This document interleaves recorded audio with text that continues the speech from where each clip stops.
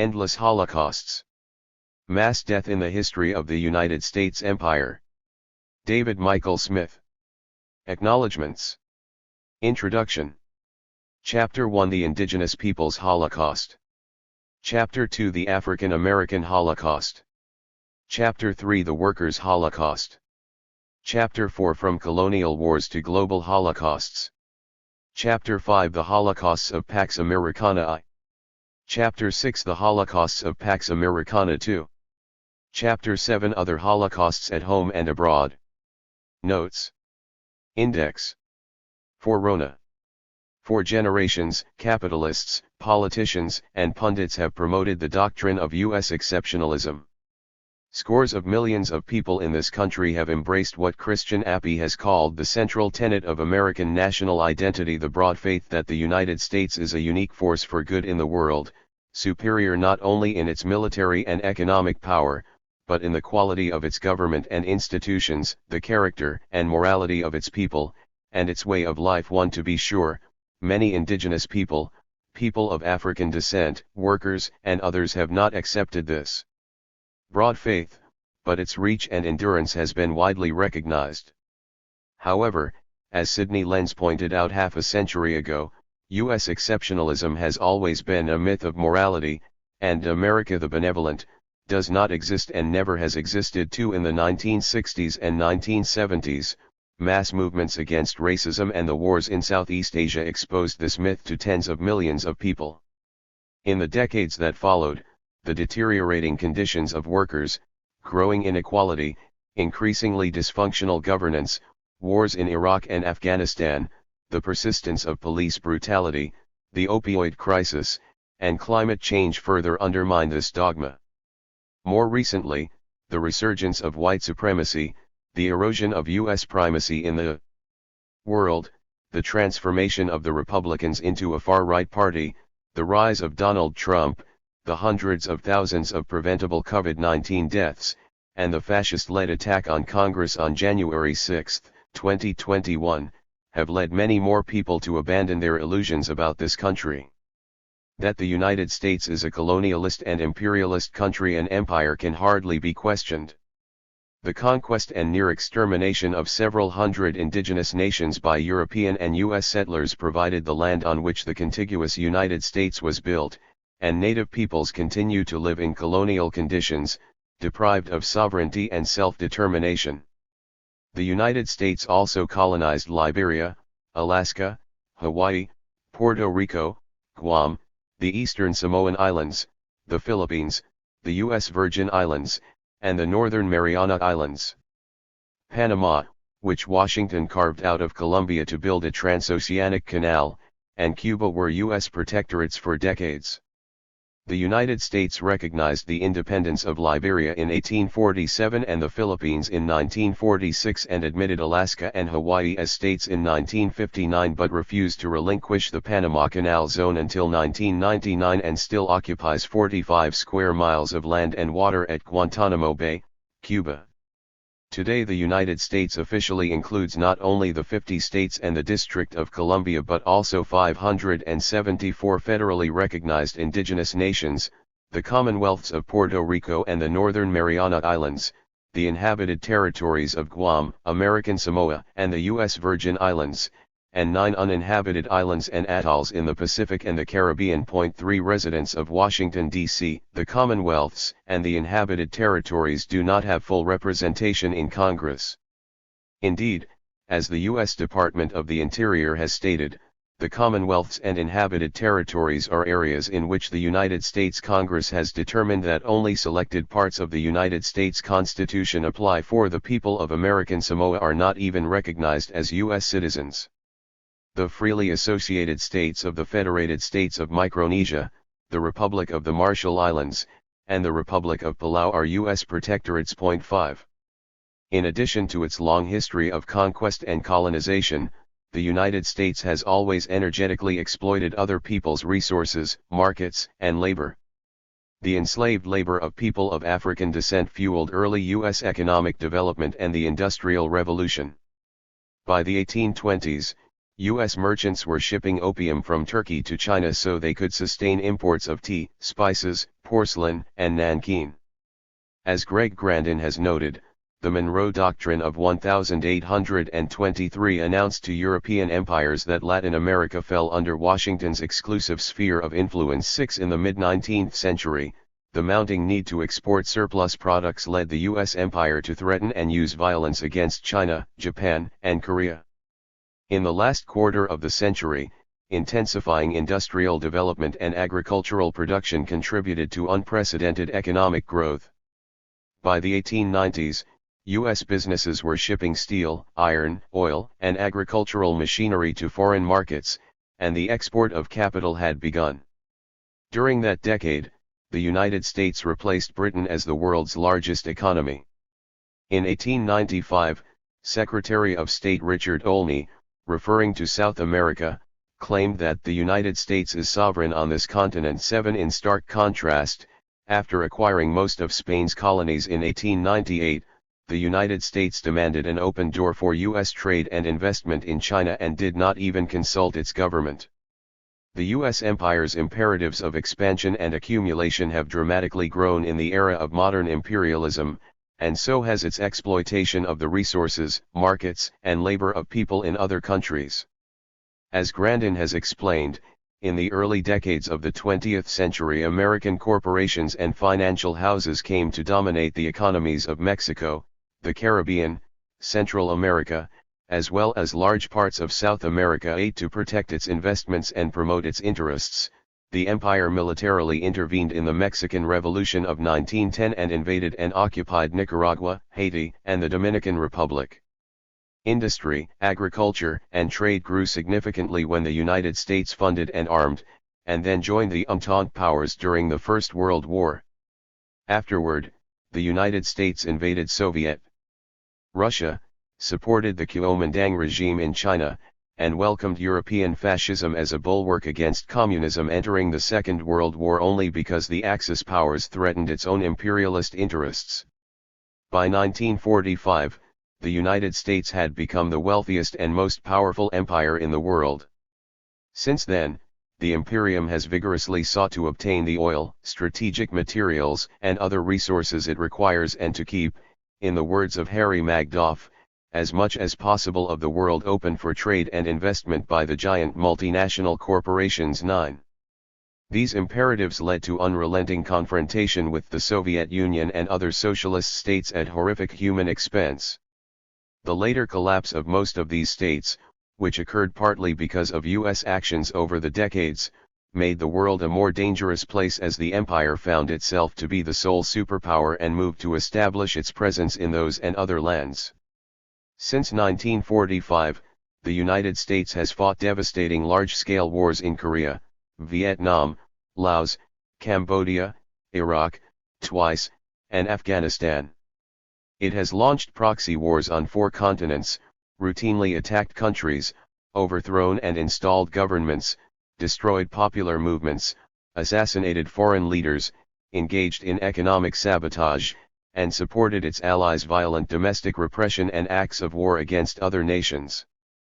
The only country to ever use atomic bombs, the United States has deployed nuclear weapons around the world, developed ominous plans to win a nuclear war, and brought humanity to the brink of nuclear holocaust on several occasions. 10 Today, the empire has a network of client states encompassing about 40% of the world's countries, about 800 foreign military bases, and more than 200,000 military personnel and contractors deployed in about 140 countries. 11 But the rise of China, the return of Russia, and the mounting economic, social, and political crises at home make clear that the United States unipolar moment is already fading. 12. Although there have long been activists and writers willing to challenge the myth of U.S. exceptionalism, new scholarly work in recent decades has powerfully illuminated some of the ugliest dimensions of U.S. history and contemporary society. This research has significantly contributed to the literature on settler colonialism and genocide against indigenous people, white supremacy and the oppression of black people, U.S. imperialism and its perpetual wars, the uniquely high level of violence in this country, and other grave threats to public health. However, a great deal more must be said about the almost unimaginable loss of life resulting from U.S. capitalism, colonialism, and imperialism over the centuries. Although there has been considerable debate over the size of the indigenous population in the Western Hemisphere before 1492, an estimate of the total number of deaths caused by colonialism and genocide throughout the present-day United States has not yet been published. Writers have expressed different views on the overall loss of life caused by the transatlantic slave trade, but an assessment based on historical information about each stage of that dreadful saga has not yet been developed. The Maafa, or Great Disaster, was only the beginning of 5 centuries of brutality and injustice experienced by people of African descent. 13. The scourge of fatal workplace injuries and occupational diseases that accompanied the Industrial Revolution and continues today has received only limited scholarly attention. But there is ample historical and contemporary evidence that vast numbers of workers perished from occupational injuries and diseases in the past century and a half. Although there is now a remarkable literature on U.S. imperialism, the total number of deaths in U.S. wars, military interventions, and other hostile actions abroad is still not known. Similarly, the cumulative human costs of other forms of state and social violence, the profit-driven proliferation of dangerous drugs and other unsafe consumer products, the automobile-centered transportation system, the commodified and often dangerous healthcare system, and environmental pollution in this country have not been gauged. This author knows of no study that comprehensively surveys all these forms of mass deaths and demonstrates their centrality and significance in U.S. history and contemporary U.S. society. This book aims to help fill these gaps in the critical, counter-hegemonic literature on the United States. I argue that the prehistory, formation, expansion, and global ascendancy of the U.S. empire have required endless holocausts at home and abroad. I also develop informed and reasonable, if rough, or very rough, estimates of the loss of life in each one. The Oxford English Dictionary defines Holocaust as destruction or slaughter on a mass scale, and an unrelenting, endless succession of such catastrophes lies at the heart of U.S. history and U.S. society today. 14 Far from being occasional, unfortunate exceptions to an otherwise benevolent or benign historical record, different kinds of large-scale annihilation of human life have made this country what it is. Indeed, though most capitalists, politicians, and pundits will never admit it, these endless holocausts have been indispensable in the rise of the wealthiest and most powerful imperium in the history of the world. Tragically, they have also resulted in the deaths of almost unimaginable numbers of people from the European colonial period to the present. In this book, I examine diverse holocausts for which the U.S. empire is responsible or shares responsibility. Some of these mass deaths have resulted and continue to result from large-scale violence, which is often viewed as the intentional use of physical force or power. 15 The Holocaust suffered by indigenous peoples, people of African descent, and the victims of U.S. militarism worldwide have involved widespread carnage, to be sure. But even in these cases, many fatalities have occurred because of disease, starvation, and related causes. Other forms of mass deaths have not been engendered by violence as traditionally defined. Instead, they are large-scale instances of what Frederick Engels viewed as social murder, that is, deaths caused by deprivation of the necessaries of life and the imposition of conditions in which people cannot survive. 16 These various kinds of social murder are not inevitable but are rooted in U.S. capitalism. In the following chapters, I explore mass deaths resulting from both far-reaching violence and social murders. Chapter 1, The Indigenous Peoples Holocaust, analyzes the near annihilation of native peoples in the lands that became the United States, from the early 16th century to the present. Chapter 2, The African American Holocaust, assesses the catastrophic human costs of the transatlantic slave trade, slavery, and subsequent anti-black oppression in this country. Chapter 3, The Workers' Holocaust, investigates the mass deaths from workplace injuries, occupational diseases, and anti-labor violence since the mid-19th century. Chapter 4, From Colonial Wars to Global Holocausts, examines the immense human toll of U.S. wars, military interventions, and support for repression and fascism abroad through the end of the Second World War. Chapter 5, The Holocausts of Pax Americana explores the enormous loss of life in other countries resulting from U.S. imperialism between 1945 and 1980. Chapter 6, The Holocausts of Pax Americana II, analyzes the extensive carnage in other countries brought about by U.S. imperialism since 1980. Chapter 7, Other Holocausts at Home and Abroad, investigates the stunning number of U.S. lives lost because of the U.S. empire's wars and other forms of violence, as well as the mass deaths caused by dangerous drugs, tobacco, unsafe consumer products, automobiles, the healthcare system, and pollution. Altogether, I estimate that the U.S. empire is responsible or shares responsibility for close to 300 million deaths. The almost inconceivable loss of life in these endless holocausts arguably makes this country exceptional, though in a strikingly different way than its apologists intend. As this book makes clear, this succession of catastrophes will continue as long as the imperium exists. And as its primacy erodes, the U.S. ruling class may act like a wounded beast and commit heinous new crimes against the peoples of the world, including the people of this country, to maintain as much wealth and power as possible. Point 17. Although this book focuses on manifold forms of mass deaths, it also points to an extraordinary history of resistance by indigenous peoples, people of African descent, workers, people in other nations brutalized by U.S. imperialism, and democratic-minded people around the world. Everyone who supports the dismantling of the empire can draw inspiration from this history of resistance. 1. The Indigenous Peoples Holocaust. Let the white race perish. They seize your land, they corrupt your women, they trample on the ashes of your dead. Back, whence they came, upon a trail of blood, they must be driven. Back. Back, into the great water whose accursed waves brought them to our shores. Tecumseh, address in Tukhabachi, 1811. David Stannard has used the expression American Holocaust to refer to the historically unprecedented number of deaths caused by European and U.S. settler colonialism in the Western Hemisphere.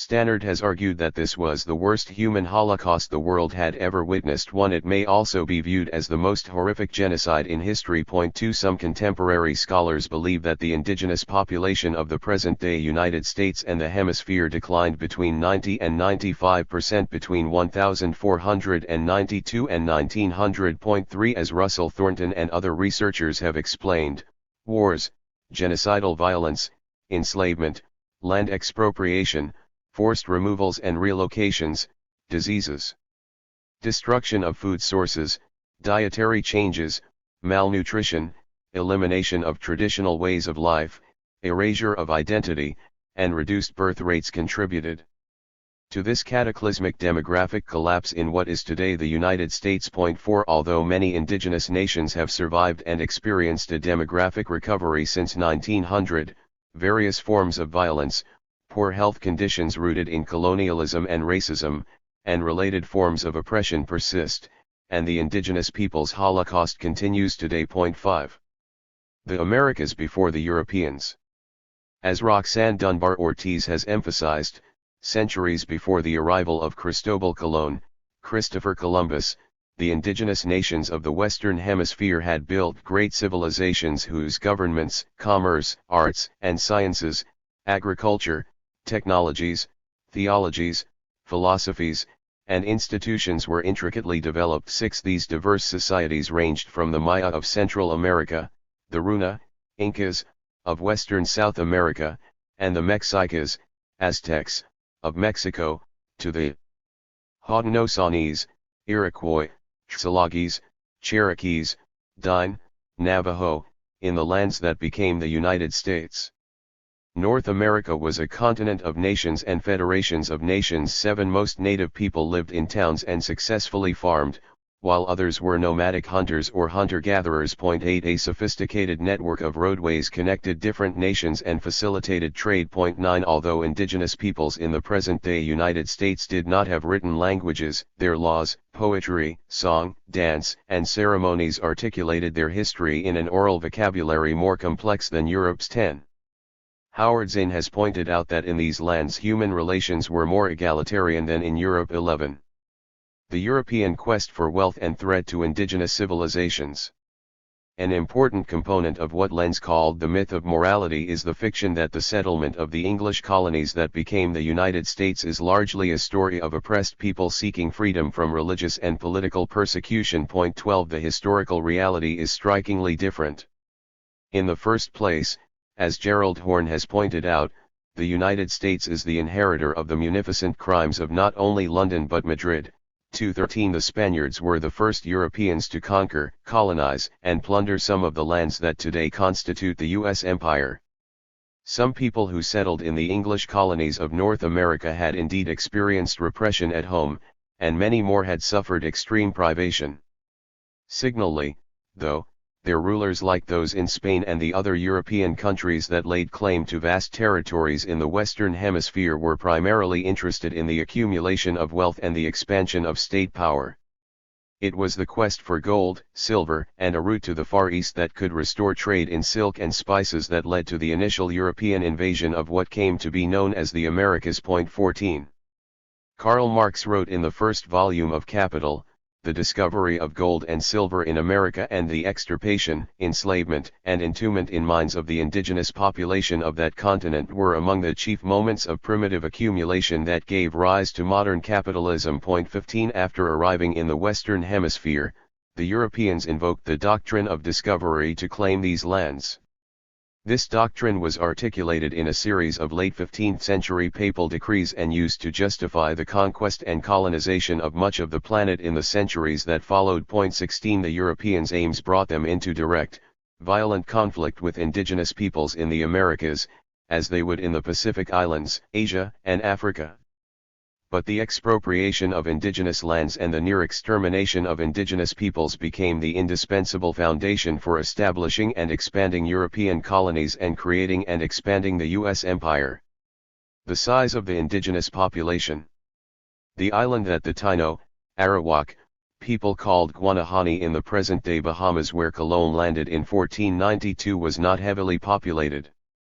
But when his expedition reached the Caribbean island they named Hispaniola, they found tens of thousands of people. 17 In the next several decades, Spanish invaders encountered millions upon millions of indigenous people in the lands that we know today as Mexico, Central America, and South America. 18 Estimates of the pre-contact indigenous population in the Western Hemisphere range from a low of 8.4 million made by Alfred Kroeber in 1939 to a high of 145 million made by Henry Dobbins in 1988.19.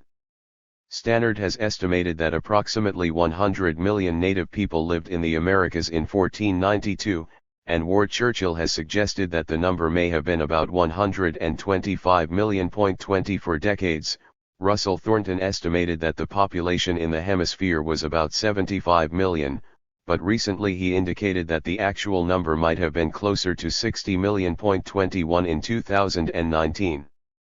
Scientists and geographers studying the ecological impact of the first century of European colonization also estimated that the pre-contact native population was about 60 million. 22 However, this assessment may be too low, and a rough estimate of 65 million for the hemisphere may be prudent. 23. The indigenous population of North America north of present-day Mexico was significantly smaller than in lands to the south. However, as William D. Neven has shown, even here the landscape was not primarily pristine, virgin, a wilderness, nearly empty of people. 24 Estimates for what became the Coterminous United States range from a low of 720,000 made by Alfred Kroeber in 1939 to a high of 15 million made by Dunbar Ortiz in 2014.25 Douglas Yabelaker has concluded that the pre-contact population in today's contiguous United States was approximately 2 million. 26 Thornton's view is that more than 5 million Indigenous people lived here. 27 Although some researchers agree with Yabelaker's estimate, James Wilson has noted that Thornton's estimate is probably the nearest to a generally accepted figure. 28 In addition, the combined native populations of Alaska, Puerto Rico, and Hawaii likely numbered about 800,000, so the total indigenous population of the present-day United States was probably close to 6 million. 29 Conquest, colonization, and disease. In the 1960s and 1970s, the renewal of indigenous peoples' struggles for sovereignty and self-determination focused public attention on the catastrophe of settler colonialism. Some commentators sought to deny or minimize the colonizers' genocidal intentions by largely attributing the near annihilation of native peoples to new diseases. 30 Stannard has criticized this line of argument. It is true, in a plainly quantitative sense of body counting, that the barrage of disease unleashed by the Europeans caused more deaths than any other single force of destruction. However, by focusing almost entirely on disease, by displacing responsibility for the mass killing onto an army of invading microbes, contemporary authors increasingly have created the impression that the eradication of those tens of millions of people was inadvertent, a sad, but both inevitable and unintended consequence of human migration and progress. In fact, however, the near-total destruction of the Western Hemisphere's native people was neither inadvertent nor inevitable. 31 For Stannard, it was the terrible synergy of microbial pestilence and purposeful genocide that killed so many. In recent decades, most researchers have acknowledged the impact of smallpox, measles, typhus, and other new diseases on indigenous populations while emphasizing other aspects of colonialist devastation. Today many investigators reject Dobbins's conclusion that smallpox and other virgin soil epidemics swept across North America throughout the 16th century. 32 Thornton's view that the early medical conquest of native peoples generally paved the way for military conquests and colonizations in the present-day United States has also been challenged. 33 It increasingly appears that the widespread transmission of new diseases usually did not precede the invaders but accompanied them. 34 Moreover, David S. Jones explains, it was the turbulence of colonization and not genetic liability that created Indians' devastating susceptibility to imported pathogens. 35 Current documentary and archaeological evidence do not permit final conclusions on the early history of native depopulation in these lands, the comparative lethality of disease and violence, or the complete dimensions of the demographic collapse. However, it is possible to outline the broad contours of the indigenous people's holocaust in this country and develop an informed and reasonable, if rough, estimate of the total loss of life. Apocalypse from the Caribbean to South America.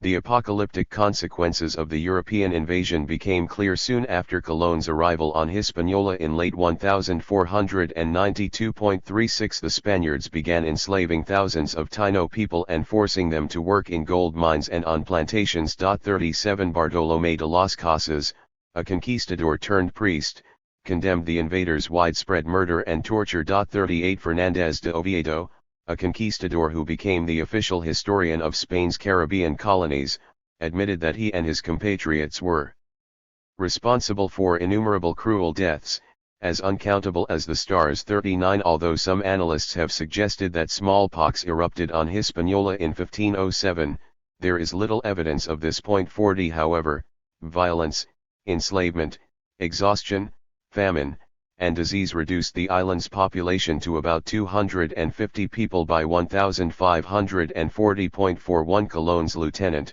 Juan Ponce de León, established the Spanish colony on the island of Puerto Rico in 1508 and became its governor. Here, too, violence, slavery, and diseases were catastrophic. When the first recorded smallpox epidemic broke out in the Spanish colonies in 1518, its impact in Puerto Rico was significant. Between 20 to 50,000 Tainos on the island had died by 1544, the first casualties of European colonialism in the lands that later became part of the U.S. Empire. 42 Hernán Cortés's invasion of the Mexicas in 1519 to 1521, Pedro de Alvarado and Cristobal de Olad's subjugation of most of the Maya in the 1520s, and Francisco Pizarro and Diego de Almagro's conquest of much of the Runa in the 1530s unleashed hell on a much larger scale. Warfare, genocidal violence, enslavement, and famine combined with smallpox and other firestorms of disease to produce as many as 40 million deaths in present-day Mexico, Central America, Peru, and Chile by the late 1560s. 43 diseases brought by Europeans also killed sizable numbers of indigenous people in what are now Colombia, Ecuador, Bolivia, and Brazil. 44 In their 2019 study, the scientists and geographers assessing the environmental effects of European colonization estimated that approximately 56 million native people died in the Western Hemisphere between 1492 and 1600.45. These researchers found that this great dying led to the significant regrowth of the natural habitat, the removal of vast amounts of carbon dioxide from the atmosphere, and the cooling of the global climate. 46. Early European exploration and violence in the present-day United States. During the 16th century, European invasion and settlement of the lands that became the United States were much more limited. However, Giovanni Caboto, John Cabot, explored present-day Newfoundland and Labrador, New England, and perhaps Long Island in 1497 to 98.47. Hundreds of other European explorers, traders, and adventurers visited the Atlantic and Pacific coasts during the next 100 years and sometimes made contact with indigenous peoples. 48 In 1501, the Portuguese adventurer Gaspar Cortereal sailed along the coast of Newfoundland and Maine and kidnapped about 50 native people. 49 In 1524, the Italian explorer Giovanni da Verrazzano sailed along Long Island and later met with a delegation of Wampanoag and Narragansett people. He also encountered the indigenous peoples of present-day Rhode Island and either the Abnakis or Penobscots of present-day Maine. 50 The following year, the Portuguese explorer Estevão Gomes visited what is now New England and New York, captured dozens of native people, and took them to Spain. 51 Verrazzano and Gomes also met members of the Powhatan Confederacy when sailing along the coast of present-day North Carolina and Virginia. 52 The Europeans who encountered various indigenous peoples may well have left deadly pathogens behind. 53. In 1513, Ponce de Leon landed on the Atlantic coast of the land he called La Florida. He hoped to enslave indigenous people and transport them to Caribbean plantations but met with resistance and fled. He returned with 200 men and arrived near present-day Port Charlotte in July 1521, but the Calusa people repulsed their landing. About 80 Spaniards were killed or died of their wounds, including Ponce de Leon, and twice as many Calusas may have perished. 54 Smallpox epidemics did not erupt afterward, as some scholars have suggested, but the violence and disruption caused by the Spaniards probably left the Calusas more vulnerable to already existing diseases. 55 In 1526, Lucas Vázquez de Ilón and several hundred Spaniards, along with about 100 enslaved African people, established a settlement called San Miguel de Guildape, possibly at the mouth of the Savannah River near present-day Tybee Roads, Georgia. Vázquez de Ilón died of illness soon afterward, and the settlement was threatened by inclement weather, food shortages, internal dissension, a revolt by the enslaved Africans, and disease, most likely malaria. 56 After the settlers took over a local indigenous village and consumed its food supplies, its inhabitants fought back, resulting in the collapse of the settlement and the flight of 150 Spanish survivors. 57. In May 1528, Panfilo de Narvaez, the Spanish governor of Cuba, landed with about 300 armed men near present-day Tampa Bay, Florida, searching for gold and other riches. Their ships were destroyed by a hurricane, and resistance by indigenous peoples, starvation and illness, perhaps malaria but possibly typhoid, dysentery, or other diseases, wiped out most of the Spaniards. After using rafts to return to the Gulf from the Florida interior, Narvaez and many others were lost in a storm. Alvar Núñez Cabeza de Vaca and about 80 compatriots survived but were shipwrecked near Galveston Island in present-day Texas.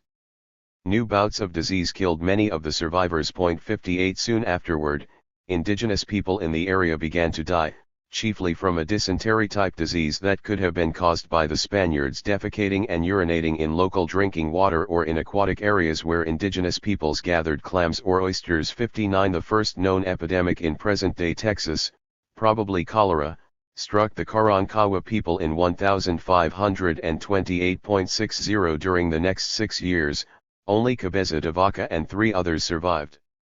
Near starvation and enslavement by Coahuiltecan people as they wandered through present-day Texas, New Mexico, and Arizona on their long trek toward Spanish settlements in what is now Mexico. 61.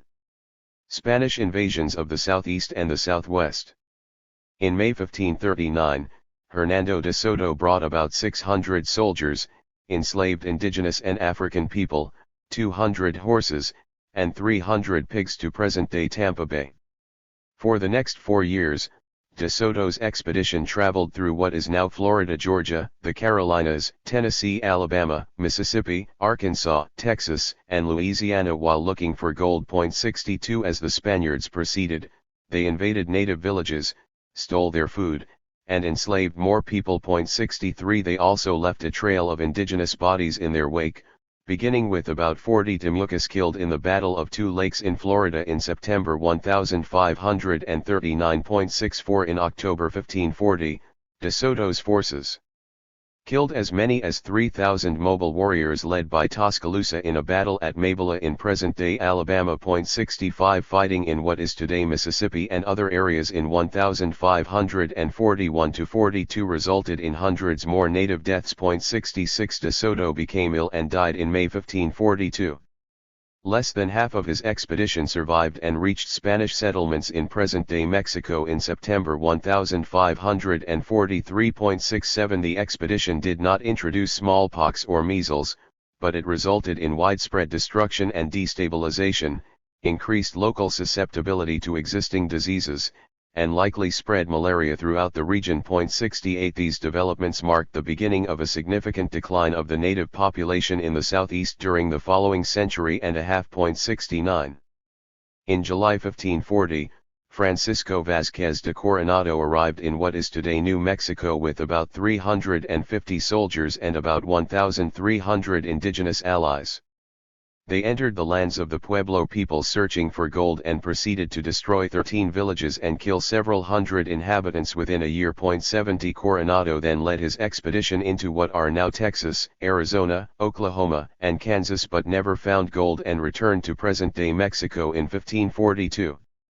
There is no evidence that Coronado's forces brought European diseases with them, but the Spaniards' devastation and disruption, along with the spread of existing diseases, reduced the Pueblo population from about 50,000 in 1540 to 40,000 during the next 6 decades. 71 In May 1598, Juan de Onate brought 400 Spaniards into the area to establish a permanent settlement and begin the process of colonization.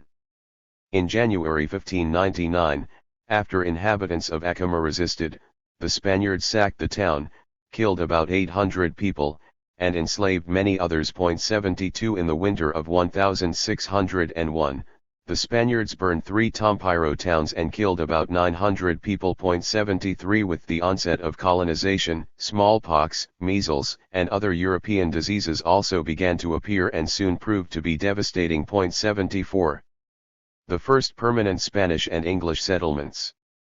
Shortly after French colonizers founded Fort Caroline, near present-day Jacksonville, Florida, in 1564, they began suffering from diseases. As Paul Keaton has remarked, by this time malaria had likely become endemic in Florida from previous European invasions. 75 The following year, Pedro Menéndez de Aviles led about 800 Spaniards in destroying Fort Caroline and establishing St. Augustine as the first permanent European settlement in what is today the continental United States. The Temucuas fought against the Spanish conquest of their lands, and their armed resistance to occupation continued for years. After Menéndez and his forces left a garrison and mission in southwestern Florida, a brief détente with the Calusas ended, and more warfare ensued. 76 Violence, forced tribute and enslavement, destabilization, hunger, and trauma proved to be deeply destructive to native communities. Soon after St. Augustine was founded, many indigenous people began dying from a mysterious disease that may have been typhus. Malaria and other existing diseases took a toll as well. 77 Smallpox had also arrived, but what Paul Kelton has called the limited extent of Spanish colonialism precluded major outbreaks at the time. 78 Much worse was to come in the next century. The English established a colony on Roanoke Island off the coast of what is today North Carolina in 1585, but it did not survive for long. Inadequate food supplies, conflict with local indigenous people, and disease contributed to this failure and the disappearance of more than 100 colonizers after 1587. Francis Drake's relief expedition to Roanoke Island the previous year may well have brought typhus, but limited contact with native inhabitants there likely precluded a catastrophic epidemic. 80 When English settlers founded Jamestown in present-day Virginia in 1607, they encountered the Powhatan Confederacy of perhaps 15,000 people. 81 Another 10,000 or more indigenous people also lived in the area. 82 Whether native nations here had suffered massive depopulation from European epidemics in the preceding century is a subject of debate among researchers. 83 But the historical record of death and destruction at the hands of English settlers after 1607 is not in dispute. Ill-supplied and unable to provide for themselves amid terrible drought and bitter winters, the Jamestown colonizers soon faced starvation. 84 Members of the Confederacy led by Wahunsenakak, Powhatan, saved the colony by providing food to the settlers.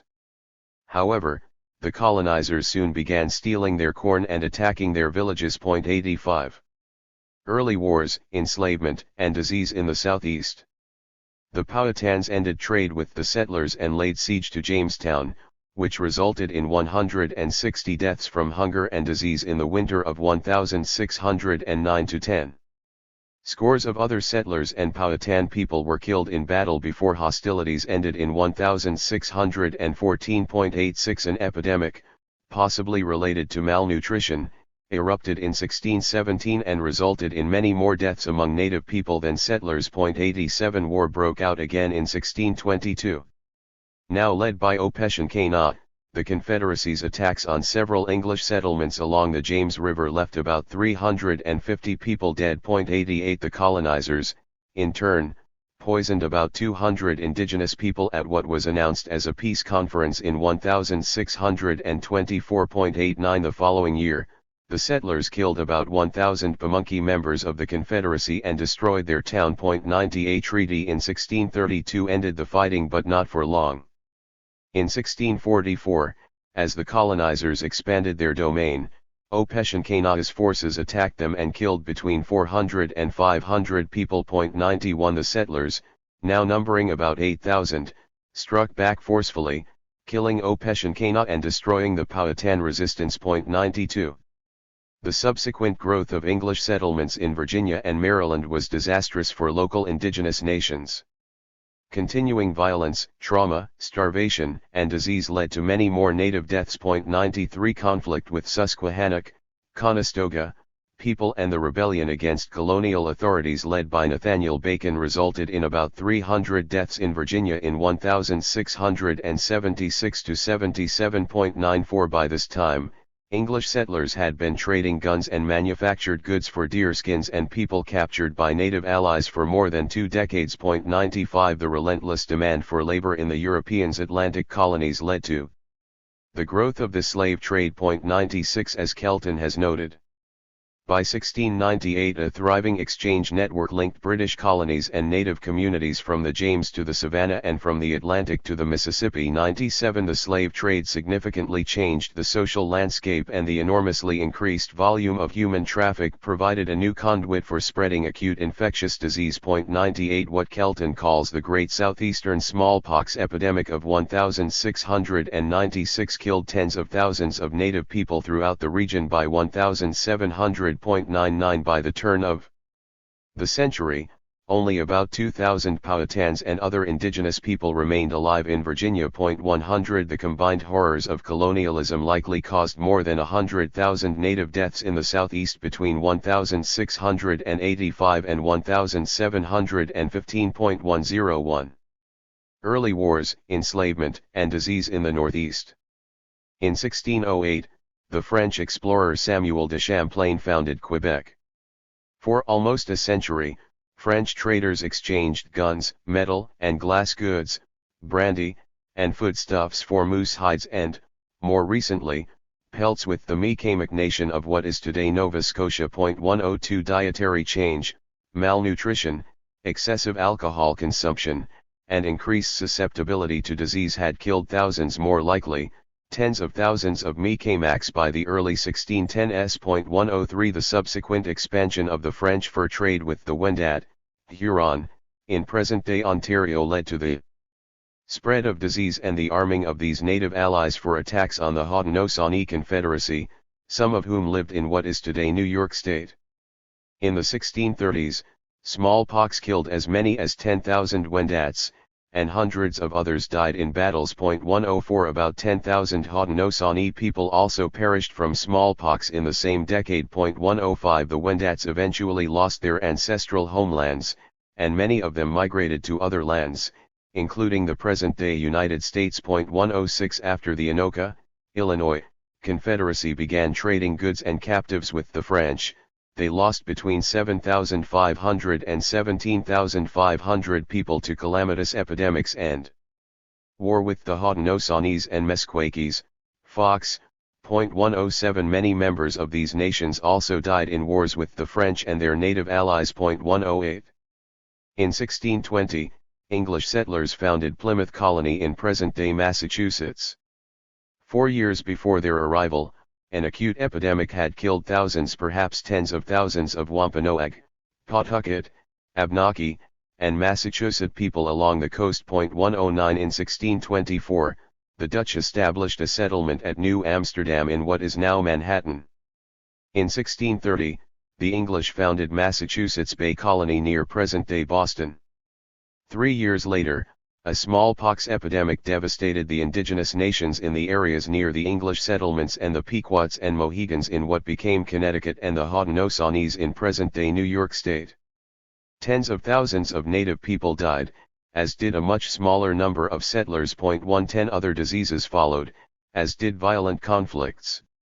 After Pequots killed an English trader during a commercial dispute with the Dutch in 1634, Massachusetts Bay Colony leaders refused to accept restitution and exploited the crisis to seize additional Pequot lands.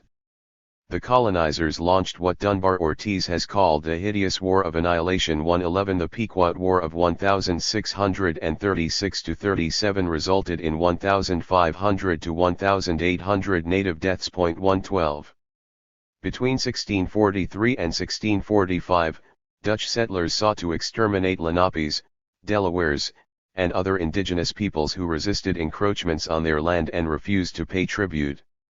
Along with English and Mohawk allies, the Dutch killed more than 1,600 Lenapes. 113 In 1675, the Wampanoag chief Metacom led his nation, the Narragansetts and the Nipmucs, in a sustained assault on the English colonies in Massachusetts, Connecticut, and Rhode Island. 114 During what became known as King Philip's War, the settlers recruited native allies and formed the first ranger forces to engage in wilderness warfare against their indigenous enemies. 115 Colonial officials began paying bounties for the scalps of native men, women, and children. 116 Metacom's forces threatened the survival of these colonies but were eventually defeated. About 6,000 Wampanoag, Narragansett, and Nipmuc people were killed, and about 3,000 settlers died before the war finally ended. 117 The historic defeat suffered by these indigenous peoples opened the door to the expansion of the New England colonies during the next half-century. 118 The ensuing loss of native peoples' land base, hunting grounds, and fisheries led to more poverty, malnutrition, and vulnerability to disease. 119 By the end of the century, New England's indigenous population had declined from at least 70,000 in 1600 to about 12,000. 120 The destruction of native peoples in Nuevo Mexico and LA, Florida. 5 years after King Philip's War began, the Pueblo peoples in Santa Fe de Nuevo Mexico revolted against the Spanish colonizers.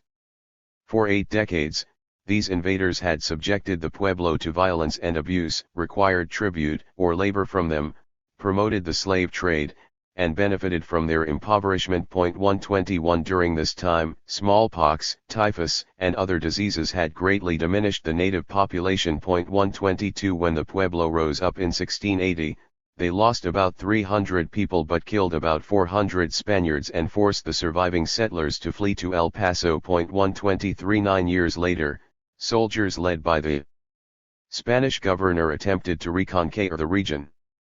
They destroyed the main village, Zia, and killed about 600 inhabitants but were not strong enough to reconquer the other towns and had to withdraw. 124 However, in 1692, a new Spanish governor returned with 300 troops, attacked the town of Jemez, and killed 84 people. 125 The Spaniards violently repressed other indigenous resistance and re-established control of the region by 1696. 126 Only about 15,000 Pueblo people remained alive at the end of the 17th century. 127 In Spanish Florida, the growth of missions and trade proved to be deadly for indigenous communities in the 17th century. 128 The Spaniards did far more than proselytize the many Timucuas, Apalaches, and Guels they reached.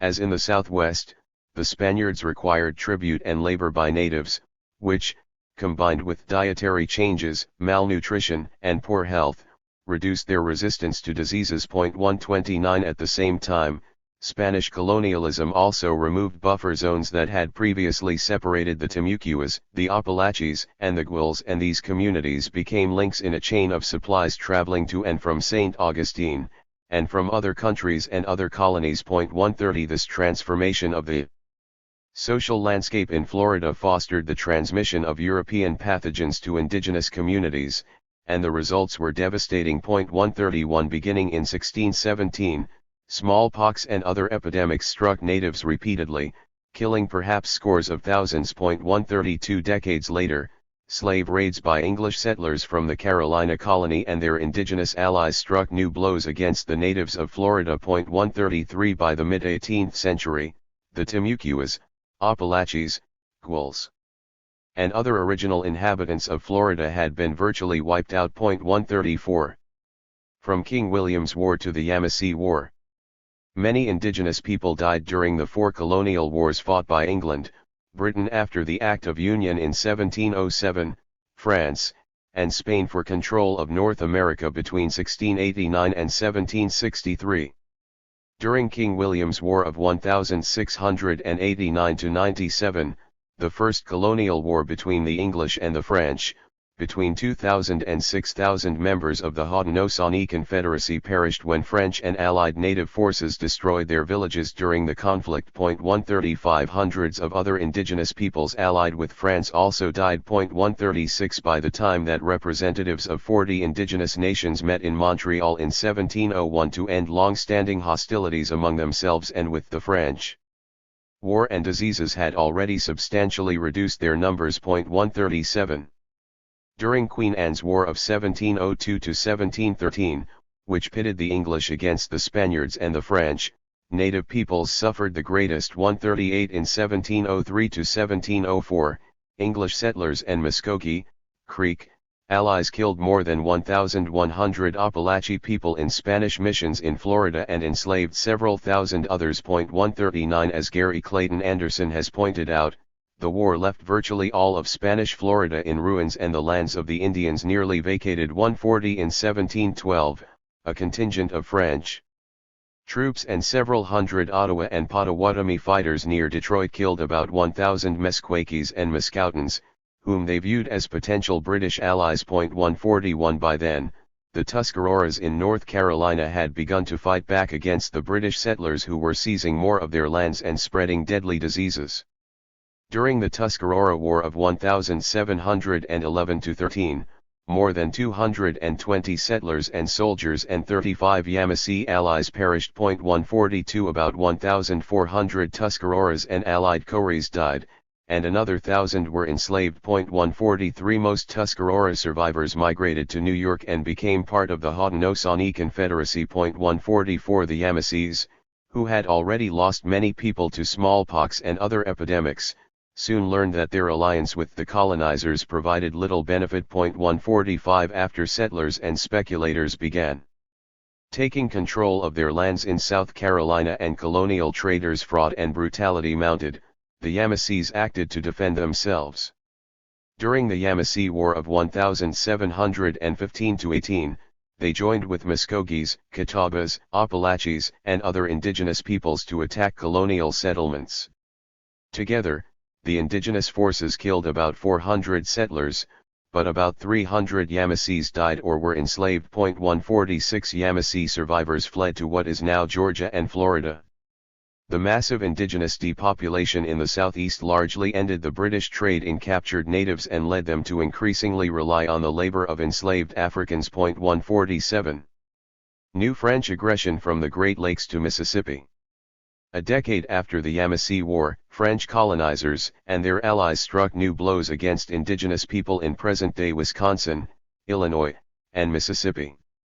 Although the Meskwakes had made peace with the French in 1716, the colonizers refused to free enslaved members of their nation or abandon the lucrative slave trade. 148 In turn, the Meskwakes renewed their interference with the French fur trade in the Mississippi Valley and areas to the west. 149 In 1727, the French encouraged their Anoka, Anishinaabe, Ojibwe, and Ottawa allies to launch new slave raids against these old enemies, and a new war began. 150 In 1730, French troops and native fighters massacred about 500 Meskwakes in what is now Illinois. 151 The following year, another 300 died at the hands of France's indigenous allies. 152 In sum, several thousand Meskwakes had died by the early 1730s. 153 The few survivors joined the Sauk people, and both nations then migrated to the land that became Iowa. 154 In present-day Mississippi, war erupted in 1729 when the Natchez people refused the French Louisiana commander's order to abandon their main village so he could expand his plantation. Natchez fighters burned a French fort and killed more than 230 settlers, but the French soon counterattacked with the help of artillery and Choctaw allies. By early 1730, several hundred Natchez people had died, and the survivors were defeated and forced to leave their lands. 155. New epidemics and European conflicts over native lands. British settlers established the colony of Georgia in 1732. The Spaniards considered this an illegal occupation of their land, and tensions mounted. Before long, both groups of colonizers were appealing to the Tsalagis in Georgia for support. Governor James Oglethorpe's soldiers and their indigenous allies began attacking Spanish plantations in northern Florida and killing native people and escaped enslaved people. 156 At the same time, new waves of disease were decimating indigenous communities across the continent. In 1731-32, a new smallpox epidemic killed many Haudenosaunee and forced others to migrate and settle near Massachusetts and New Hampshire. 157 In the mid-1730s, smallpox struck the Great Lakes region, killing about 2,000 Anishinaabes and about 75% of the Arikaras. 158 Smallpox reportedly killed several thousand Tsalagis in the Carolinas in 1738-39. A series of smallpox epidemics also erupted in what is now California and Texas and caused many deaths in the 1730s and the following decades. 160. King George's War and the French and Indian War. The War of Jenkins's Ear between Britain and Spain erupted in 1739 and was the prelude to King George's War between Britain and France, 1744-48. 161 These two conflicts were bloody and indigenous people were not unscathed in body or goods, though the total number of their deaths in this conflict remains unknown. 162 The French and Indian War of 1754-63, part of the 7 Years' War and the final colonial war between Britain and France, proved disastrous for indigenous people. Abenakis, Mi'kmaq, Anishinaabes, Ottawas, Lenapes, Shawnees, Miamis, Wyandots, and other native nations supported the French, though some of these nations withdrew from the conflict in 1758. Although divided over the war, most Haudenosaunee joined the Catawbas and other indigenous peoples to back the British. 163 Tsalagis initially fought alongside the British but turned against them after repeated attacks by their ostensible allies. 164 The offering of bounties for scalps in some British colonies encouraged frontiersmen to join local militias and ranger groups and kill as many native people as possible. 165 Hundreds of Tsalagis died violently, and many more perished from disease and starvation during the Anglo-Cherokee War of 1760–61, a distinct conflict within the 7 Years' War. 166 By the mid-1760s, the Tsalagi population had declined by about 2,000 during the previous 2 decades. 167 How many Anishinaabes, Menominees, Potawatomis, and Ho-Chunks, Winnebagos, died in combat is unknown, but more than 750 Catawbas and 300 Menominees died from the smallpox epidemic, which the French and Indian War helped to spread. 168 The total number of indigenous deaths from violence or disease during the war likely exceeded 3,000. 169 Britain's victory made it the predominant power in the eastern part of North America. But in the aftermath of the French defeat, the Ottawa chief Obuandiag, Pontiac, launched a formidable rebellion to prevent British expansion in the Great Lakes region. Potawatomis, Wyandots, Anishinaabes, Kickapoos, Miamis, Senecas, and other local native nations joined the Ottawas in what was called Pontiac's War. 170 The conflict lasted from 1763 to 1765 and resulted in the deaths of perhaps 2,500 British settlers and soldiers and untold numbers of native people. 171 Unable to defeat Obuandiag and his allies, the British negotiated a peace treaty and issued the Proclamation of 1763, which pledged to prohibit colonial settlement west of a line drawn along the Appalachian Mountains. 172 The colonization of California, the Pacific Northwest, and Hawaii. When the Spaniards established their first mission in San Diego in 1769, the indigenous population of California was approximately 310,000. 173 This population declined to about 245,000 during the next 6 decades because of enslavement and violence by the missions, reduction of food supplies, diseases, and physical and social disruptions. 174 The native population of the Pacific Northwest was approximately 180,000 in the mid-1770s when smallpox appeared, perhaps conveyed by Spanish expeditions. Landing along the coast. 175 About 25,000 indigenous people in the area likely died from the disease in the next several years. 176 In the mid-1770s and early 1780s, smallpox also killed an estimated 13,000 Mandans, Hidatsas, and Arikaras in the Great Lakes region, approximately 10,000 native people on the plains, about 9,000 Pueblo and Nermerna, Comanche, people in New Mexico, and thousands of other indigenous people in present-day Texas and Arizona. 177 Thousands of miles away. The arrival of British explorer James Cook in Hawaii in 1778 unleashed diseases that reduced the population of about 683,000 by almost 485,000 in a little more than 4 decades. 178 The War of Independence and Indigenous Peoples. During the War of Independence from 1775 to 1783, both the insurgents and the British Crown sought support from native peoples. The Haudenosaunee Confederacy was divided. Most Mohawks, Cayugas, Senecas, and Onondagas joined British and Loyalist troops while Oneidas and Tuscaroras aligned with the insurgents. The Tsalagis were also split, with some backing the Crown and others seeking peace with the rebels. Shawnees, Wyandots, Miamis, Chickasaws, and Choctaws supported the British, but Stockbridge Mohegans and Potawatomis fought with the pro-independence forces. 179 Like the previous European colonial wars, the War of Independence was devastating for several indigenous nations. In 1776–77, colonial militias destroyed dozens of Tsalagi towns and killed hundreds of their people in Tennessee. 100 or more Haudenosaunee warriors died in a battle against U.S. soldiers in Oriskany, New York, in 1777. 181.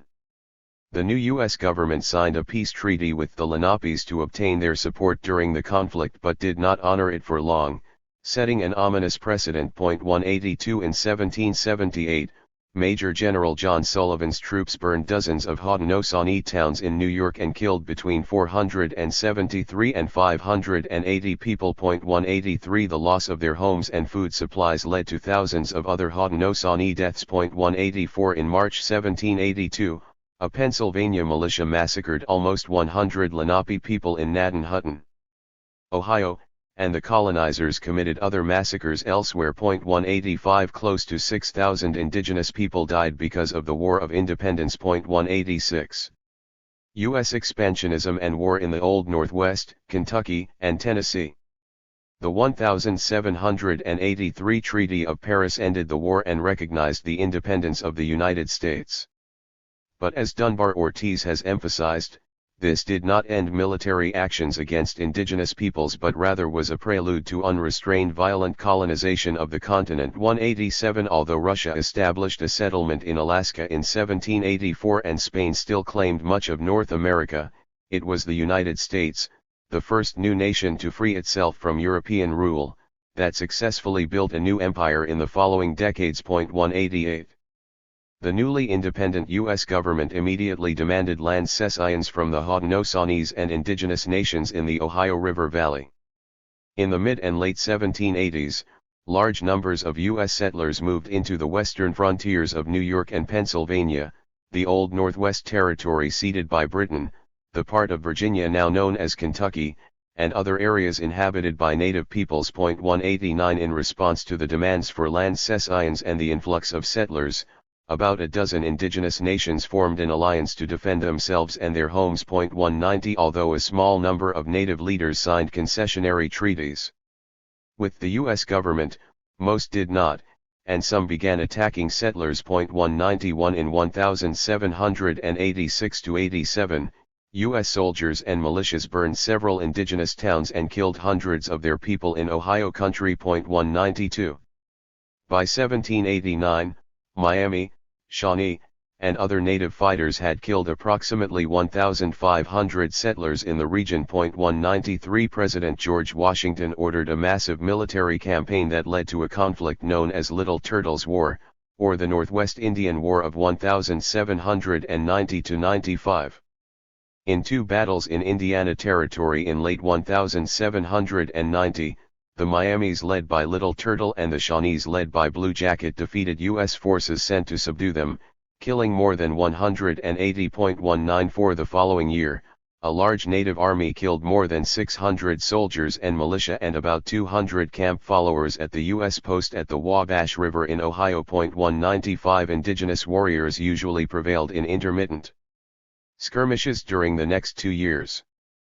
But in 1794, General Mad Anthony Wayne's troops destroyed Shawnee villages and fields and killed non-combatants along the way. 196 The U.S. forces defeated their adversaries at the Battle of Fallen Timbers near present-day Toledo. 197 All told, the United States lost more than 1,000 lives during the conflict, and the indigenous peoples lost more than 300. 198 Most vanquished nations agreed to peace terms in 1795 and sold much of their land to the United States, but native resistance in the region was not extinguished. 199 Many more indigenous people had died fighting the settlers in Kentucky and Tennessee from 1787 to 1795.200.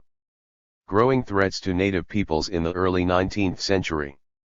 At the dawn of the 19th century, the indigenous population of the Coterminous United States had declined to about 600,000. 201 War and disease took an additional huge toll in the first few decades of the new century.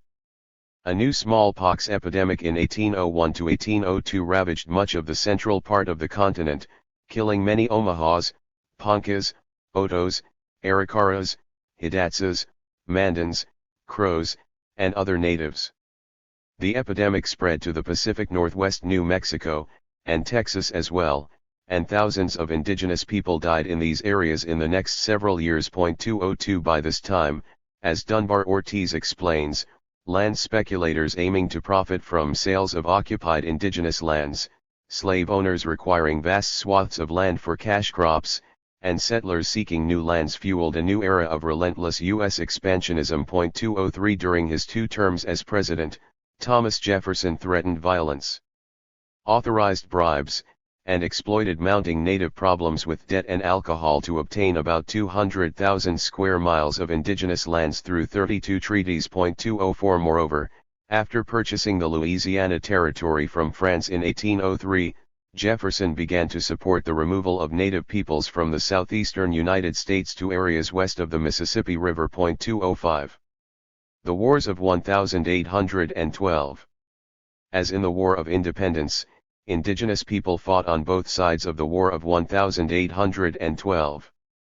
More fought alongside British soldiers than with U.S. troops, largely because Washington's unrelenting drive to expel natives from their lands led to 2 parallel wars between 1810 and 1815, one in the Old Northwest, and one in the Southeast. 206 In the Ohio Country, the Shawnee chief Tecumseh led an alliance that included Miamis, Sacs, Meskwakes, Potawatomis, Wyandots, Ho-Chunks, and other indigenous peoples. 207 Determined to defend their lands, this alliance began to attack U.S. settlements and military forces.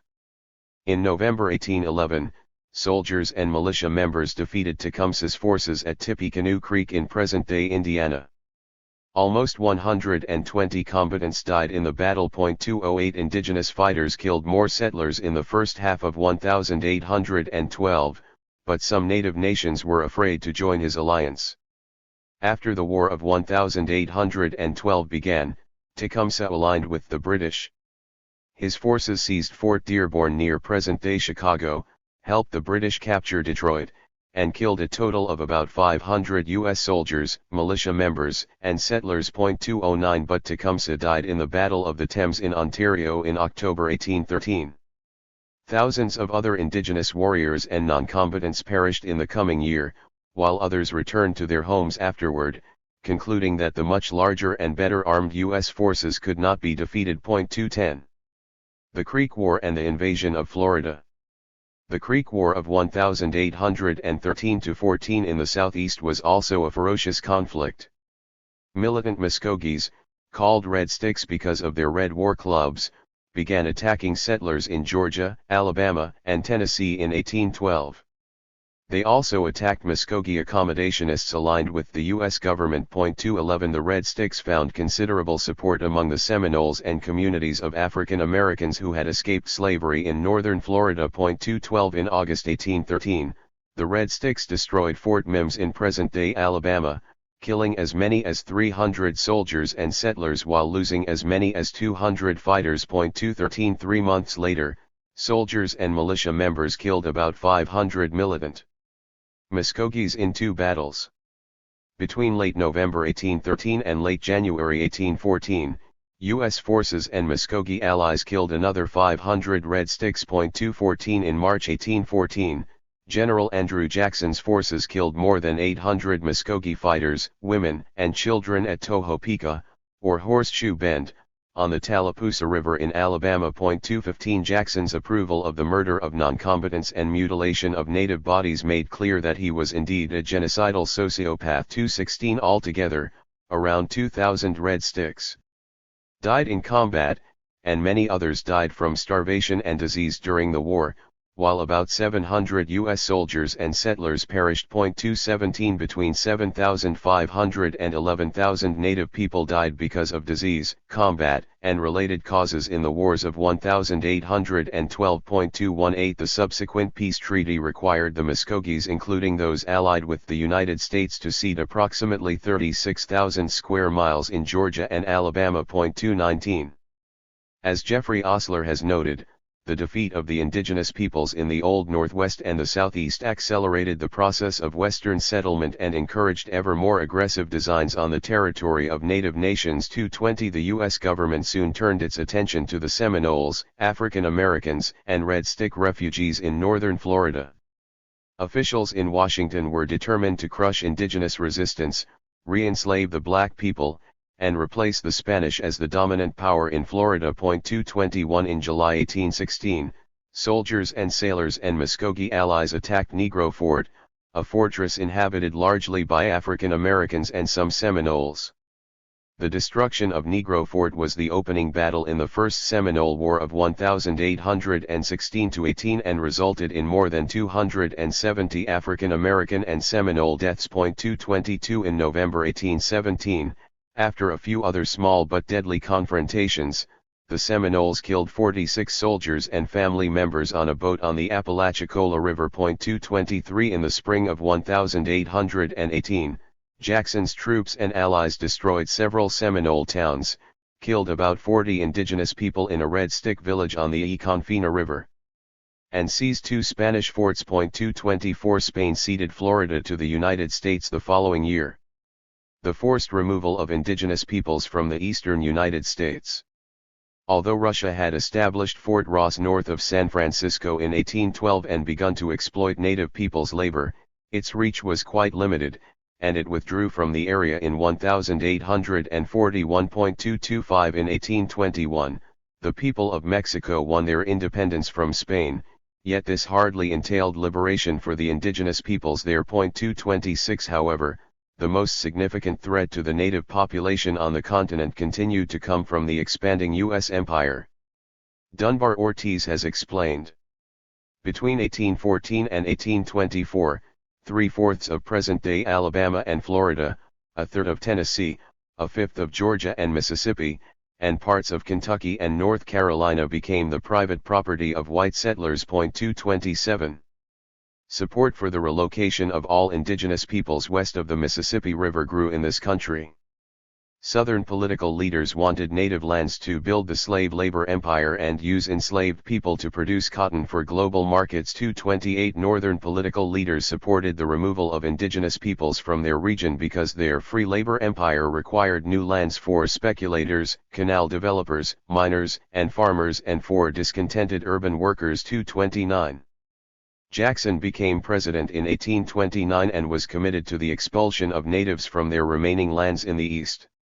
After Congress passed the Indian Removal Act in 1830, approximately 64,000 Choctaws, Muskogees, Seminoles, Tsalagis, and Chickasaws were forcibly relocated from their remaining lands in the southeast to the Oklahoma Territory and Indian Territory. 230 About 24,000 Wyandottes, Ottawas, Ohio Senecas, Potawatomis, Miamis, Saukes, Meskwakes, Ho-Chunks, Shawnees, Anishinaabes, Kickapoos, and other indigenous peoples were compulsorily removed from their homelands in the north and resettled in various locations west of the Mississippi River. 231 Although about 85% of the native people in the southeast were forcibly relocated, only about 50% in the north suffered the same fate. 232 Slaveholders believed they needed to deport all indigenous people from the south, but capitalists, speculators, and farmers in the north could tolerate some native communities. 233 The forced relocations proved calamitous for virtually all the affected indigenous peoples.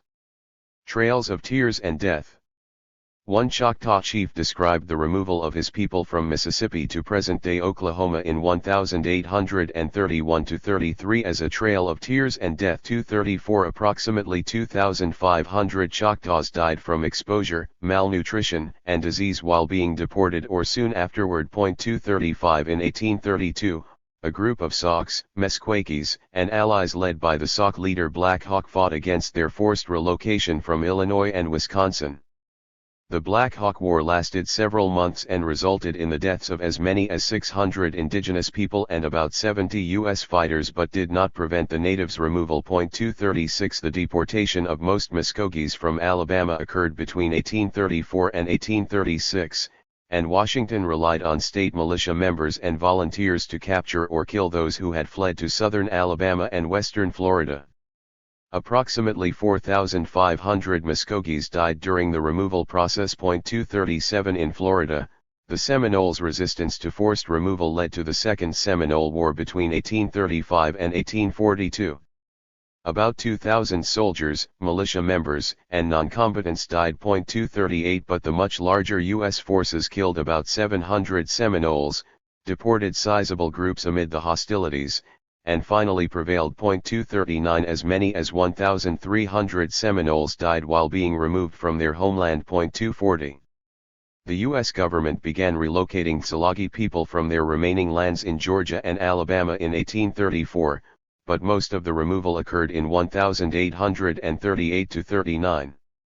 About 2,000 died in internment camps awaiting deportation, and others perished on the trip to what is today northeast Oklahoma. 241 Members of this nation later named the journey Nunadaltsunyi, which means the trail where we cried. 242 Approximately 5,000 Tsalagis died during the removal or shortly after arrival. 243 The deportation of the Chickasaws in 1838 occurred during a smallpox epidemic and led to as many as 600 fatalities. 244 Altogether, the removal of the Native nations in the South resulted in more than 14,000 deaths. 245 The forced relocation of the Native nations in the North, which involved considerably smaller numbers of people and took place over 2 decades, produced about 3,000 fatalities. 246 Many more deaths followed the removals.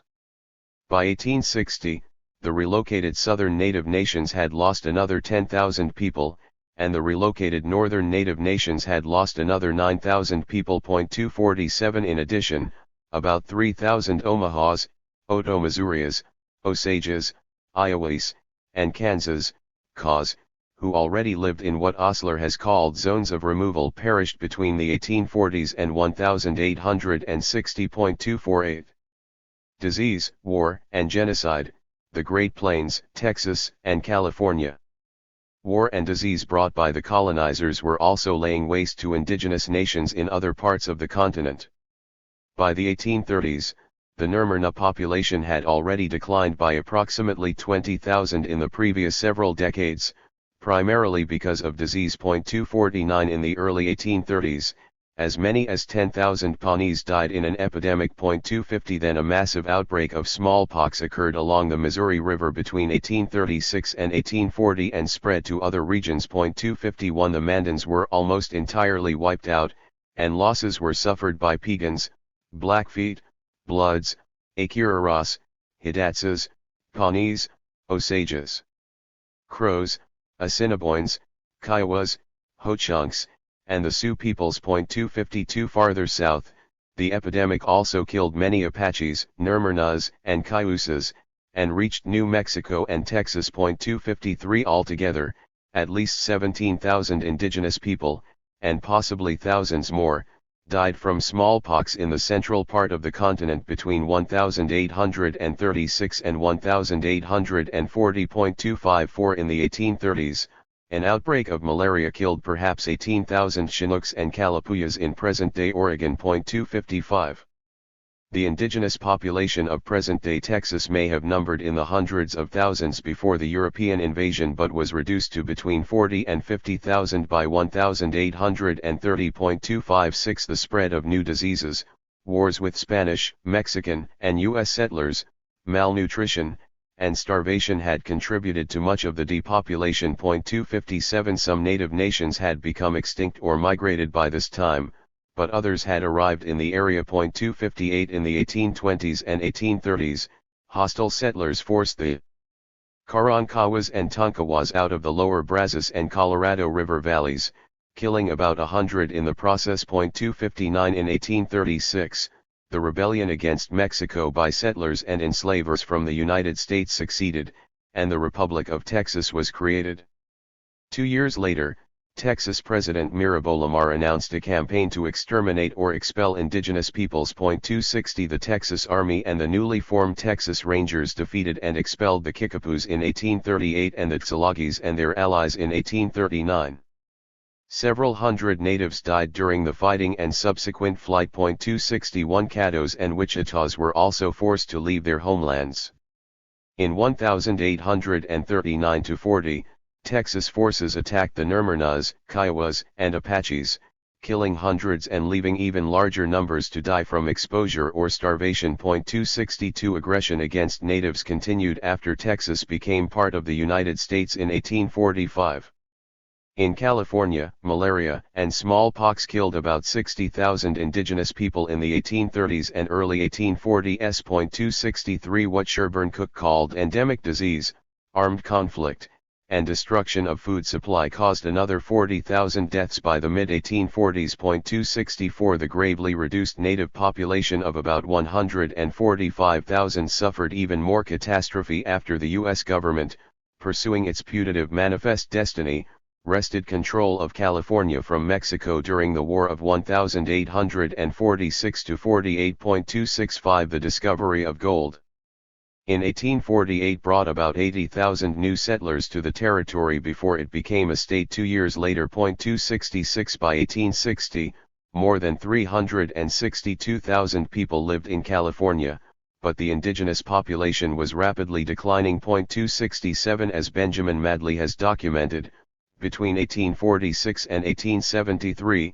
soldiers, militia members, vigilantes, and individuals killed between 9,492 and 16,094 native people and probably many more. 268 Madley has rightly described these intentional killings as an American genocide. 269 This horrific violence, the destruction of villages and food supplies, forced relocations, enslavement, and diseases resulted in approximately 115,000 indigenous deaths during this period.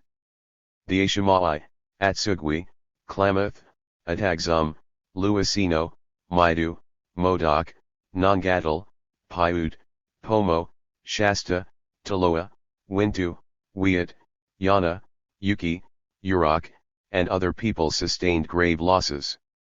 By 1873, only about 30,000 native people remained alive in California. 270. Indigenous resistance in the Southwest and the Pacific Northwest. In the decade and a half before the Civil War, other native peoples languished because of conquest and colonization. When U.S. soldiers and settlers arrived in the New Mexico Territory in 1846, Pueblo and Dine people opposed them. U.S. troops and artillery quickly crushed the New Pueblo revolt in Taos, killing about 200 indigenous people. 270 Hundreds more died when smallpox struck the area again in 1852. 272 Dine fighters in present-day Arizona and New Mexico engaged U.S. forces in small-scale combat between 1846 and 1860, and hundreds on both sides were killed. 273 In present-day Oregon and Washington, the influx of settlers led to massacres and mounting violence in the late 1840s and the early 1850s. 274 Measles, smallpox, and other diseases further decimated the indigenous population there in the 1850s. 275 During the Rogue River War of 1855-56, Takelmas, Tutunis, and their allies fought the invaders in southern Oregon but were defeated. About 250 indigenous people and about 100 settlers and soldiers died in the conflict. 276 In the mid and late 1850s, U.S. troops also fought Lakotas, Sioux, in present-day Wyoming, Nermernas and Kiowas in Texas, Oklahoma, and Kansas, and the remaining Seminoles in Florida.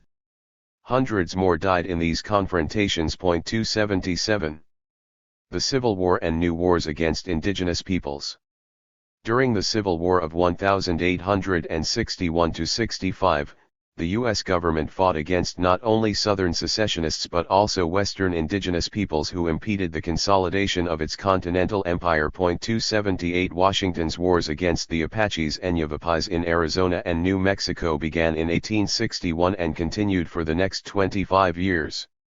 In the first decade alone, more than 1,750 Apaches, Yavapais, and allies were killed, and more than 450 U.S. soldiers and settlers lost their lives. 279 In Minnesota in 1862, Dakota, Sioux, warriors led by Dowdadutta, Little Crow, began attacking the settlers, taking their farmland, forcing them onto small reservations, and condemning them to hunger. 280 The Dakotas killed an estimated 800 settlers and soldiers in just a few months while losing perhaps 150 of their own people. 281 A large U.S. military force soon suppressed the uprising, and President Abraham Lincoln authorized the hanging of 38 Dakotas in December 1862, the largest mass execution in U.S. history. 282 Several hundred others died of starvation and disease while being relocated from Minnesota to the Dakota Territory in 1863. 283 During the next 2 years, when U.S. troops pursued and engaged Dakota and Lakota combatants, as many as 700 indigenous people and 110 soldiers and settlers died. 284 By the fall of 1862, Shoshones, Paiutes, and Bannocks had been attacking settlers along the Oregon and California trails for a decade, and the U.S. government acted to defend its westward expansion. 285 In January 1863, a California militia massacred approximately 350 Shoshones in their village on the Bear River in Idaho, and hostilities ended later that year. 286 But the larger, deadlier Snake War began several months later, and the Paiutes, Shoshones, and Bannocks fought U.S. forces in southwestern Idaho, central and southeastern Oregon, northwestern Nevada, and northeastern California. 287 Approximately 1,000 indigenous people and 200 settlers and soldiers were killed before the war ended 5 years later. 288 By the late 1860s, more than 2,000 people had died because of conflicts in Oregon in the previous 2 decades. 289 In 1863-64, a regiment led by Kit Carson finally ended the resistance of the Dine people in Arizona and New Mexico. U.S. soldiers killed about 300 fighters, burned their crops, and killed their livestock. 290 With many people freezing and starving, the majority of Dine surrendered. 291 More than 8,000 Dine people were forced to march 300 miles to the Bosque Redondo Reservation in eastern New Mexico. About 200 people died during the relocation, and approximately 3,000 died at Bosque Redondo, mainly from disease and malnutrition. 292 Those who survived were allowed to return to their ancestral lands in 1868. After silver was discovered in traditional indigenous hunting grounds in Colorado, the state government acted to forcibly remove local nations. In 1864, the Colorado Cavalry massacred at least 137 Tsetchestahase, Cheyenne, people and 26 Arapahoes at Sand Creek, Colorado, which began the Cheyenne War. 293 The Sand Creek Massacre led to a large mobilization of Lakota, Tsetchestahase, Arapaho, Kiowa, and Nermerna warriors against U.S. and Confederate forces across the plains from the Dakota Territory to Texas. 294 From 1866 to 1868, Lakota Chief Mapi Yaluta, Red Cloud, led the resistance against the construction of U.S. forts in Wyoming. The fighting resulted in the deaths of more than 240 U.S. people and more than 125 natives. 295 The U.S. government subsequently abandoned the forts, which the Lakotas and Tsetchestahases then burned. In November 1868, Lieutenant Colonel George Armstrong Custer and soldiers under his command massacred more than 100 Tsetchestahases living on a reservation near the Washita River in what is now Oklahoma. 296 More than 1,100 native people, soldiers, and settlers had perished during the Cheyenne War by the end of the decade. 297 From the Piegan War to the Sioux War.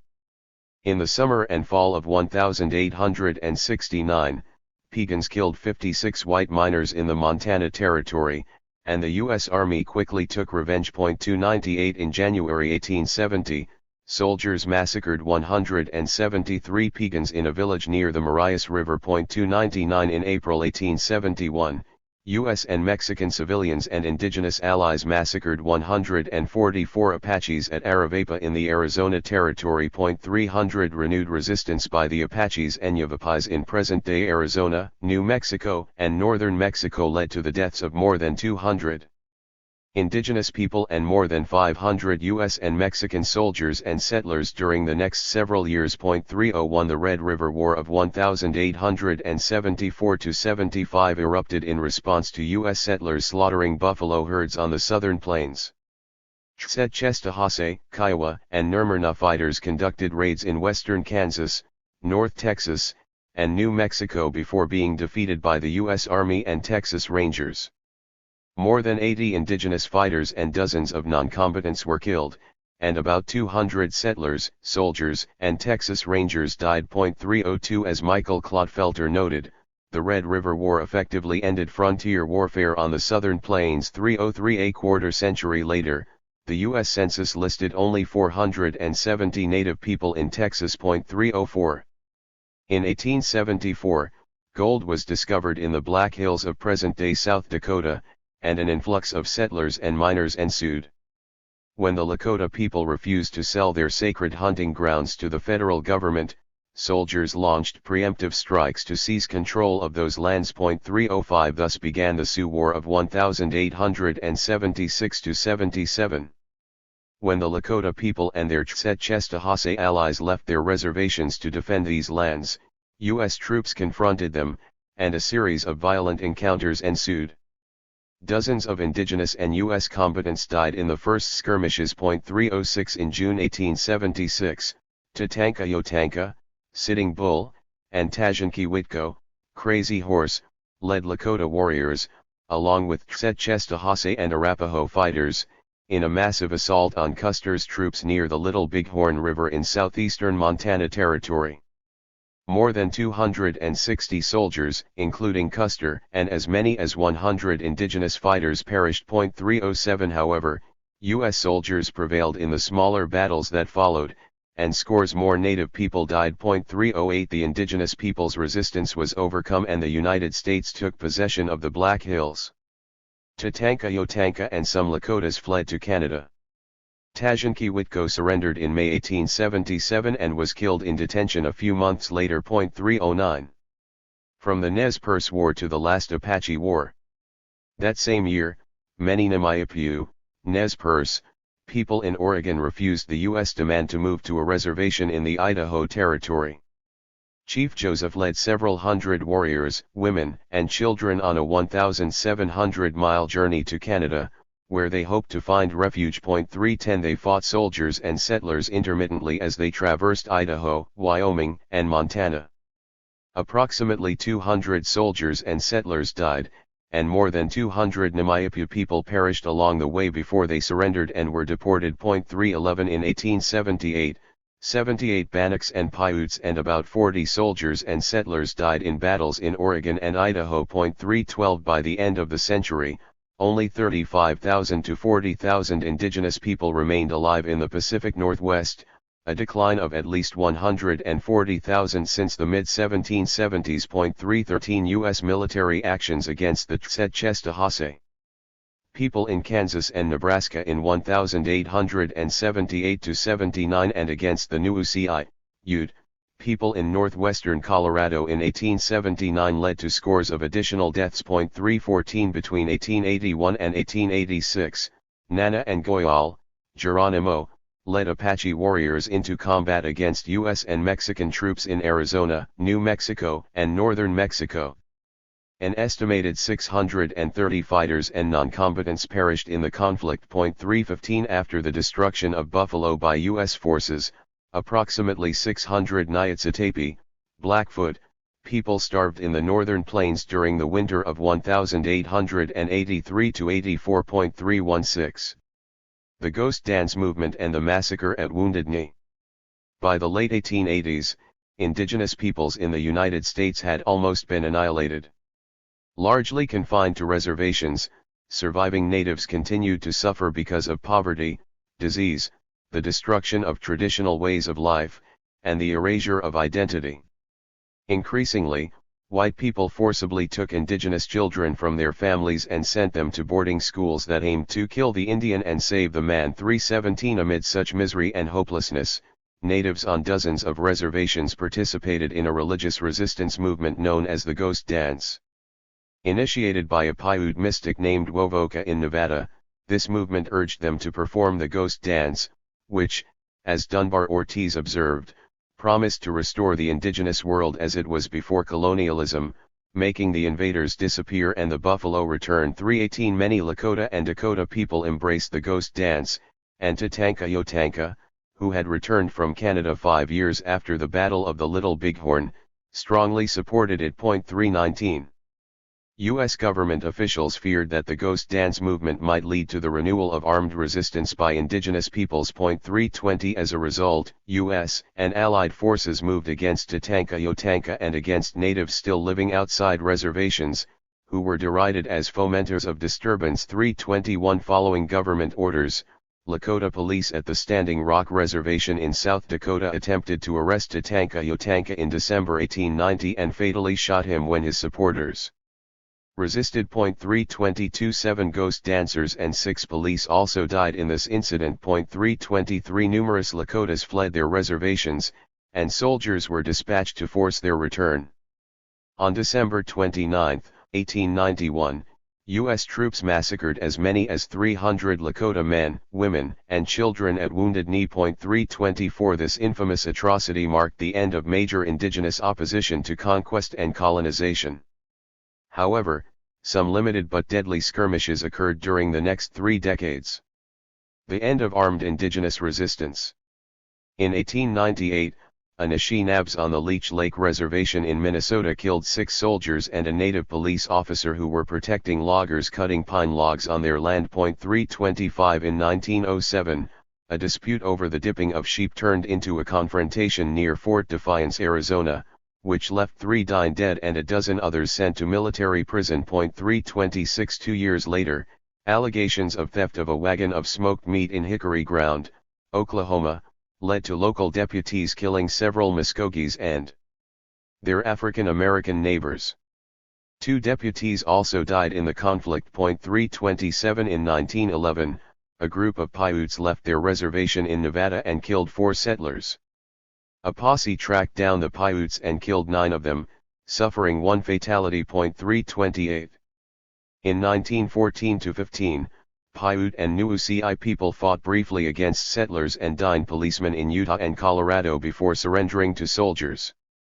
A total of 6 people died. 329 In 1918, a band of Yaquis briefly fought U.S. forces in Bear Valley, Arizona, resulting in the death of the Yaqui leader. 330 In 1923, Chief Posey led a small number of Paiute and Nuuci people in another conflict with settlers in Utah. The native fighters were defeated, and Chief Posey later died from wounds suffered in battle. 331 The nadir of the native population and demographic recovery. The indigenous population in this country reached its nadir during the last decade of the 19th century. The Census Bureau reported that the number of native people in the Coterminous United States was approximately 237,000 in 1900. 332 The Appalachee, Colusa, Erie, Guil, Karankawa, Massachusetts, Mobile, Susquehannock, Timucua, Tompiro, Wapping-er, Yahiana, Yamasee, Yazoo, and other indigenous nations had been driven to extinction. 333 By 1900, only about 28,000 indigenous people remained in Alaska, and by 1920 just under 24,000 native people were alive in Hawaii. 334 As noted earlier in this chapter, the Taínos of Puerto Rico had been all but wiped out by the mid-16th century. Thus, in the lands that became the United States, the native population of about 6 million in 1492 was reduced to less than 300,000 at the dawn of the 20th century. 335 Finally, the native population in this country and the hemisphere began to grow again in the early 20th century. 336 In 2018, the U.S. Census Bureau identified almost 6.8 million people as American Indians and Alaska Natives. 337 There are also more than 560,000 native Hawaiians living in this country. 338 As Thornton has pointed out, the demographic recovery of the native population in the United States has been significant, but much of the increase in the number of American Indians in recent decades was a result of changing racial definitions from one census to another. 339 Today, at least 54 million indigenous people live throughout the Western Hemisphere. 340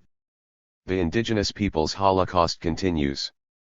Although the Indian Wars have ended, the indigenous Holocaust has not. 341 Various forms of violence have continued to destroy native lives. Thousands of indigenous men served in the U.S. Armed Forces during the 20th century, and many lost their lives in the Empire's wars abroad. At least 360 Native Americans and possibly hundreds more died in action in the First World War. Approximately 550 perished in the Second World War. About 104 died in the Korean War, and about 226 were killed in the Vietnam War. At least 3 died in the Persian Gulf War, approximately 30 perished in the Afghanistan War, and about 43 died in the Iraq War. 342. Between 1900 and 2006, there were 58 executions of indigenous persons, bringing the official total since 1639 to 464.343 in the 1920s. White racists murdered scores of Osage people in Oklahoma in a far-reaching criminal conspiracy after the discovery of oil on their reservation earned them scores of millions of dollars. 344 in the late 1960s and early 1970s, renewed Native resistance led to the occupation of Alcatraz Island and Wounded Knee and efforts to defend Lakota people against corrupt tribal leaders supported by the federal government. 345 Washington and its allies were responsible for the deaths of more than 60 indigenous activists fighting for sovereignty and self-determination during this period. 346.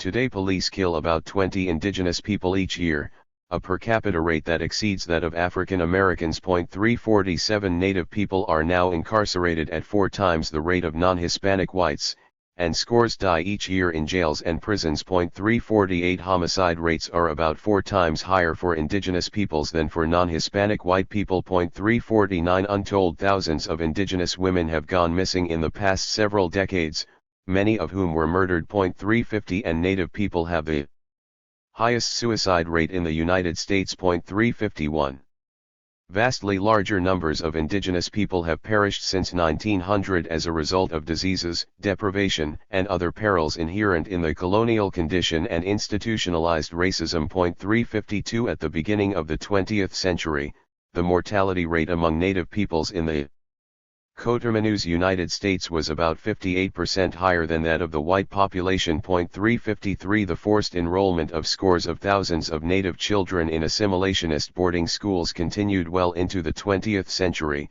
and as many as 40,000 died from inadequate food and clothing, disease and abuse, exposure after escaping, and related causes. 354 In 1916, approximately 60% of all indigenous children died within the first 5 years of life. 355 At least 8,000 indigenous people died from the Spanish flu in the continental United States in 1918 to 19.356 in 1924.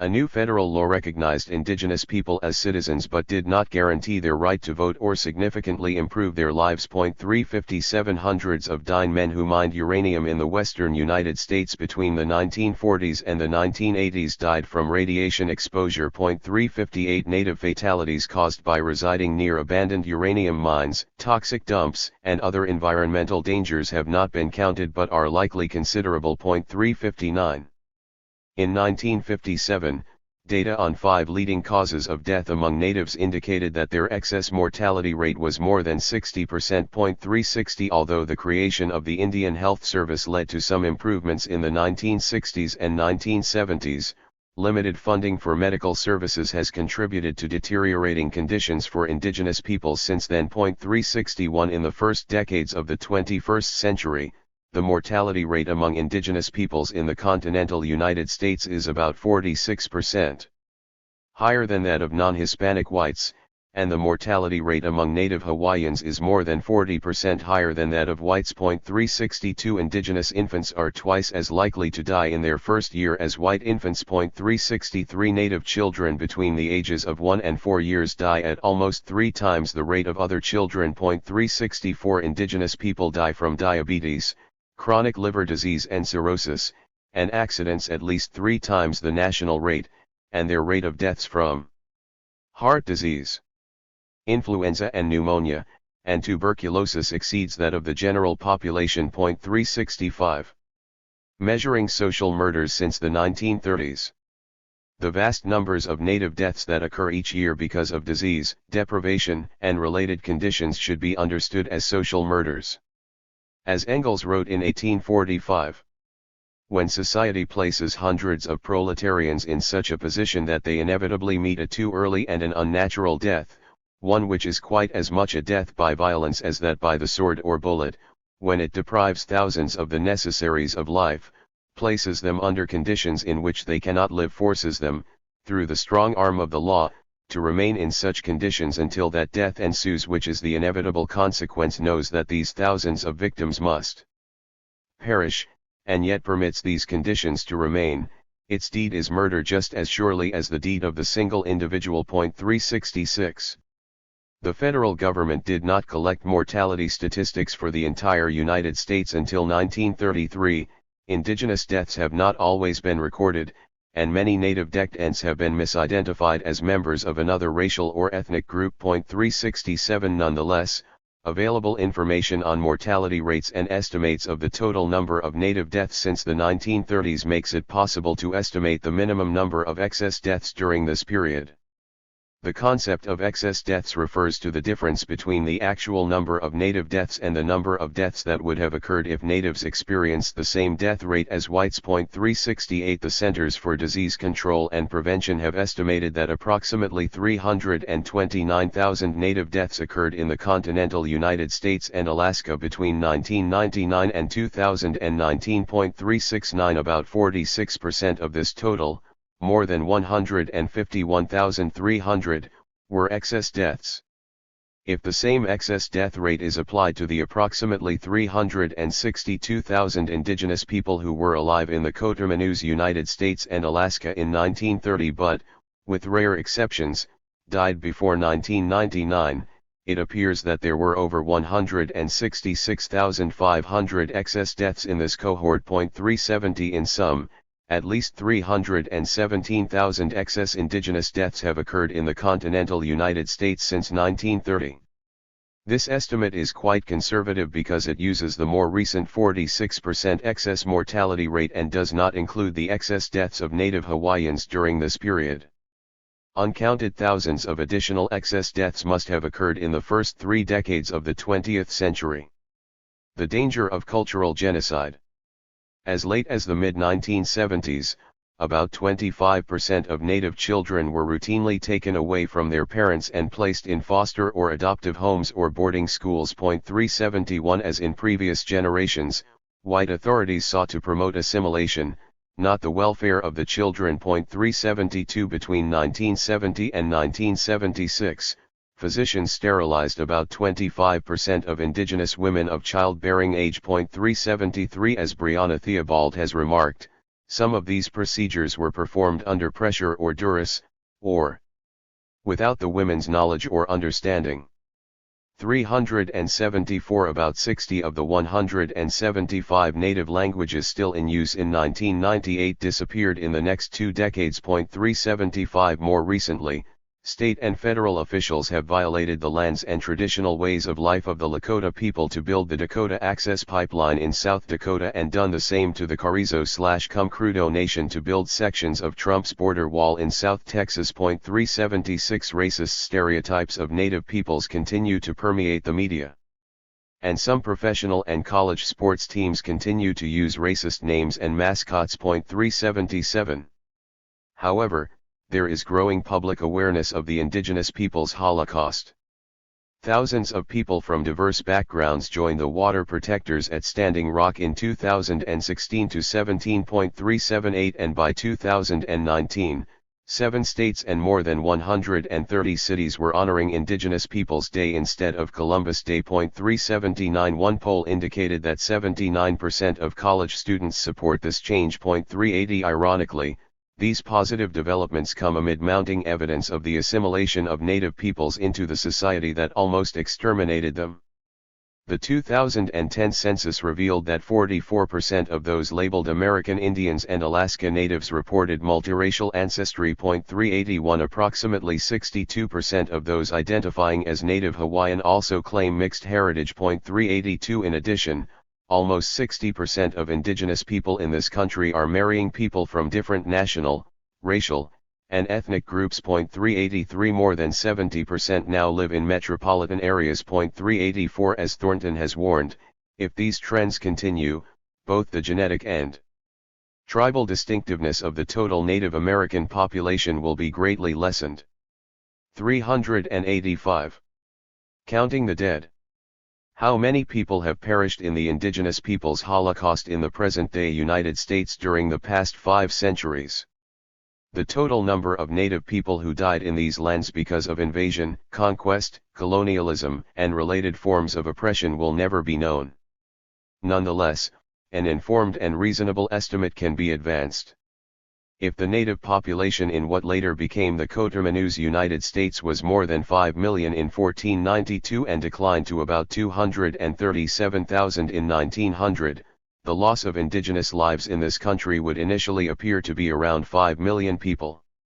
However, as Thornton has emphasized, such a population decline implies not only that some 5 million American Indians died during the 400 years but also that, in fact, many times the approximate figure of 5 million died, as new but ever numerically smaller generations of American Indians were born, lived, and died. 386.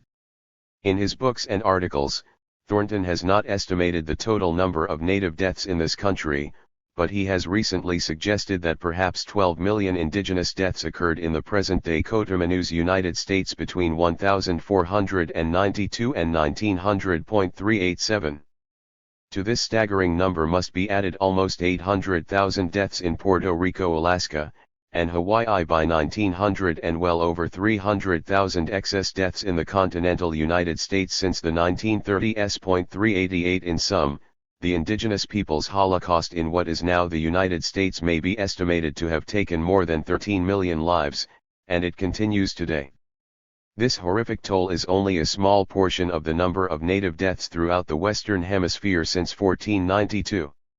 In addition to the approximately 56 million who died throughout the Americas by 1600, millions more died in new but ever numerically smaller generations during the next 3 centuries. 389. Still others have perished because of state violence or social murders since 1900.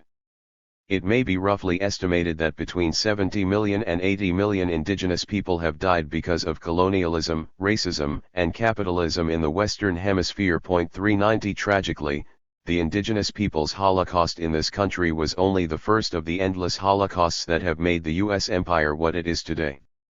2. The African American Holocaust. What, to the American slave, is your 4th of July? I answer, a day that reveals to him, more than all other days in the year, the gross injustice and cruelty to which he is the constant victim. To him, your celebration is a sham, your boasted liberty, an unholy license, your national greatness, swelling vanity. Frederick Douglass, address in Rochester, New York, 1852. In the early 16th century, the massive decline of the indigenous population in the Western Hemisphere forced the European colonizers to begin importing captive people from Africa to labor for them. 1 Marx observed in Capital that, like the oppression of indigenous people in the Americas, the conversion of Africa into a preserve for the commercial hunting of blackskins was one of the chief moments of primitive accumulation that made capitalist production possible. 2 For 350 years, the wealth produced by enslaved black people enriched Europe and its colonies, including the lands that became the United States. This wealth helped fuel the Industrial Revolution, fostered the global ascendancy of these regions, and contributed to the great divergence between wealthy and poor nations. 3. As David Bryan Davis has emphasized, the transatlantic slave trade ranks as one of history's greatest crimes against humanity, for the MAFA resulted in a catastrophic loss of life in Africa, the Americas, and the present-day United States. 5 Vast numbers of black people born in this country and other parts of the Western Hemisphere died because of the brutality and harshness of life under slavery. 6 Many more have perished in the United States since the end of slavery because of various forms of white supremacist violence, poor health conditions rooted in racism, convict labor, mass incarceration, criminal homicides, participation in imperialist wars, and related forms of oppression. 7 Despite some important social and political progress in the 20th century, the African American Holocaust continues today. Africa before the Europeans. In 1500, Africa was home to a population of perhaps 100 million people who lived in many different kingdoms, states, and tribes. 8 Significant achievements in science, mathematics, engineering, and architecture occurred in ancient Egypt long before the rise of Greece and Rome. 9 Other large, highly developed African societies arose later, Kush, Aksum, Ghana, Mali, Songhai, and Congo among them. 10 As Henry Louis Gates Jr. has pointed out, the first iron technology in the world was developed in Africa. 11 Like many indigenous peoples in North America, African farmers were skilled and productive. 12 The continent was well endowed in natural resources, its diverse regions were traversed by trade routes, and commerce fostered by sub-Saharan and Arab merchants was significant. 13 Gold exports from West Africa, Ghana, Mali, and Songhai helped promote economic development in Europe in the 14th and 15th centuries. 14 Although many African peoples did not have written languages, their distinctive oral communications and histories were highly effective. 15 Other African peoples had been using written languages for thousands of years. 16 By the 14th century, the Islamic madrasa, known as the University of Sankara in Timbuktu, was a prominent center of learning that housed an extraordinary library. 17 Slavery was traditional and widespread in Africa. Alexander Ives Bortolot has explained that private land ownership was largely absent from pre-colonial African societies, and slaves were one of the few forms of wealth-producing property an individual could possess. 18 Ruling elites and tribal groups generally fought to extend their control over people and resources, and enslavement through war and raids was a long-standing characteristic of African life. 19 As various researchers have remarked, enslaved people in Africa were traditionally given some rights, and their treatment generally was not as heinous as that suffered by those who were forcibly transported to other lands. 20 Nonetheless, it was still bondage. 21 The Arab slave trade, which began in the 7th century and lasted 1,200 years, forcibly transported between 9 million and 12 million Africans to Muslim North Africa, the Arabian Peninsula, islands in the Indian Ocean, and the Indian subcontinent. 22 The beginning of the transatlantic slave trade. Portuguese traders began shipping African captives to Europe in 1444, chiefly for use as domestic servants. 23 By the end of the 15th century, the Portuguese were transporting black people to the Atlantic islands off the western coast of Africa. 24 Shortly after papal decrees articulated the doctrine of discovery, new Vatican edicts and a treaty between Spain and Portugal gave Spain the exclusive right to explore and trade with the New World except for present-day Brazil, and gave Portugal the exclusive right to explore and trade with Africa and other non-Christian regions of the Old World. 25 These two countries would dominate the transatlantic slave trade for the next century and a half. 26 Spain began sending enslaved Africans from Europe to Hispaniola in 1501. 27 As the large-scale depopulation of indigenous peoples in the Americas unfolded and the colonizers' need for enslaved labor grew, Madrid contracted with Lisbon to deliver Africans to the Caribbean. 28 In 1526, the Portuguese transported enslaved people from Africa directly to the Caribbean for the first time. 29 In the years that followed, Portugal transported millions of black people to various colonies in the Western Hemisphere. 30 Many died in Africa during Portuguese military interventions to establish colonies and dominate local states. 31 In the following centuries, a much larger number perished as the Netherlands, Britain, France, Denmark, Sweden, Brandenburg, Prussia, the United States, and Brazil joined in the transatlantic slave trade. 32 While traditional African slavery and the Arab slave trade continued, the transatlantic trade fostered the transformation of slavery into a mode of production on much of the continent. 33 Martin Klein observed, slave trading and slave production became the most important economic activities for many African states. 34 A Dutch ship's delivery of about 20 Africans to the English colony of Jamestown, Virginia,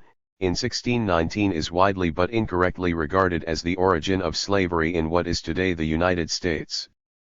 More than a century earlier, in 1512, the Spaniards had begun transporting enslaved Africans from Europe to Puerto Rico. 35 Vasquez de Ilan brought about 100 of the enslaved to his ill-fated settlement in present-day Georgia in 1526, and their revolt helped to bring about its collapse. 36 In 1528, an enslaved African named Estevanico survived Narvaez's doomed voyage to present-day Tampa Bay and accompanied Cabeza de Vaca and 2 other survivors on their arduous 6-year journey to Spanish settlements in what is now Mexico. 37 In May 1539, black people held in bondage accompanied de Soto's expedition in what is today the southeastern United States. 38 After the first permanent Spanish city was founded in St. Augustine in 1565, slave labor played a major role in the economic development of Spanish Florida. 39 British colonists initially treated black people like indentured servants, but race-based slavery developed within a few decades. 40 The Dutch began importing African captives to New Amsterdam,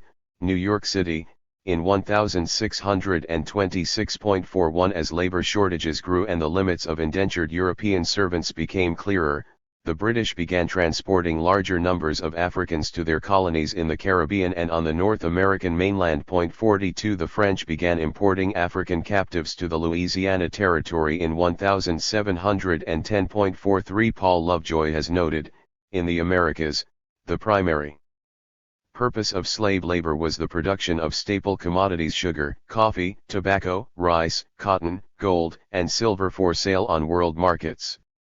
44. The number of Africans forcibly transported to the Americas. Various researchers have estimated that between 15 and 20 million Africans were forcibly deported to the Western Hemisphere between 1501 and 1867.45. However, in the Atlantic slave trade, a census, a seminal work published in 1969, Philip Curtin critically interrogated these appraisals and developed a significantly lower estimate. Curtin calculated that approximately 9.5 million Africans had been imported to the Western Hemisphere and acknowledged that this assessment was only within a range of possibility and subject to revision. 46 Curtin also said that perhaps 12 to 15% of those transported from Africa had died during the Middle Passage across the Atlantic Ocean. 47 This meant that about 11 million Africans had originally been deported from their continent. 48 Many scholars have praised Curtin for rejecting previous larger estimates based on speculation and developing estimates based on concrete historical information such as shipping records, supply records, and port and colony documents. 49 However, debate and controversy over the number of enslaved and transported Africans did not subside. Ibrahim Ababakake has criticized revisionists like Curtin, who, when writing about the transatlantic slave trade, minimize both its scale and its consequences. 50 The Guyanese scholar and activist Walter Rodney famously argued, "Any figure of Africans imported into the Americas which is narrowly based on surviving records is bound to be low because there were so many people at the time who had a vested interest in smuggling slaves, and withholding data." 51.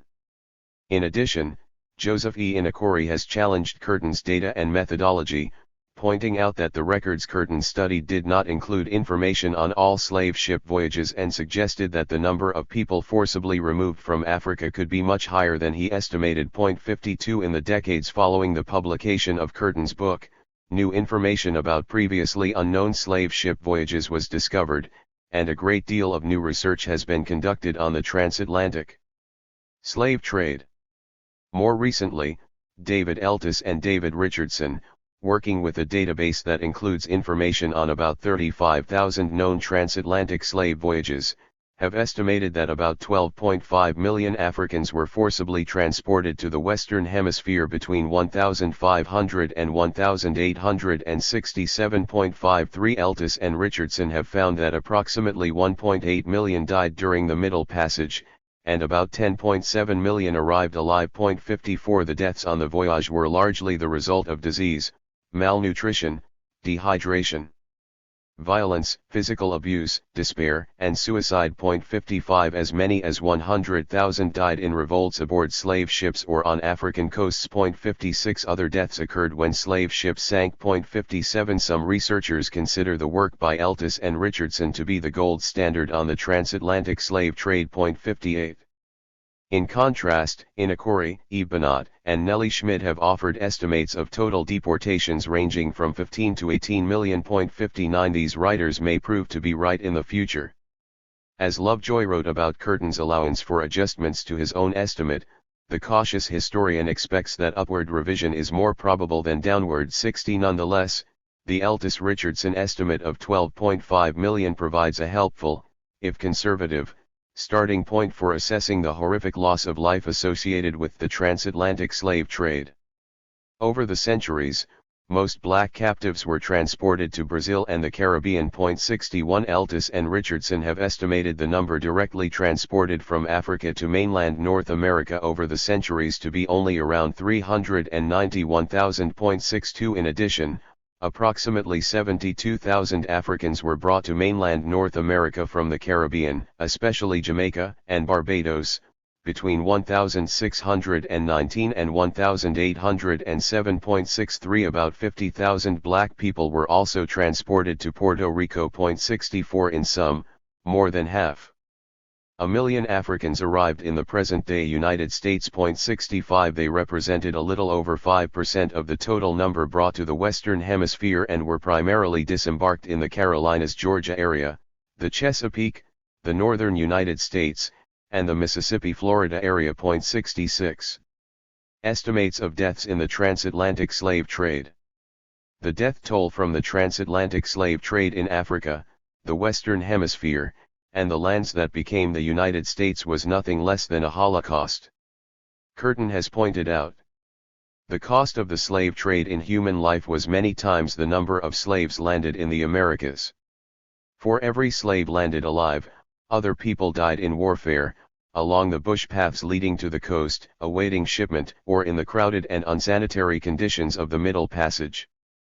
Once in the New World, still others died on entering a new disease environment. 67 Rodney has also contended that the overall mortality figure would be many times the millions landed alive outside of Africa. 68 As Johannes Postma has remarked, black people caught up in the slave trade found death at every stage of their ordeal and, on the average, must have had a very short life expectancy. 69 A century ago, W.E.B. Du Bois wrote that approximately 50 million Africans died in their native lands or on the high seas during the transatlantic slave trade. 70 Woodrow Borah has estimated that 30 million died in Africa or during the Middle Passage. 71 Stannard has concluded that the total number of Africans who died in all stages of the transatlantic slave trade was between 30 million and 60 million. 72 In contrast, other researchers have acknowledged the significant loss of life during the Middle Passage but eschewed efforts to estimate the total number of deaths resulting from this extraordinary crime against humanity. Curtin, for example, believed that most of these losses are not measurable. 73 Herbert S. Klein and Stanley L. Engerman insisted that because scholars do not have the same kinds of records for other stages of the slave trade as they do for the Middle Passage, we cannot answer questions about the overall mortality in the transatlantic slave trade. 74 Indeed, Klein has criticized some recent scholars for their quite extraordinary figures on the total number of African deaths. 75 These conclusions by Curtin, Klein, and Engerman are unpersuasive. The 1.8 million deaths that occurred during the Middle Passage are clearly the best documented fatalities of the transatlantic slave trade, and, indeed, comparable records do not exist for the much larger numbers of deaths that occurred in the other stages of the Mafa. Nonetheless, there is considerable historical information and contemporary research on the African wars and raids that produced most captives for the slave trade, the forced marches of captives from the interior to the coast, their imprisonment in barracoons while waiting to be forced onto slave ships, the period between their arrival in the Western Hemisphere and their transfer to slaveholders, their so-called seasoning in the Americas, and their subsequent experience of servitude.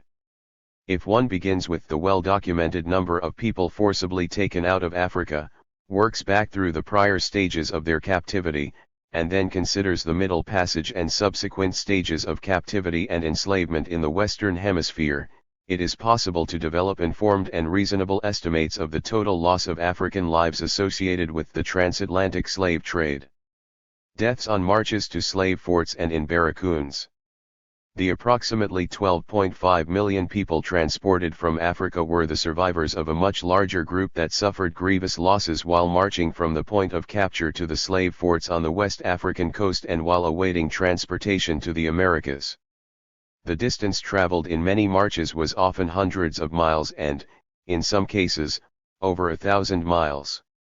The time required to complete these marches ranged from weeks to months. 76 The captives were generally barefoot and chained together, and they were often required to carry heavy loads as they marched. 77 The rigor of these forced marches, exposure to new disease environments and epidemics, dietary change, and the psychological impact of enslavement combined to produce many deaths. 78 Often captives who fell ill were killed or left to die along the way. Human skeletons were frequently found along the routes by those who followed. 79 When captured Africans arrived at the slave forts on the coast, they faced new dangers from diseases brought by the Europeans, the harshness of imprisonment in barracoons for months or even a year, and inadequate food and water. Captives who were not accepted by the European slave traders were sometimes executed or left to die. 80. Patrick Manning's estimate that 4 million captives died while still in Africa is far too low. 81 The British abolitionist Thomas Fowell Buxton estimated in 1839 that approximately half of all captured Africans died before leaving the continent. 82 Some contemporary researchers have reached similar conclusions. Charles Johnson, Patricia Smith, and colleagues also concluded that about half of those captured never even made it to the slave ships. 83 Joseph C. Miller has estimated that about 50% of the Africans captured in the continent's interior died during the long march to the Angolan coast or while imprisoned in barracoons. 84 Jan Hagendern has estimated that about 50% of those captured in central Sudan perished on the journey to coastal West Africa. 85 If, as Eltis and Richardson have maintained, about 12.5 million Africans were deported from their homeland, and if this number represented only about half of those enslaved, then it may be estimated that approximately 25 million Africans were originally captured, and 12.5 million of them died between capture and embarkation. 86. Deaths in wars and raids. Many other deaths resulted from the wars and raids that captured people who were later sold to European, U.S., and Brazilian slave traders. 87 Some armed conflicts were undoubtedly motivated more by political considerations than the drive to obtain and sell slaves. 88 But the development of the transatlantic slave trade fueled the proliferation of wars and raids, and they became endemic in much of West and Central Africa. 89 With the spread of firearms acquired from slave traders, the attacks also became more lethal. 90 Many died while resisting capture, and many who fled the fighting later died from disease or starvation because their crops, livestock, and homes had been destroyed. 91 In addition, many enslavers died from armed resistance or diseases that spread through troop concentrations. 92 Lovejoy has noted, deaths at the point of enslavement had a significant impact on the demography of the trade, but there is little information on the scale of such deaths. 93. Although some prominent researchers have expressed the view that it is not possible to estimate the total number of these deaths. 94 There is sufficient historical information to develop a rough appraisal of this loss of life. 95 The British abolitionist Thomas Cooper estimated in 1787 that for one slave procured, 10 at least are slaughtered. 96 Such a large ratio of captures to deaths surely did not occur everywhere in West and Central Africa for the duration of the transatlantic slave trade. The prominent 18th century slave trader John Newton wrote, "Though they do not bring legions into the field, their wars are bloody. I believe the captives reserved for sale are fewer than the slain." 97 In 1839, Buxton estimated that at least 1 to 2 Africans were killed for each one captured and enslaved. 98 The 19th century German explorer Gustav Nachtigal found that born raiders lost 3 or 4 people to deaths and escapes for each captive taken. 99 More recent research by Dennis D. Cordell has indicated that deaths at the point of capture in Central Africa ranged from 10 to 60%. 100 Miller has estimated that overall loss rates in raids or wars approximated 50%. In Angola during most of the transatlantic slave trade but dramatically declined late in the history of the trade as enslavement through judicial and commercial processes became more typical. 101 Adu Bohen, Jacob F. Adaji, and Michael Toti emphasized that as many people were killed as were caught in these wars and raids, and Michaela Alfred Camara has reached the same conclusion. 102. Total deaths in Africa and on the Middle Passage. If about 80% of the 25 million Africans captured during more than 3.5 centuries were seized in wars and raids, and if at least one African died for each one captured in this way, the number of deaths in wars and raids was approximately 20 million. This may well be a conservative estimate of those killed at the point of capture, and it does not include the deaths from disease or starvation suffered by survivors or the deaths among the aggressors. 103. When these 20 million fatalities are added to the estimated 12.5 million who died between capture and transport to the Western Hemisphere, it appears that a total of at least 32.5 million people perished in Africa because of the transatlantic slave trade. When the 1.8 million deaths during the Middle Passage are added to the deaths in Africa, the total number is 34.3 million, which is close to Bora's estimate of 30 million Africans lost in their homeland and on slave ships. Deaths after arrival and during seasoning. More death awaited the approximately 10.7 million captured Africans who survived the Middle Passage. After reaching the Americas, slave ships often remained in harbors for weeks before the captives were sold to local slave holders. About 5% of the black people who arrived alive perished from diseases or other causes before they left the ships. 104. What Lorena S. Walsh has described as the only extant North American quantitative study found that 5.4% of Africans brought to Virginia between 1710 and 1718 perished before being sold. 105. The loss of 5% of African captives shortly after arrival in the Western Hemisphere amounted to approximately 535,000 additional deaths and left about 10,165,000 Africans alive. Significantly more perished during seasoning, the period of 1 to 3 years in which newly enslaved people began arduous physical labor and tried to become acclimated to their new environment. Slaveholders' violence and abuse, exposure to new diseases, overwork, harsh labor conditions, and suicide resulted in a mortality rate that has been estimated at between 33% and 50% during seasoning. 106. In the study reviewed by Walsh, almost one-third of the black people enslaved by one Virginia planter between 1733 and 1742 died within 3 years. 107. If about one-third of newly enslaved people died during the seasoning process, that amounts to more than 3.35 million deaths, leaving approximately 6.8 million alive. Subsequent premature deaths of enslaved people. Many of the enslaved who survived seasoning later died prematurely as a result of their enslavement. Many enslaved people who worked on Caribbean sugar plantations perished within 8 to 10 years, and most who labored in Brazil's gold mines died within 10 to 12 years. 108. Death rates among the enslaved in the Caribbean and Brazil were higher than in the present-day United States, primarily because of poorer diets and the more rapid spread of disease in tropical environments. 109. But as Walsh has remarked, here lower is indeed a relative term, one that describes something less than complete demographic catastrophe, but that tends to obscure exceedingly foreshortened life chances throughout much of coastal North America. 110. Walsh has pointed out that the death rates in rice-growing districts in the Carolinas may have resembled those in sugar-producing areas in the Caribbean. 111. In Walsh's review, less than half of the enslaved people in her study were alive after a decade. 112. For Walsh, records of slaveholdings with proportionally few survivors in the older age groups suggest dismally limited life chances for most enslaved Africans. 113. Individuals in their early 50s were often described as very old, and those in their 60s were rare indeed. 114. Of the approximately 6.8 million enslaved people who remained alive after seasoning, it can be estimated that about 50% of them, 3.4 million people, perished as the result of bondage within 10 to 15 years of arrival in the Western Hemisphere. The human toll of the transatlantic slave trade. When the deaths during the Middle Passage, the interval between arrival and sale to slaveholders, the seasoning process, and the following decade are added together, the total is more than 9 million. Thus, an estimate of the total loss of life in the transatlantic slave trade can be advanced.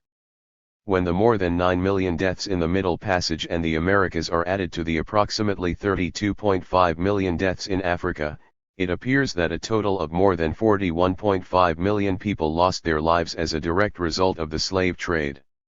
For every person who arrived alive in the Western Hemisphere, more than 3 had perished in Africa, and almost 70% of those who survived the Middle Passage were no longer alive a decade and a half later. This estimate of more than 41.5 million African deaths falls below the estimate of 50 million by Dubois but exceeds the low-end estimate of 30 million deaths by Stannard. Future research may well disclose an even larger human toll. As only a little more than 5% of all captive Africans were sent to the present-day United States, it can be said that this part of the slave trade was associated with the deaths of more than 2 million people. 115. The African American population in the 18th century. The Mafa was only the beginning of the African American Holocaust. The number of black people forcibly transported to the lands that later became the United States remained small during most of the 17th century but grew to about 28,000 by 1700.116 in 1730. The African American population was more than 91,000, and by 1750, it had increased to about 236,000.117 by 1770.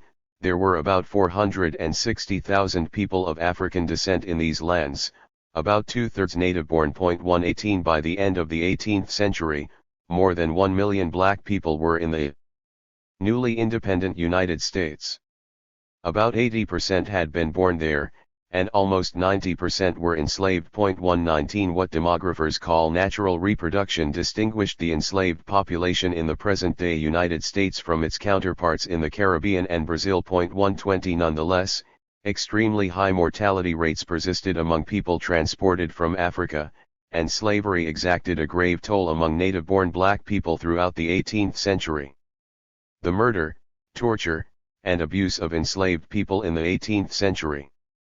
Untold numbers of enslaved people were killed outright or died from physical abuse by slaveholders or overseers. Tom Costa has noted, in Virginia in 1705, a sweeping new law allowed planters to discipline enslaved people to death or, in some cases, to kill runaways without penalty. 121 This law also permitted the dismemberment of enslaved people who were deemed incorrigible. 122 Some other British colonies passed similar laws. 123 Johnson, Smith, and colleagues have pointed out. It was not uncommon to see a man's, woman's, or child's back crisscrossed with raw scars, not uncommon to see Africans hobble about with missing feet, to see a ragged stump where a hand should be. It was not uncommon to see their eyes swollen shut, their hands bound in rusty iron contraptions, their bones broken. It was not uncommon to hear that someone alive was now dead, someone who had dared to stand tall before his master and say, in his own language, no. No more. 124. Moreover, as Derek N. Kerr has observed, countless fugitive slaves were killed in pursuit with no written records of their deaths occurring, and others likely died from exposure, starvation, or disease during their flight from bondage. 125. 18th century resistance and rebellions by enslaved people. The horrors of slavery led to numerous acts of resistance, efforts to organize rebellions, and occasionally major uprisings in the colonies that later became the United States. 126 The first uprisings against the British in Virginia occurred in 1663 and 1687. They were suppressed and their leaders were put to death. 127 An uprising in Newton, Long Island, in 1708 resulted in the deaths of 7 whites and the subsequent execution of 4 Africans. 128 A rebellion in New York City in 1712 led to the deaths of at least 9 whites and the execution of 21 enslaved people. 129 A planned uprising in Charleston in 1720 was discovered before it occurred, and at least several black people were hanged or burned alive. 130 A large planned rebellion in Norfolk and Princess Anne counties in Virginia in 1730 was similarly crushed before it broke out, and 4 Africans were put to death. 131 The discovery of imminent uprisings in New Orleans in 1730 and 1732 led to the execution of more than a dozen insurgents by the French colonial authorities. 132 The Stono Rebellion in South Carolina in 1739 resulted in the deaths of 25 settlers and 50 enslaved people. 133 Rumors of a great Negro plot in New York City in 1741 led to the execution of about 34 people, including 4 white abolitionists. 134 In 1767 in Alexandria, Virginia, enslaved Africans poisoned their overseers, and several rebels were executed. 135 In 1774 in St. Andrews Parish, Georgia, several people held in bondage killed 4 colonists. At least 2 of the insurgents were burned alive afterward. 136 Flight from bondage during the War of Independence.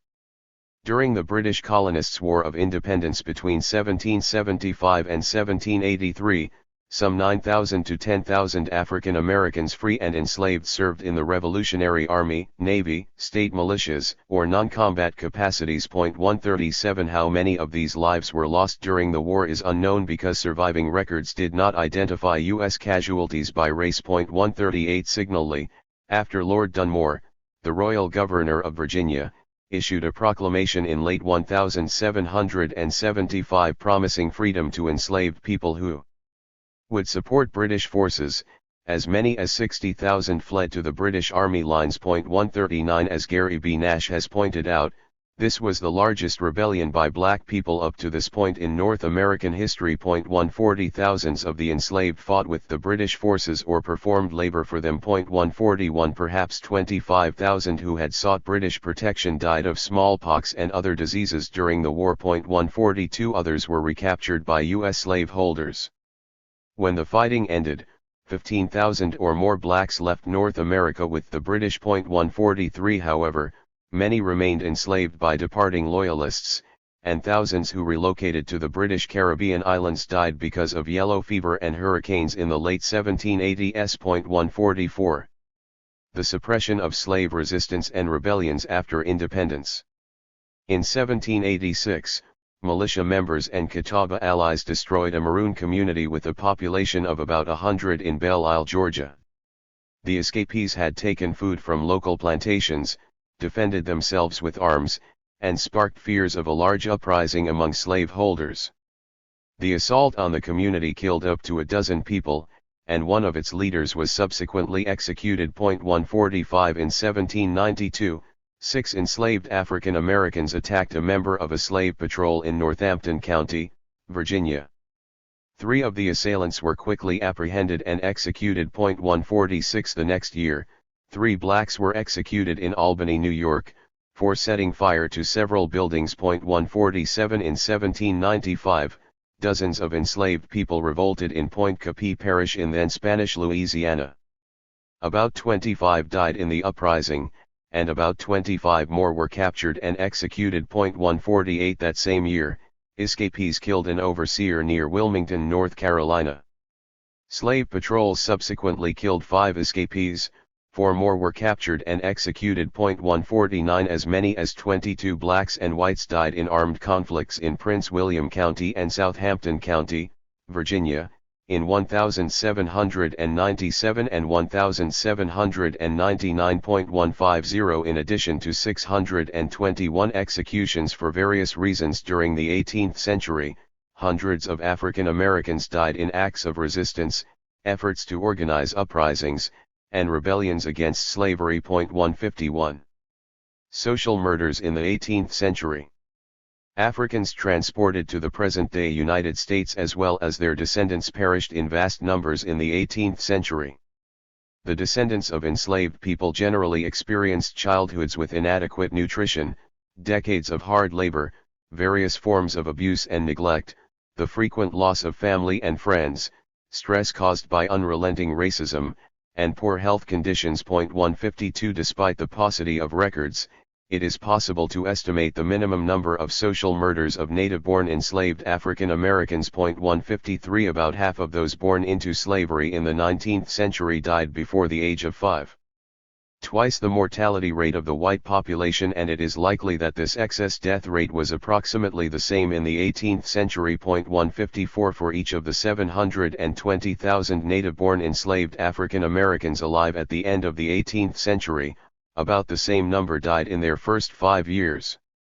If enslaved children had experienced the same mortality rate as white children at this time, their death toll would have been about 360,000.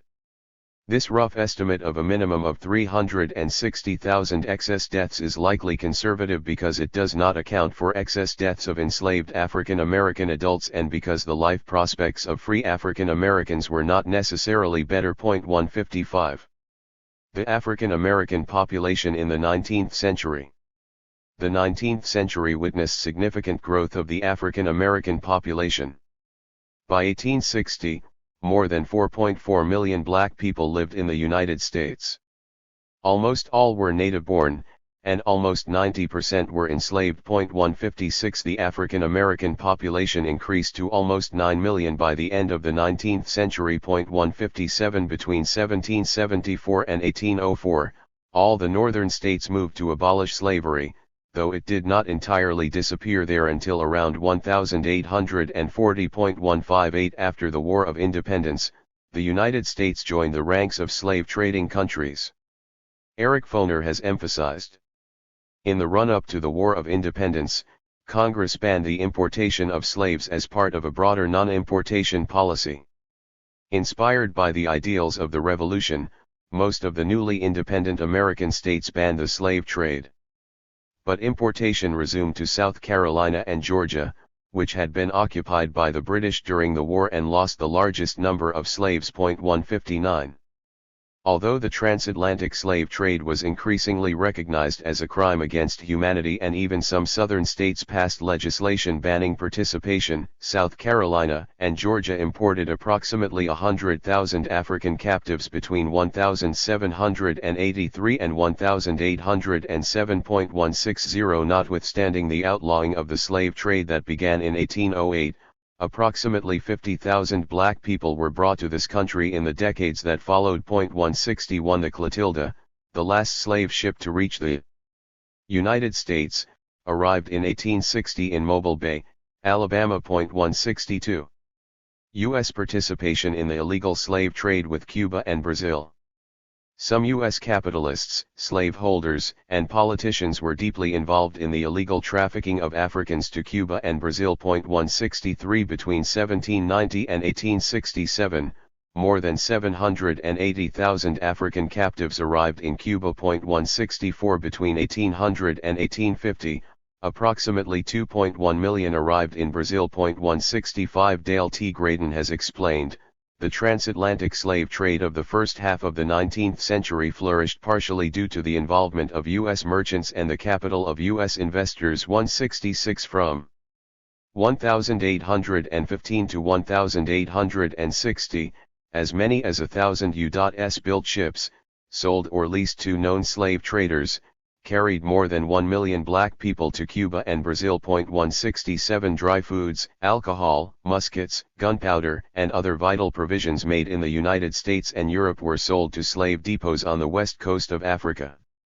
U.S. consuls and naval officers provided diplomatic cover for the illegal trafficking and helped slave ships evade capture by British naval patrols. 168 As a result, the United States was partly responsible for roughly 3.7 million deaths in Africa, Cuba, and Brazil during the illegal transatlantic slave trade. 169 As Stephen Chambers has noted, complicity in the suffering and servitude of Africans forcibly transported to Cuba and Brazil enriched many U.S. capitalists and slaveholders and contributed to the expansion of the U.S. empire. 170. The Second Middle Passage. During the first half of the 19th century, about 1 million blacks were forcibly relocated from the Upper South, Maryland, Virginia, and Kentucky to the Deep South, Alabama, Mississippi, and Louisiana. 171 The number of enslaved people involved in this Second Middle Passage far exceeded the number of captives originally brought from Africa to mainland North America. 172 As Ira Berlin has pointed out, this process was driven by a seemingly insatiable demand for cotton and an expanding market for sugar. 173 Edward E. Baptist has explained that cotton was the key raw material during the first century of the Industrial Revolution, and the returns from the cotton monopoly powered the modernization of the rest of the American economy. 174 During the first 2 decades of the century, slaveholders moving west and south brought most of the people they had enslaved with them. 175 Over time, a massive slave trade developed as enslavers in the Upper South contracted with a new group of merchants whose sole business became the trade in human beings. 176 About 2/3 of those deported to the Deep South were victims of this new internal slave trade. 177 Many enslaved people were transported by flatboats, steamboats, and trains, and many were forcibly marched. 178 The longest part of this slave trail of tears stretched for 1,000 miles, and coffles. Men in chains, often walked for 10 hours a day or more, marshaled by slave drivers with guns and whips. 179 Berlin has emphasized that this second Middle Passage continued until the Civil War began and was traumatic and often deadly. 180 Uncounted thousands died from violence, exhaustion, exposure, and diseases. 181 Murder, torture, and abuse of enslaved people in the 19th century. Although slaveholders often claimed that economic self-interest precluded the abuse of enslaved people, the writings of Frederick Douglass, Sojourner Truth, Solomon Northup, Harriet Jacobs, and others have eloquently attested to the horrors of bondage. 182 The American Anti-Slavery Society reported in 1839 that the enslaved were frequently flogged with terrible severity, have red pepper rubbed into their lacerated flesh, and hot brine, spirits of turpentine, etc. poured over the gashes to increase the torture. They are often stripped naked, their backs and limbs cut with knives, bruised and mangled by scores and hundreds of blows with the paddle, and terribly torn by the claws of cats. They are often hunted with bloodhounds and shot down like beasts, or torn in pieces by dogs. They are often suspended by the arms, and whipped and beaten till they faint, and when revived by restoratives, beaten again till they faint, and sometimes till they die. Their ears are often cut off, their eyes knocked out, their bones broken, their flesh branded with red-hot irons. They are maimed, mutilated, and burned to death over slow fires. 183 The number of enslaved people murdered outright or who died because of beatings, floggings, or torture during the 19th century is unknown but was undoubtedly substantial. 184 Another kind of grotesque abuse occurred when gynecology pioneer J. Marion Sims and other white surgeons performed experimental surgery on enslaved black women and infants without consent or anesthesia. 185 Flight from bondage before the Civil War.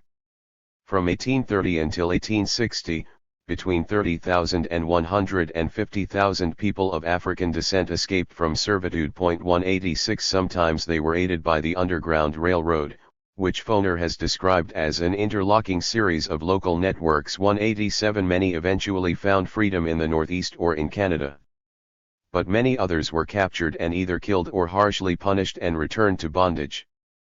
Still others perished from exposure, disease, starvation, or racist violence. 188 Beginning in the 1820s, the American Colonization Society, supported by slaveholders, other white supremacists, and the U.S. government, transported between 12,000 and 13,000 African Americans to its new colony in Liberia. 189 About 4,500 had been born free, and the rest had been emancipated from slavery on the condition that they leave the country. 190 Approximately 2,000 died on the way to Liberia or shortly after arrival, primarily because of disease. 191 19th century resistance and rebellions by enslaved people. More than 1,000 African Americans perished during the 19th century because they participated in acts of resistance, efforts to organize uprisings or rebellions against slavery, or because they formed maroon communities. 192 Hundreds of enslaved people planned to join Gabriel's rebellion near Richmond, Virginia, in 1800, but they were betrayed, and the uprising was crushed before it began. Gabriel Prosser and approximately 34 others were executed. 193 Other substantial revolts were suppressed in rural Virginia and North Carolina in 1802, and at least 52 black people were put to death afterward. 194 Inspired by the successful Haitian Revolution of 1804, more than 500 enslaved people participated in a highly organized rebellion in the German coast region near New Orleans in present-day Louisiana in 1811.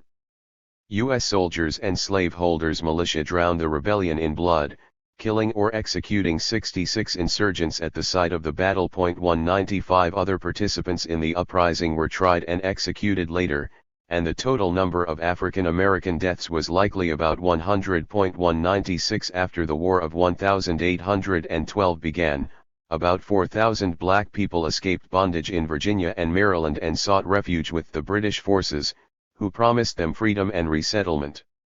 Some of the newly emancipated African Americans joined the British Colonial Marines, fought against the U.S. Army, and participated in the burning of the White House. 197. In 1816, a plot to burn slave owners' homes and launch an uprising near Camden, South Carolina, was betrayed and thwarted. 6 leaders of the planned rebellion were executed. 198 Around the same time, state militia destroyed 2 Maroon communities in that state, killing or capturing all their members. 199 The destruction of Negro Fort in northern Florida by U.S. forces in 1816 resulted in more than 270 African American and Seminole deaths. 203 years later, a conspiracy to set fire to buildings in Augusta, Georgia, and ignite a rebellion was disclosed to local authorities and suppressed. Afterward, several insurgents were put to death. 201 In 1822, Denmark Vesey, who was born into bondage but had purchased his freedom, planned a rebellion in Charleston, South Carolina. Hundreds of enslaved African Americans joined him, but a few participants betrayed them. Vesey and 36 enslaved people were subsequently condemned and executed. 202 The following year, militias destroyed Maroon communities in Norfolk County, Virginia, and near Pineville, South Carolina, killing some black people at the time and executing others afterward. 203 In 1826, 77 African Americans transported down the Ohio River by enslavers for sale in the Deep South escaped confinement, killed 5 white men on the boat, and fled to Indiana. All of them were later captured, and 5 were executed. 204 In 1829 and 1830, fires thought to be set by enslaved people destroyed or partly destroyed buildings in Alabama, Georgia, Kentucky, South Carolina, Louisiana, and Maryland. 205 And 1829 rebellion in a coffle being brought south from Maryland resulted in 2 enslavers' deaths in Virginia and 6 African Americans' subsequent capture and execution. 206 And 1830 assault by North Carolina militia killed as many as 60 blacks who had escaped slavery and were reportedly planning an uprising. 207 In 1831, scores of enslaved people and a few free African Americans supported Nat Turner's rebellion in Southampton County, Virginia. The insurgents killed 57 slaveholders and their family members before the uprising was crushed. 208 Virginia militia and racist mobs responded by killing more than 100 black people, many of whom were not involved in the rebellion. 209 In addition, Turner and about 19 other insurgents were executed. 210 In 1837, after plans for a rebellion near Alexandria, Louisiana, were betrayed, 9 enslaved people and 3 free African Americans were executed, and 7 other enslaved people were killed by vigilantes. 211 In 1848, 75 armed enslaved people fled Fayette County, Kentucky, intending to reach freedom.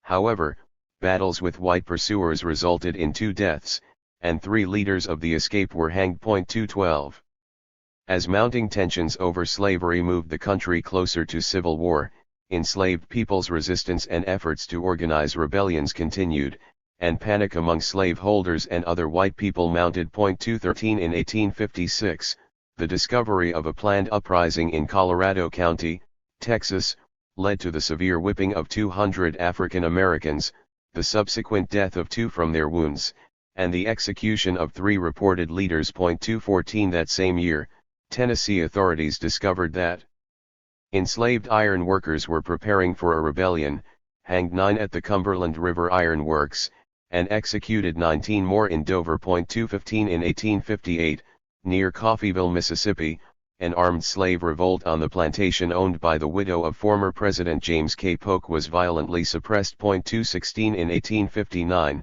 5 African Americans joined John Brown, 2 of his sons, and other white abolitionists in the historic raid on the arsenal at Harper's Ferry, Virginia, now West Virginia.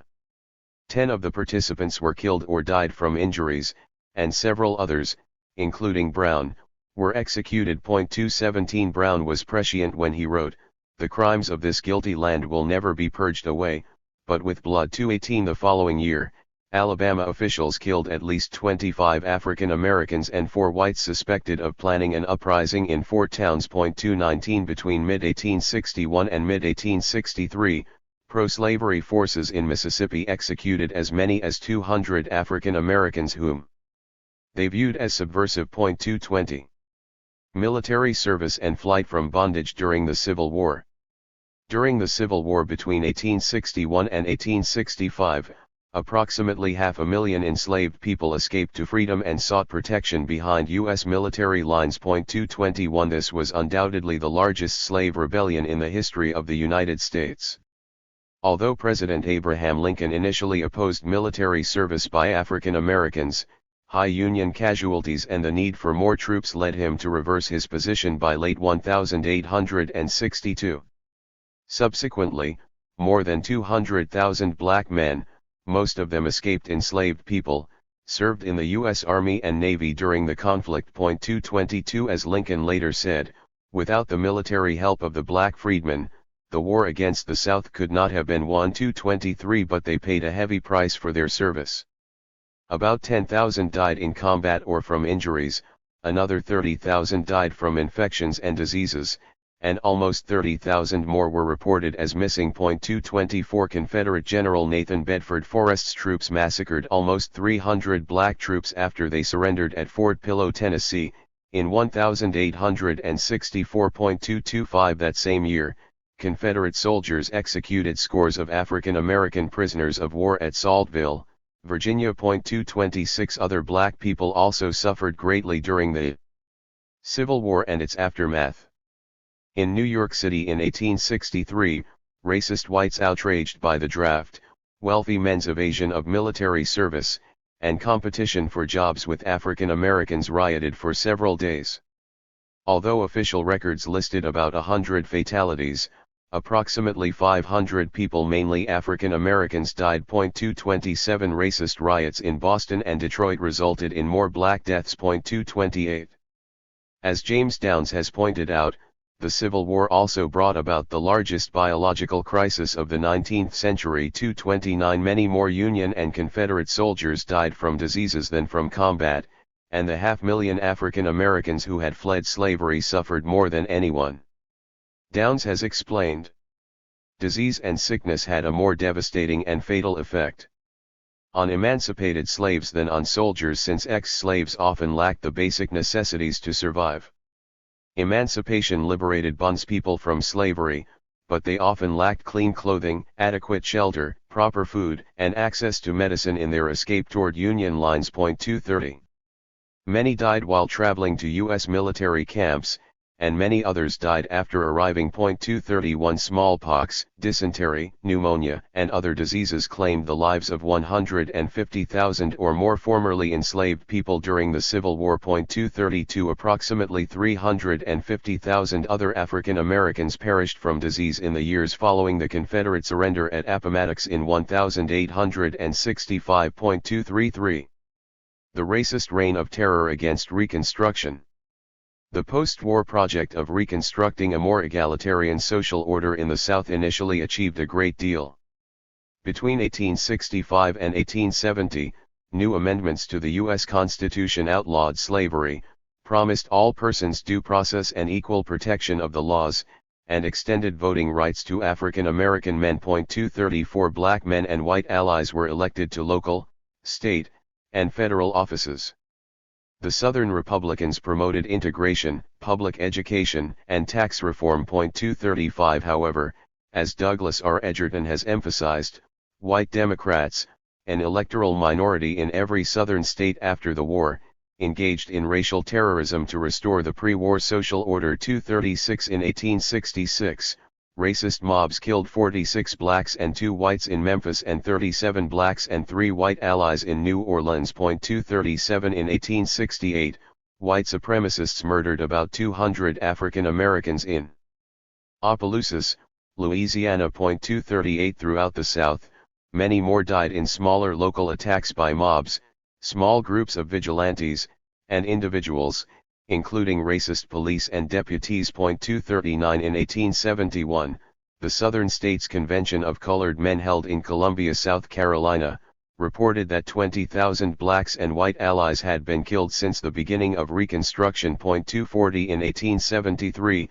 a white militia killed as many as 150 African Americans in Colfax, Louisiana. 241 The following year, racists killed 16 black men in Trenton, Tennessee. 242 In 1883, white supremacists overthrew the biracial local government in Danville, Virginia, and killed several African Americans. 243 In 1886, an attack at the courthouse in Carroll County, Mississippi, left 23 blacks dead. 244 The next year, the state militia and white vigilantes murdered more than 100 striking African American sugar workers and supporters in Thibodaux, Louisiana. 245 In 1892, racists attacked 3 black co-owners of the People's Grocery in Memphis.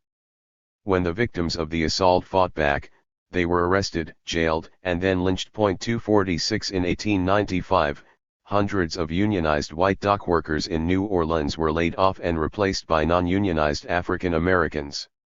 The white workers launched an armed assault against the black dock workers and killed at least 6 of them. 247 In 1898, a mob of about 2,000 committed to restoring white supremacist rule in Wilmington, North Carolina, violently overthrew the biracial local government and murdered about 60 African Americans. 248 3 decades after Appomattox, Robert Smalls, who escaped slavery, became a Union war hero, and served as a member of the U.S. House of Representatives, reported that 53,000 African Americans had been murdered. 249 Edgerton has noted that Smalls's estimate is entirely plausible. 250 This number of victims dwarfs the 2,600 people of African descent who were legally executed during the 19th century. 251 Mass incarceration and convict labor.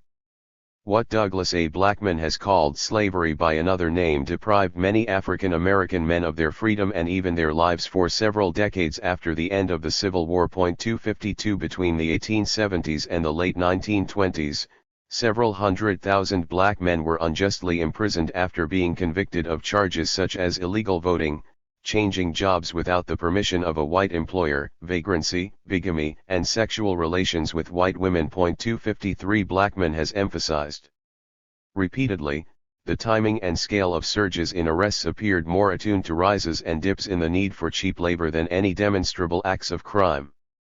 Hundreds of forced labor camps came to exist, scattered throughout the South, operated by state and county governments, large corporations, small-time entrepreneurs, and provincial farmers, where mob violence or the Ku Klux Klan terrorized black citizens periodically.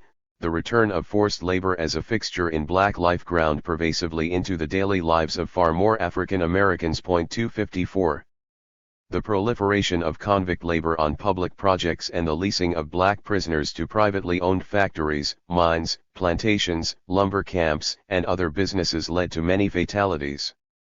Some of these deaths resulted from industrial accidents, overwork, poor nutrition, and inadequate medical care, while others were murdered by overseers or other incarcerated men. 255 Blackman has cautioned that more research must be done before the total number of fatalities can be reliably estimated. 256 But the number of deaths likely ran into the tens of thousands over 6 decades. 257 The restoration of white supremacist rule in the South.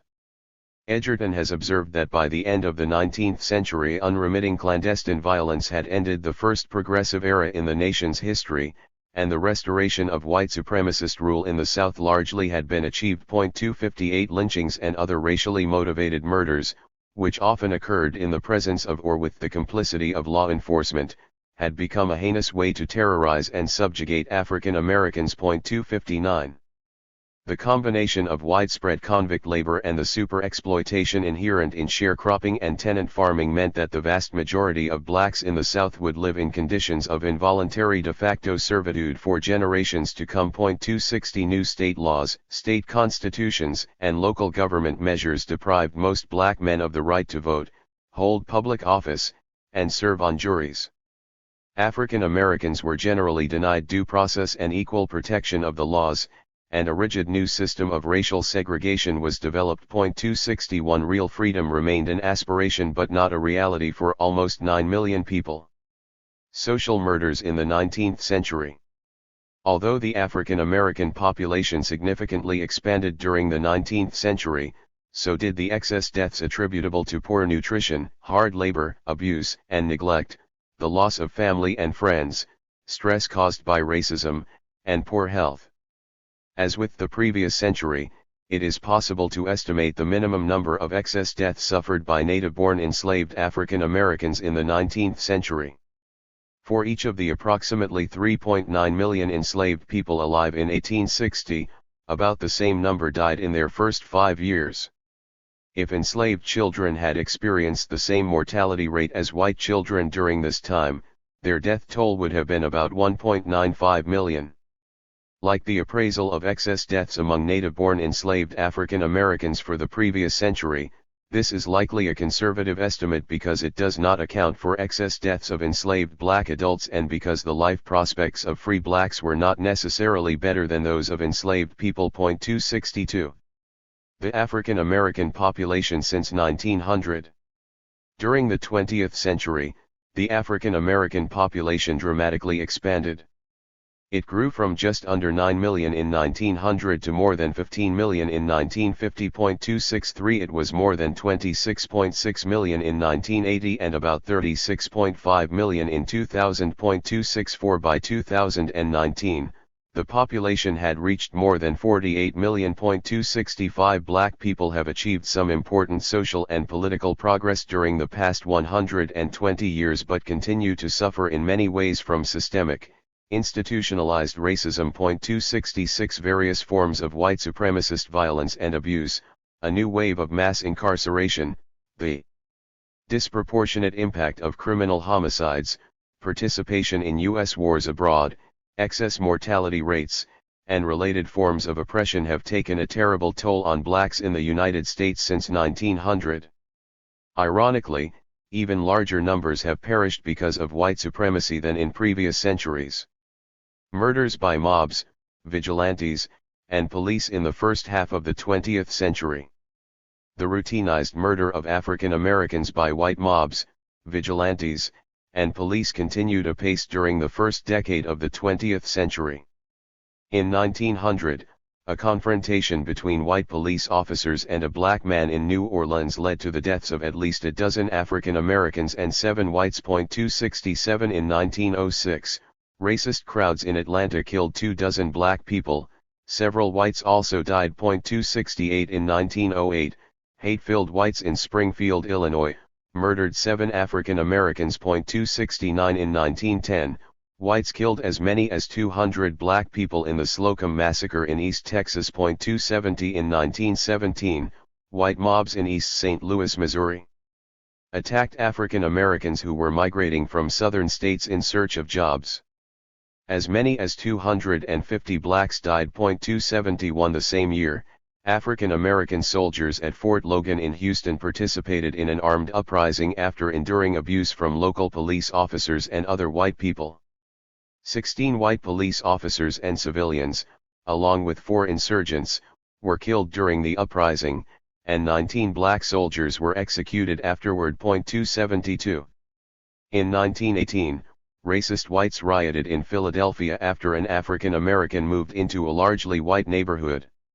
1 black and 3 whites died. 273 The worst racist violence of the period occurred between April and November 1919, which James Weldon Johnson called the Red Summer because of the bloodshed throughout the country. 274 In April, the death of 2 white police officers in a shootout in Carswell Grove, Georgia, led to lynching and attacks that took the lives of several black people. 275 In July, white mobs began attacking African Americans in Washington, D.C., after police released a black man accused of harassing a white woman.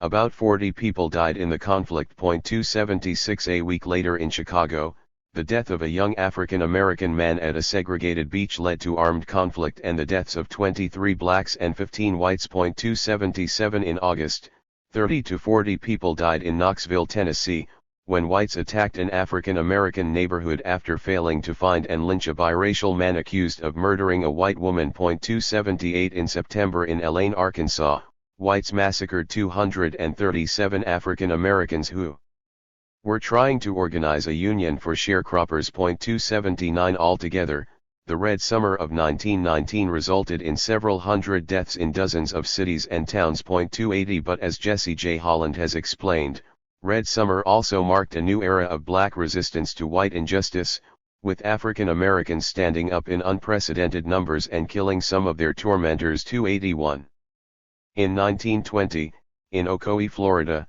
Ku Klux Klan members and supporters killed as many as 60 African Americans to prevent them from voting and drive them off their land. 282 The following year in Tulsa, after a young black man was charged with assaulting a young white woman, about 75 armed African Americans marched to the local courthouse to prevent a lynching.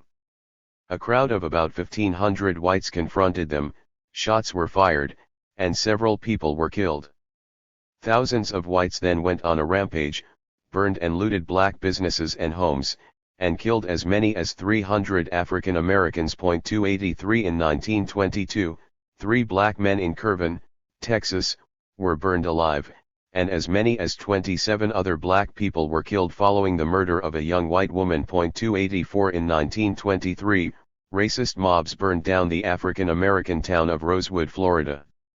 At least 8 people, black and white, died during the violence. 285 In 1925, an independent Detroit newspaper reported that police shot 55 blacks, some of whom died, in the first half of the year alone. 286 In 1935 and 1943, African Americans participated in what James Boskin has called protest riots in Harlem, damaging property and looting stores in reaction to injustice. 287 The first occurred after false rumors spread that a young black shoplifter had been brutally beaten.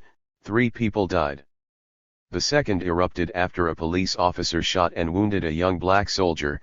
At least 5 people died. 288 More traditional anti-black riots led to 34 deaths in Detroit and 3 deaths in Beaumont, Texas, in 1943. 289 In 1946, dozens of white supremacists shot to death George W. Dorsey, his pregnant wife, Mae Murray Dorsey, Roger Malcolm and his wife, Dorothy Malcolm, in rural Walton County, Georgia. 290 In 1948, several white men killed Isaiah Nixon, a black veteran, after he defied threats and voted in a local primary election in Georgia. 291 By 1950, the number of African Americans lynched since the turn of the century had grown to almost 2,000. 292 Vigilante and state violence in the second half of the 20th century.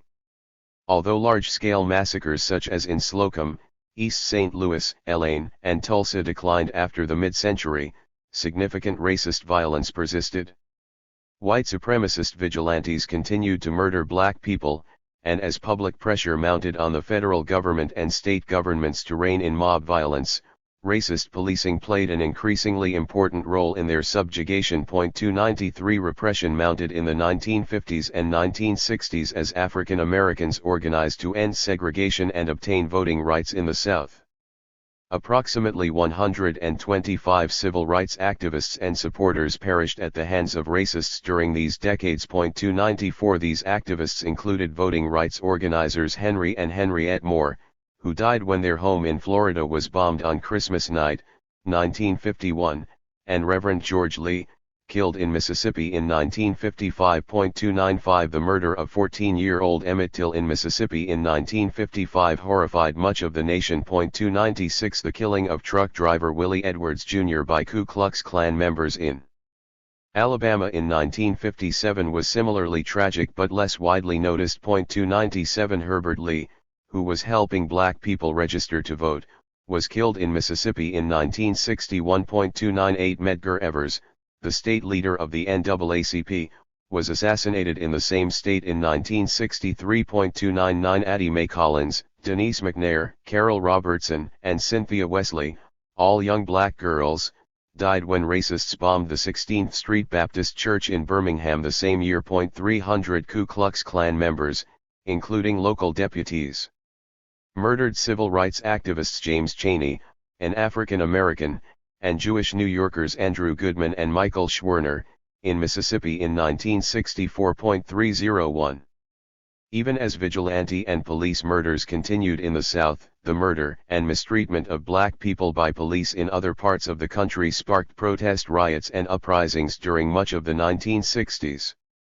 In Harlem in 1964, a white off-duty officer's killing of a 15-year-old young black man resulted in demonstrations, street disturbances, and the death of a second black man. 302 Soon afterward, in Rochester, New York, outrage over police officers' use of dogs during an arrest of an African American led to a riot in which 4 people died. 303 In Alabama in 1965, state troopers beat and shot to death Jimmy Lee Jackson while he was protecting a civil rights march in Marion, and neo-Nazis murdered Willie Brewster in Anniston. 304 Also, in 1965, Malcolm X was killed in Harlem by individuals who may have had ties to the FBI and the New York Police Department. 305 The same year, in the Watts neighborhood in Los Angeles, an altercation following a traffic stop by the California Highway Patrol sparked a 6-day uprising that claimed 34, almost entirely black, lives. 306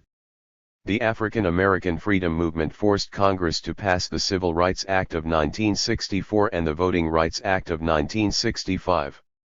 The following decades witnessed the dismantling of de jure segregation, significant black enfranchisement in the South, and the election of thousands of African Americans to government offices. However, white supremacist violence did not cease. In 1966, a racist gas station owner killed student civil rights activist Samuel Lehman Young Jr. in Tuskegee, Alabama. 307 In 1967, reports that Newark, New Jersey, police had beaten a black cab driver led to unrest and the deaths of 26 people, mostly African Americans. 308 2 weeks later, in Detroit, a police raid on an after-hours bar in the black community ignited an uprising in which 43 people died. 309 In February 1968, state police killed 3 young black men at South Carolina State University in Orangeburg during a protest against segregation. 310 2 months later, Dr. Martin Luther King Jr. was assassinated in Memphis.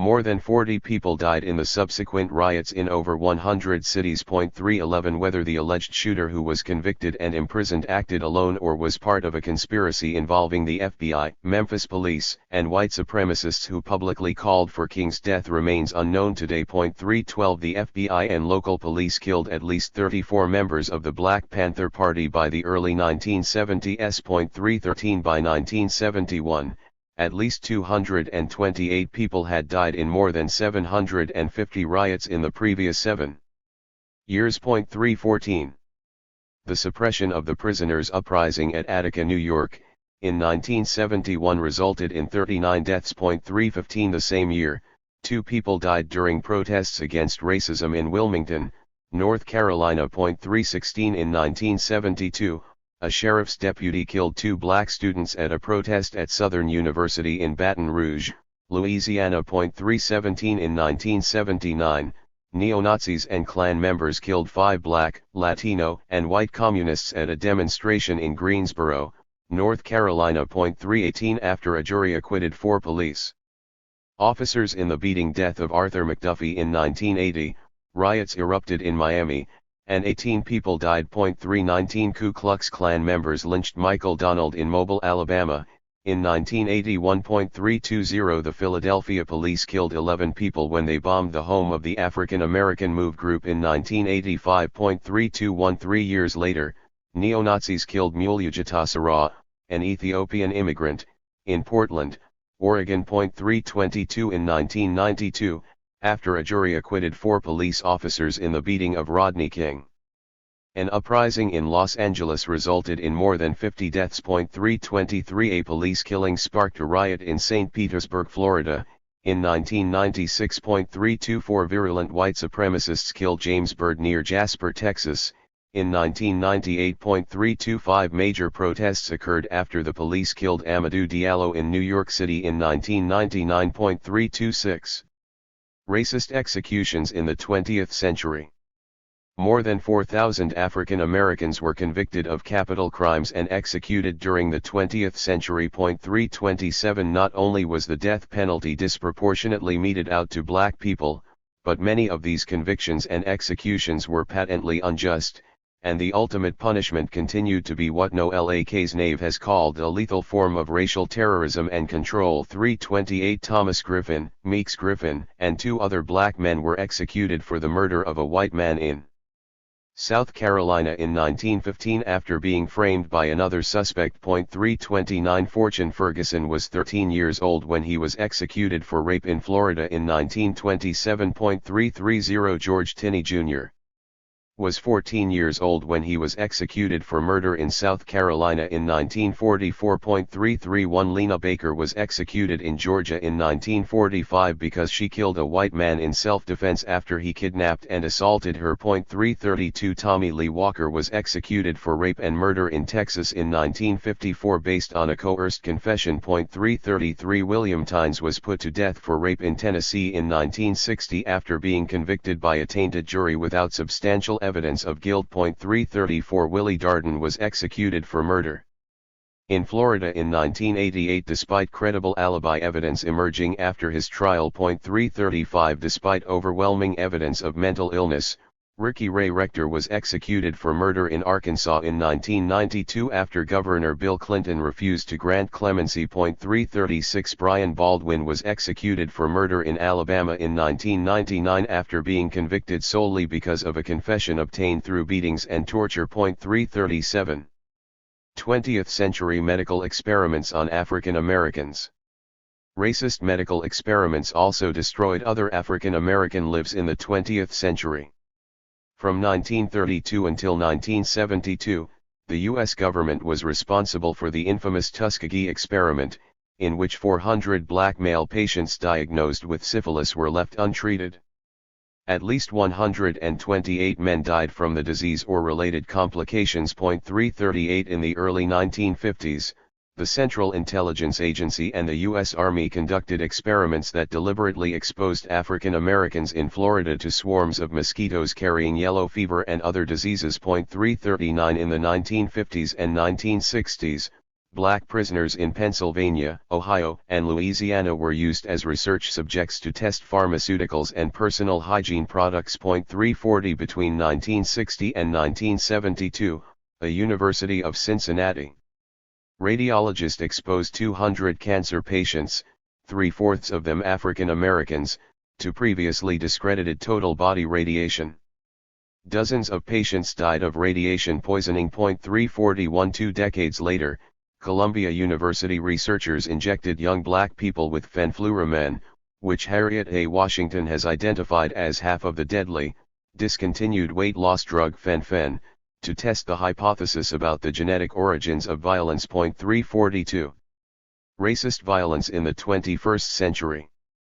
Although capital punishment has become less common in recent years, black people are still put to death disproportionately. 343 Strikingly, Shaka Sankofa, Gary Graham, executed in Texas in 2000, and Troy Davis, executed in Georgia in 2011, were not guilty of the crimes for which they were condemned. 344 Today, black people are about 3 times more likely to be killed by law enforcement officers than white people. 345 Even a short list of high-profile police killings of African Americans since 2000 is not that short.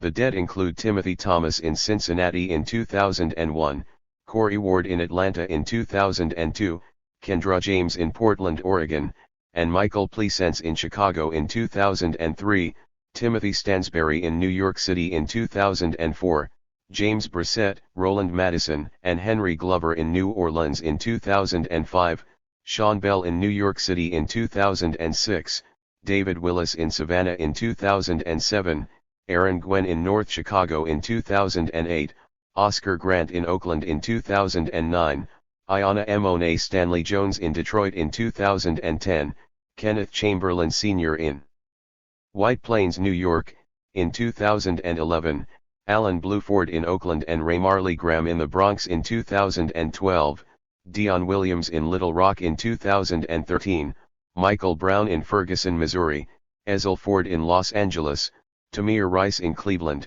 and Akai Gurley and Eric Garner in New York City in 2014, Freddie Gray in Baltimore and Walter Scott in North Charleston, South Carolina, in 2015, Alton Sterling in Baton Rouge and Philando Castile in St. Paul, Minnesota, in 2016, Aaron Bailey in Indianapolis and Jordan Edwards in Balch Springs, Texas, in 2017, Stephen Clark in Sacramento and Botham Jean in Dallas in 2018, Elijah McClain in Aurora, Colorado, and Adashana Johnson in Fort Worth in 2019, Breonna Taylor in Louisville, George Floyd in Minneapolis, Rayshard Brooks in Atlanta, and Jonathan Price in Wolf City, Texas, in 2020, and David Lee Tovar in San Jose, Jamal Sutherland in North Charleston, South Carolina, and Dante Wright in Brooklyn Center, Minnesota, in 2021.346.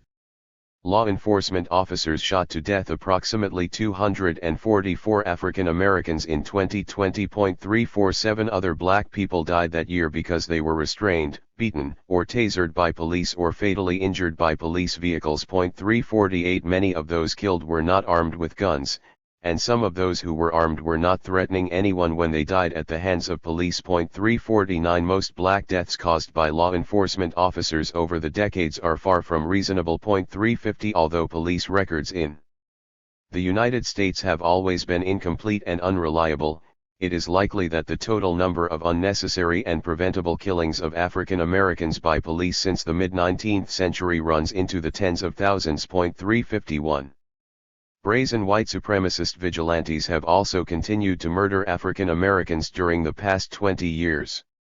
The dead include Gary Lee near Pittsburgh in 2000, Eric Taylor in Massillon, Ohio, in 2002, as many as 4 people in New Orleans in 2005, Stephen Johns in Washington, D.C., and Selma Goncalves and Arlindo de Pina Goncalves in Boston in 2009, Reginald Clark in Eureka, California, in 2010, James Craig Anderson in Jackson, Mississippi, in 2011, Trayvon Martin in Sanford, Florida, and Jordan David in Jacksonville, Florida, in 2012, 9 parishioners at Emmanuel African Methodist Episcopal Church in Charleston, South Carolina, in 2015, Larnell Bruce Jr. in Portland, Oregon, in 2016, Richard Collins III in College Park, Maryland, and Timothy Common in New York City in 2017, Sean Cooper in Shawnee, Kansas, and Vicki Lee Jones and Maurice Stallard in Louisville, Kentucky, in 2018, Quentin Hicks in St. Petersburg, Florida, in 2019, Ahmaud Arbery in Brunswick, Georgia, in 2020, and Henry Tapia in Belmont, Massachusetts, in 2021.352. A new wave of mass incarceration.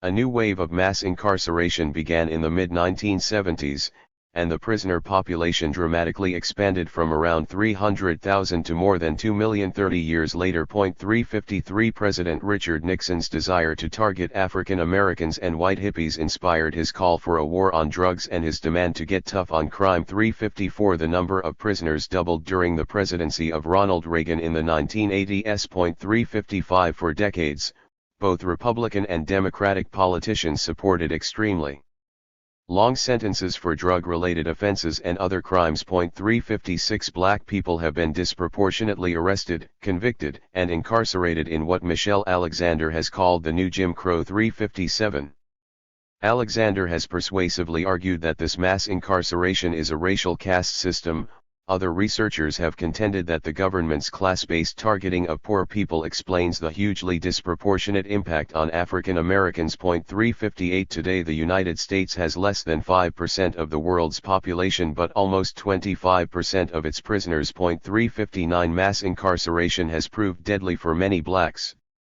Between 1981 and 2018, several thousand African American inmates died from suicide, homicide, accidents, and other non-natural causes in U.S. prisons and jails. 360 Many other black prisoners have died because of inadequate medical care. 361 Routine criminal homicides. Vast numbers of African Americans have been the victims of routine criminal homicides. As Randolph Roth has pointed out, homicide rates in the rural South soared in the late 1880s and 1890s. In those years, the South surpassed the Southwest as the most homicidal region in the United States. In addition, homicide rates among blacks surpassed those among whites in both the North and the South. They remain higher to this day. 362 Between 1900 and 2019, more than 1.5 million homicides occurred in this country, and black people have suffered disproportionately from this enduring epidemic of social violence. 363 Between 1980 and 2013 alone, there were approximately 262,000 homicides of African American men and hundreds of thousands of others occurred in the first 8 decades of the 20th century. 364 Several thousand black men, women, and children continue to be murdered each year, and homicide is the leading cause of death among young black men. 365 African American deaths in imperialist wars. Participation in U.S. wars abroad has taken a smaller but still tragic toll among African American soldiers, Marines, sailors, and Air Force personnel. In the First World War 200 black troops served in the racially segregated U.S. Allied Expeditionary Force, primarily in supply and labor units. Almost 800 died in combat, and more died from wounds, diseases, and related causes. 366 About 500,000 African Americans served overseas in the still segregated armed forces in the Second World War. More than 700 died in combat, and more died from other causes. 367 The first racially integrated military units in U.S. history appeared during the Korean War, and between 3,200 and 5,000 black service members died during this conflict. 368 More than 7,200 African Americans died in the Vietnam War. 369 More than 640 African Americans lost their lives in the Afghanistan War and the Iraq War. 370 Black armed forces members have perished in other U.S. wars and military interventions. The number of black veterans who have died from suicide, alcoholism, or drug abuse after their experiences in war has never been counted but is likely substantial. Social murders since 1900. By far, the most significant human toll for African Americans since 1900 has been the staggering number of excess deaths, or social murders, caused by poor health conditions rooted in racism. 371 Despite some important improvements in health and health care, blacks continue to suffer from massive racial disparities. Today African American infants are more than twice as likely to die as white infants. 372 As Linda Villarosa has noted, this is a racial disparity that is actually wider than in 1850. 373 The maternal mortality rate for black women is 3 to 4 times higher than the rate for white women. 374 African American death rates from cardiovascular disease, cancer, diabetes, trauma, HIV, and COVID-19 also are higher than the rates for white people. 375 The much higher levels of hunger, poverty, unemployment, low-wage work, inadequate housing, residential segregation, community disinvestment, neighborhood violence, and exposure to environmental pollution experienced by black people contribute to poorer health and more precarious life prospects. 376 Unequal access to health care and unequal treatment by doctors and other medical personnel also have profoundly harmful effects on many African Americans. 377 What Mary R. Jackman and Kimberly A. Showman have called the chronic, everyday injuries of racial discrimination and economic inequality experienced by black people are integrally linked to many serious health problems and vast numbers of premature deaths. 378 Javier M. Rodriguez, Arlene T. Geronimus, John Bound, and Danny Dorling have explained. Racialization and its subsequent environmental, material, and healthcare constraints shape exposure to everyday challenges and coping options. Repeated and high-effort coping with social disadvantage and the contingencies of stereotyped social identity are now thought to contribute to a cumulative physiological toll across the life course, or weathering. Weathering reflects stress-mediated physiological damage and dysregulation across body systems. These can result in a relatively steeper age gradient increase in high allostatic load, adverse health outcomes including early onset of hypertension, diabetes, and disability, and excess death from young through middle adulthood. 379. In recent decades, researchers have been able to use the increasing amount of available related data to estimate the total number of excess deaths among African Americans. Robert S. Levine and his colleagues have concluded that approximately 4 million excess black deaths occurred between 1940 and 2000. 380. Rodriguez, Geronimus, Bound, and Dorling have estimated 2.7 million excess deaths among blacks between 1970 and 2004. 381. More recently, Jackman and Joman estimated almost 7.7 million excess deaths among African Americans in the 20th century. 382. They also reported that well over 1 million such deaths happened between 2000 and 2014. 383. In addition, almost 400,000 excess deaths likely occurred between 2015 and 2020. 384. In sum, it appears that there have been more than 9 million social murders among African Americans since 1900. Counting the dead. How many people of African descent have perished during the prehistory, formation, expansion, and global ascendancy of the U.S. empire? As with the indigenous peoples' Holocaust, the exact numbers will never be known. Again, the available historical information provides the basis for an informed and reasonable, if rough, estimate. The importation of African captives to the lands that became the United States, participation in the illegal transatlantic slave trade, various forms of white supremacist violence, poor health conditions rooted in racism, convict labor, mass incarceration, criminal homicides, participation in imperialist wars, and related forms of oppression have resulted in considerably more than 18 million black deaths during the past 5 centuries. Moreover, this staggering number was only part of the broader Holocaust that befell people of African descent who perished because of the transatlantic slave trade, slavery, and various forms of post-slavery oppression in the Western Hemisphere. It may well be that the total loss of black lives in Africa and the Americas was comparable to the total loss of indigenous lives, approximately 70 to 80 million over the centuries. 385. Like the indigenous peoples' Holocaust in the present-day United States, the African American Holocaust continues today. 3. The workers' Holocaust.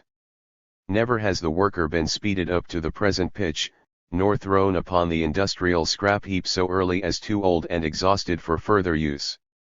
Never has industry crippled and killed so many of those seeking to earn a livelihood on the land and with the machinery which others possess. Solon de Leon, The American Labor Yearbook, 1929. Indigenous peoples and people of African descent have suffered the most brutal forms of subjugation in the lands that became the United States. Vast numbers of other laborers from diverse national backgrounds have experienced less horrific but nonetheless harsh and sometimes deadly forms of exploitation. In the 17th and 18th centuries, the lives of indentured servants were often nasty, brutish, and short. In the 19th century, the Industrial Revolution profoundly transformed U.S. society, but at an enormous human cost. The development of steamboats and railroads, the growth of manufacturing and mining, and the rise of giant factories contributed to unprecedented economic expansion. 2. By 1870, most of the laboring population had become workers, selling their labor power to employers in exchange for wages. 3. While the exploitation of workers has generated unprecedented wealth for the capitalist class and made possible the global ascendancy of the U.S. empire, it has also produced a veritable holocaust. Workplace injuries and occupational diseases, new kinds of social murder, have claimed staggering numbers of lives for more than a century and a half. 4. In addition, Workers in the United States have endured the bloodiest and most violent labor history of any industrial nation in the world. 5 U.S. capitalists and government officials have been responsible for the deaths of many workers in other countries as well. 6 Notwithstanding some significant labor reforms in the 20th century, the workers' holocaust continues today. Indentured servitude in the English colonies.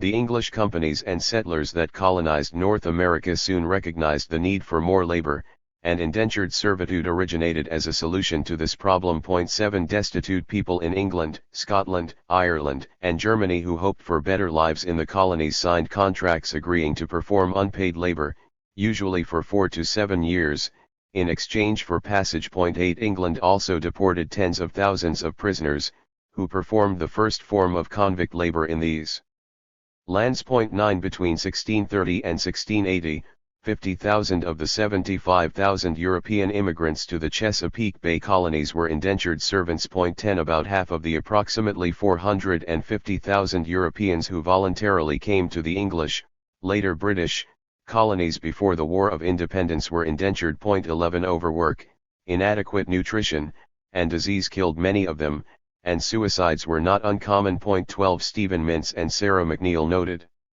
Half of all white servants in the Chesapeake colonies of Virginia and Maryland died within 5 years of their arrival. 13 Occasionally, indentured servants who rebelled against their employers or fled servitude were put to death.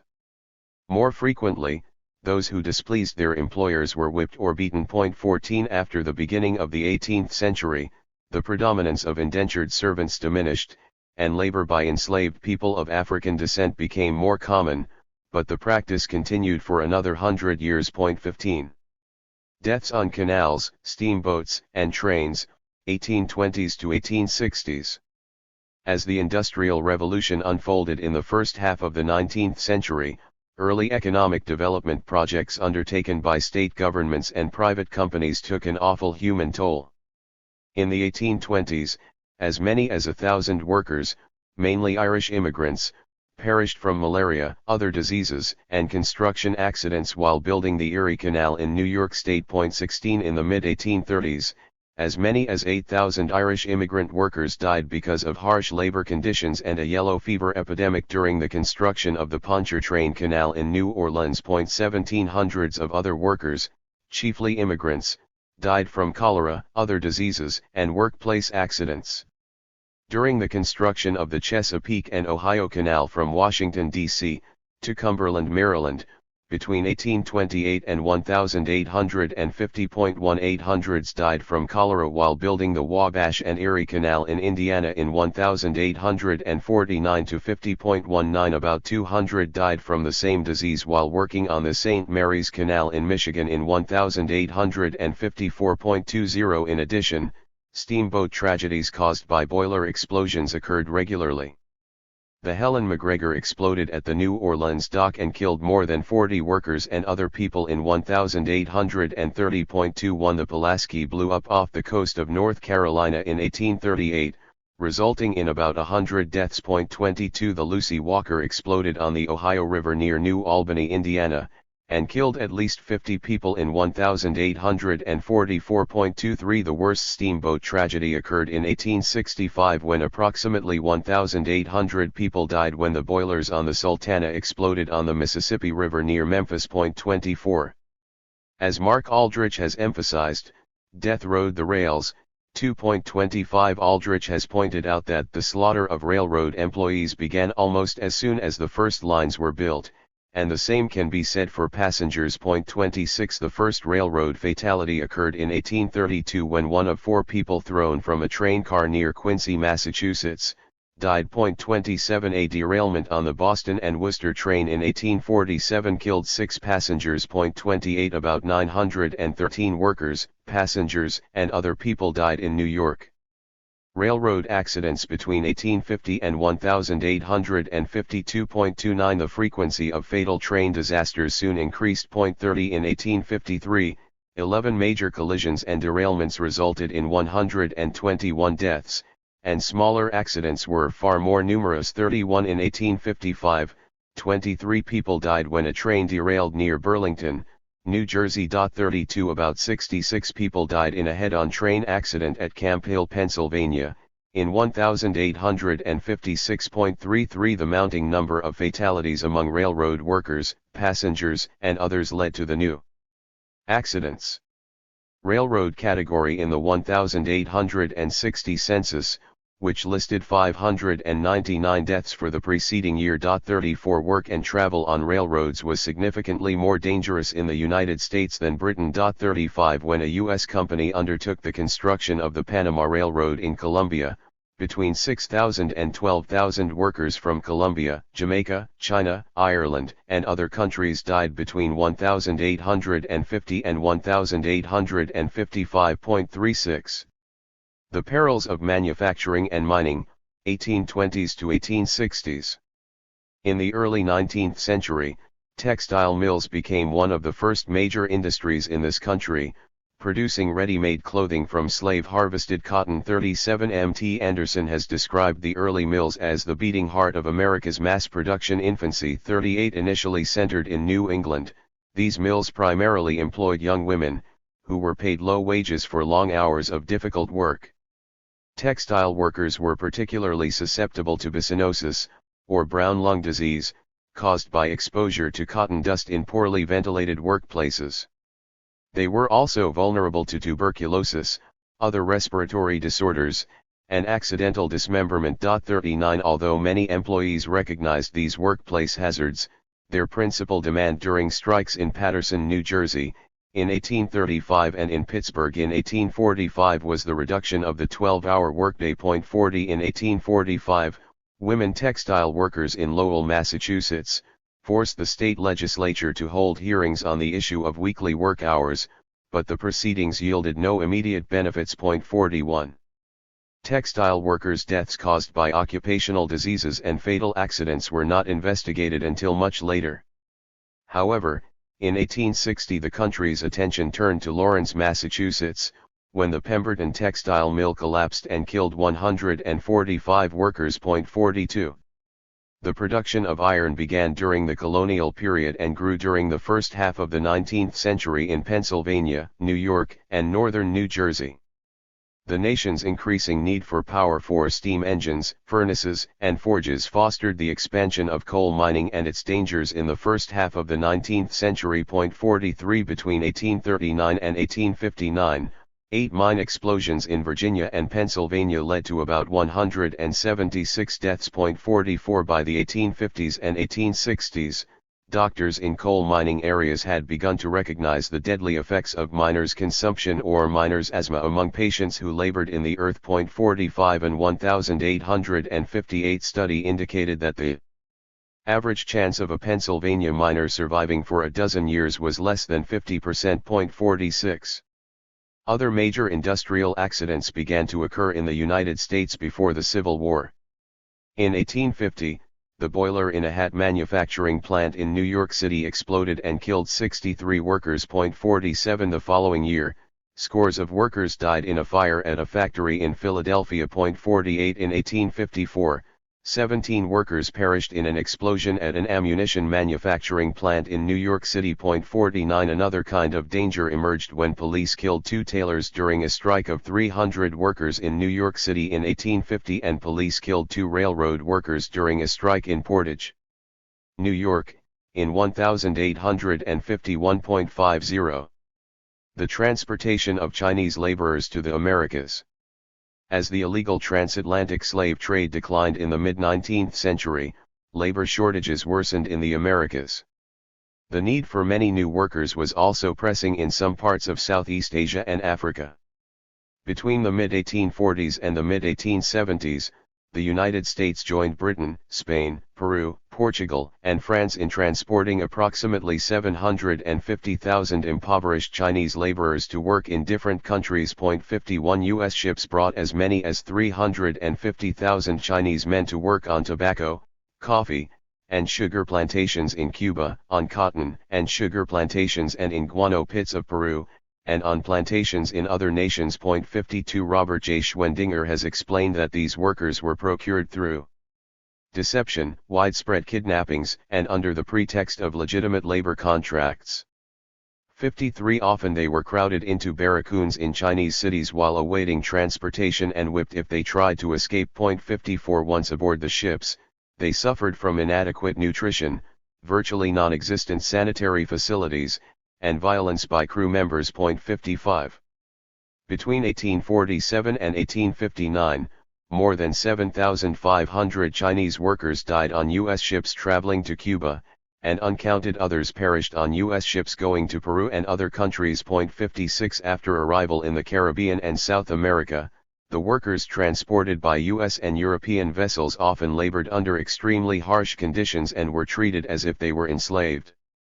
More than two-thirds of the 100,000 to 150,000 Chinese workers who arrived in Peru died there, and many of the 150,000 who arrived in Cuba lost their lives as well. 57 U.S. capitalists shared responsibility for the deaths of scores of thousands. 58 In 1862, Congress outlawed U.S. participation in the sordid trade, but it continued illegally for more than another decade. 59 Industrial advances in the 1860s. The military exigencies of the Civil War required increased industrial development in the Union.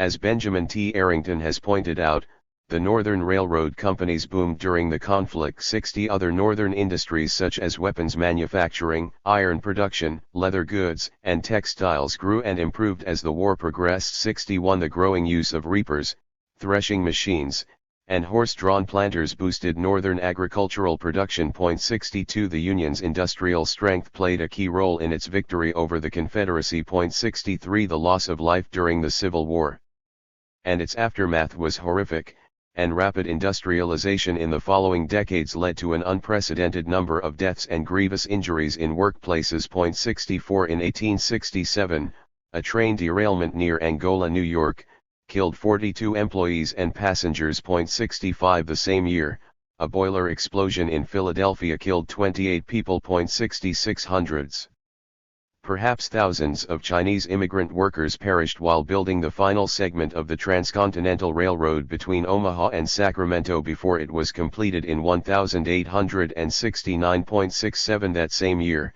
about 179 miners died in an explosion at the Avondale coal mine in Pennsylvania, and 45 workers died in a flash fire at the Yellow Jacket silver mine in Nevada. 68 Reflecting the growing death toll in workplaces, new categories of mining accidents, injuries by machinery, and accidents from falling bodies were added to the 1,870 census. 69 An industrial accident crisis of world historical proportions, 1870 to 1900.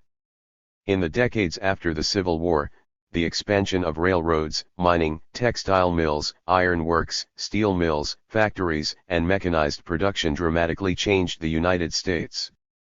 The wealth created by industrial workers, largely appropriated by the capitalist class, helped the country become an increasingly important economic power in the world. 70 But by the 1870s and 1880s, the United States was experiencing what John Fabian Witt has called an industrial accident crisis of world historical proportions. 71 In the 25 years before the First World War, more than 75,000 railroad workers were killed on the job. 72 Almost 43,000 miners lost their lives while working between 1884 and 1912. 73 Some 7,000 workers died in boiler explosions in various industries between 1883 and 1907. 74 Thousands perished in the timber industry over the decades. 75 Thousands of Chinese American workers died from overwork, disease, and exposure while performing various kinds of labor in the western United States.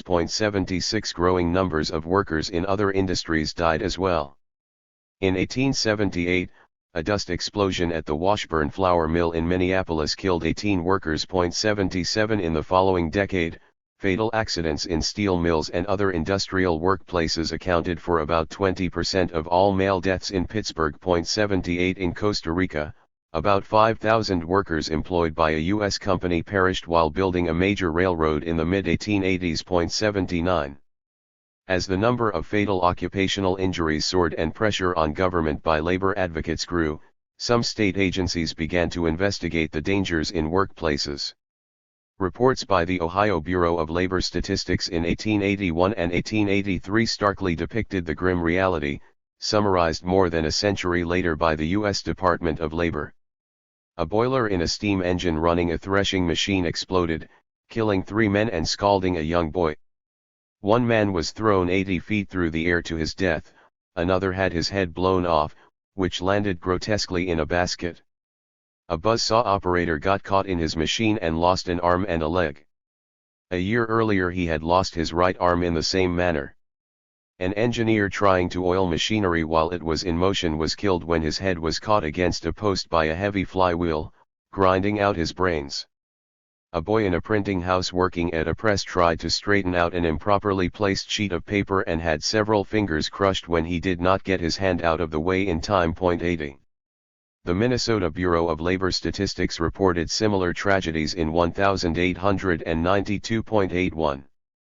By the 1880s, the mounting wave of workplace deaths and injuries had aroused the grief and outrage of many people throughout the country. 82. In 1889, President Benjamin Harrison told Congress that railroad workers faced a peril of life and limb as great as that of a soldier in time of war. 83. In 1891, the New Jersey Bureau of Statistics of Labor and Industry reported that the destruction of human life is much greater in the peaceful pursuits of industry than in war, and if it were possible to enumerate them, it will be found far greater than during the 4 years of destruction in the late Civil War. 84. The rate of fatal occupational injuries in the United States in the 19th century was significantly higher than in Britain, Germany, and France. 85. However, the federal government did not issue comprehensive national statistical reports on workplace deaths for another century, and state agencies did not provide accurate, reliable estimates of industrial accident rates. 86. Uncounted hundreds of thousands likely died in workplace accidents between 1850 and 1880. Eric Foner has estimated that approximately 35,000 workers died on the job annually between 1880 and 1900, a total of 700,000 for these 2 decades alone. 87. The growth of occupational diseases, 1870 to 1900. Occupational diseases also increasingly endangered workers. As textile mills spread across the country, so did brown lung disease and other respiratory diseases. 88. Miners' consumption was gradually acknowledged as the most common cause of death among older miners. 89. Workers who breathed tiny particles of mineral ore, rock, or sand, what David Rossner and Gerald Markowitz have called deadly dust, often developed silicosis. 90. This disease resulted in the deaths of not only miners but also quarry workers, foundry workers, nail manufacturing plant employees, granite cutters, brick workers, ceramic workers, glass workers, sandblasters, and other laborers. 91. In addition, many coal miners developed coal workers' pneumoconiosis, better known as black lung disease. 92. Silicosis and black lung disease would cut short the lives of hundreds of thousands of coal miners during the next century. 93. Lead poisoning also became a grave problem. As many as 30,000 cases of lead poisoning may have occurred among miners and other workers in the lead deposits in Utah between 1870 and 1900. 94. Workers in lead smelters, white lead factories, battery manufacturing plants, and other factories, along with painters, often became ill or died from lead poisoning. 95. Many men and women also contracted tuberculosis in garment sweatshops and other workplaces. 96. As Christopher C. Sellers has noted, the explosion of industrial policy holders between the late 1870s and 1900 from 11,000 to 3.5 million partly reflected worker anxieties about the financial impact of occupational diseases on themselves and their families. 97. Reliable statistics on deaths from occupational diseases in the late 19th century do not exist, but this loss of life was likely also enormous. 98. Anti-labor violence, 1870 to 1900. By the late 19th century, workers also faced potential death or serious injury when they engaged in collective action to obtain a shorter work week, higher wages, and safer working conditions. During this period, the repression of workers by police officers, soldiers, company security agents, and private militias was often deadly.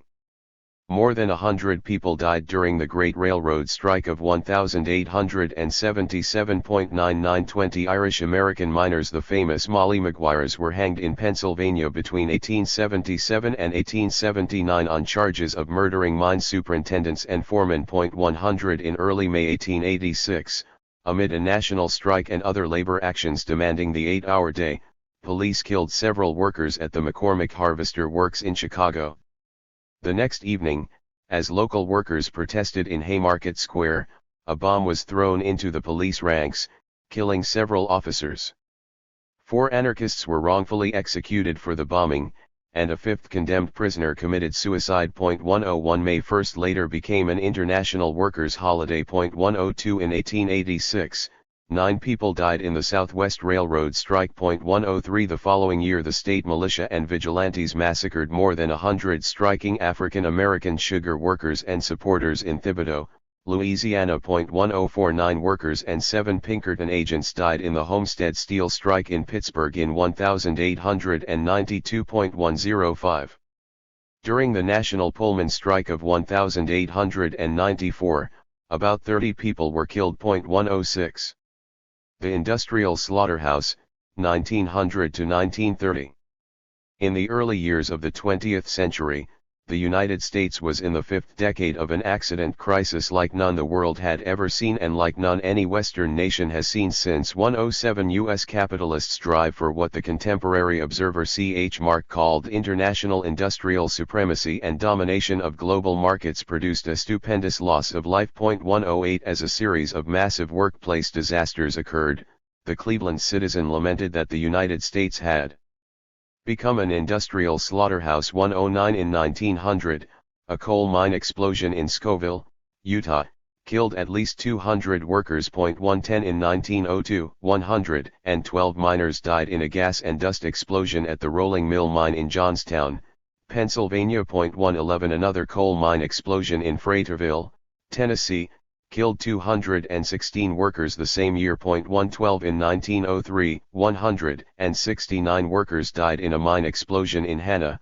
Wyoming. 113 In 1905, a boiler explosion at the Grover Shoe Factory in Brockton, Massachusetts, killed 58 people. 114 Between mid-1906 and mid-1907, 546 workers died in industrial accidents in Allegheny County, Pennsylvania, alone. 115 In 1907, 362 workers died in a coal mine explosion in Monongah, West Virginia. 116 The same year, 239 workers died in the Dar mine disaster in Ross River, Pennsylvania. 117 43 workers died between 1908 and 1913 while building the Los Angeles Aqueduct. 118 In 1909, 67 workers died because of a fire during the construction of a water intake tunnel for the city of Chicago. 119 In 1910, coal mine explosions in Mulga and Palos, Alabama,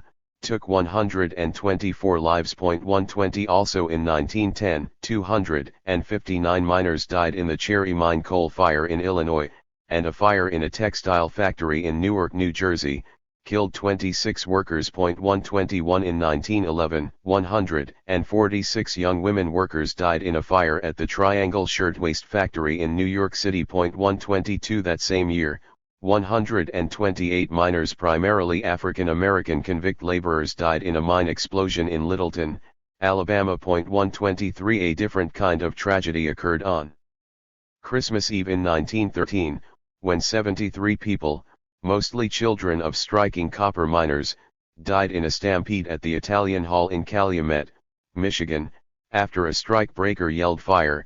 124 In 1917, 168 miners died in an explosion at the Speculator Mine in Butte, Montana. 125 The following year, an explosion at a munitions depot near Sayreville, New Jersey, resulted in about 100 deaths. 126 In 1919, 21 people died when a giant molasses tank in Boston burst. 127 In 1924, an explosion at a mine in Castlegate, Utah, killed 172 workers, and an ammonium nitrate explosion at a nitration plant near New Brunswick, New Jersey, killed 20 workers. 128 The United States continued to have far more major industrial accidents than any other country until well into the 21st century. 129 The deaths resulting from these major calamities were only a small portion of the horrific loss of life in U.S. workplaces. In 1907 alone, almost 12,000 workers, passengers, and others died in railroad accidents. 130 That year, more than 3,200 coal miners died on the job. 131 Witt has emphasized. Indeed, accidents were the leading cause of death among workers in hazardous industries as diverse as railroads, mining, metalwork, rubber work, shipping and canals, quarries, telegraph and telephones, electric lighting, brick and tile making, and terracotta work. 132 By this time, untold thousands of workers had also died on the job in logging, woodworking, paper mills, meatpacking, painting, glassworking, construction, oil, and other industries. 133 I. M. Rubinow, a leading contemporary advocate for social insurance and health care for workers, described the scale of industrial deaths in the early 20th century as vastly greater in the United States than in any European country. 134 Labor leaders on both sides of the Atlantic condemned the much higher numbers of fatal occupational injuries here. 135 Many more non-fatal industrial accidents also occurred each year.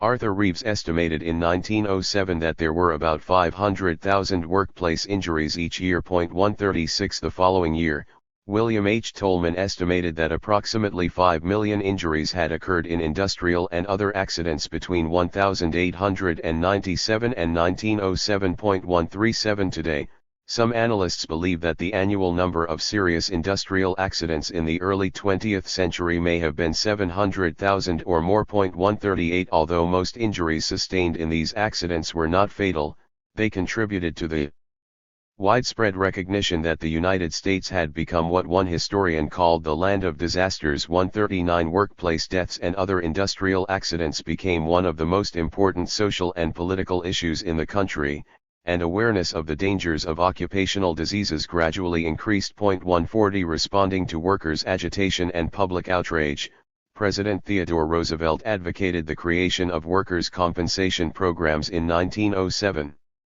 And most states established some version of these during the next decade. 141 More than 100 years later, however, these programs remain shamefully inadequate. 142 Workers' deaths in other countries, 1900 to 1930. U.S. capitalists' pursuit of profits also resulted in the deaths of many workers in other countries. In 1904, a year after Roosevelt engineered the creation of the new country of Panama and secured its independence from Colombia, his administration began construction on the Panama Canal. More than 5,600 workers, mainly men of color, died while building the canal before it was completed in 1914. 143 Between 1907 and 1912, approximately 6,000 workers from several nations died while building the Madeira-Mamori Railroad in Brazil for a U.S. company. 144 Around the same time, as many as 30,000 enslaved indigenous laborers in the then Peruvian Amazon died from exhaustion, exposure, disease, starvation, and violence while producing rubber for export to New York and London. 145 Thousands of miles away, Thomas Fortune Ryan, Daniel Guggenheim, and other U.S. financiers invested in mining, rubber, and agricultural interests in Congo in 1906, providing half the capital for the major Belgian mining corporation Fourminier. 146 They were not involved in the enslavement, exploitation, and violence that killed approximately 10 million Congolese in King Leopold's so-called Free State. 147 But they were deeply complicit in the deaths of countless thousands of workers.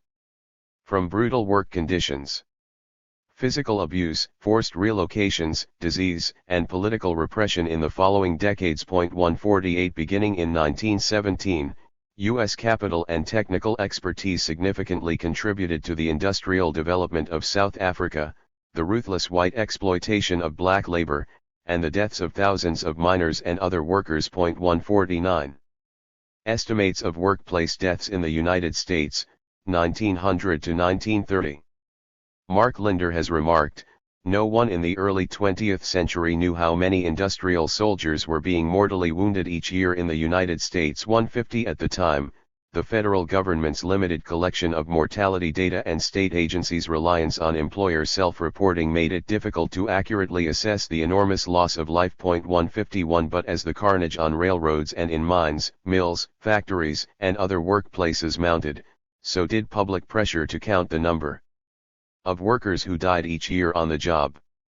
When industry analysts, government officials, academics, labor advocates, and journalists began estimating the annual human toll, they developed widely divergent estimates. In 1908, Frederick L. Hoffman of the Prudential Life Insurance Company estimated that as many as 17,500 deaths that year resulted from dangerous industries or trades. 152 The same year, a journalist estimated annual occupational fatalities to be about 35,000.153 in 1910.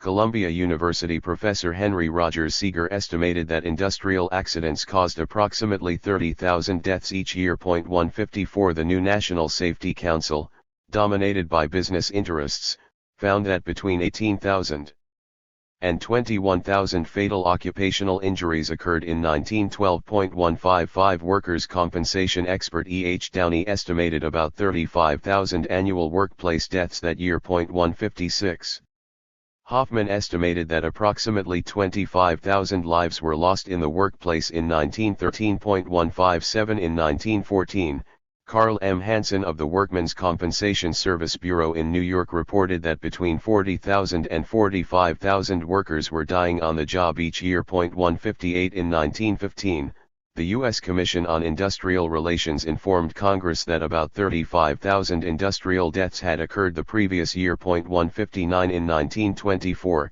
Carl Hookstadt of the U.S. Bureau of Labor Statistics estimated that more than 21,000 fatal job accidents were occurring annually. 160 Also in 1924, Downey estimated that the annual loss of life was approximately 25,000. 161 The National Safety Council estimated that about 20,000 workers lost their lives on the job in 1929. 162 In contrast, the American Labor Yearbook 1929 estimated that about 35,000 workers had died in workplaces that year. 163 The precise numbers of fatal occupational injuries in the United States between 1900 and 1930 will never be known. But the largest contemporary appraisals were almost certainly closer to the truth than other assessments. It may be estimated that approximately 35,000 workplace deaths occurred each year during the first 2 decades of the 20th century, and approximately 30,000 occurred annually during the 1920s. In sum, a total of about 1 million workers likely died on the job between 1900 and 1930. Deaths from occupational diseases, 1900 to 1930.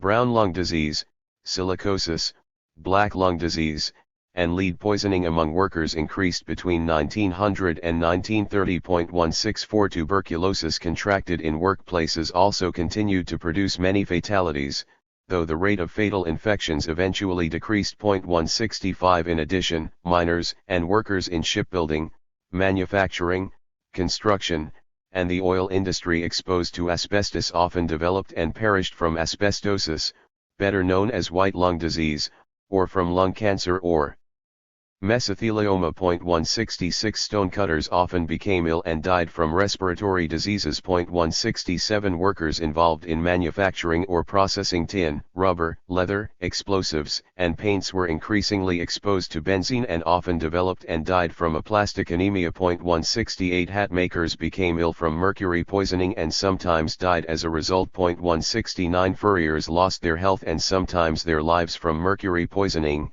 other harmful chemicals, and dust. 170 The proliferation of chemicals endangered workers in other industries as well. 171 Watchmakers died from radium poisoning. 172 Cigar and tobacco workers suffered and sometimes perished from heart and lung diseases caused by workplace conditions. 173 Gerald N. Grob has argued that it is virtually impossible to generalize about the role of industrial disease as a factor in total mortality at the turn of the century. 174 However, the first National Conference on Industrial Diseases, held in Chicago in 1910, acknowledged the growing significance of occupational illnesses while lamenting the lack of reliable statistics on related mortality and morbidity. 175 At the time, it was difficult to quantify the number of deaths from occupational diseases, partly because the causes listed on death certificates were not always accurate and partly because less than 60% of the states reported annual deaths from all causes to the Census Bureau. 176 Nonetheless,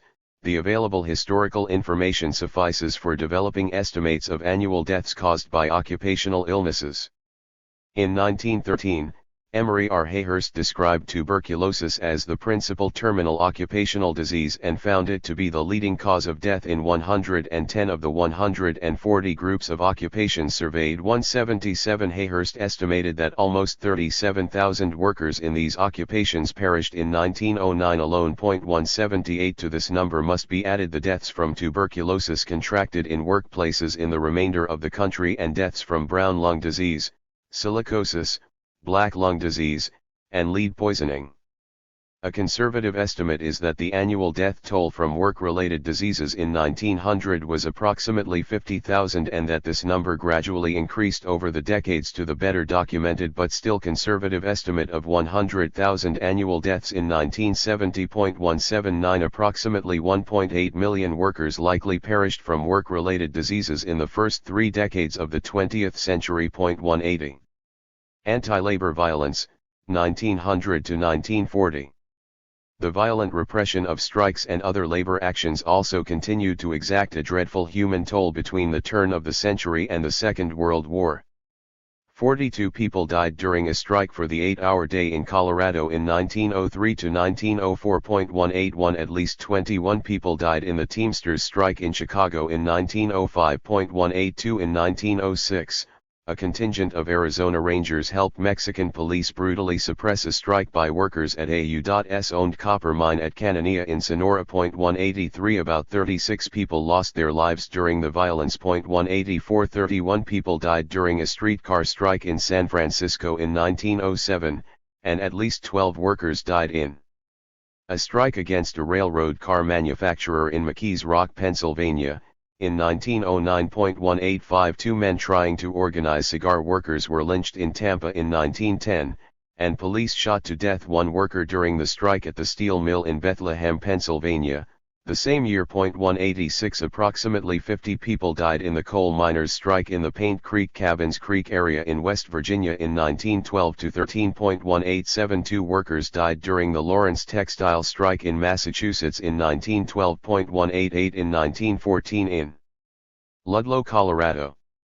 National Guard troops killed 66 men, women, and children at a tent camp housing more than 1,000 striking coal miners and family members who had been evicted from their company-owned homes. 189 Several other people also died during the strike. 190 By the time of the Ludlow massacre, as many as 800 workers had died during labor actions in the previous 4 decades. 191 Several hundred more perished in the quarter century after Ludlow.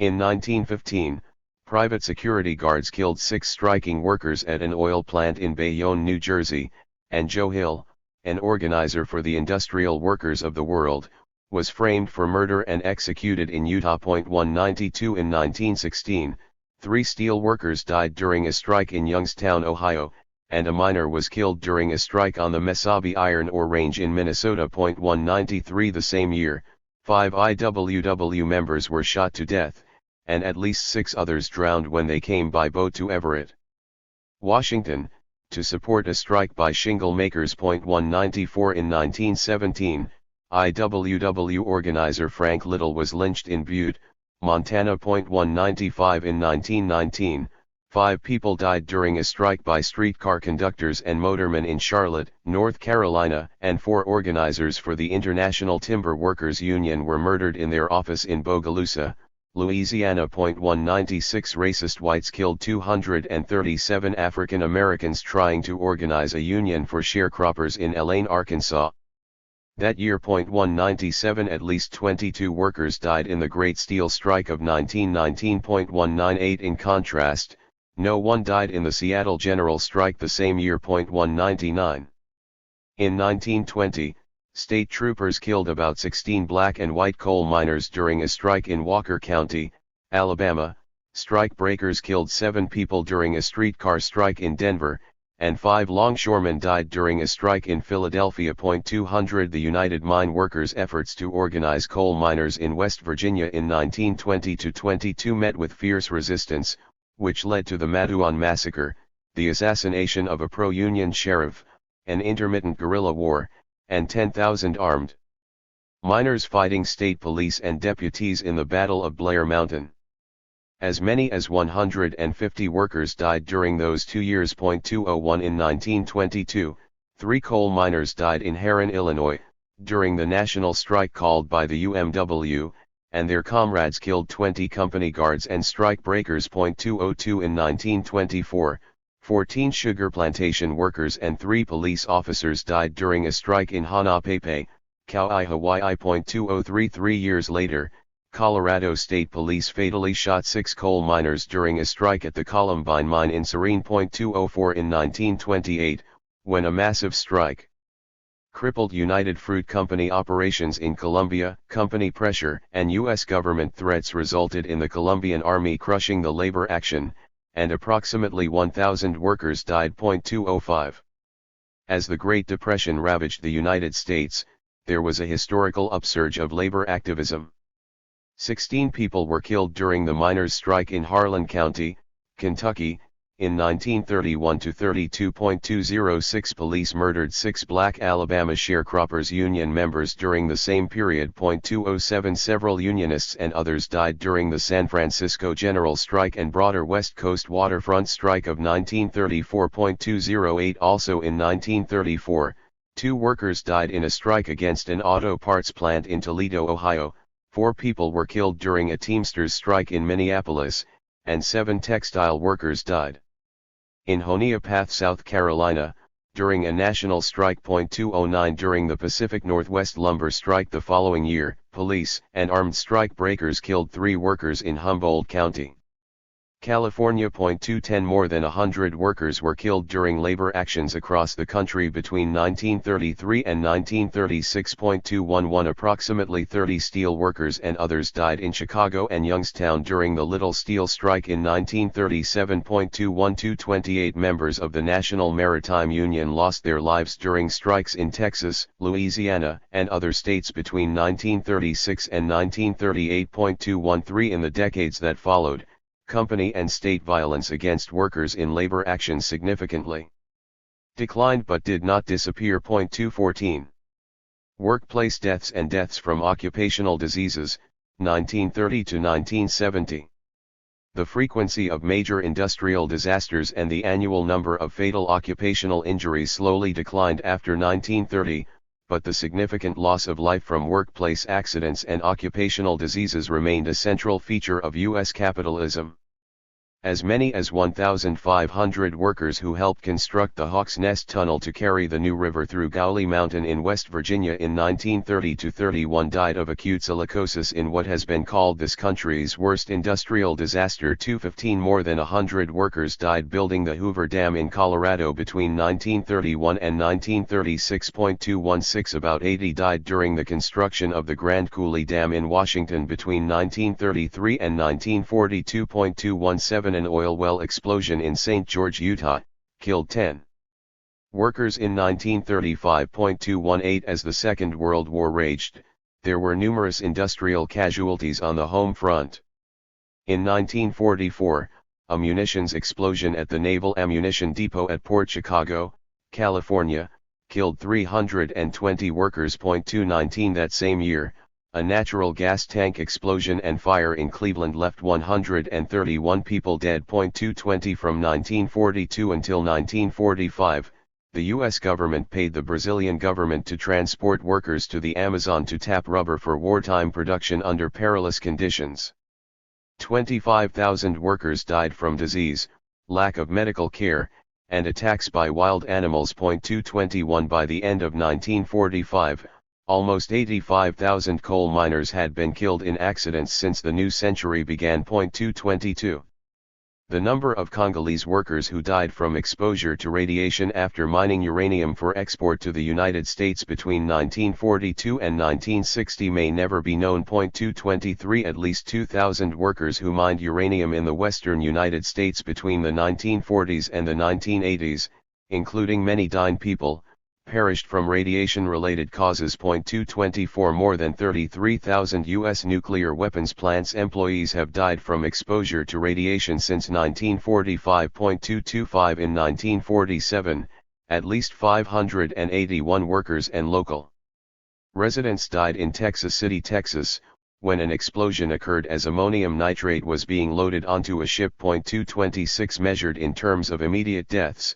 this was the worst industrial accident in U.S. history. 227 That same year, 111 workers died in an explosion at a coal mine in Centralia, Illinois. 228 In 1950, 31 dock workers and others lost their lives when munitions detonated on barges and trains at the Raritan River port in South Amboy, New Jersey. 229 The following year, 119 workers died in an explosion at a coal mine near West Frankfort, Illinois. 230 In 1956, a fire at a refinery near Sunray, Texas, led to the deaths of 19 firefighters. 231 In 1959, a flood in a coal mine in Jenkins Township, Pennsylvania, killed 12 workers, and 8 people died when an oil tanker exploded and burned in the Houston Ship Channel. 232 In 1960, a chemical plant explosion in Kingsport, Tennessee, killed 16 workers. 233 In 1965, a gas explosion in a missile silo at an Air Force base near Searcy, Arkansas, killed 53 people. 234 In 1968, 78 workers died in a mine explosion in Farmington, West Virginia. 235 Amid the political upheavals of the late 1960s, labor activists demanded legislative reforms to reduce fatal occupational injuries and deaths from occupational diseases. Under intense public pressure, President Richard Nixon signed the Occupational Safety and Health Act of 1970. This law established an agency of the same name within the U.S. Department of Labor to assure safe and healthful working conditions for working men and women by setting and enforcing standards and by providing training, outreach, education and assistance. 236 Strikingly, the Act did not establish a mechanism for accurately counting the annual number of work-related deaths. 237 In 1972, the President's Report on Occupational Safety and Health estimated that 14,000 workers were dying on the job each year, and about 2.2 million disabling accidents were occurring annually. 238 The President's Report also estimated that as many as 100,000 people were dying each year from occupational diseases, and 390,000 new cases were developing annually. 239 National Safety Council statistics published since then have indicated that more than 620,000 fatal occupational injuries occurred between 1930 and 1970, and this estimate almost certainly did not include all workplace deaths. 240 Between 1930 and 1970. More than 3.3 million people likely died from work-related diseases. 241. The continuing death roll of industry, 1970 to 1990. Since 1970, the Occupational Safety and Health Act and other new legislation promoting mine safety and worker protections have helped reduce fatal occupational injuries in the United States. However, as David Rossner has pointed out, there is a continuing death roll of industry. 242 The same year OSHA became law, an explosion at a coal mine in Hyden, Kentucky, killed 38 workers. 243 In 1971, an explosion at a chemical plant in Camden County, Georgia, resulted in 29 deaths. 244 In 1972, a coal slurry impoundment dam in Logan County, West Virginia, burst and killed 125 people. 245 91 silver miners died in a fire at the Sunshine Mine between the cities of Wallace and Kellogg in Idaho the same year. 246 At least 60 workers died while building the World Trade Towers in Lower Manhattan before they opened in 1973. 247 Half a world away, the massive U.S. military presence in Thailand during the Vietnam War fostered the significant growth of prostitution and sex trafficking, which contributed to almost 600,000 deaths there from acquired immunodeficiency syndrome between 1984 and 2008.248 in 1976. An explosion and fire at a grain elevator in Houston killed 9 workers. 249 in 1977, 18 workers died in a flash fire at a grain elevator in Galveston. 250 The collapse of a partially constructed cooling tower at a power plant in Willow Island, West Virginia, killed 51 workers in 1978. 251.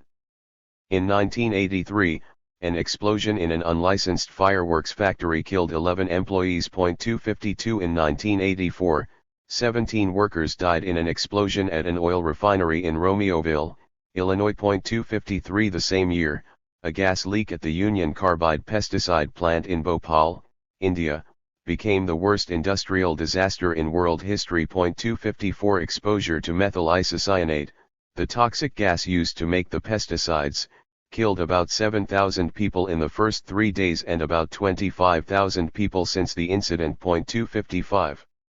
In 1988 in Henderson, Nevada, a chemical plant explosion resulted in 2 deaths. 256 Also in 1988, 167 workers lost their lives in a gas explosion on a U.S. company's oil platform in the North Sea, and 7 oil workers died in a refinery explosion or Norco, Louisiana. 257 In 1989, a gas explosion at a refinery in Pasadena, Texas, killed 23 workers, and an explosion on the battleship USS Iowa off the coast of Puerto Rico claimed the lives of 47 sailors. 258 As of 1990, more than 10,000 workers were still dying on the job every year. 259 National Safety Council data have indicated that more than 250,000 fatal occupational injuries occurred between 1970 and 1990, and this may well have been an undercount. 260 Many more workers died from occupational diseases during these 2 decades.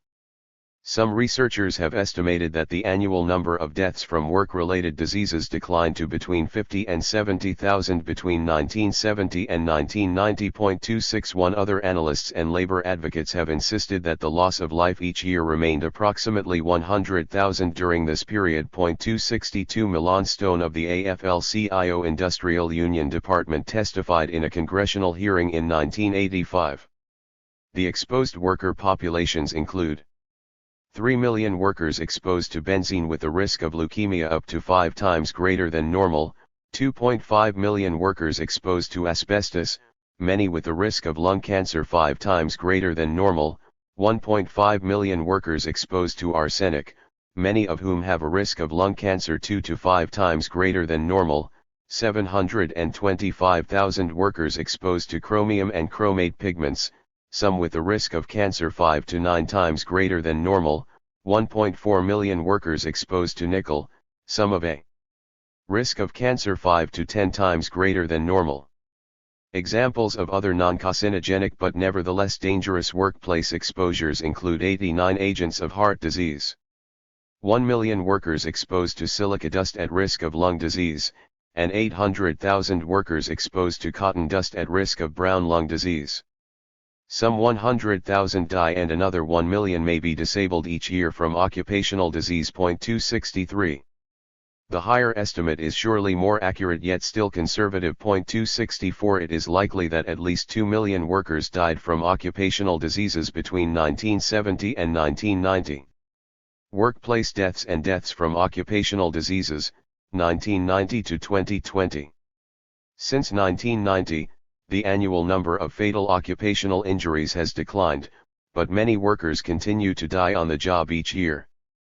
In 1990, a chemical plant explosion in Channelview, Texas, killed 17 workers. 265 The next year, 25 workers perished in a fire at a food processing plant in Hamlet, North Carolina. 266 Also in 1991, an explosion at a nitroparaffin plant in Sterlington, Louisiana, killed 8 workers. 267 In 1993, a fire at a tie factory producing toys for U.S. companies killed 188 workers. 268 In 1998, a series of explosions at a grain elevator and storage facility in Hayesville, Kansas, killed 7 people. 269 In 1999, an explosion at a power plant in an automobile production complex in Dearborn, Michigan, resulted in 6 deaths. 270 In 2005, 15 workers died in an explosion at a refinery in Texas City, Texas. 271 In 2006,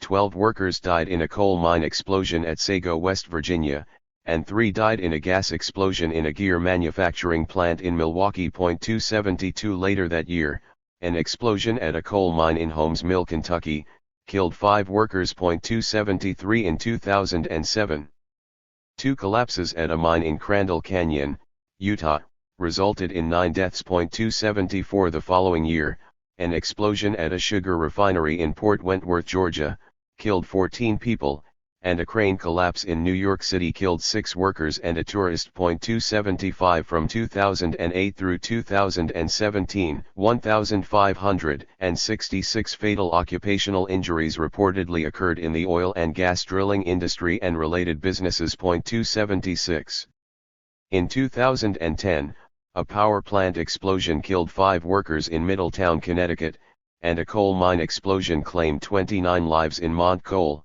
West Virginia. 277 11 workers died when the Deepwater Horizon drilling rig in the Gulf of Mexico blew up the same year. 278 In 2011, a grain elevator explosion killed 6 workers in Atchison, Kansas. 279 In 2013, 15 people died in an explosion at a fertilizer storage facility in West Texas. 280 In recent years, the transfer of production to low-wage countries has enabled the U.S. empire to outsource large-scale workplace disasters. 281 In 2010, a fire at a textile factory supplying U.S. and other multinational corporations killed at least 27 workers near Dhaka, Bangladesh. 282 9 employees of Foxconn, the electronics manufacturer that supplies several U.S. companies, committed suicide in China because of harsh working conditions the same year. 283 In 2012, a fire at a textile factory near Dhaka resulted in 112 deaths. And a fire in a clothing plant in Karachi, Pakistan, killed almost 300 workers. Both businesses produced apparel for Walmart. 284 In 2013, approximately 1,130 people died when the Rana Plaza building, which housed garment factories supplying global brands, collapsed near Dhaka. 285 Later that year, an explosion at a factory in Ciudad Juarez, Mexico, which produced candy for U.S. companies, killed 7 workers. 286 Today, cobalt mining in the Democratic Republic of the Congo for U.S. and other companies leads to frequent accidental deaths and the risk of hard metal lung disease. 287 In 2019, about 5,333 workers died on the job in the United States. 288 Statistics from the National Safety Council and the Bureau of Labor Statistics indicate that almost 170,000 fatal occupational injuries occurred between 1990 and 2018. 289 Although 3.5 million new accidents and illnesses were officially reported in 2017,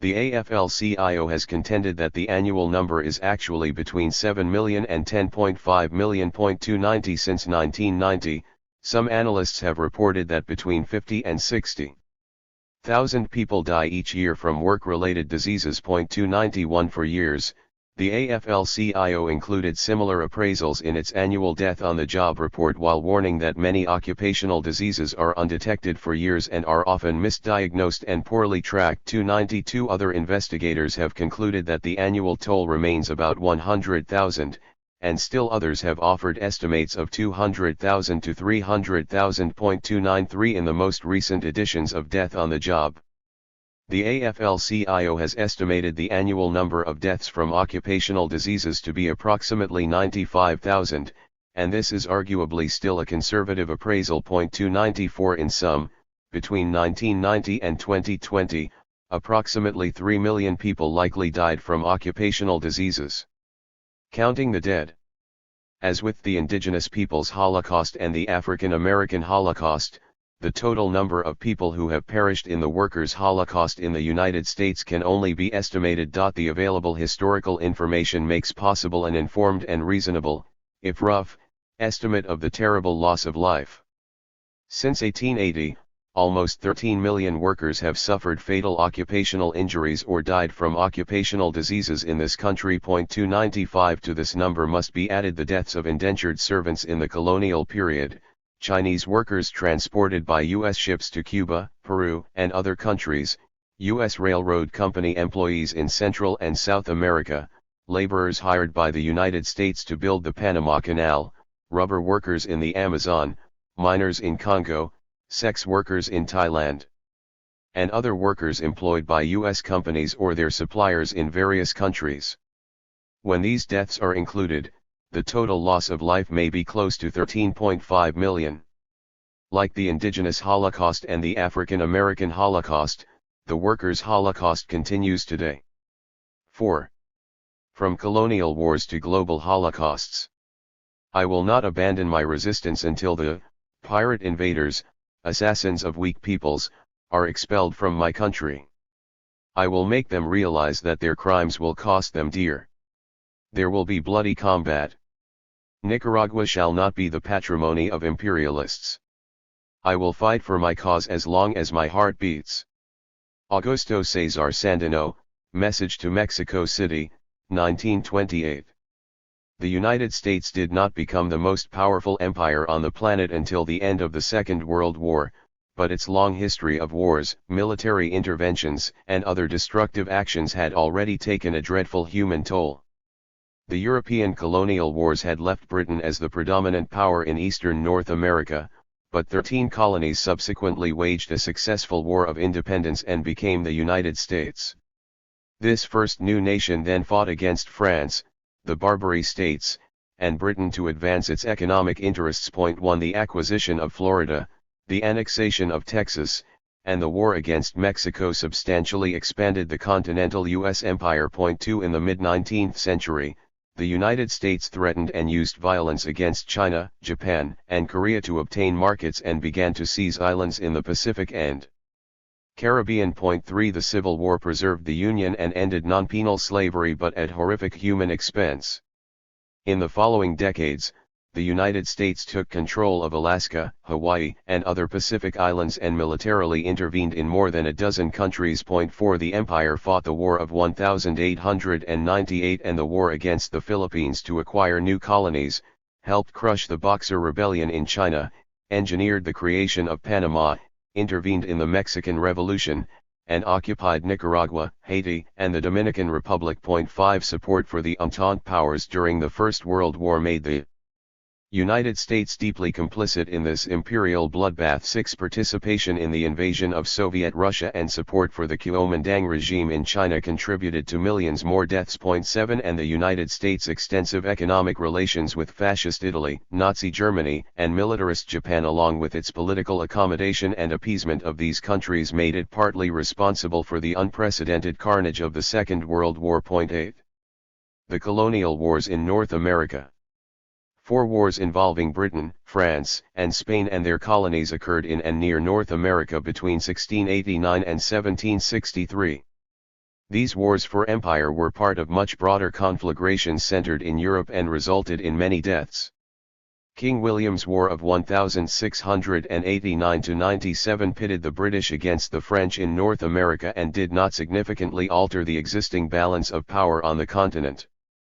Less than 1,000 British and French colonists perished in the conflict, but hundreds of native people allied with France and between 2,000 and 6,000 Haudenosaunee allied with Britain died. 9 During Queen Anne's War of 1702–13, Britain fought against Spain and France. The theater of war ranged from the St. Lawrence River in Canada to the island of Guadeloupe in the eastern Caribbean. As Michael Clodfelter has observed, this conflict was waged half-heartedly and was interrupted frequently by long lulls. 10 More than 1,800 European soldiers, sailors, and colonists perished from Canada to the Caribbean. 11 About 2,000 Appalachies, Meskwakes, and Makutans also died. 12 The treaty that ended the war recognized British control of Acadia, Nova Scotia, and the Hudson Valley in New York. Disputes over the new colony of Georgia and trade with South America led to the War of Jenkins's Ear between Britain and Spain in 1739.13. A much larger war involving these two empires and other nations erupted in Europe the next year. Fighting in Georgia and Florida was limited, but 8,500 British and colonial troops died in a disastrous attack on the Spanish port city of Cartagena, Colombia, in 1741.14. This conflict was the prelude to King George's War of 1744-48, which began when Britain and France fought over the boundaries of Acadia and northern New England. The battles there and in New York, like the hostilities in the U.S. Southeast, did not produce any major political changes. But in addition to an unknown number of deaths among indigenous people, more than 14,000 British, French, and Spanish people died in and near North America. 15. The French and Indian War of 1754-63 began when Britain and France sought to build a fort at the same location near present-day Pittsburgh. Different indigenous nations fought alongside the two empires. Within 2 years, this conflict had become part of a war waged by several European countries on 5 continents. After some early French victories, the British and their native allies seized Fort Duquesne near Pittsburgh and French strongholds in Nova Scotia and captured Quebec in 1759 and Montreal in 1760. Significant fighting occurred along the frontier as far south as South Carolina, and the related Anglo-Cherokee War of 1760-61 also took many lives. 16 In 1763, the Treaty of Paris ceded Canada and Florida to Britain and Louisiana to Spain. More than 40,000 people, including more than 3,000 indigenous people, had died on or near the continent. 17. The War for Independence. Britain's predominance in eastern North America was short-lived because subsequent actions by King George III and Parliament sparked mounting dissatisfaction in the 13 colonies. Although the ensuing War of Independence is often depicted as a heroic struggle for freedom and democracy, the historical reality is much less sanguine. The proclamation of 1763 limiting expansion into native lands west of the Appalachians, the levying of onerous new taxes to retire war debts and fund imperial protection, and concern about what appeared to be declining British support for slavery stoked the flames of rebellion among various segments of the colonial population. 18 The capitalists and slaveholders who led the rebellion were chiefly interested in protecting and increasing their wealth and power. They looked down on the masses of small farmers and urban dwellers but were compelled to enlist their support for the revolutionary cause. 19 Although some of the common people who came to support independence hoped for egalitarian and democratic reforms, others were more interested in claiming new lands in the West for themselves. 20 Armed struggle began in 1775 when colonial militia resisted British troops' efforts to confiscate munitions in the rebellious colony of Massachusetts. The following year, the Second Continental Congress declared the independence of the United States of America. John Adams later estimated that 1/3 of the colonists supported independence, 1/3 were averse to the Revolution, and 1/3 were neutral. 21 The Continental Army and colonial militias did most of the fighting for independence, but they and the British both relied on alliances with various indigenous nations. 22 Although 9,000 to 10,000 African Americans served with the revolutionary forces, as many as 60,000 enslaved people fled to the British lines after Lord Dunmore promised emancipation early in the war. Thousands took up arms for Britain, and others performed labor for its forces. 23 Auxiliary troops from several German states also fought with the British and Loyalist forces. In the first years of the conflict, revolutionary forces suffered serious defeats in Canada, New York, and New Jersey. The Continental Army went on to win important battles in Trenton and Princeton, and its decisive victory in Saratoga, New York, in late 1777 helped persuade France to enter into an alliance with the new United States. 24 Spain joined the war against Britain in 1779, and Holland followed the next year. Although the conflict centered on British North America, The European belligerents also fought some battles in the Caribbean, Gibraltar, and India. 25 Only French and Spanish military intervention and economic assistance enabled U.S. forces to win the war. 26 More than 130,000 people died because of the conflict before the Treaty of Paris recognized the independence of the United States in 1783.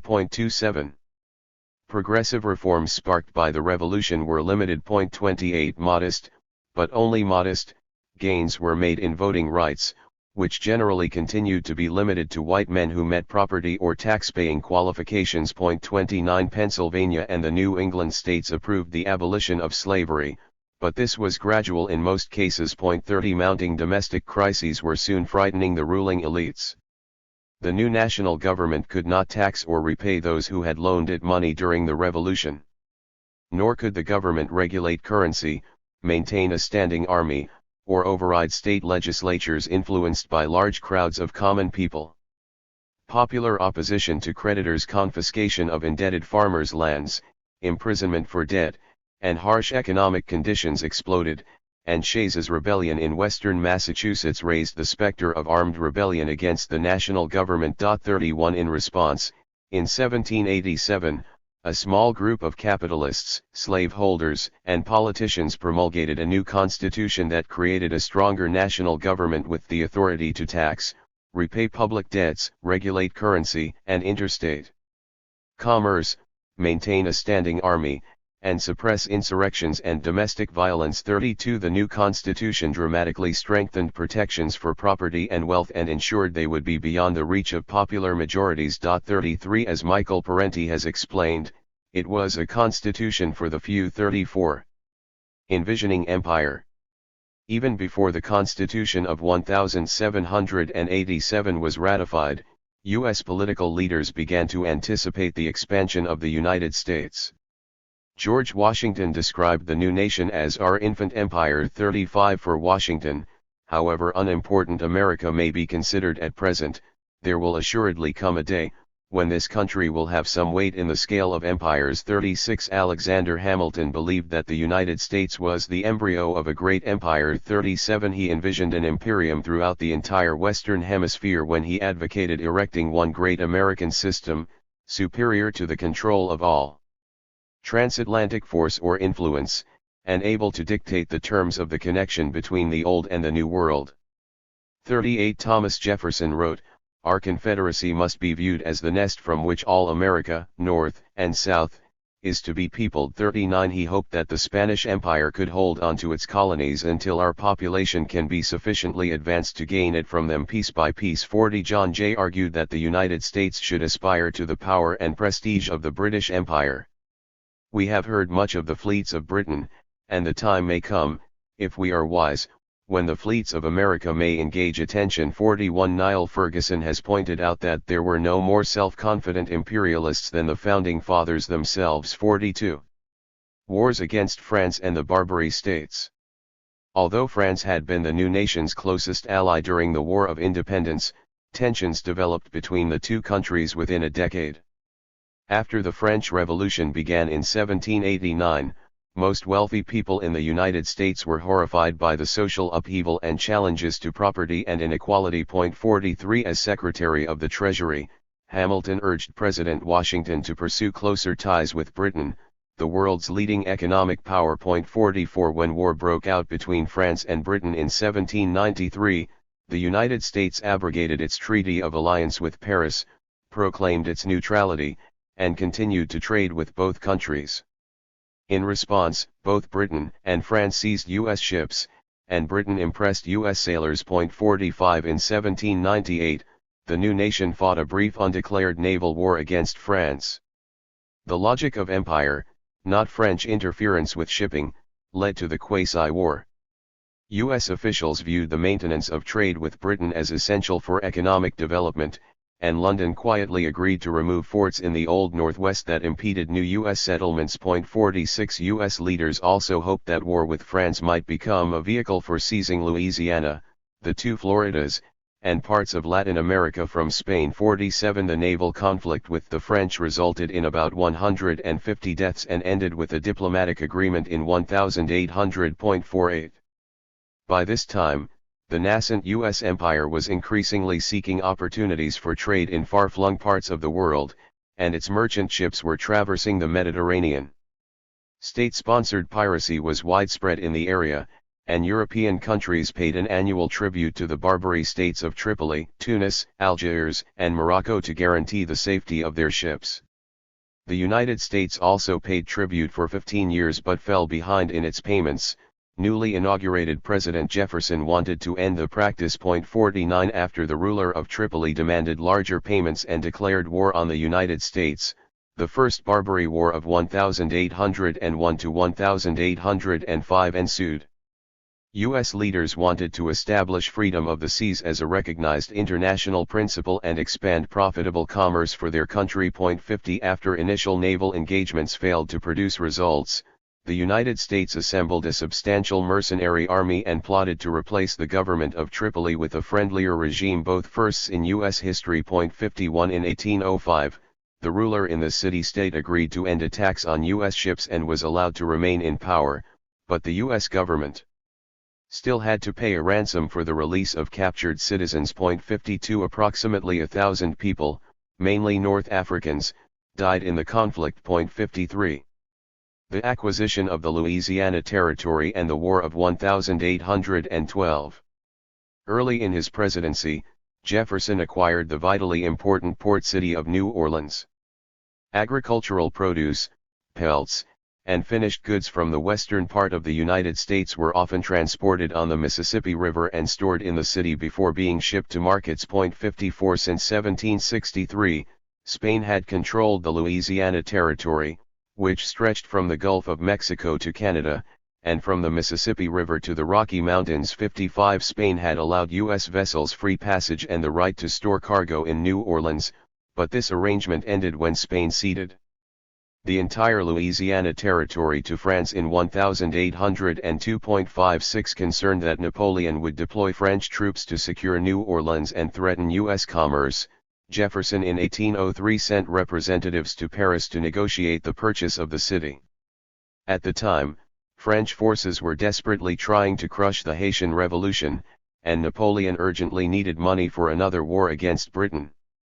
U.S. diplomats were pleasantly surprised to learn that the first consul of France was prepared to sell the entire Louisiana Territory, and they agreed to pay $15 million for the 828,000 square miles. 57 The Louisiana Purchase nearly doubled the size of the United States. 58 Neither the indigenous people nor the people of African descent who lived there were asked how they felt about this real estate transaction. 59 Jefferson dispatched troops to New Orleans to suppress local resistance to U.S. annexation, preserve slavery, assert authority over indigenous people, and defend against foreign intervention. 60 The War of 1812 is often depicted as a second war of independence, but the conflict resulted from Washington's quest for new markets and territory. 61 The economic imperative of exporting surplus agricultural products had become clear. 62 While the Napoleonic Wars raged in Europe, exports to British and French markets produced what Sidney Lenz has called an unprecedented economic bonanza for the United States. 63 However, the belligerents' economic warfare inevitably ensnared this country, as it had in the previous decade. Both France and Britain began seizing U.S. ships, the British continued to impress U.S. sailors, and occasional naval hostilities erupted. 64 In 1807, Congress passed the Embargo Act prohibiting trade with all foreign countries. The new law led to a severe economic depression, widespread public discontent, and growing sectional differences. 65 Congress replaced the Embargo Act with a more limited prohibition of trade with Britain and France in 1809, but concerns about British naval power continued, and expansionist sentiment led to growing calls for the conquest of Canada and the Floridas. 66 In 1810, U.S. nationals who had settled in West Florida rebelled against the Spanish authorities there, and 2 years later, President James Madison dispatched troops to seize portions of Spanish East Florida. 67 The persistence of disputes with Britain and mounting land hunger led to war in 1812. 68 The conflict was a total and monumental failure for the United States. 69 Not only did British forces capture and burn the White House, but when the fighting ended in 1815, the United States had won no new territory and no guarantee of an end to British naval interference. 70 Control of much of East Florida reverted to Spain. 71 The war had claimed close to 40,000 U.S., British, and indigenous lives. 72 Continental expansion and overseas interventions, 1815 to 1830. In the decades that followed, the United States continued to expand its continental empire and increasingly pursued markets and resources around the world. A large naval force deployed by Madison in 1815 killed scores of people in the brief Second Barbary War, which finally ended interference with U.S. ships by North African states. 73 In 1818, Jackson invaded East Florida, defeated the Spanish, and battled local indigenous people in the First Seminole War. Spain ceded the Florida Territory to the United States the next year. 74 By the early 1820s, trade with China was bolstering the U.S. economy despite the absence of any bilateral treaty. U.S. merchants were shipping furs, Spanish silver dollars, sandalwood, and ginseng to the Middle Kingdom along with opium from Turkey. 75 Although the British dominated the odious trade, the United States accounted for 20 to 30% of opium imports to China. 76 In late 1821, U.S. colonists began arriving in present-day Texas with the approval of the newly independent Mexican government. While authorities there hoped this arrangement would deter U.S. expansionism, many of the settlers looked forward to annexation by Washington at some point. 77 That same year, the American Colonization Society established the colony of Liberia for formerly enslaved African Americans. 78 In 1823, President James Monroe declared, "The American continents are henceforth not to be considered as subjects for future colonization by any European powers." 79 As Paul L. Atwood has noted, the Monroe Doctrine unambiguously signaled that the U.S. empire would do what it insisted Europeans could not. 80 Between 1822 and 1825, U.S. naval vessels repeatedly engaged pirates in or near Cuba. The pirates' chief offense was raiding Spanish slave ships and selling black captives at prices much lower than those charged by wealthy U.S. citizens in Cuba. 81 In 1824, 200 Marines attacked the town of Fajardo in Puerto Rico for sheltering pirates and insulting U.S. officers. 82 In 1827, the U.S. Navy attacked Greek pirate vessels that had interfered with merchant ships. 83 In 1831-32, it used force to free 3 seal hunting ships seized by an Argentinian official for unauthorized intrusion on the Malvinas Islands. 84 Hundreds of people died because of U.S. actions in these 4 countries. 85 In 1832, after pirates plundered a merchant ship and killed 3 crew members near Kuala Batu in Sumatra, a U.S. naval vessel killed about 150 pirates in the area and then burned the town, killing more than 300 civilians. 86 This was the first U.S. military attack in Asia. Washington also sent armed forces to Argentina in 1833 and Peru in 1835-36, ostensibly to protect U.S. lives and property during unrest. 87 Subsequent attacks on Kuala Batu and Muki in Sumatra and in Fiji, Samoa, and Drummond's Island killed scores, if not hundreds, of people. 88 Some U.S. actions followed aggression by local pirates or opposition to U.S. merchants or explorers. But implicit in this pattern of military intervention, as Lenz has observed, was the notion that strong powers have the right to violate the sovereignty of weak powers when they feel that the interests of their nationals are affected. 89 The acquisition of half of Mexico and the opening of China. Presidents John Quincy Adams and Andrew Jackson tried to purchase the area now known as Texas from Mexico in the 1820s and early 1830s but were unsuccessful. 90 Yet mounting tensions between U.S. colonists and the Mexican government foreshadowed crisis and conflict. Many settlers had come from the southern United States and had brought enslaved people with them. When the Mexican government enforced its prohibition of slavery in Coahuila Whiteheads and outlawed further immigration from the United States in 1830, most settlers were outraged. 91 The rise of the new centralist government under President Antonio López de Santa Anna further infuriated them. In 1835, the colonists launched an armed rebellion against their adopted country.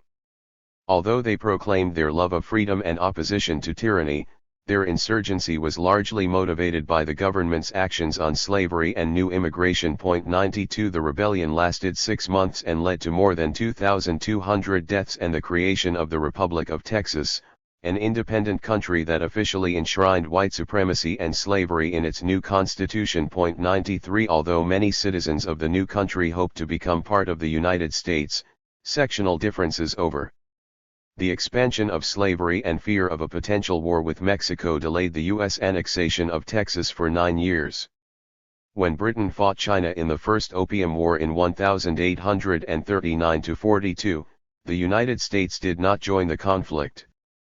But U.S. merchants temporarily took over much of the opium trade until the end of the war. 94 Britain's victory led to a treaty recognizing its right to continue the opium trade, providing access to 5 port cities, and granting other concessions. The United States was determined to obtain a treaty with the same rights and concessions, and President John Tyler's administration named U.S. Representative Caleb Cushing as envoy to China. 95 Cushing informed Washington that fleets and armies would be required to compel acquiescence, and he arrived with 4 warships in China in 1844. 96 Although Emperor Mianning had already contemplated the advantages of treaties affording other countries the same privileges as Britain, he did not appoint an imperial ambassador to meet with Cushing for months. 97 Cushing told a local Chinese official that refusal to receive a foreign ambassador could be considered grounds for war by some nations, and a U.S. warship's 21-gun salute near Canton was likely viewed as a less than subtle suggestion of gunboat diplomacy. 98 It was under the shadow of their guns and Cushing's threats of a second war that the Chinese government agreed to a treaty with the United States. 99 The United States annexed Texas as its 28th state in 1845. The following year, President James Polk negotiated a treaty in which Britain ceded much of the Oregon Territory. The 11th president launched a war against Mexico after its government refused to sell California to the United States. Frederick Douglass, U.S. Representative Abraham Lincoln, and many others in the United States opposed the conflict. 100 But Polk's war was supported by Southern politicians and planters who desired the expansion of slavery and by Northern and Western interests, which shared John O'Sullivan's view that it was our manifest destiny to overspread the continent allotted by Providence for the free development of our yearly multiplying millions. 101 By early 1848, the United States had won the war. As many as 64,000 people, primarily Mexicans, died during the conflict. 102 Mexico was forced to give up its claims to Texas and cede territory that later became the states of California, Nevada, and Utah, along with large parts of present-day Arizona and New Mexico and smaller parts of what are now Colorado and Wyoming. 103 The Mexican cession of 1848 cost Mexico 55% of its national territory. 104 The U.S. empire now reached from sea to shining sea. 105 Overseas interventions and the opening of Japan, 1850–1860. Although the Americo-Liberians declared their country's independence in 1847, Washington did not grant them diplomatic recognition for another 15 years.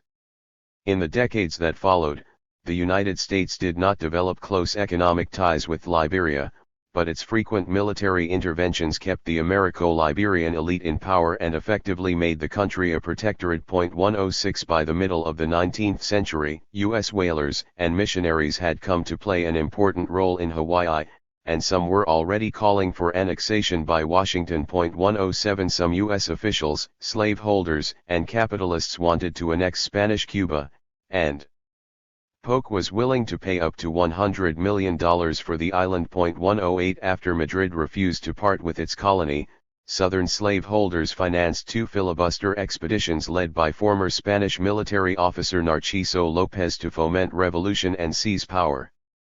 His invasions of Cuba in 1850 and 1851 were a total failure and resulted in the deaths of several hundred people. 109 Spanish forces apprehended and executed López in Havana in 1851. 110 That same year, the USS Dale arrived at Johanna Island off the coast of Africa and demanded the release of a U.S. whaling ship captain imprisoned for an unauthorized supply stop there the previous year.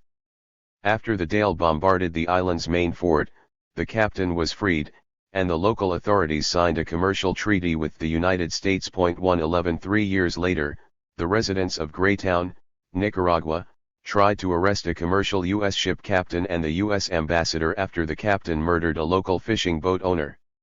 In response, a U.S. naval vessel bombarded and destroyed Greytown, though no loss of life was reported. 112.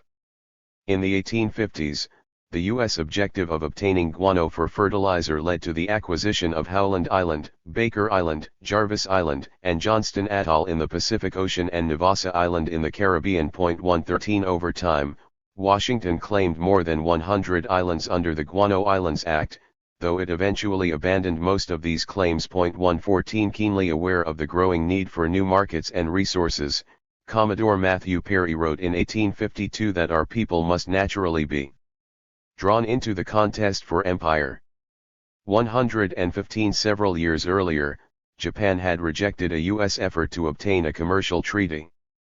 For Perry, both the honor of our nation and the interest of our commerce required that the land of the rising sun open itself to trade and business relations with the U.S. empire. 116 In 1853, Perry arrived in Japan with 4 warships and a letter from President Millard Fillmore demanding the establishment of economic relations. However, the Japanese politely declined. The next year, Perry returned with 9 warships, and Japanese officials felt compelled to allow the United States to open a diplomatic office and access 2 ports where its ships could be refueled with coal. However, Japan did not open its markets to this country until complete diplomatic relations were established and a formal commercial treaty was signed 4 years later. 117. Despite the continued British presence in Nicaragua, U.S. interest in the country remained strong. After the acquisition of California and the discovery of gold there, the commercial value of a canal across Central America greatly increased. Nicaragua was one possible site for this project. Some influential U.S. leaders even supported the annexation of the country. 118 In 1855, a California business owner whose mining interests in Nicaragua were imperiled by local unrest hired an adventurer named William Walker to intervene in the conflict and protect his investments. After arriving with several dozen men in Nicaragua, Walker seized power, made himself dictator, re-established slavery, and persuaded President Franklin Pierce to recognize his government. 119 Walker was strongly backed by some capitalists and was viewed as a hero by Southern slave owners, but his confiscation of Cornelius Vanderbilt's property in Nicaragua led the railroad and shipping magnate to financially support armies from Costa Rica, El Salvador, Guatemala, and Honduras committed to ousting Walker. 120 These armies defeated the adventurer's forces, and he was forced to flee Nicaragua in 1857. Walker tried unsuccessfully to return to Nicaragua later that year and in 1858 and 1860. In his last attempt, he was captured in Honduras and executed. Walker's invasions had resulted in the deaths of approximately 10,000 people. 121. In 1854, the United States sent warships to China, ostensibly to protect its interests during the Taiping Rebellion, a civil war between 1850 and 1864 that killed between 20 and 40 million people. 122 When Chinese government forces occupied the Westerners' racetrack in Shanghai, U.S., and British troops attacked them. Approximately 300 Chinese soldiers died in the assault, and 2 U.S. military personnel were killed. 123 Britain and the United States became angry over mounting Chinese opposition to the existing treaties, and both empires sought even larger concessions. 124 After Britain launched the Second Opium War on a flimsy pretext in 1856, U.S. sailors and Marines landed in Canton and destroyed 5 ports on the Pearl River, killing as many as 500 Chinese defenders. 125 France joined Britain in the prosecution of the war, but the United States soon pledged to remain neutral. However, in 1859 U.S. naval forces assisted British vessels engaged in an unsuccessful attack on forts at Taku, leaving 450 British and French military personnel dead or wounded. 126 After the Chinese surrendered in 1860, the United States benefited from hitchhiking imperialism again when it won expanded commercial rights in the Middle Kingdom. 127 In the decades that followed, Trade did not increase as much as some U.S. merchants expected. U.S. imports of opium declined, but Christian missionaries continued to arrive. Washington would maintain a military presence in China until the People's Republic was founded in 1949.128. The Civil War in the United States. By 1860, the mounting sectional economic and political tensions over slavery had become irreconcilable. The wealth produced by enslaved black people was the primary means of primitive accumulation, facilitating the rise of industrial capitalism in the lands that became the United States. 129 For generations, the entire U.S. economy had been deeply implicated in this ongoing crime against humanity. But the growing incompatibility of Northern capitalists' need for free labor and Southern slaveholders' need to expand the peculiar institution westward arguably made the Civil War inevitable. 130 Founded in 1854, the Republican Party embraced the former and opposed the latter, and its candidate, Abraham Lincoln, was elected president in November 1860. 131 Soon afterward, the Southern states began to secede and formed the Confederate States of America, which was committed to preserving slavery and white supremacy. In April 1861, the Confederacy began the Civil War by attacking and defeating Federal forces at Fort Sumter, South Carolina. The federal government's original objective was preserving national unity, not the immediate or near-term abolition of slavery. 132 But within 2 years, the growing casualties, the unpopularity of the conflict and military conscription, and the need to enlist African American troops transformed the Union's war efforts into a crusade to make men free. 133. In May 1865, the last major Confederate Army unit surrendered, and the Civil War ended. A Confederate sympathizer had assassinated Lincoln the previous month, and the human costs of the war were enormous. The superintendent of the 1870 census estimated that at least 850,000 men had died during the conflict. 134 But the destruction of records made it difficult to assess the extent of Confederate losses, and after 1900 the loss of life in the war was widely estimated to be about 620,000. 135 In 2011, the demographer J. David Hacker announced that new microdata samples from censuses between 1850 and 1880 indicated that as many as 850,000 people died because of the war. 136 In 2012, historian Jim Downs pointed out that Hacker's new computations did not include the deaths of enslaved people killed by soldiers or the much larger number of African American deaths from disease in the Union camps to which 500,000 had fled. 137 As Downs emphasized, if former slaves were included in this figure, the Civil War death toll would likely be over 1 million casualties. 138. The acquisition of Alaska and overseas interventions, 1860 to 1880.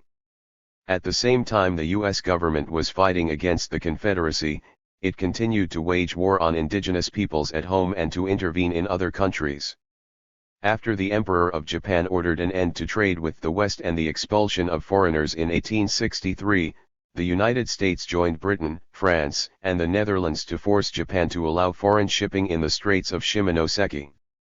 The USS Wyoming sank 2 Japanese vessels, killing at least 40 Japanese sailors and losing 5 military personnel in the process. 139 The next year, the Wyoming was part of a larger Western fleet that decisively defeated Japanese resistance and resulted in additional deaths. 140 In 1865, Washington sent troops to the Department of Panama in Colombia, putatively to protect U.S. property and lives during civil strife. 141 In the decade and a half that followed, the U.S. empire acquired more territory, pursued new foreign markets and resources, and increasingly sent its armed forces to intervene in other countries around the world. In 1866, the General Sherman, a heavily armed merchant ship, attempted to compel Korea to trade with the United States. The crew defied Korean orders to leave, kidnapped a local official, and killed a dozen people before being wiped out. 142 In 1867, Washington purchased Alaska and the Aleutian Islands from Russia and took formal possession of Midway Island in the Pacific. During the last half of the decade, U.S. military forces also intervened in China, Mexico, Nicaragua, Japan, Uruguay, and Colombia on the pretext of defending national interests. 143 In 1869, President Ulysses Grant and many members of Congress wanted to annex Santo Domingo to acquire naval ports, project military power, and defend a possible future canal across Nicaragua. But the Treaty of Annexation failed to secure a two-thirds majority in the Senate.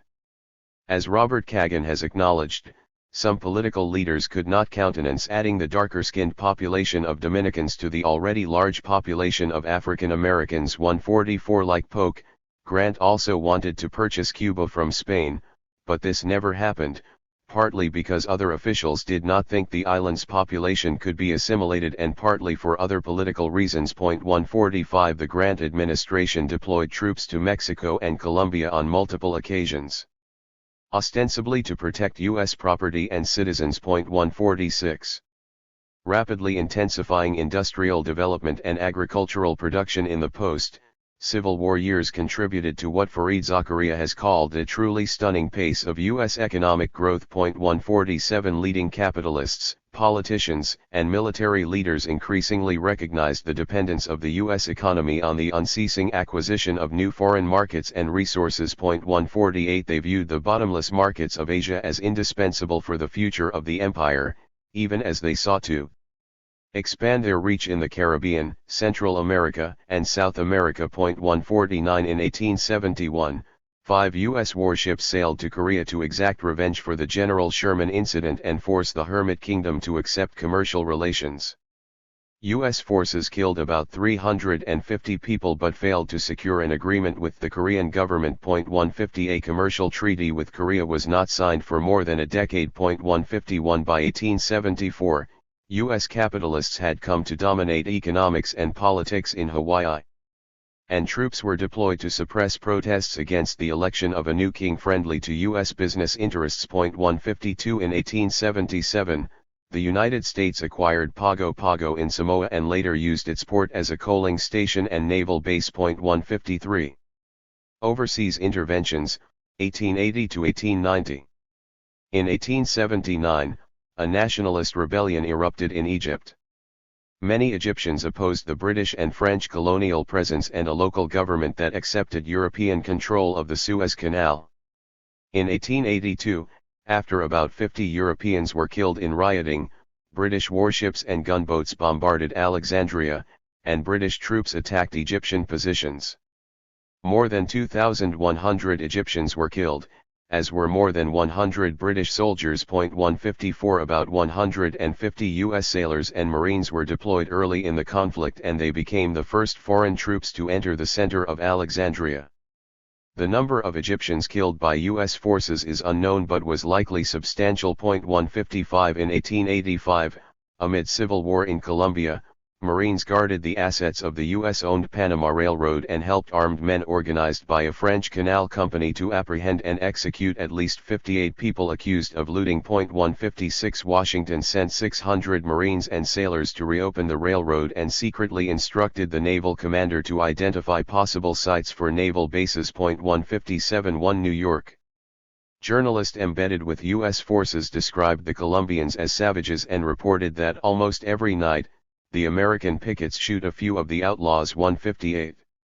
In 1887, a group composed primarily of U.S. businessmen and politicians who supported the annexation of Hawaii forced King Kalakaua to relinquish most of his power and accept voting reforms that ended the dominance of the native majority. 159 Members of a militia aligned with the annexationists compelled the king's acceptance of the Bayonet Constitution at gunpoint. 162 years later, U.S. troops landed in Hawaii to help suppress a popular rebellion that sought to rescind this constitution, bring Princess Liliuokalani to the throne, and restore indigenous rule. 161 Several insurgents died, chiefly at the hands of the pro-U.S. militia. 162 In 1888, 6 years after a commercial treaty had been signed with Korea, troops landed there to safeguard U.S. citizens during political unrest. 163 U.S.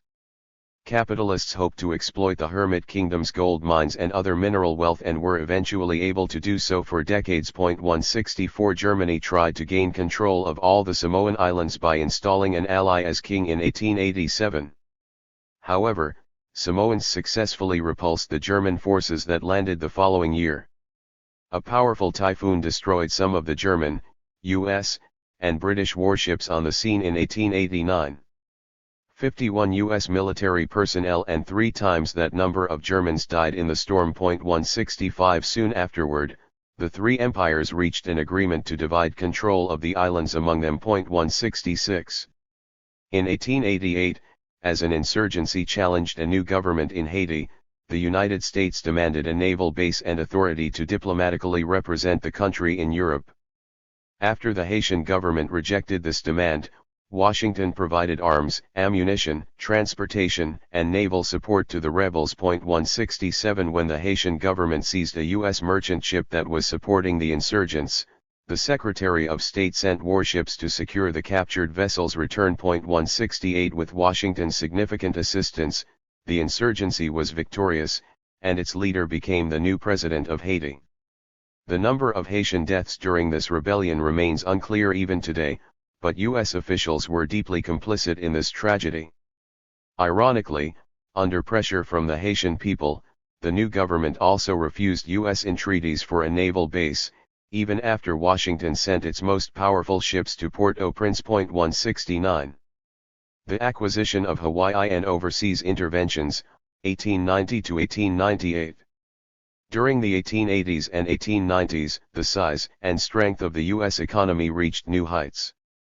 The United States surpassed Britain in manufacturing in 1885 and became the largest steel producer in the world. 170 By 1890, this country consumed more energy than Britain. 171 Within a few years, the United States replaced Britain as the world's largest economy. 172 In addition to their ongoing agricultural exports, U.S. businesses had begun to ship steel, iron, oil, and agricultural machinery to foreign markets. 173 The export of capital had begun as well. 174 In the 1890s, many political and business leaders followed Frederick Jackson Turner in believing that the end of the frontier in North America required new forms of expansionism abroad. 175 As Washington pursued predominance in the Western Hemisphere and a significant role in Asia and the Pacific, support grew for developing a large modern navy to facilitate its increasingly global commerce. 176 This entailed the increased need for far-flung coaling and naval stations,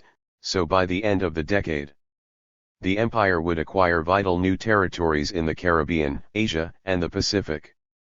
U.S. military forces were sent to Argentina to protect business interests in 1890 and uphold claims to Navassa Island in the Caribbean in 1891. 177 U.S. and British naval forces boarded and expelled dozens of merchant ships suspected of seal poaching near the Aleutian Islands in 1891. 178 When civil war broke out in Chile the same year, Washington did not send troops to fight for the pro-U.S. government, but dispatched warships to prevent the delivery of arms to the insurgents.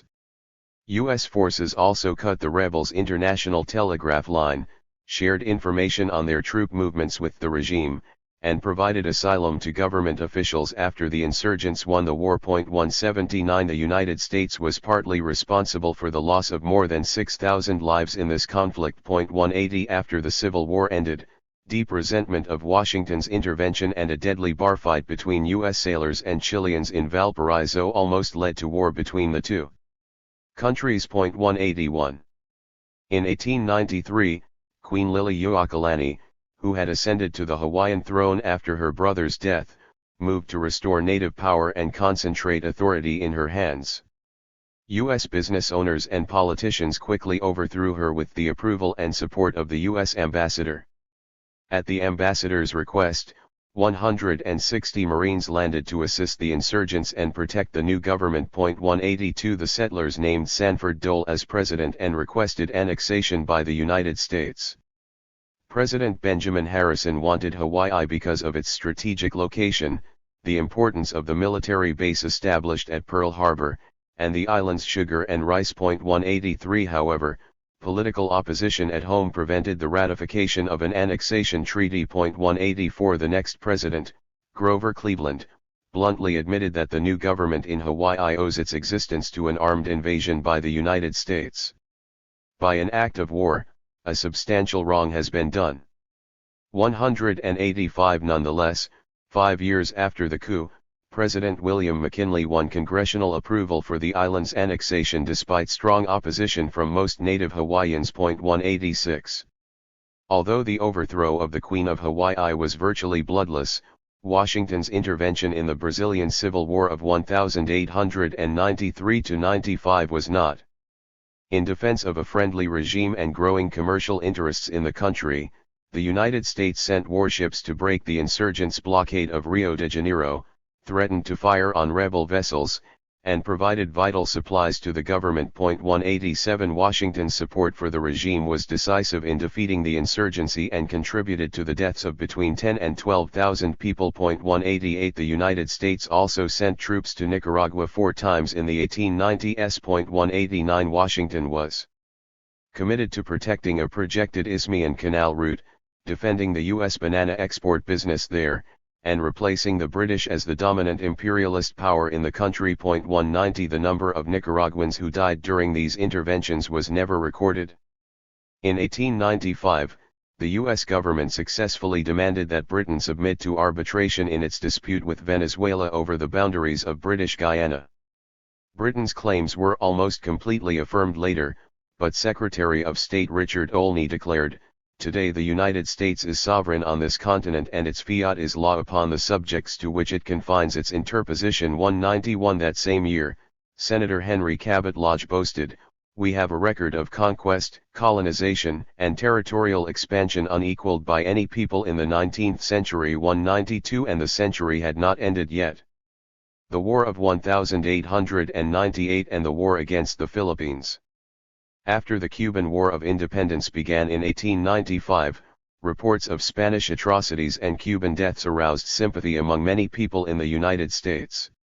However, U.S. investors were generally more concerned with protecting their business interests in Cuba and restraining revolutionary forces that included many poor and black people. 193 Some business owners and policymakers clamored for a war against Madrid that would deliver Cuba and the Philippines and other Spanish colonies into U.S. hands. 194 The United States had been an empire since its birth, but its emergence in 1898 as the world's leading economic power led to a brutal new chapter in its history.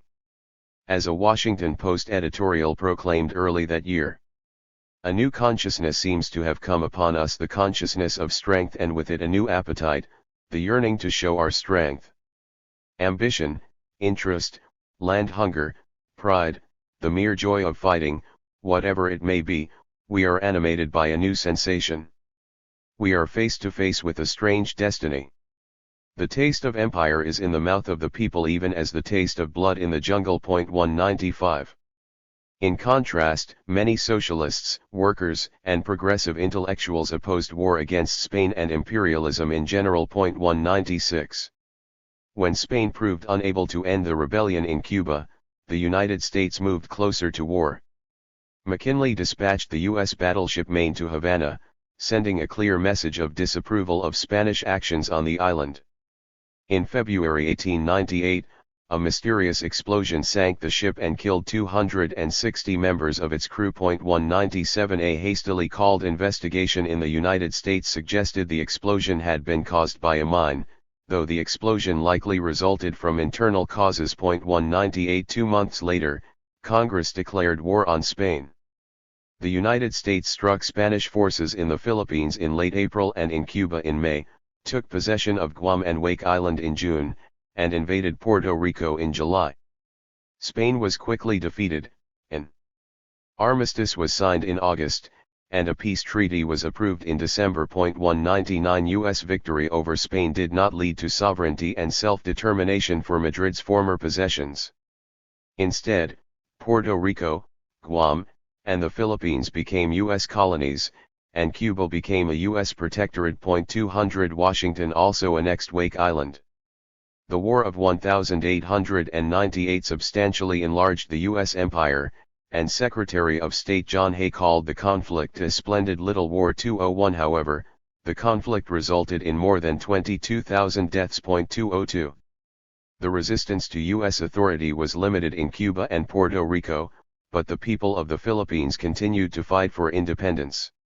Washington sent more than 126,000 troops to impose control, but the conquest of the Philippines required a much longer and bloodier war than the one just concluded. 203. U.S. soldiers soon became notorious for killing Filipino freedom fighters in combat, torturing and executing prisoners, murdering vast numbers of civilians of all ages, and engaging in rape. 204. Cholera and other diseases took a great many lives, as did hunger and privation in concentration camps into which many Filipinos were herded. 205. U.S. troops' war crimes, crimes against humanity, virulent racism, and complete disregard for human life led one analyst to describe the war against the Philippines as America's first Vietnam. 206. Other analysts have pointed out that the United States was doing to the Filipinos on a larger scale exactly what it had done to indigenous peoples at home. 207. Although the main revolutionary army led by Emilio Aguinaldo was defeated in 1902,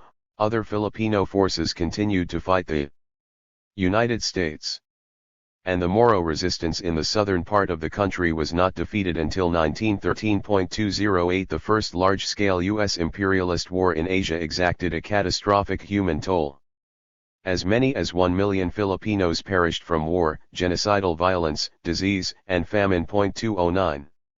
The acquisition of Eastern Samoa and suppression of rebellion in China. At the same time the U.S. empire was laying waste to the Philippines, it was engaging in other military interventions in Asia and the Americas. In 1899, the decade-old tripartite protectorate in Samoa disintegrated as different chieftains fought to control the islands. U.S. and British forces intervened and killed scores of Samoans. 210. Washington assumed control of the eastern islands and annexed American Samoa the following year. 211. Also in 1899, popular opposition to foreign domination of China erupted. Although Washington had insisted on a closed-door policy in Latin America for 3/4 of a century, it had demanded an open door and equal access to Chinese markets and was part of the international settlement at Shanghai. 212. The insurgents known in the West as the Boxers killed about 30,000 Chinese Christians and several hundred missionaries and other foreign nationals. 213. Widespread support for the rebellion led Empress Cixi to embrace their cause, but the imperialists refused to let the Chinese people determine their own future. U.S. troops joined armed contingents from 7 other countries in crushing the uprising in 1900 to 1901. 214. U.S. forces also participated in the pillaging of Beijing and the extraction of humiliating new commercial concessions from the Chinese government. 215. Hundreds of soldiers from the imperialist countries and local allies died fighting the Boxers and Chinese government forces. 216. Tens of thousands of insurgents, Chinese government forces, and Chinese civilians died at the hands of U.S. and other foreign troops. 217. Intervention in Colombia and the creation of Panama. Between 1899 and 1902, U.S. troops repeatedly intervened on behalf of Colombia's conservative government during the civil war known as the War of a Thousand Days. 218. Washington was increasingly anxious to obtain a treaty allowing the construction of a canal in the Department of Panama, where much of the conflict was being fought. When liberal insurgents were on the verge of seizing the important city of Colón, the government sought U.S. assistance to keep the Panama Railroad open. The commander of the nearby U.S. gunboat Iowa subsequently threatened the insurgents with the deployment of Marines, preventing an insurgent victory there at the time. 219. When the rebels later gained control of most of Panama, the government requested Washington's intervention again, and U.S. Marines prevented the rebels from capturing Colón and Panama City.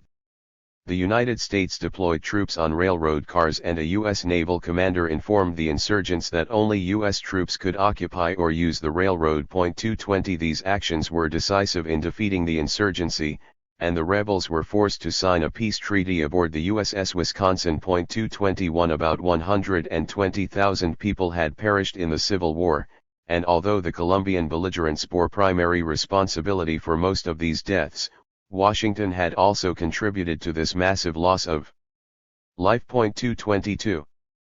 Shortly after the Civil War in Colombia ended, the U.S. government began to press Bogotá for a canal treaty. The conservative-dominated Colombian Senate appreciated Washington's support during the recent conflict but found the terms of the proposed treaty inadequate and unanimously rejected it. 223 President Theodore Roosevelt's administration openly castigated the Colombian government for its decision, and U.S. newspapers called for secession or revolution in Panama. 224 As Howard Zinn has explained, in late 1903, Roosevelt engineered a revolution against Colombia and created the independent state of Panama to build and control the canal.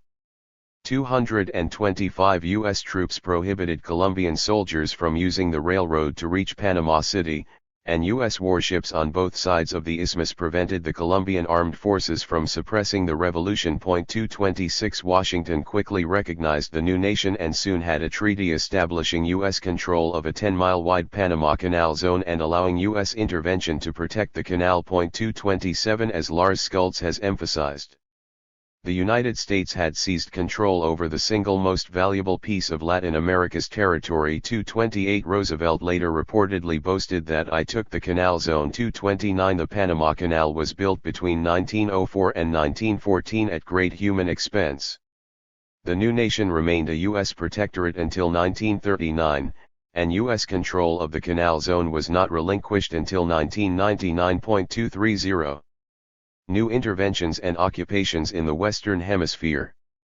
In a presidential address in 1904, Roosevelt announced that the U.S. government had the authority to exercise an international police power in countries in the Western Hemisphere that were guilty of chronic wrongdoing or impotence. 231 The United States had been intervening in the Caribbean, Mexico, Central America, and South America for almost a century, and the so-called Roosevelt corollary to the Monroe Doctrine sought to legitimize future imperialist actions. 232 Privately, Roosevelt wrote that he eschewed the desire for aggrandizement but insisted, "It is our duty, when it becomes absolutely inevitable, to police these countries in the interest of order and civilization." 233 Roosevelt soon decided that Caribbean and Central American countries' inability to repay foreign loans justified U.S. intervention. The United States took control of finances in the Dominican Republic in 1904. 234 In 1908, the U.S. Navy provided vital assistance to a coup in Venezuela led by Vice President Juan Vicente Gómez.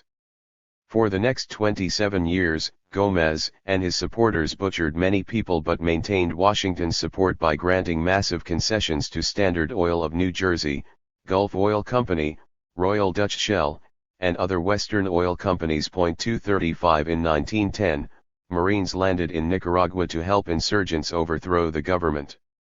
The new regime immediately allowed U.S. banks to take control of the country's national bank, customs collections, and railroads. 236 The empire was moving to consolidate its domination of the Americas. 237 After taking control of Cuba, the U.S. government required the island's new constitution to recognize its authority to militarily intervene on the island as necessary and to acquire territory for a naval base. Most U.S. troops withdrew in 1902, and the following year Washington leased 45 square miles of land and water for a naval base at Guantanamo Bay. 238 In the first 2 decades of the new century, the United States deployed troops to Cuba 3 times to maintain friendly regimes and suppress popular opposition. One of those interventions occurred in 1912 when U.S. soldiers helped crush an uprising by Cuban sugar workers of African descent. Between 3,000 and 6,000 lives were lost during the rebellion. 239 That same year, U.S. armed forces intervened in Panama and Honduras and invaded Nicaragua to support the weak new conservative government it had previously helped bring to power. 240 The occupation of Nicaragua continued until 1933. More than 2,000 people died during the initial invasion, and many more died in subsequent years. 241 After Washington repeatedly demanded that Haiti surrender control of its customs collection, Marines landed there in 1914, took $500,000 out of the National Bank, and delivered it to the National City Bank in New York. 242 The United States invaded Haiti the next year and occupied that country until 1934. Approximately 15,000 Haitians died, many in combat against U.S. troops and the Haitian Guard they established, and many others in forced labor camps built by the occupiers. 243. The United States invaded the Dominican Republic in 1916 amid insurgency and financial instability and occupied that country until 1924.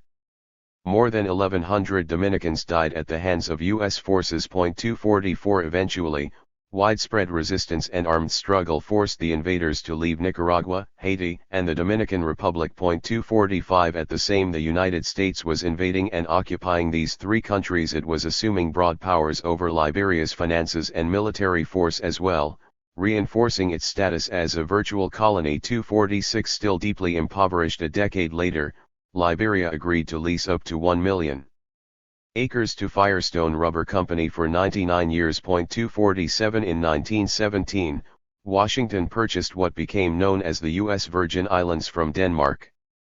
Intervention in the Mexican Revolution.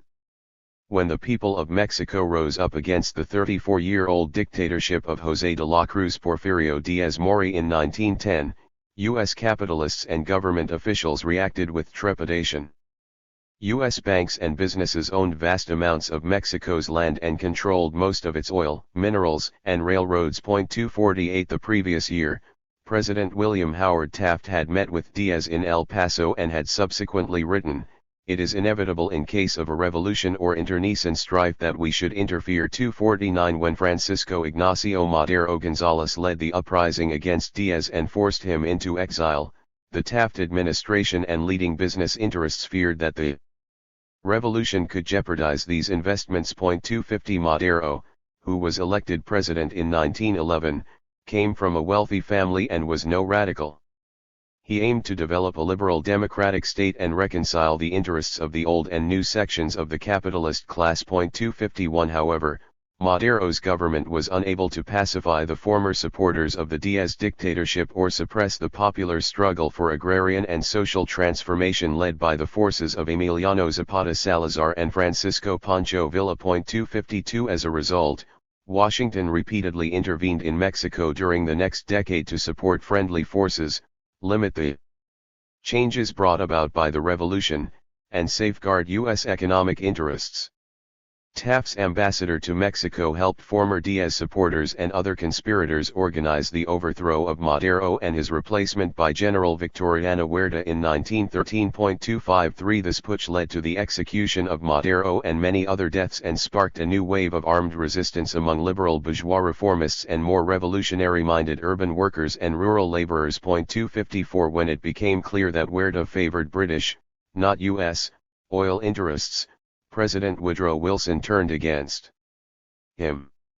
After initially embracing Villa, Wilson began supporting the reformists led by José Venustiano Carranza de la Garza. 255. In 1914, U.S. warships prevented the delivery of arms shipments to Huerta's forces at Veracruz and Tampico.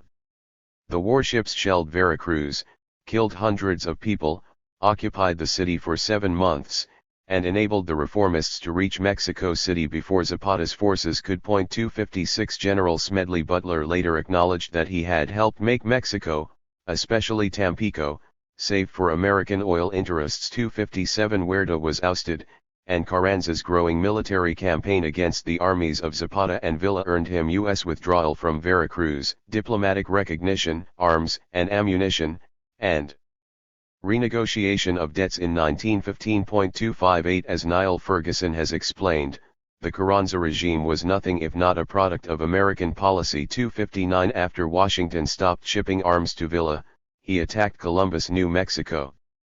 General John J. Pershing invaded Mexico with 6,000 soldiers in 1916. Villa was never captured, but a year of intermittent conflict significantly weakened his forces. By 1917, Carranza's support for reforms in the new Mexican Constitution and the deepening split between urban and rural laborers produced what James Cockcroft has called a triumph for the liberal wing of bourgeois democracy. 260. The two most prominent leaders of the movement for revolutionary social change were assassinated in the years that followed. Carranza's agents killed Zapata on the way to what was supposed to be a peace conference in 1919.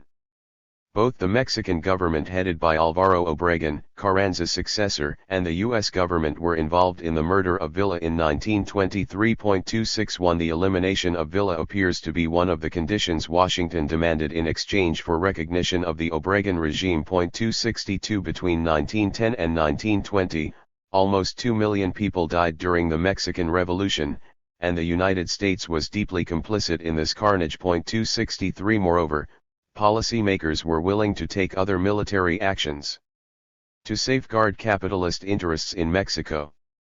In 1919-20, U.S. military analysts developed Special Plan Green, which called for an invasion of Mexico to protect its oil fields or confront problems along the border.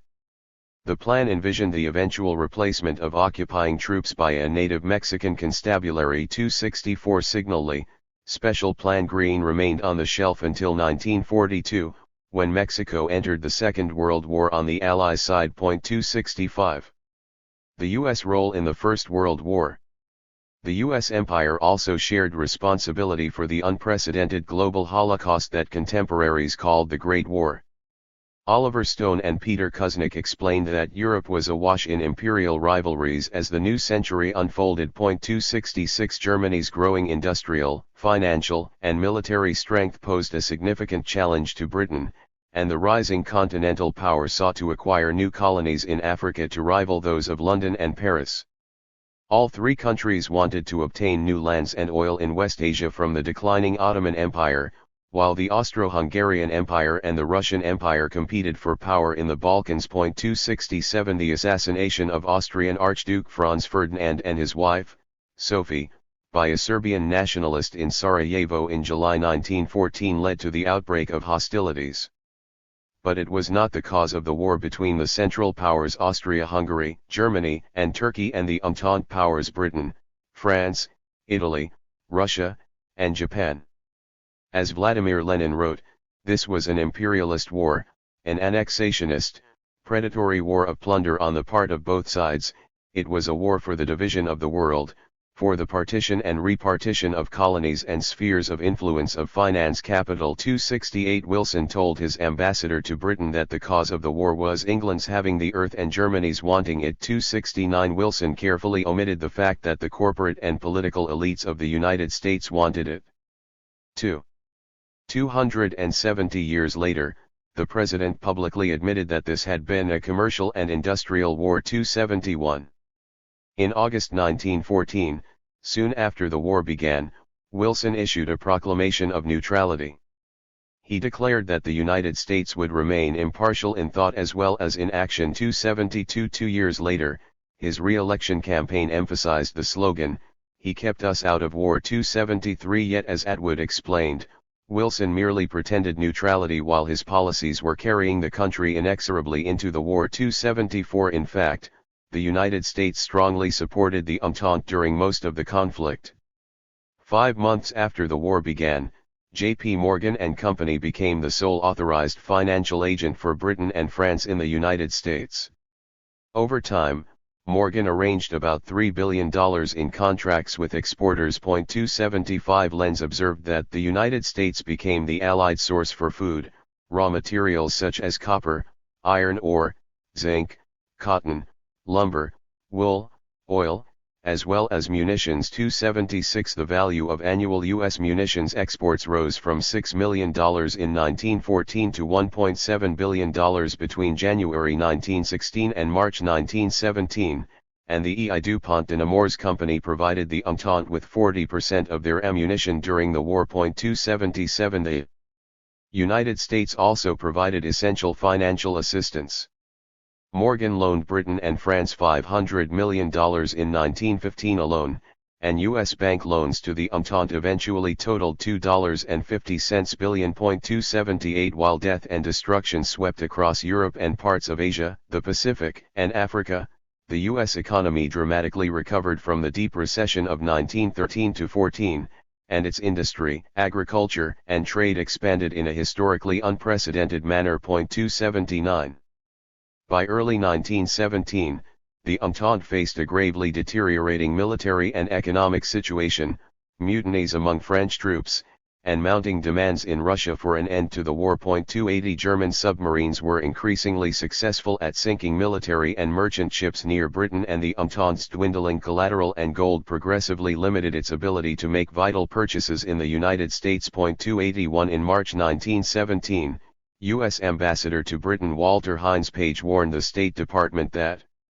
the dramatic reduction of Entente orders and transatlantic trade would produce an economic panic in this country. 282 U.S. officials and capitalists feared that the loss of access to war materials and other goods would lead to the Entente's defeat, the inability of Britain and France to repay their loans, catastrophic financial losses for Morgan and other U.S. banks and businesses, and the weakening of the entire economy. 283 Hines advised, "It is not improbable that the only way of maintaining our preeminent trade position and averting a panic is by declaring war on Germany." 284 Other officials warned that a victorious, dominant Germany might close European markets to U.S. products and threaten growing U.S. hegemony in the Western Hemisphere. 285 In addition, Wilson now wanted a major role in shaping the post-war international order to ensure that it promoted U.S. interests and contained the threat of workers' revolutions in other countries. 286 In April 1917,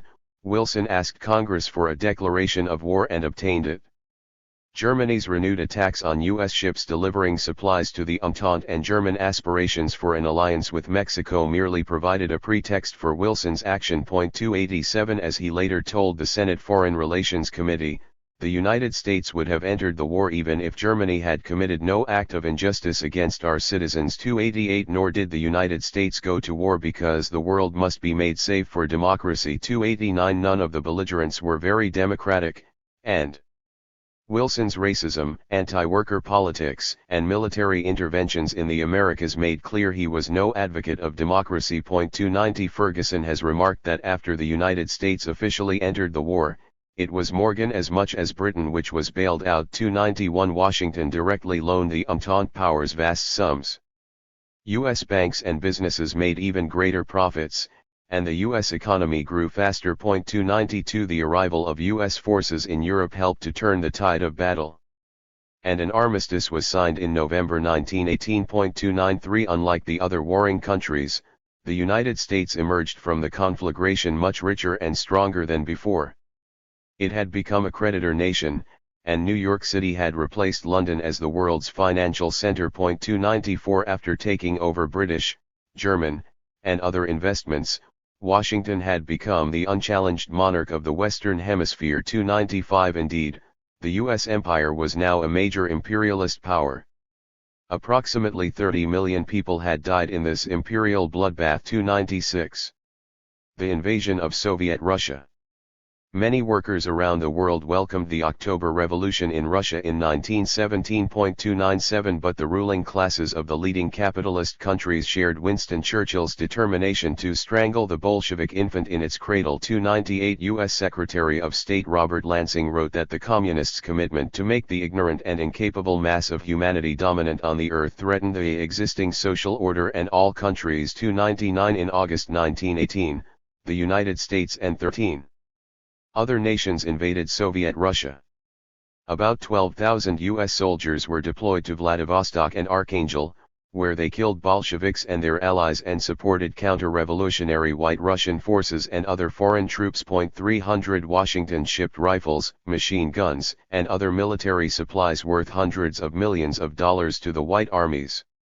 The United States also sent them food, clothing, and other so-called humanitarian aid, while workers and peasants starved in large numbers. 301 The masses of Russian workers and peasants rallied to the Bolshevik cause, and by 1919, the White armies had suffered devastating losses and were entirely dependent on foreign aid. 302 Washington withdrew the last of its troops in 1920 but provided substantial aid to the Polish militarists' invasion of Soviet Russia that same year. 303 The counter-revolution was defeated by late 1922.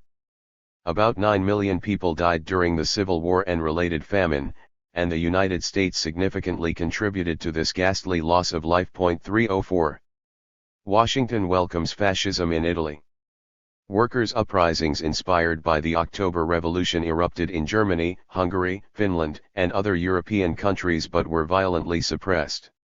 In Italy, during the Biennio Rosso of 1919-20, Italian workers seized factories, poor farmers occupied rural estates, mass strikes and demonstrations grew, an armed struggle between militant workers and fascists began. 305 In the 2 years that followed, fascist fighters backed by industrialists and large landowners killed several thousand communists, socialists, anarchists, and others. 306 Officials in Washington bemoaned the Italian government's inability to crush the workers' movement and generally welcomed the fascist leader Benito Mussolini's rise to power in 1922. 307 Many of these officials agreed with the boast of Italy's ambassador to Washington that his was the first nation to have the courage to conquer Bolshevism. 308 Prominent political leaders, major business interests, the Catholic Church, the American Legion, and a considerable number of citizens in the United States soon came to support fascism in Italy. 309 By 1930,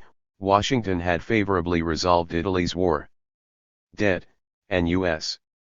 companies had loaned Italy more than $460 million and invested another $400 million in the country. 310 U.S. arms and military supplies flowed to the fascist dictatorship despite its violent domestic repression and killing hundreds of thousands of people in colonized Libya. 311 Time and Fortune were unabashed supporters of Mussolini. 312 The New York Times, The Washington Post, The Wall Street Journal, and other major U.S. publications praised Mussolini for rescuing Italy from revolution and chaos. 313 Supporting dictatorship and preventing revolution in the Americas.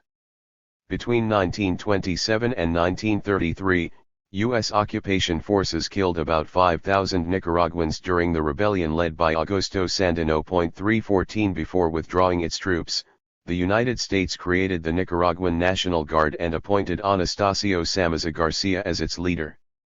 4 years later, Washington supported Somoza's seizure of power, which ushered in 4 decades of dynastic rule that killed approximately 15,000 people. 315 U.S. officials did not bring Rafael Trujillo to power in the Dominican Republic in 1930 but soon began sending weapons and money to his military dictatorship. Support for Trujillo continued during the next 3 decades while as many as 60,000 Dominicans and Haitians died at the hands of the regime. 316 In 1932, the U.S.-backed military dictator in El Salvador, General Maximiliano Hernandez Martinez, oversaw La Matanza, the massacre of 30,000 Papel people and communists. 317 In 1934, even as U.S. troops withdrew from Haiti, officials in Washington pressured Colonel Fulgencio Batista y Zaldivar to overthrow the new president of Cuba. Ramon Grau San Martin, who had criticized U.S. colonialism and promised Cuba for the Cubans. 318 Batista ruled for several years through puppet presidents, spent some time away from politics, and then returned to power. By the time the Cuban Revolution triumphed 25 years later, well over 20,000 people had died at the hands of Batista and his henchmen. 319 Backing the Kuomintang regime in China. The U.S. government recognized Jiang Jiashi's new Kuomintang regime in China in 1928.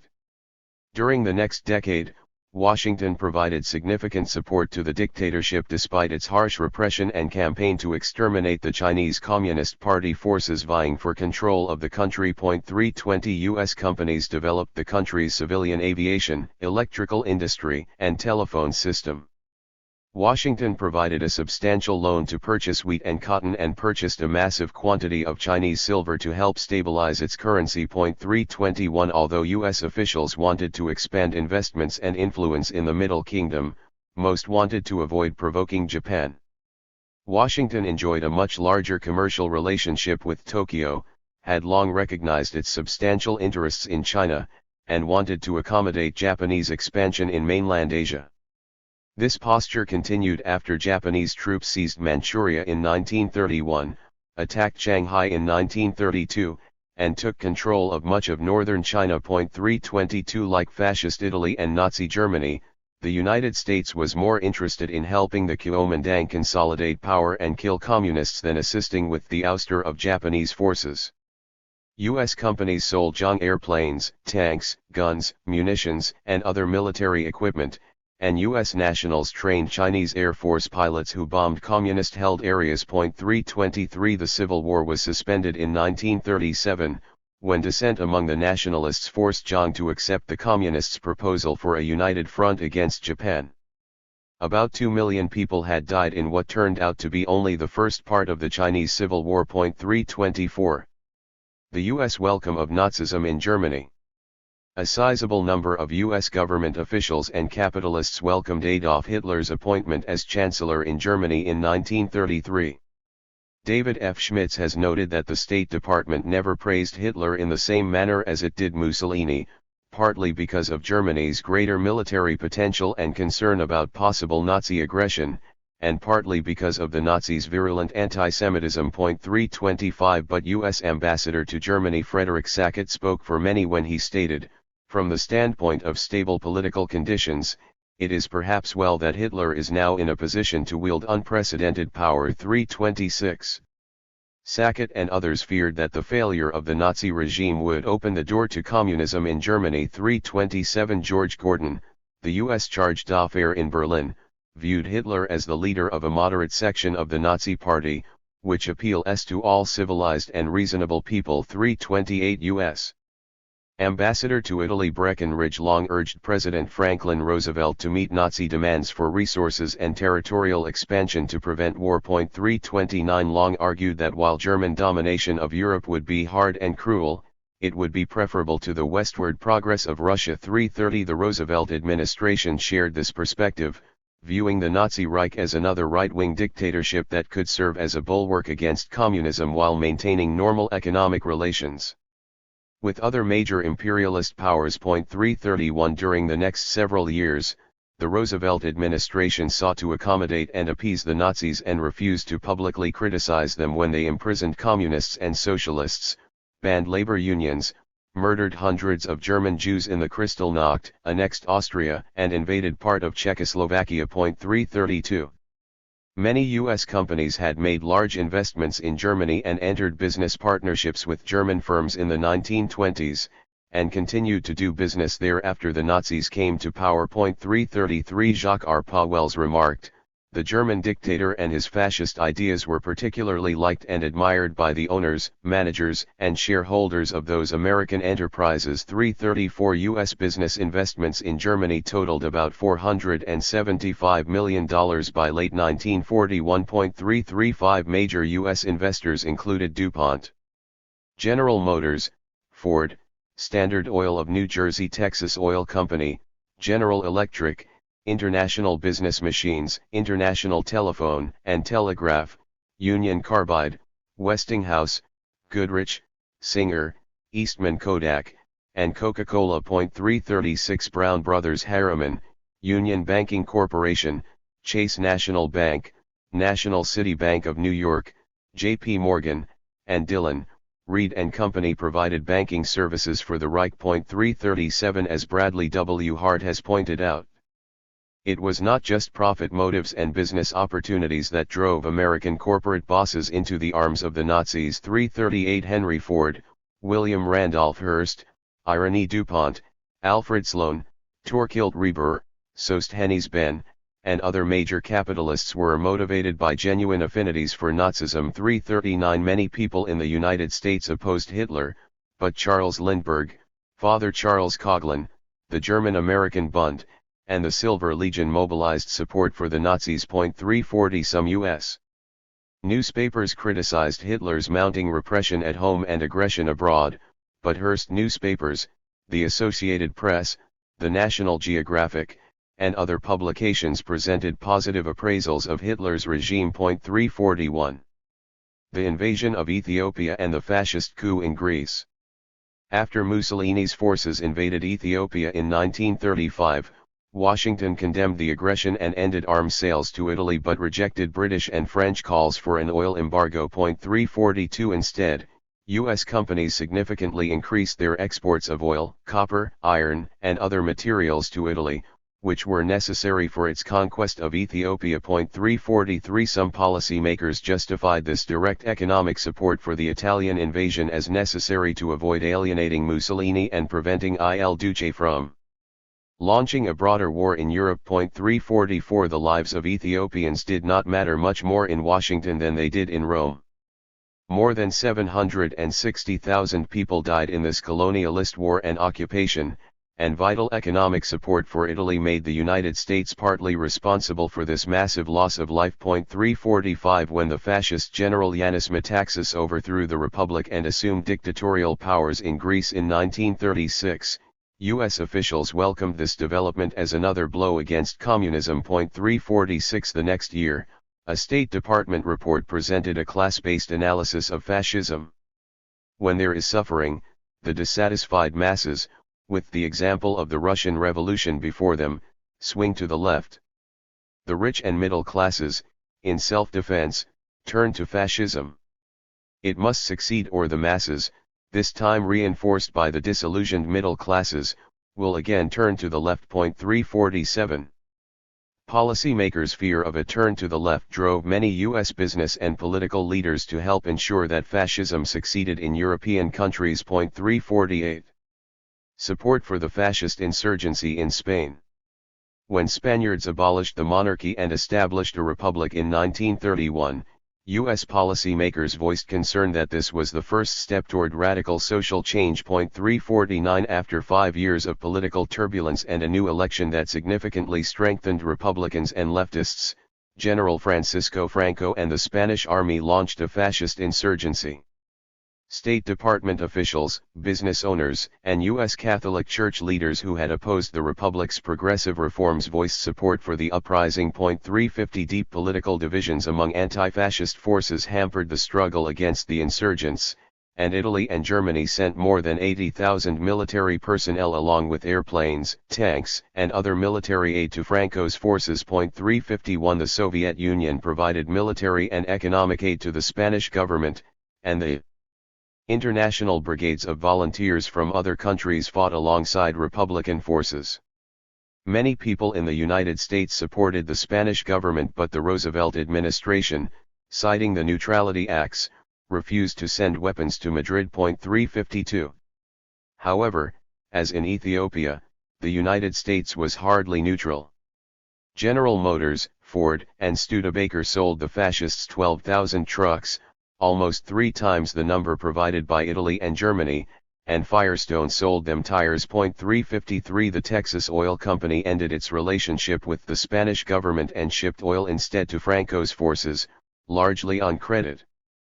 This company, Standard Oil of New Jersey, Shell, and other U.S. firms provided 3/4 of the oil, gasoline, and aviation fuel required by the fascists. 354 DuPont sold Germany 40,000 bombs to use in Spain. 355 Washington's denial of arms to Madrid and U.S. companies' economic support helped Franco's forces to prevail in 1939. 356 As one official in the fascist regime later explained, without American petroleum and American trucks and American credit, we could never have won the Civil War. 357 Roosevelt later expressed regret for his position on Spain, but his change of heart came too late. 358 Approximately 500,000 people died in the Civil War and its aftermath, and the fascist victory in Spain paved the way for the outbreak of the Second World War in Europe. 359 U.S. imperialism and the origins of the Second World War. For the past 75 years, the Second World War has been routinely depicted as the Good War. 360 Most people in the United States have been taught to believe that Washington entered this war to defend freedom and democracy against the aggression of the Axis powers. But this is a myth, as Zinn, Atwood, Pauwels, and other researchers have emphasized. The Second World War was just as deeply rooted in imperialist rivalries as the First World War, although Germany's invasion of the Soviet Union made the defense of the world's first socialist state a genuinely progressive, anti-imperialist struggle. 361 The United States' significant economic relations with fascist Italy, Nazi Germany, and militarist Japan, and its political accommodation and appeasement of these countries even after they invaded other countries and killed vast numbers of people, made the U.S. empire deeply complicit in the destruction wrought. 362 Only when the Japanese Empire and the Nazi Reich threatened U.S. economic interests in Asia and Europe did Washington move toward war. Atwood points out that the United States entered the war to preserve the mainstay of American foreign policy, the open door to the resources, markets, and labor power of the territories that were threatened with closure. 363 people worldwide welcomed every new blow struck against the Axis powers, but the U.S. empire fought to advance its own interests and subjugate competing empires. 364. Although U.S. officials accepted Japan's conquest of vast stretches of China in the early 1930s, they gradually became concerned by Tokyo's unmistakable intention to take control of Asian resources and markets dominated by the Western empires. 365 Still, U.S. policymakers and capitalists valued the lucrative commercial relations with Japan. The sale of aircraft, trucks, machine tools, oil, steel, scrap iron, and other products generated substantial profits for U.S. businesses, but also decisively contributed to the growing power of Tokyo's war machine. Indeed, what David Bradley has called Japan's Western-style military-industrial complex was built with oil and steel largely imported from the United States. 366 V.G. Kiernan has pointed out that Japan's devastating invasion of China in 1937, which marked the beginning of the Second World War in Asia, relied very largely on oil and steel bought from America. 367 As many as 800,000 Chinese people died at the hands of Japanese troops by the end of that year. 368 Washington condemned the invasion, and some policymakers began to develop contingencies for a future war against Tokyo. 369 Nonetheless, U.S. firms continued to do business with Japan while its imperial army killed millions more in China during the next few years. U.S. companies sent Japan more than 57% of its imported war materials in 1938 and provided about 80% of its oil until mid-1941. 370. However, Japan's plans for further expansion and the development of a greater East Asia co-prosperity sphere were increasingly problematic for the U.S. empire. In the mid-1930s, more than half of all raw materials imported into the United States came from Asia. 371 Washington would not allow Tokyo to interfere with the open door policy. 372 In 1939, the United States ended its commercial treaty with Japan, moved its Pacific Fleet from San Diego to the Pearl Harbor Naval Base in Hawaii, and strengthened its air and naval forces in the Philippines. 373 Roosevelt knew he was forcing Japan to choose between permanent subordination to the United States and Britain or go to war. After the Pacific Fleet commander warned that Tokyo would view recent U.S. military actions in the Pacific as a dangerous provocation, Roosevelt said, sooner or later, the Japanese would commit an overt act against the United States, and the nation would be willing to enter the war. 374 In the summer of 1941, after Japan invaded the resource-rich French colony of Indochina, the United States froze its assets there and cut off shipments of oil, scrap iron, and technology. 375 In late November 1941, the U.S. government gave Japan an ultimatum to withdraw its troops from China and Indochina, knowing its rulers would not comply. 376 Less than 2 weeks later, Japanese forces attacked Pearl Harbor, killing more than 2,400 military personnel and civilians. As Atwood has explained, this was the spark but not the cause of the U.S. entry into the Second World War. 377. U.S. capitalists also played a crucial role in Germany's rearmament and its subsequent wars of aggression and crimes against humanity. Brown Brothers Harriman and the Union Banking Corporation bought and shipped gold, steel, coal, fuel, and U.S. Treasury bonds to Hitler's regime. 378 General Motors and Ford manufactured many of the tanks, motor vehicles, and airplanes without which the blitzkriegs could not have occurred. 379 Standard Oil and Texaco sold the Germans oil and airplane fuel, which were indispensable for the war effort. 380 ITT sold the Nazis not only telephones, switchboards, radio equipment, field communication sets, and radar equipment, but also fuses for artillery shells and ingredients for the rocket bombs that fell on London. 381 Charles Hyam has noted, without this supply of crucial materials, it would have been impossible for the German Air Force to kill American and British troops, for the German army to fight the Allies, for England to have been bombed, or for Allied ships to have been attacked at sea. 382 IBM sold the Nazis punch card technology,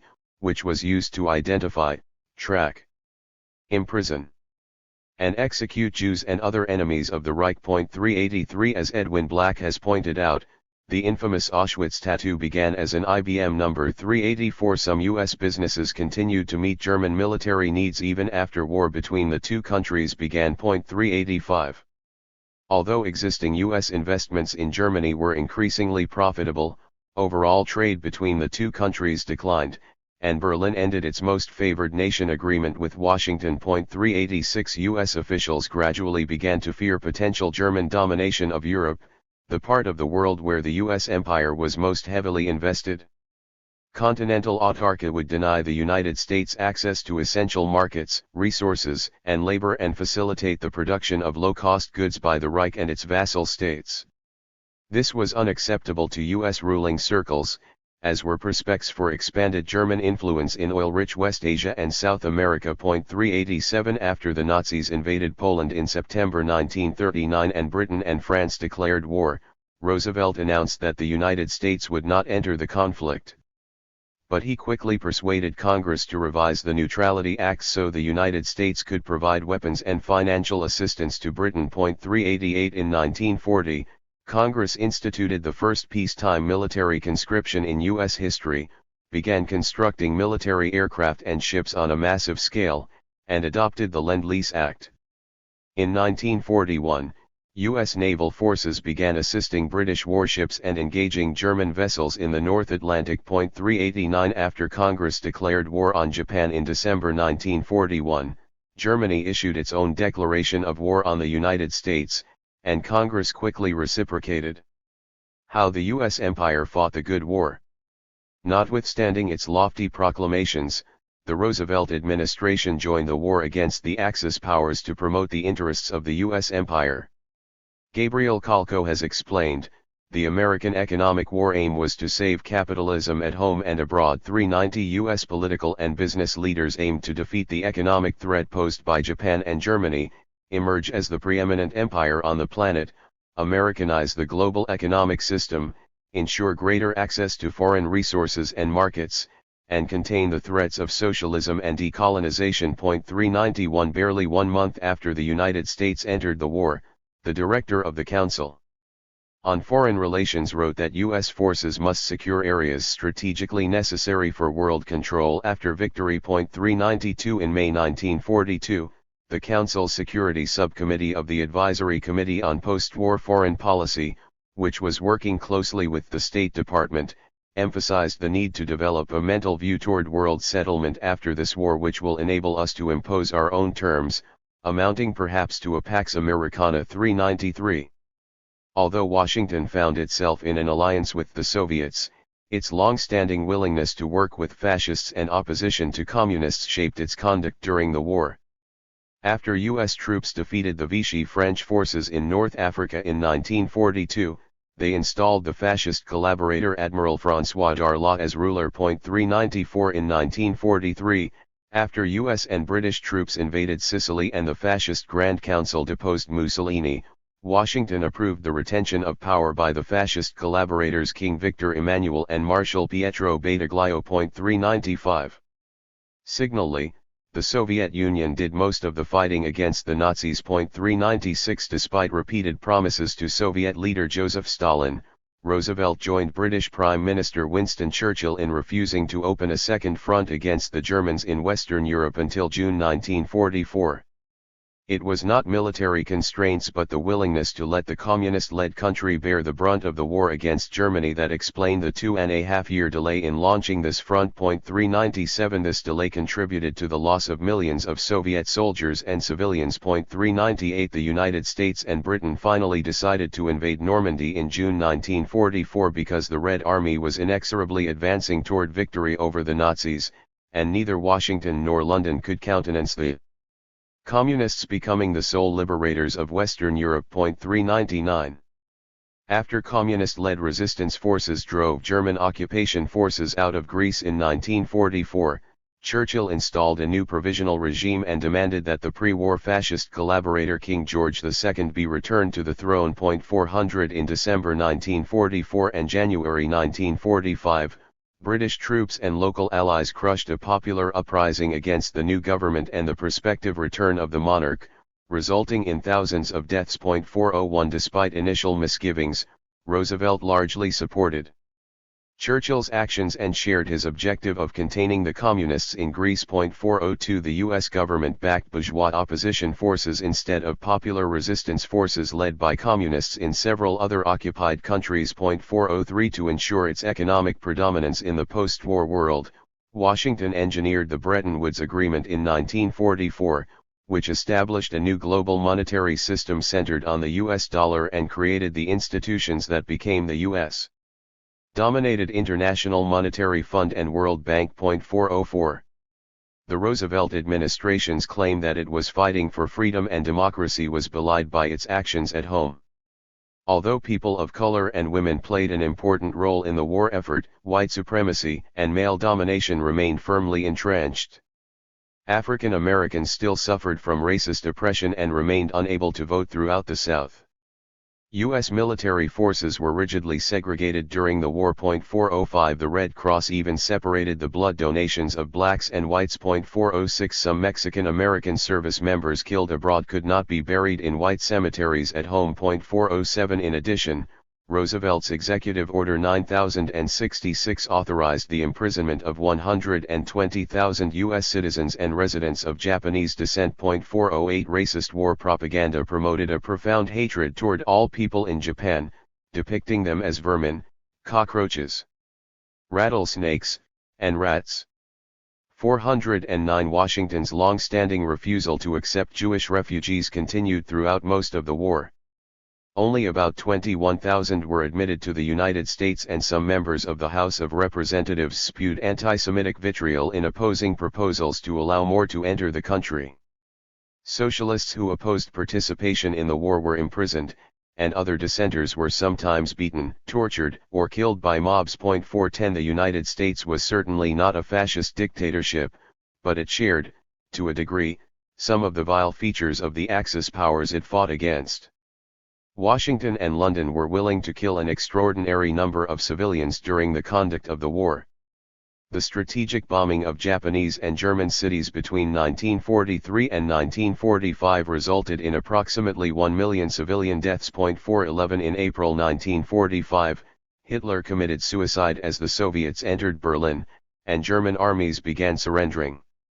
The following month, while the Allied powers celebrated the end of the war in Europe, French forces killed about 45,000 Algerians and 7,000 Tunisians demanding independence. 412 Washington shared responsibility for these atrocities because it had saved the North African possessions for France and had re-established French domination over them, and had provided the weapons, equipment, and training used by the French forces. 413 In August 1945, U.S. airplanes dropped atomic bombs on Hiroshima and Nagasaki. As many as 210,000 civilians died immediately or in the following months. 414 Scores of thousands more died from radiation poisoning in later years. 415 The atomic bombings were not needed to end the war in the Pacific, the Japanese government was already moving toward surrender. Instead, the new U.S. President, Harry Truman, wanted to intimidate the Soviet Union and demonstrate his willingness to use this new weapon to advance U.S. interests in the post-war world. 416 In mid-August, the U.S. government announced the partition of Korea and moved to occupy South Korea to prevent a popular communist movement from coming to power. 417 Truman also demanded that Japanese forces in Asia and the Pacific surrender to politically acceptable military forces, not local leftist-led resistance movements. 418 The United States becomes the most powerful empire in the world. On September 2, 1945, Japan's formal surrender ended the Second World War. 80 million people had died in the global Holocaust, and much of Europe and Asia was devastated. 419 However, the United States had achieved its objective of becoming the most powerful empire in the world. 420 The challenges to the pre-war international order by Japan, Germany, and Italy had been defeated. The British and French empires were economically crippled, and though they would recover, they would lose most of their colonies and never regain their former power. 421 The Soviet Union, which had liberated much of Europe from the Nazi Reich, had suffered the greatest loss of life and widespread devastation. In stark contrast, the United States sustained fewer casualties and far less damage than the other belligerents. It had also become the wealthiest country in the world. 422 War production had finally brought the Great Depression to an end and generated extraordinary profits and capital accumulation. 423 Industrial production had increased about 15% annually during the war, and exports more than doubled. 424 By the end of the war, the United States produced 50% of the world's goods and services and held 75% of the world's invested capital and 67% of global gold reserves. 425 A member of Britain's House of Lords observed that the United States has been left by the war rich beyond her dreams. 426 In addition, Washington now dominated an Americanized global economic system and was also the only country with atomic weapons. Walter Lippmann wrote, "What Rome was to the ancient world, America is to be to the world of tomorrow." 427 He showed no awareness of the bloodshed and brutality that had been required to maintain Pax Romana or would be necessary to maintain Pax Americana. Counting the dead. U.S. wars, military interventions, and other destructive actions between 1775 and 1898 resulted in almost 1.3 million deaths, most of which occurred in the Civil War. The global expansion and gradual ascendancy of the U.S. empire between 1898 and 1945 led to an extraordinary escalation of carnage and destruction. The war against the Philippines, the intervention in the Mexican Revolution, and the invasion of Soviet Russia implicated Washington in approximately 12 million deaths. U.S. support for the Kuomintang regime in China, Fascist Italy's colonization of Libya and war against Ethiopia, and the fascist insurgency in Spain contributed to about 3.5 million fatalities. The United States also shared responsibility for 110 million lives lost in the First and Second World Wars. Altogether, the U.S. empire was responsible or shared responsibility for approximately 127 million deaths between 1775 and 1945. Tragically, many would die at the hands of the United States, its client states, and Allied forces in the decades that followed the Second World War. 5. The Holocausts of Pax Americana I. We were waging a people's war à la manière vietnamienne. America's sophisticated arms, electronic devices, and all the rest were to no avail in the end. In war there are the two factors: human beings and weapons. Ultimately, though, human beings are the decisive factor. Human beings. Human beings.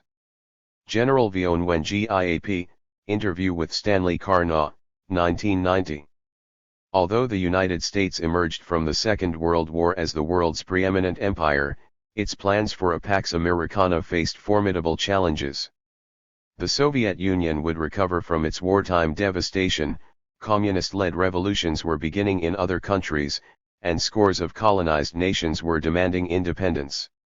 U.S. officials and capitalists worried that these developments could jeopardize their access to markets and resources and undermine economic and political stability at home. 1 During the next 35 years, the U.S. empire expanded its economic penetration of other countries, developed a large system of client states, and established a vast network of military bases worldwide. 2 Supporters have long claimed that the post-war liberal international order generally preserved peace and promoted prosperity.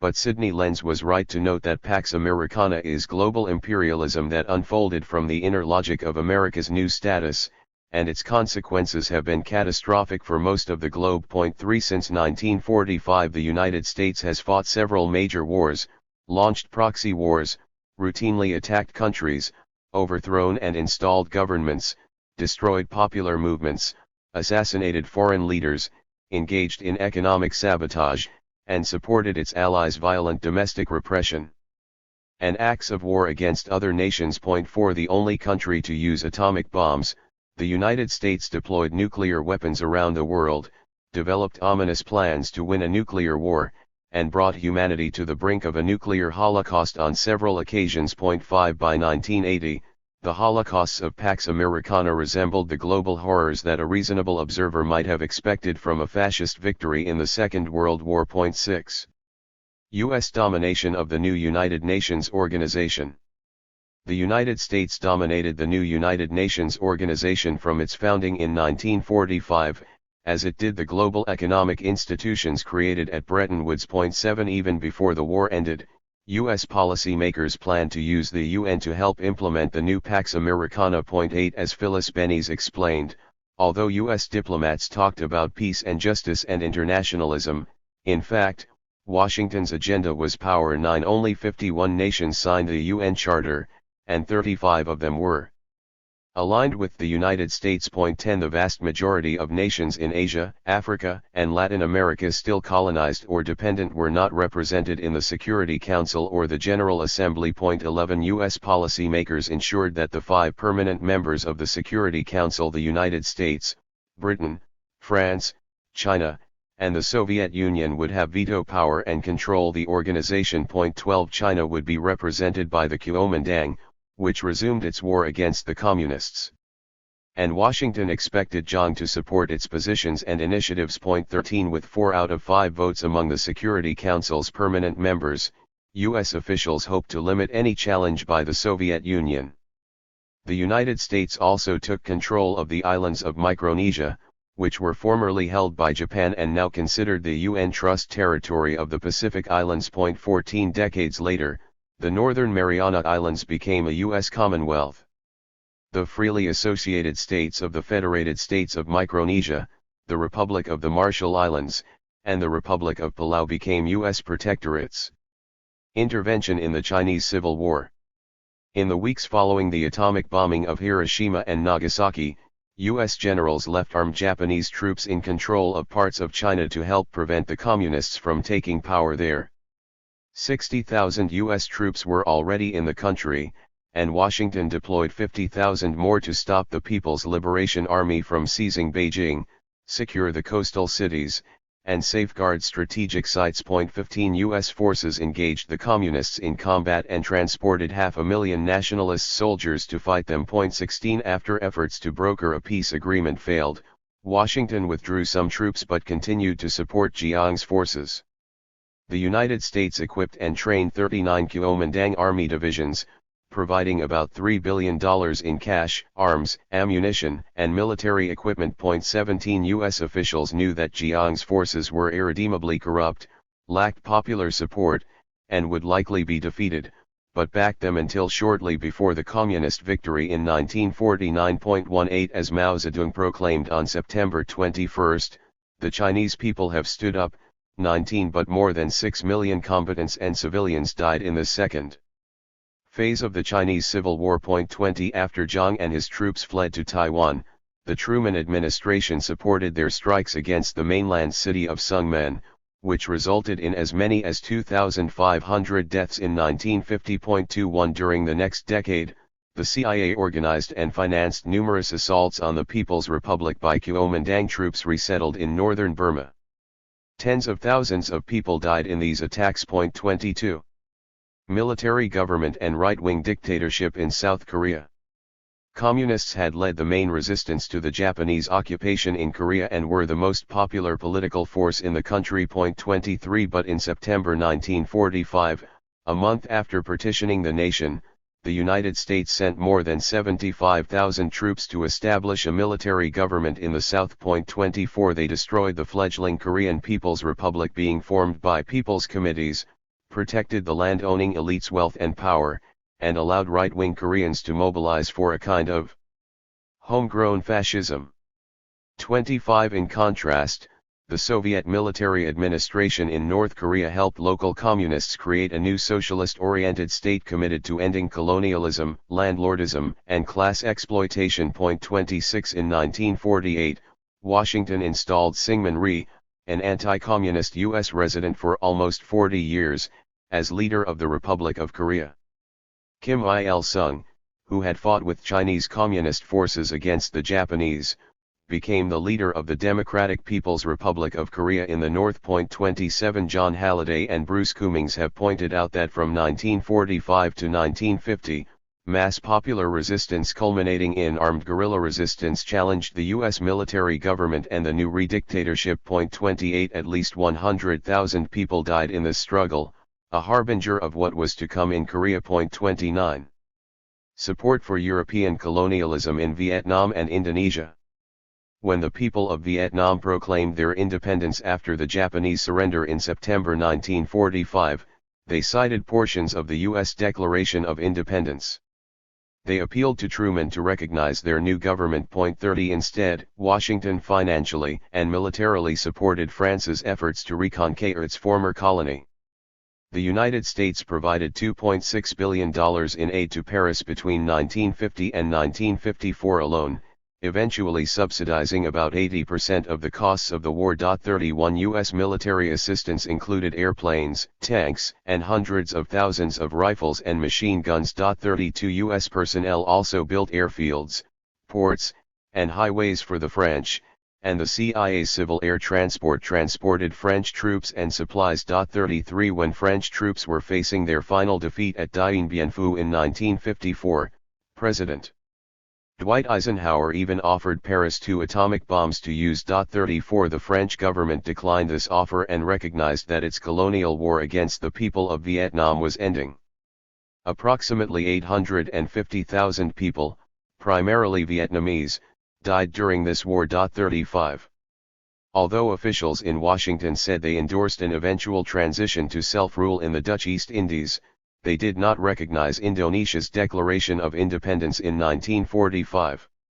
Instead, the United States supported the Netherlands during most of its intermittent war to reconquer Indonesia during the next 4 years. 36 Theodore Friend has pointed out that the Dutch were U.S. allies, and anti-communism in Europe was more important to the states than anti-colonialism in Asia. 37 The Truman administration had what Bradley R. Simpson has called the same ambivalence about the fitness of Indonesians for self-government as it did for Vietnam. 38 Washington provided more than $1 billion in aid to The Hague between 1945 and 1949. The Dutch used almost half of that amount to maintain its armed forces in Indonesia and fight the independence movement. 39 It was not until late 1948, after the Dutch violated a second ceasefire and the Indonesian government crushed a communist uprising, that the United States decided to accept Indonesian independence. 40 A year later, the Netherlands formally recognized the new nation's sovereignty. As many as 200,000 people died in the war. 41 Support for European colonialism in Madagascar and Malaya. When the Malagasy people's struggle for independence from France erupted in Madagascar in 1947, U.S. officials supported its violent suppression.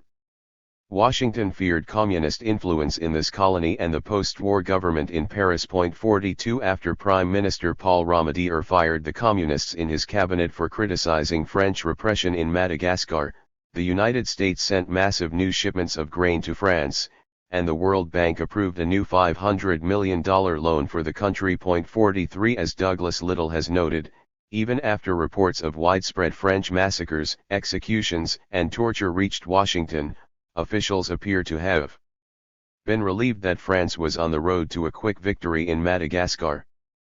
44 The United States sent France an additional $150 million while the details of economic reconstruction aid were still being worked out. 45 By the spring of 1948, most of the independence fighters had been defeated. As Little has emphasized, the Ramadier regime may have provided the firepower to crush the revolt, but the Truman administration provided the economic and moral support without which such victory would have been neither quick nor cheap. 46 Approximately 90,000 Malagasy people perished in the struggle. 47 When communist-led guerrillas launched a war of independence in the British colony of Malaya in 1948, London resolved to crush the uprising as quickly as possible. Britain deployed scores of thousands of troops and local security forces to defend its colony, yet fighting continued for about a decade. Some accounts of the Malayan emergency have emphasized that the United States did not become involved in this war, and, indeed, Washington did not dispatch soldiers to join the conflict. 48 However, the Second World War had left Britain almost bankrupt, and only massive U.S. loans made its counterinsurgency in Malaya possible. 49 Although Washington initially hesitated to provide arms to the British troops and their local allies, as Philip Thierry has acknowledged, within a few years, U.S. made weaponry was being effectively used against the insurgents. 50 A decade later, the war was effectively over. Britain had prevailed, partly because of financial and military assistance from the United States and partly because London agreed to independence for its colony. More than 11,000 people, mainly insurgents and their supporters, had been killed. 51. Post-war crises in Iran and the Philippines. During the Second World War, Britain and the Soviet Union occupied Iran, with the approval of the United States, to prevent the country and its oil from being captured by Germany. The three countries had agreed to share oil concessions as repayment after the war, but Washington later reneged and rejected Soviet economic claims. In 1946, when Soviet troops remained in northern Iran pending resolution of the dispute, Truman threatened to drop atomic bombs on its wartime ally. The Soviets withdrew and catastrophe was averted, but the United States had set an ominous precedent. 52 That same year, Washington finally granted independence to the Philippines on the condition that U.S. businesses and citizens would have equal rights to develop Filipino natural resources and operate Filipino public utilities. 53 The United States also obtained a 99-year lease for 23 military bases. 54 Manuel Roxas, who had collaborated with the Japanese, was installed as the first president of the Philippines. 55 The communist-led guerrilla movement Hukbalahap, which had fought against the Japanese, now demanded land reform, industrialization, and social change. 10 Hooks were elected to Congress but were denied their seats, and vicious state repression followed. 56 After the Hooks launched an armed struggle against the government in 1948, Washington sold Manila more than $200 million of military equipment and supplies and trained its troops. 57 CIA officials ran the successful campaign of presidential candidate Ramon Magsaysay in 1953. 58 By the time the insurgency ended in 1954, more than 12,000 had lost their lives. 59 Intervention in the Greek Civil War. Even before a fraudulent plebiscite approved the return of King George II to Greece in 1946, the right-wing regime and its allies had unleashed an unrelenting wave of violence against communists and all democratic, liberal, and republican elements. 60 A few months after Greek anti-fascists resumed armed struggle, London informed Washington that it could no longer afford a significant military presence in Greece or substantial aid to the embattled regime. The United States responded by announcing the deceptive and dangerous Truman Doctrine, pledging assistance to free peoples who are resisting subjugation by armed minorities or outside pressure. 61 Washington spent hundreds of millions of dollars to provide combat aircraft, naval patrol vessels, artillery, napalm bombs, rifles, communications equipment, and other supplies to the Greek government. 62 Hundreds of U.S. military personnel developed battle plans for the Greek army, trained its soldiers and sailors, and embedded with regime units. 63 As Oliver Stone and Peter Kuznick have reported, U.S. advisors used the conflict to test tactics, some new and some old, such as napalm attacks on villages, mass executions, torture, mass imprisonment of combatants' family members, the destruction of unions, and press censorship. 64 Washington's intervention was decisive in bringing about the insurgents' surrender in 1949. 65 A total of about 158,000 Greeks died in the Civil War. 66 Safeguarding capitalism in Europe and Latin America. In 1948, the United States began spending billions of dollars through the Marshall Plan to help rebuild Western European countries and ensure that they remained capitalist societies and became U.S. client states. 67 That same year, the CIA paid millions of dollars to conservative politicians and conducted a massive covert propaganda campaign to prevent communists from winning national elections in Italy. 68 Such interference in Italian elections continued for the next 25 years. 69 Also in 1948, the murder of a prominent liberal leader in Colombia and the government's brutal suppression of the ensuing popular uprising led to almost 2 decades of bloody civil war known as La Violencia. The United States provided extensive financial and military support for the government, including the sale of combat aircraft and infantry training. 7,200,000 Colombians lost their lives in the conflict in the next 2 decades. 71 Before 1948 ended, Washington backed the overthrow of a progressive government in Costa Rica, which resulted in 2,000 deaths, and supported a military coup against the first democratically elected president of Venezuela, which produced a dictatorship that went on to kill hundreds of people. 72 The creation of a Zionist state in Palestine. Amid escalating terrorist attacks by Jewish settlers against British colonial authorities and indigenous Palestinians, the United States government supported the United Nations creation of a Zionist state in Palestine in 1947. 73 Although the world was learning more about the scope of the show, officials in Washington remained opposed to large-scale Jewish immigration to the United States. 74 There were differences of opinion in Washington about the creation of Israel. Still, prominent policymakers and military leaders recognized the advantage of a European colonial settler state with a pro-Western orientation and an ability to help defend U.S. access to Arab oil and U.S. bases in the region. 75 In 1948, Washington recognized Israel after its unilateral declaration of independence. This proclamation of statehood and the subsequent seizure of additional Palestinian land sparked massive resistance and led to a brief but bloody war with several Arab countries. 21,000 people, chiefly Palestinians and other Arabs, died during the war, and roughly 800,000 Palestinians were forced to leave their ancestral homeland. 76 The Nakba, or catastrophe, was followed by more than 7 decades of occupation, wars, brutality, immiseration, and betrayals by ostensible allies. More than 120,000 Palestinians, other Arabs, and Israelis have died in the wars and conflicts involving the Zionist state since its creation. 77 Other Palestinian refugees have died from malnutrition or preventable disease in various countries since 1948, but their numbers have never been counted. A year after the First Arab-Israeli War, the CIA helped right-wing Syrian soldiers overthrow the democratically elected government. 78 The creation of the FRG and NATO. In 1949, U.S. officials oversaw the creation of the Federal Republic of Germany, preferring a pro-capitalist regime in the wealthier western part of the country to a unified but non-aligned nation that might elect a leftist government. 79 The German Democratic Republic came into being soon afterward with the support of the Soviet Union. Former Nazis played a prominent role in the new FRG during the next few decades. 1 chancellor, 1 president, and 25 cabinet ministers had been members of Nazi organizations. 80 Ex-Nazis also assumed important positions in the new state's foreign ministry, finance ministry, and police and intelligence agencies. 81 In contrast, the GDR underwent a far-reaching denazification process. 82 Also in 1949, Washington and its European allies formed the North Atlantic Treaty Organization, the United States' first peacetime military alliance.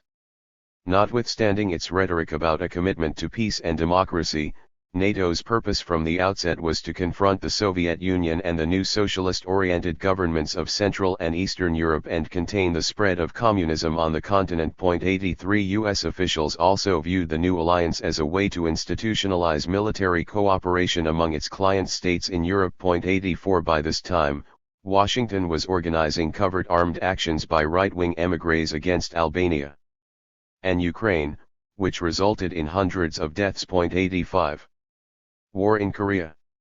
When war broke out in Korea in June 1950, U.S. political leaders and journalists depicted it as communist aggression. In fact, this was a civil and revolutionary war, as Halliday and Cummings have emphasized, largely caused by Washington's partition of the peninsula, its installation of a right-wing regime in Seoul, widespread violence against communists in the south, and the re-government's increasing attacks on the north. 86 Soon after the war began, North Korean troops captured Seoul, and U.S. generals began considering the use of atomic bombs. 87 Washington obtained UN approval for war while the Soviets were boycotting the Security Council over its exclusion of the new revolutionary government in China.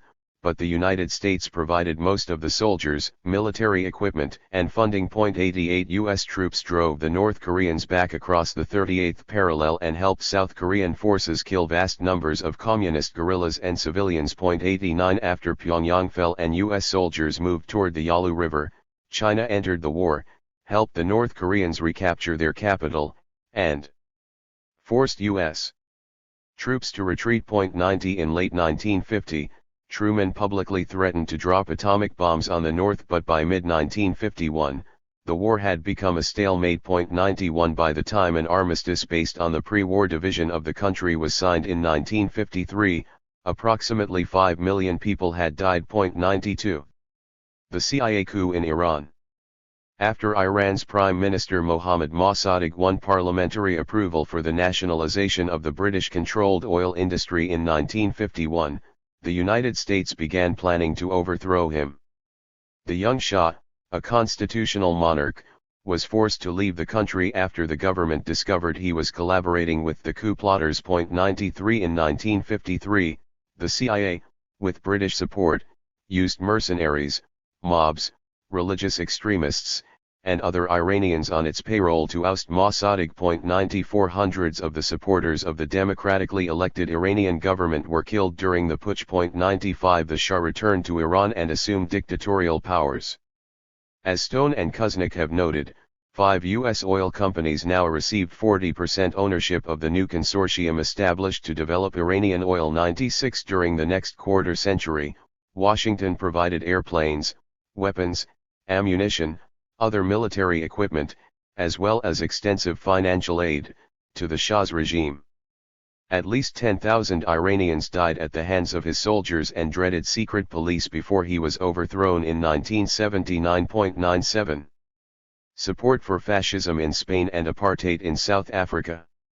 The same year as the Iranian coup, the United States signed the Pact of Madrid with fascist Spain, which promised significant military and economic aid in exchange for the establishment of U.S. Air Force and naval bases. 98 Washington provided more than $1 billion in military assistance to Franco's dictatorship during the following decade. 99 The Spanish government's harsh repression of political opponents continued during these years but did not deter the United States from maintaining close ties. 100 Also in the early 1950s, Washington had come to depend on apartheid South Africa's uranium, chromium, and other resources, as well as its fierce anti-communism and ability to help safeguard the important commercial sea shipping lane off the Cape of Good Hope. 101 Washington sold weapons and military equipment to Pretoria, trained some of its soldiers, and loaned it money to modernize its railroads, roads, and harbors. 102 IBM sold South Africa the technology that made possible the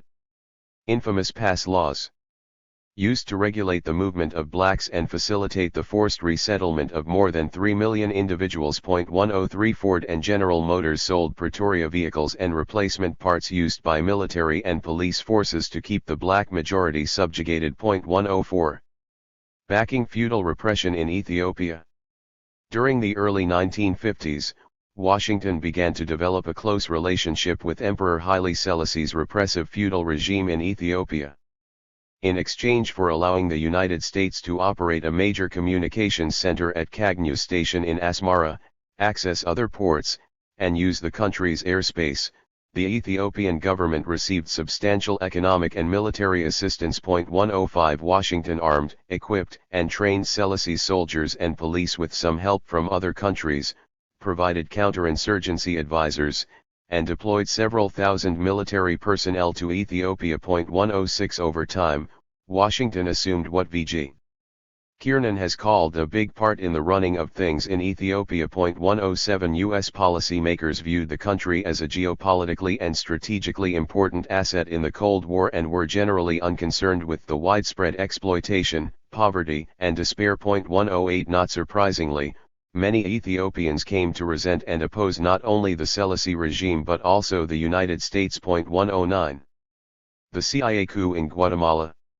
In 1954, the United States overthrew the democratically elected government of Guatemala. 110 With broad popular and legislative support, President Jacobo Arbenz announced the nationalization of 40% of United Fruit Company's property. 111 Secretary of State John Foster Dulles, CIA Director Alan Dulles, and other officials had close personal business ties to United Fruit and began recruiting right-wing Guatemalan army officers for a coup. 112 After discovering the plot, Arbenz denounced imperialism and purchased weapons from Czechoslovakia, which led to dire U.S. warnings about communism and Soviet domination of the Central American country. 113 U.S. pilots then bombed the nation's largest military base and the government radio station, while the CIA led 150 right-wing Guatemalan soldiers, exiles, and mercenaries from various countries in an invasion from Honduras and Nicaragua. 114 Arbenz was forced from power, and as many as 9,000 people were arrested, many of them tortured and killed. 115 Washington installed Colonel Carlos Castillo Armas as the new president. During the next 6 decades, the United States provided vital economic support for a succession of right-wing regimes and armed, trained, and advised troops who killed approximately 250,000 Guatemalans. 116 U.S. imperialism replaces French colonialism in Vietnam. After a historic defeat at Dien Bien Phu in 1954, France sought a face-saving way to leave Vietnam. Led by Ho Chi Minh and the Communists, the Viet Minh enjoyed widespread support, controlled most of the country, and were widely expected to come to power. 117 In Geneva, diplomats from several countries agreed on a plan for a transition to independence. Vietnam would be temporarily divided, the Viet Minh would withdraw to the north, the French would withdraw to the south, and national elections would be held in 2 years. However, the United States and the French puppet Bao Dai refused to sign the Geneva Accords. 118 The following year, the Eisenhower administration installed Ngo Dinh Diem as the new ruler in the south and supported him as his forces murdered thousands of Viet Minh militants. 119 In 1956, Washington and Saigon cancelled the scheduled national elections after Eisenhower was informed that 80% of the country's population would vote for Ho Chi Minh. 120 Washington's support for a regime that its chief CIA agent on the ground described as fascistic and its refusal to allow the most popular political force to govern the country led to the renewal of insurgency in South Vietnam. 121 Support for French colonialism in Algeria. The United States backed France during the Algerian War of Independence that began in 1954. Washington advocated steps toward limited self-rule for the colony and occasionally criticized France's handling of the insurrection. 122 But as Miloud Barkawi has argued, U.S. officials chiefly sought to manage the colonial status quo, backing France's bloody counterinsurgency as long as it did not threaten Western interests in the region and did not open the way for Soviet penetration of North Africa. 123 In NATO meetings, U.S. diplomats approved the French deployment of hundreds of thousands of troops to Algeria. 124 Washington armed the French troops and equipped them with airplanes, helicopters, heavy trucks, and other equipment. 125 As Kiernan has observed, helping the French obtain large loans meant that America was in fact helping it to carry on this colonial war too. 126 The United States also opposed or abstained from UN resolutions recognizing Algeria's right to self-determination. 127 The strength of the Algerian insurgents, mounting opposition at home, and growing international pressure eventually forced France to end the war. Algeria gained its independence in 1962, but as many as 1.5 million people had died in the conflict. 128 The invasion of Egypt and intervention in Hungary. After Egyptian President Gamal Nasser nationalized the Suez Canal in 1956, Britain, France, and Israel invaded Egypt to regain Western control and oust the nationalist leader. Global opposition and the prospect of Soviet intervention led the White House to oppose the invasion, but the U.S. military commander of NATO threatened to use nuclear weapons against Moscow if the Soviets attacked the invaders. 129 Washington's allies were forced to withdraw, and Egypt retained control of the canal, but as many as 3,250 people died in the conflict. 130 That same year, the United States supported an armed insurrection against the socialist government in Hungary. 131 Washington's Radio Free Europe urged Hungarians to fight, offered tactical advice to the anti-communist forces, and led listeners to believe that U.S. military assistance was imminent. 132 The United States could not risk a major war with the Warsaw Pact nations in Hungary, but the CIA dispatched agents to help organize the insurgency. 133 Soviet troops ended the rebellion and helped bring a new Hungarian communist-led government to power, but approximately 2,500 Hungarians and 700 Soviets died in the fighting. 134 Washington's secret war in Tibet. In the last half of the 1950s, the United States launched a secret war in Tibet.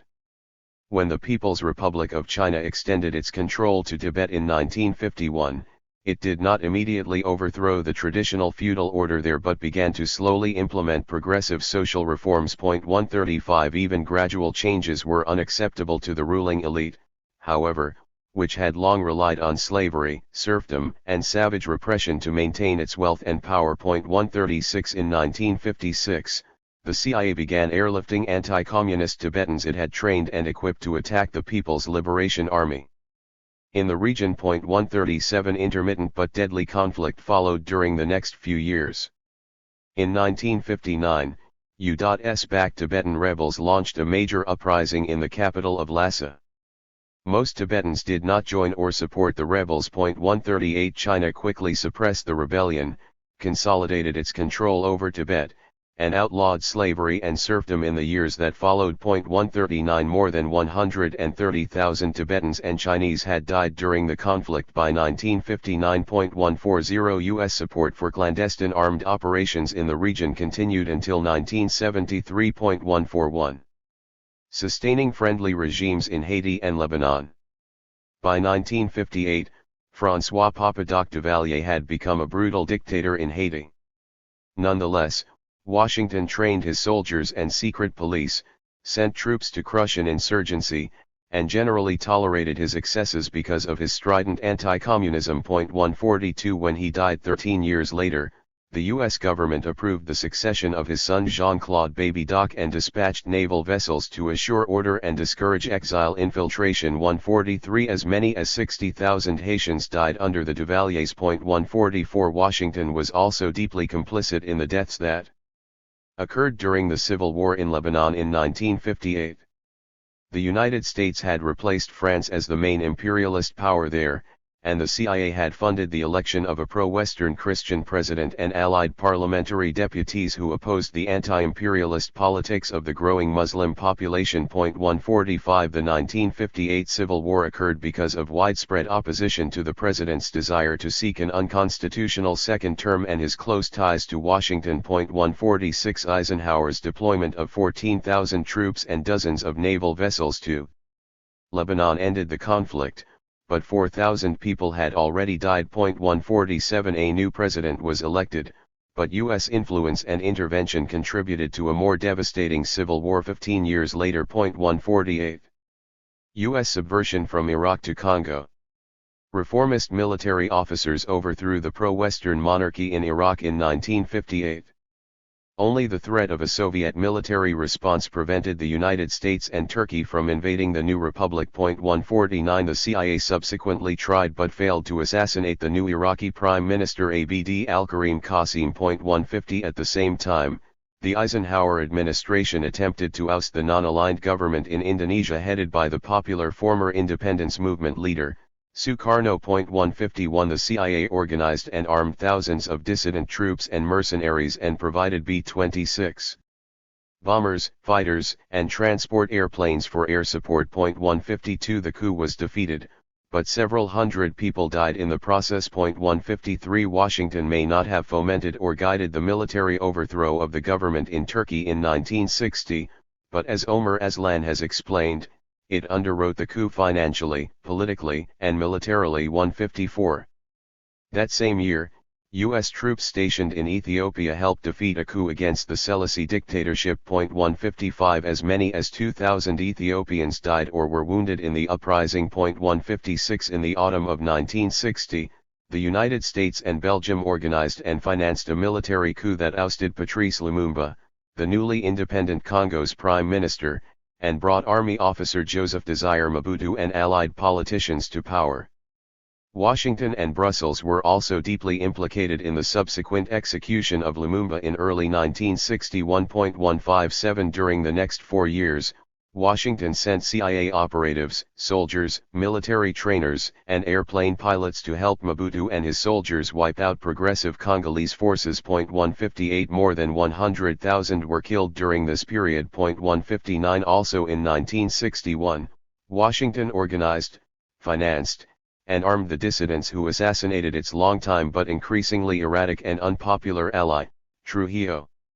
In the Dominican Republic. 160. Acts of war against Cuba. In 1959, revolutionaries led by Fidel Castro ousted the Batista dictatorship in Cuba.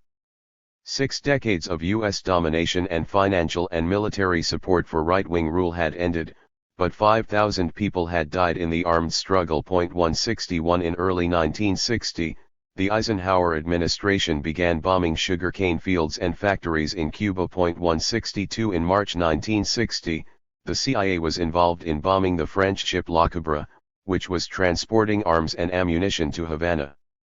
More than 100 people died in the attack. 163 During the next several decades, more than 3,400 Cubans perished in acts of state terrorism organized or supported by Washington. 164 In the autumn of 1960, Eisenhower launched an embargo against the new government of Cuba, which continues to the present day. During the past 6 decades, Washington's harsh restrictions on food and medicine imports, along with other punishing strictures, have contributed to the deaths of thousands of Cubans. 165 In April 1961, President John Kennedy authorized the invasion of Cuba by a small army of right-wing émigrés organized, armed, and trained by the CIA. 166 U.S. military airplanes destroyed or disabled half of the small Cuban Air Force. 3 days later, after the invaders landed at Playa Girón, the Bay of Pigs, revolutionary forces rallied to defeat them. Approximately 300 people, including 114 invaders and 4 U.S. pilots, were killed, and the defeat was a public humiliation for the Kennedy administration. 167. Support for Portuguese colonialism in Africa. When Angolan guerrillas began fighting for independence from Portugal in 1961, the Kennedy administration announced its support for decolonization and self-determination. But such a dramatic change in long-standing U.S. foreign policy was largely rhetorical. 168 Washington prioritized the Portuguese dictatorship's participation in NATO and the U.S. military base in the Azores Islands over Angolan independence and national sovereignty.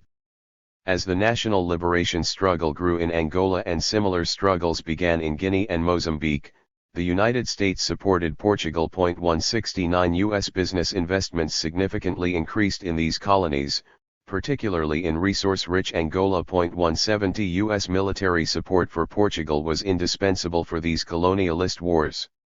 As Kiernan has noted, Portugal fought largely with American or NATO weapons during the next 13 years. 171 Washington also provided aircraft and helicopters to the Portuguese for its counterinsurgency and trained its officers in the United States. 172 More than 135,000 people, overwhelmingly Africans, died during these wars for independence. 173 At the same time, U.S. officials searched for Angolan fighters with whom they could do business in the future. 174 New interventions in Vietnam, British Guyana, and Cuba. By 1961, the insurgency led by the National Liberation Front threatened to topple the U.S.-backed regime in South Vietnam. Kennedy increased the number of U.S. military advisors there from 800 to 16,000 and authorized U.S. pilots to fly combat missions against the insurgents. 175 Between 1962 and 1964, the CIA financed and organized strikes, protests, and other actions to oust Prime Minister Cheddi Jagan in British Guyana, now Guyana, because of his demand for independence and socialist politics. 176 Hundreds of people died in the violence, and a party supported by the CIA defeated Jagan's party in the next election. 177 In October 1962, the Cuban Missile Crisis erupted.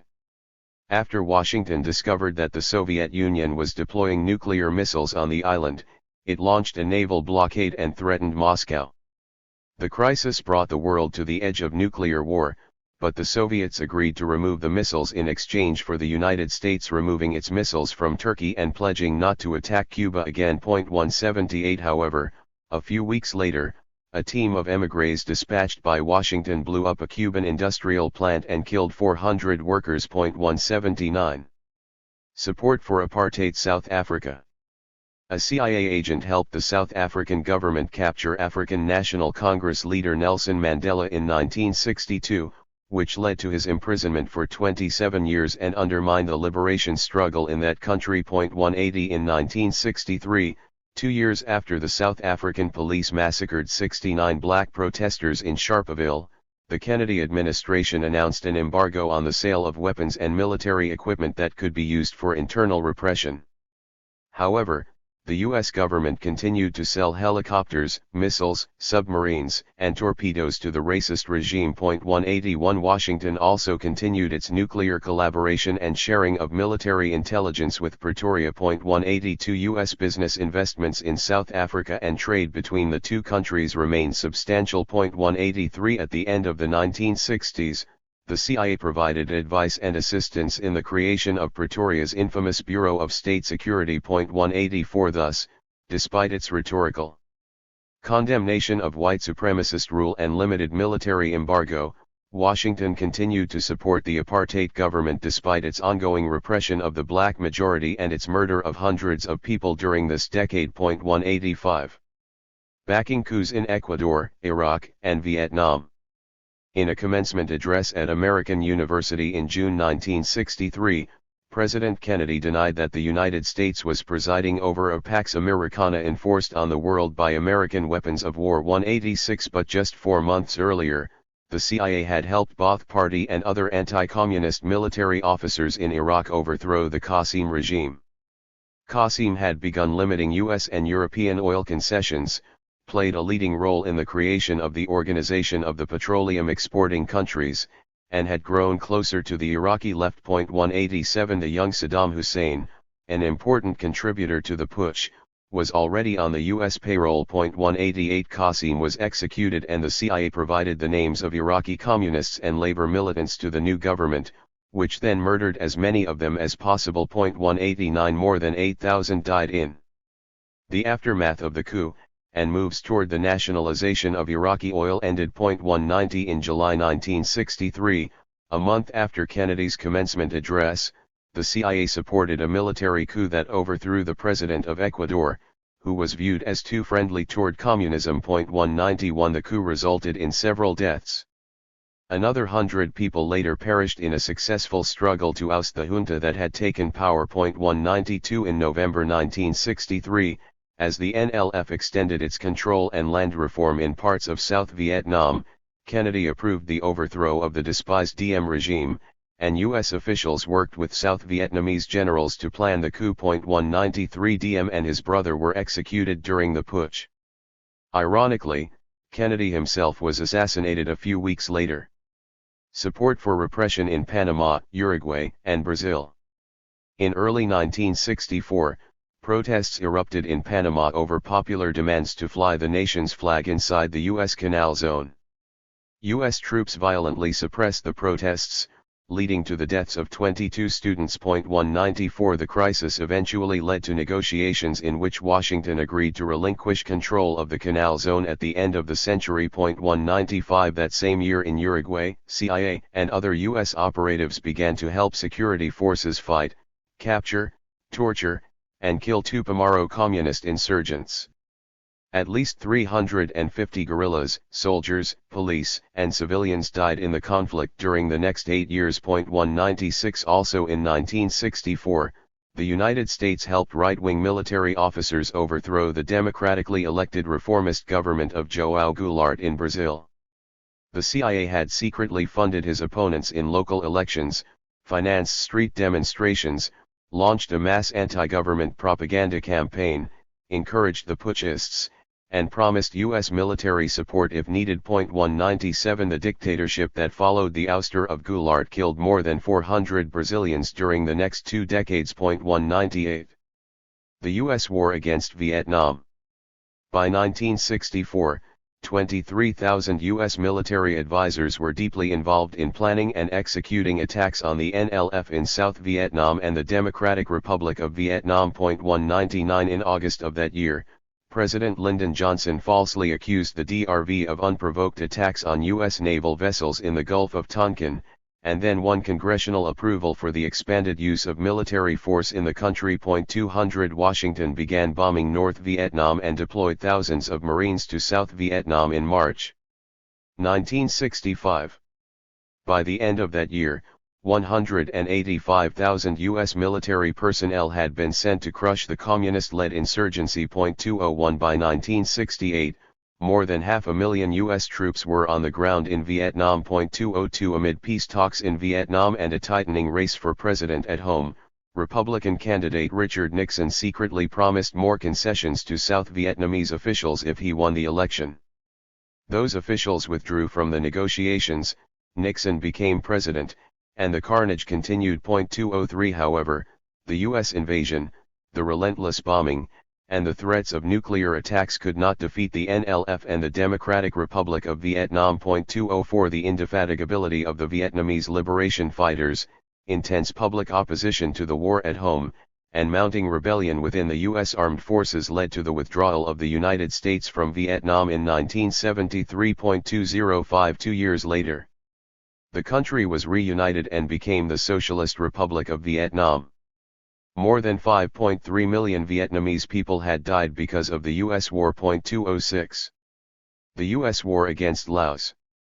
Washington's savage opposition to communism also resulted in the ghastly loss of life in countries adjacent to Vietnam.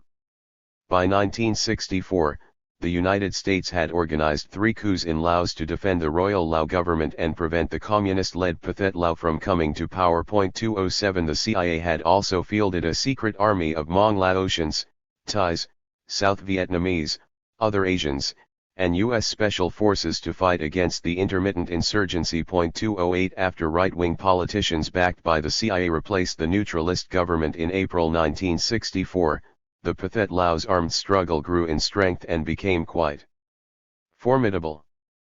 Because its secret army could not defeat the communists and their allies, Washington escalated its ostensibly secret war to massive sustained bombing of Laos in 1965. 209 The large-scale carnage continued for 8 years, but the Pathet Lao won the war and seized state power in 1975. About 1 million people in Laos had died by then. 210. The U.S. war against Cambodia.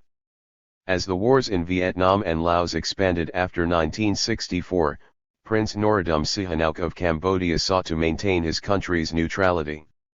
During the previous decade, Sihanouk had rebuffed U.S. pressures to join its anti-communist crusade and defeated U.S. plots to overthrow him. 211 Although he opposed the use of Cambodian territory by the NLF and the DRV, he also opposed incursions by the United States and its allies. In 1969, President Richard Nixon authorized the secret bombing of Cambodia to destroy or cripple Vietnamese liberation forces based there. 212 The next year, U.S. military personnel helped right-wing Cambodian politicians overthrow Sihanouk and install a pro-U.S. government. 213 In May 1970, Nixon ordered the invasion of Cambodia. The widespread devastation and death resulting from the U.S. bombing and invasion led many Cambodians to support the Khmer Rouge's fight against the invaders. 214 DRV troops helped to free parts of Cambodia, and the exiled Sihanouk's backing for the Khmer Rouge increased its popularity. Approximately 800,000 people had died in the U.S. war in Cambodia by 1975 when the Khmer Rouge came to power. 215 And Washington shared responsibility with the new rulers for the approximately 1.7 million deaths from starvation, disease, and executions that followed. 216 U.S. bases and counterinsurgency in Thailand. The conservative authoritarian regime in Thailand became a U.S. client state around 1950 and enthusiastically cooperated with Washington's anti-communist project in Southeast Asia. 217 By 1964, the United States was turning Thailand into a virtual military base for its war in Vietnam, and about 50,000 troops were eventually deployed there. 218 A small communist insurgency began in 1965 and demanded U.S. withdrawal and a new government in Thailand. William Bloom has pointed out that Washington financed, armed, equipped, and trained police and military units in counterinsurgency, significantly increasing their numbers to 19. U.S. military personnel also transported Thai government forces to battlefields and participated in combat operations against the guerrillas. 220 During the insurgency, perhaps 10,000 guerrillas, regime soldiers, and civilians died. 221 The Thai government survived, and the communists did not come to power as they did in Vietnam, Laos, and Cambodia. But the massive U.S. military presence in Thailand in the 1960s and 1970s led to the huge growth of prostitution and sex trafficking, which contributed to almost 600,000 AIDS-related deaths in the decades that followed. 222 Invasion of the Dominican Republic and support for dictatorship in Zaire. In April 1965, more than 40,000 U.S. soldiers invaded the Dominican Republic to prevent the return of Juan Bosch to power. Military officers had ousted the reform-minded president 2 years before, and a massive popular movement subsequently sought to restore him to office. 223 4,000 Dominicans died during the invasion, and more than 3,000 others died at the hands of the U.S.-backed regime during the next decade. 224 Also in 1965, Mobutu cast aside allied politicians and established a dictatorship in Congo. Mobutu's ascendancy signaled the United States' replacement of Belgium as the preeminent imperialist power in the country he renamed Zaire. 225 Mobutu stole billions of dollars in government revenues and killed uncounted thousands of political opponents during his 32-year dictatorship. 226 But he was an ally against African socialism. Although he nationalized mining industries, he sold some Zairine minerals to the United States and kept all of them out of Soviet hands. 227 Washington provided massive economic and military aid to the Mobutu dictatorship, trained its troops, and helped crush rebellions in the late 1970s. 228 President George H.W. Bush later praised Mobutu as our best friend in Africa. 229 The massacre of communists in Indonesia. Beginning in October 1965, the U.S. government supported a year-long reign of terror against communists and their allies in Indonesia. Despite the failure of its attempted coup 7 years earlier, Washington had not abandoned its aim of overthrowing Prime Minister Sukarno. Indeed, the United States had subsequently played a larger role in financing, arming, and training Indonesian military forces and increasingly urged its leaders to oust Sukarno and prevent one of the largest communist parties in the world from coming to power. 230 U.S. officials worked to promote a confrontation between the army and the communists, and these efforts eventually succeeded. 231 In October 1965, a group of junior officers sympathetic to the communists detained several anti-communist generals, who were subsequently killed. More than 5 decades later, this episode remains a mystery. It may have been a botched action approved by the communist leader Dipanasantara Aidit, who aimed to expose an army plot against his party and Sukarno. If so, it was undertaken without the knowledge of his party's Central Committee. Alternatively, the incident may have been a subterfuge planned by anti-communist military leaders to obtain a pretext for the destruction of the communists and the overthrow of Sukarno. 232 With Washington's enthusiastic backing, the right-wing generals moved to wipe out the communists and limit Sukarno's authority before deposing him. With the assistance of anti-communist militias and mobs, the Indonesian army proceeded to kill as many as 1 million communists, allies, and other people during the next 12 months. 233 The United States provided weapons, communications equipment, clothing, food, money, and supplies to the army during its extermination campaign. 234 U.S. officials also gave the army the names of about 5,000 communists and checked them off as reports of their deaths were received. 235 Howard Fetters Peel of the State Department admitted, no one cared, as long as they were communists, that they were butchered. No one was getting very worked up about it. 236 Washington was thus deeply involved in what the New York Times called one of the most savage mass slaughters of modern political history. 237 Sukarno was formally removed from office in March 1967, and General Suharto, who had collaborated with the Japanese occupiers during the Second World War, came to power. 238 The Suharto dictatorship murdered thousands more Indonesians in the decades that followed. 239 The coup in Ghana and counterinsurgency in Peru, Bolivia, and Colombia. In 1965–66, CIA operatives and military advisors trained, organized, and directed a counterinsurgency operation in Peru that resulted in the deaths of more than 100 Marxist guerrillas. 240 In 1966, the CIA played a decisive role in the military coup in Ghana that overthrew President Kwame Nkrumah, a powerful critic of Western neocolonialism. 241 27 people died during the coup. 242 2 years earlier, Washington had backed a military coup in Bolivia and the new regime's violent suppression of militant tin miners. The United States provided more weapons and more training for the Bolivian army and took over a large part of Bolivian intelligence services after a communist insurgency began. 243 Between 1964 and 1968, several hundred Bolivians died at the hands of the government. 244 In 1967, CIA agents were directly involved in the capture and execution of Che Guevara in Bolivia. 245 In Colombia, after new communist guerrilla groups emerged in the mid-1960s, the United States increased its financial and military assistance to the army and police. Washington spared no expense to maintain friendly Colombian governments in power and facilitate the killing of as many insurgents as possible. 246 More than 250,000 people died in the conflict during the next 5 decades. 247 Backing the coup in Greece. In April 1967, 1 month before national elections, a group of right-wing military officers overthrew the Greek government and formed a military junta.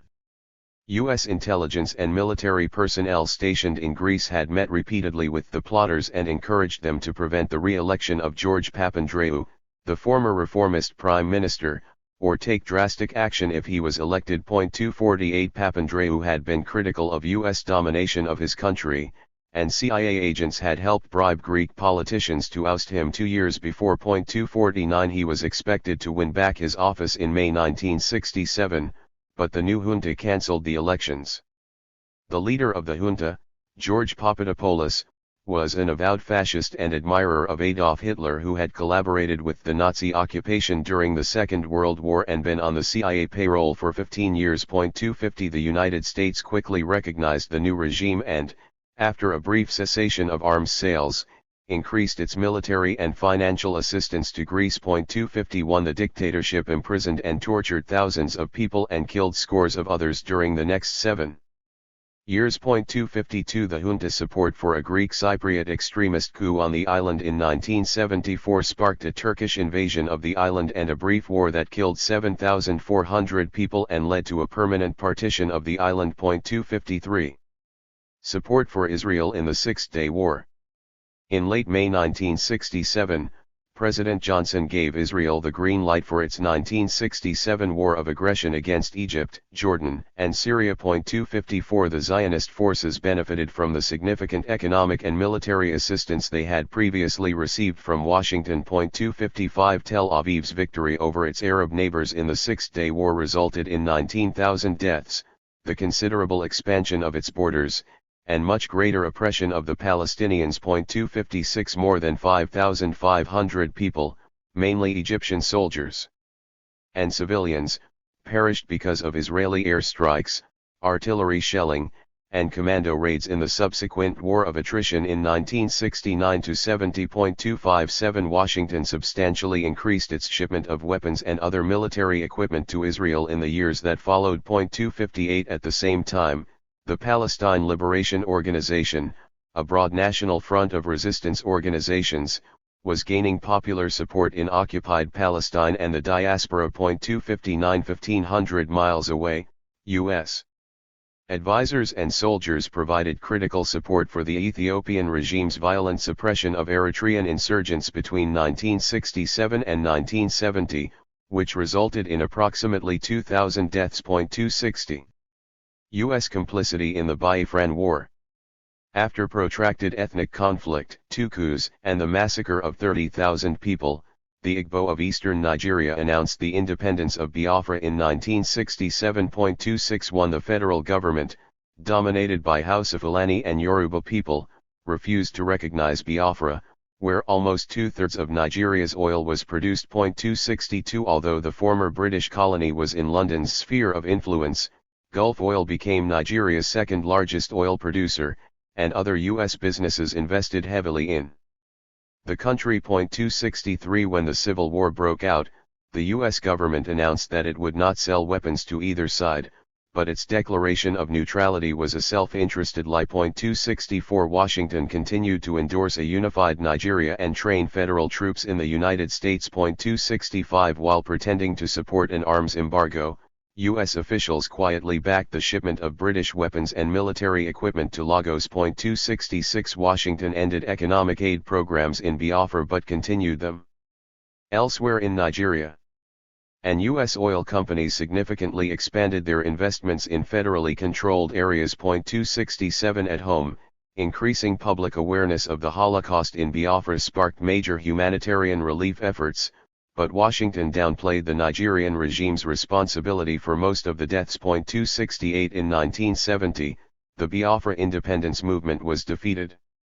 Between 1 million and 3 million people, chiefly Igbo, had died. 269 In the years to come, the United States replaced Britain as the dominant imperialist power in Nigeria. 270 Another coup in Iraq and new counterinsurgency in the Philippines. In 1968, the CIA was deeply involved in organizing another coup in Iraq, which enabled the Ba'ath Party to oust its coalition partners. 271 Although the putsch itself was bloodless, the new regime executed scores of political opponents in the following months and killed hundreds more during the next decade. 272 Saddam Hussein soon became the second most powerful person in the new regime. 273 In 1969, Washington backed President Ferdinand Marcos in the Philippines with money and weapons when he launched major military campaigns against the communist New People's Army, the successor to the Hooks, and the Moro-Muslim insurgency in the southern part of the country. 274 U.S. support continued despite Marcos's declaration of martial law in 1972, and by the mid-1980s, his regime had received more than $1 billion in military aid. 275 After the assassination of the reformist politician Benigno Aquino in 1983, popular opposition to Marcos mounted, and he was forced to flee the Philippines in 1986. His regime had murdered more than 3,000 political opponents and critics, not including armed guerrillas. 276 Significant U.S. financial and military assistance has continued to flow to Manila, making the U.S. empire deeply complicit in the deaths of close to 200,000 communist and Muslim insurgents in the past half-century. 277 Washington's role in Black September. In September 1970, the Popular Front for the Liberation of Palestine, an organization belonging to the PLO, hijacked 3 planes in its continuing struggle against the Zionist occupation of their homeland. At the same time, the PFLP and other Palestinian militants in Jordan began calling for the overthrow of King Hussein, who nervously sought support from Washington. 278 Still mired in war in Southeast Asia and facing political and logistical constraints in West Asia, the United States could not dispatch combat troops to save Hussein. 279 But Nixon persuaded the king to unleash his army against the Palestinians, assured him of Washington's support, publicly threatened U.S. Israeli military intervention, and sent the entire 6th Fleet and 2 additional naval vessels to within 100 miles of the coast of Lebanon. 280 After Syrian troops came to defend the Palestinian fighters from the Jordanian army's onslaught, Nixon persuaded Israel to help save Hussein, but this turned out to be unnecessary. 281 Syria decided against providing air support for its troops or the Palestinians. While Hussein met with growing derision in the Arab world, President Nasser of Egypt brokered a ceasefire between the king and the PLO. 282 Approximately 3,500 Palestinians and other Arabs died during what came to be known as Black September, and Hussein expelled the PLO a year later. 283 Counterinsurgency in Yemen and coups in Turkey and Bolivia.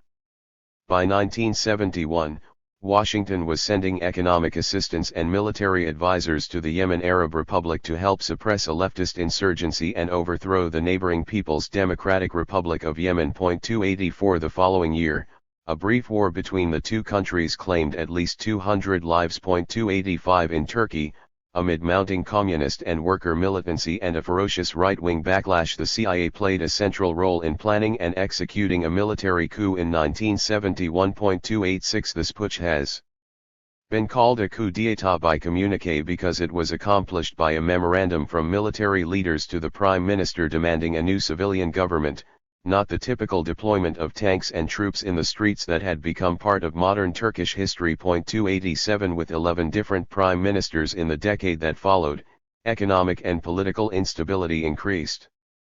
Thousands died in continuing clashes between the left and right in Turkey. 288 The United States continued to provide arms and military equipment to Ankara except for a ban between 1975 and 1978 following the Turkish invasion of Cyprus. 289 Washington also provided extensive financial, military, and logistical support to General Hugo Banzer Suarez's overthrow of a 10-month-old progressive regime in Bolivia in 1971. 290 More than 100 people died in the coup, and the new Banzer dictatorship killed thousands of leftists, workers, and peasants during the next 7 years. 291 Sustaining dictatorship in Uganda.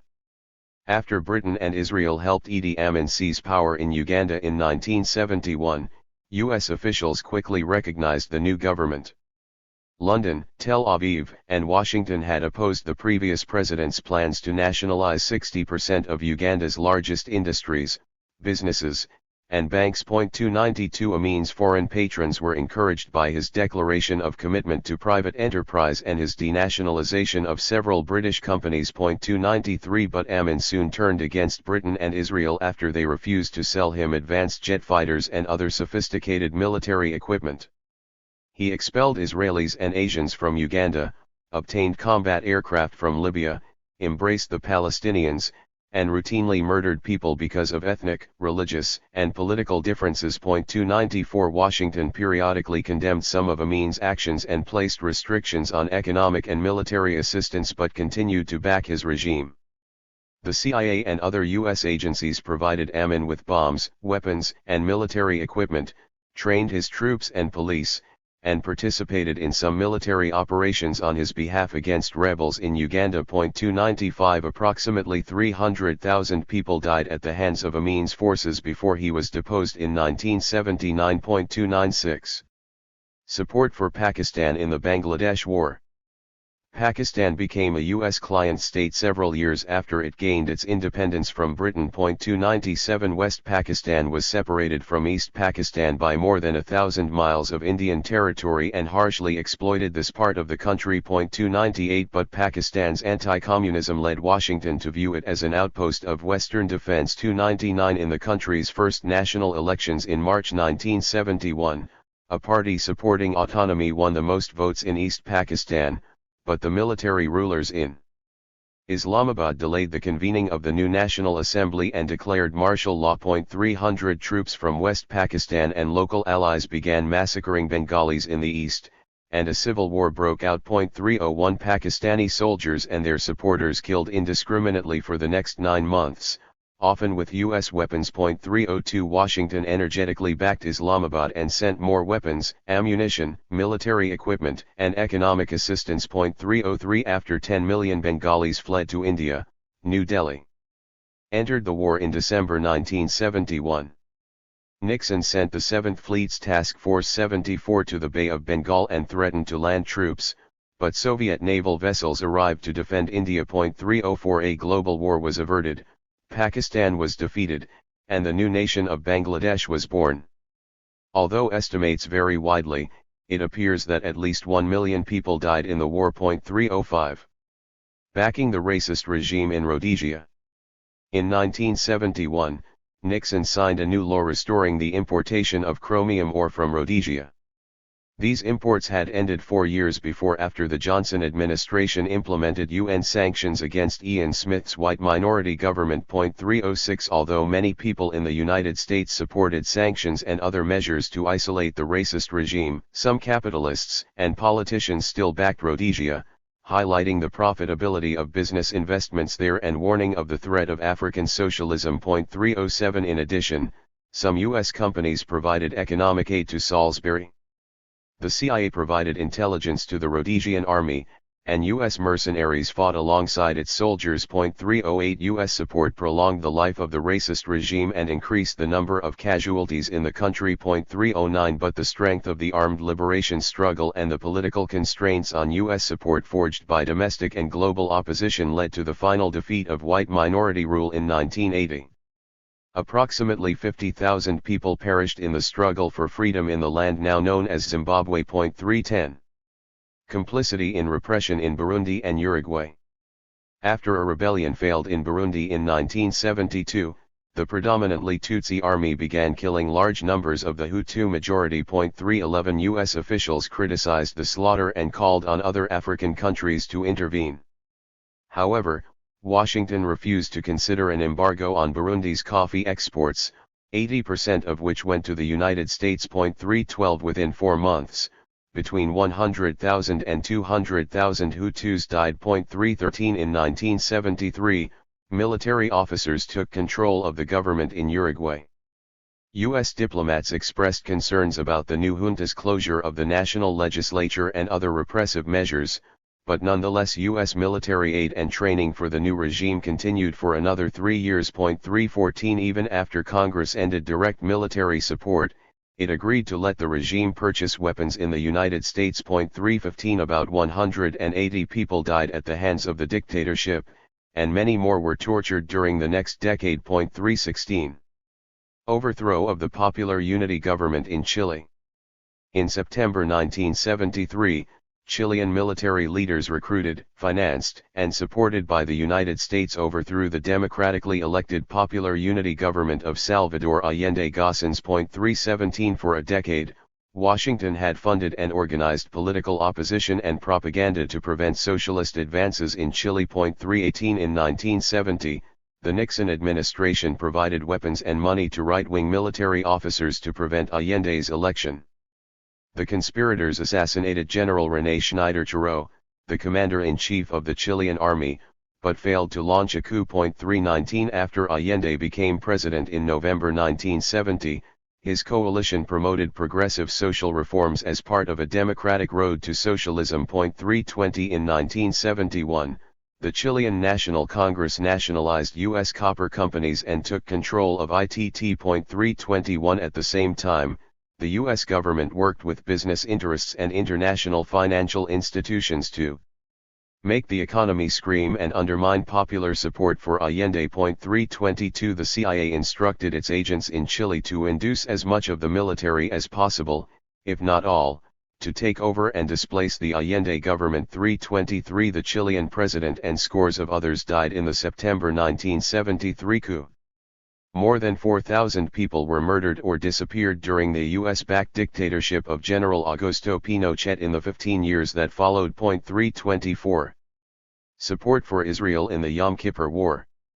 When Egypt, Syria, and other Arab countries attacked Israel in October 1973, the Zionist state fought back with many weapons, artillery, tanks, and airplanes provided by the United States. 325 After Tel Aviv suffered early losses, Washington immediately sent more weapons and military equipment and expanded its naval presence in the eastern Mediterranean. 326 The Soviet Union provided military supplies and technicians to the Egyptians and Syrians and deployed ships to the region. 327 After the direction of the war changed, the Soviets persuaded the United States to help arrange a ceasefire, but the Israelis violated the agreement and continued to batter Egyptian forces. 328 When Washington declined Moscow's proposal for a joint peacekeeping force, Soviet airborne divisions prepared for possible deployment to West Asia, and the Nixon administration placed U.S.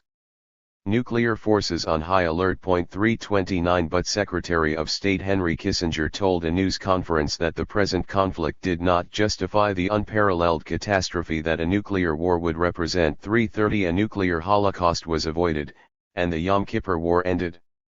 More than 21,000 soldiers and civilians died during this conflict. 331 The conquest of East Timor and the proxy war in Angola. After the historic defeat of the U.S. empire in Southeast Asia, domestic opposition to militarism limited its ability to launch large-scale invasions during the next decade and a half. Despite the Vietnam Syndrome, Washington continued to organize proxy wars, overthrow governments, support client states' wars, and conduct smaller invasions. In 1975, President Gerald Ford and Secretary of State Kissinger met with Suharto in Jakarta and approved his plans to invade East Timor and make it part of Indonesia. 332 The Indonesian invasion began the day after Ford and Kissinger left Jakarta. 333 200,000 East Timorese people died in the war. 334 Also in 1975, a year after a leftist soldiers' rebellion toppled the dictatorship in Portugal, Angola, and Mozambique became independent nations. The Ford administration provided weapons and training for pro-Western rebels fighting the leftist Popular Movement for the Liberation of Angola, MPLA, for control of the country.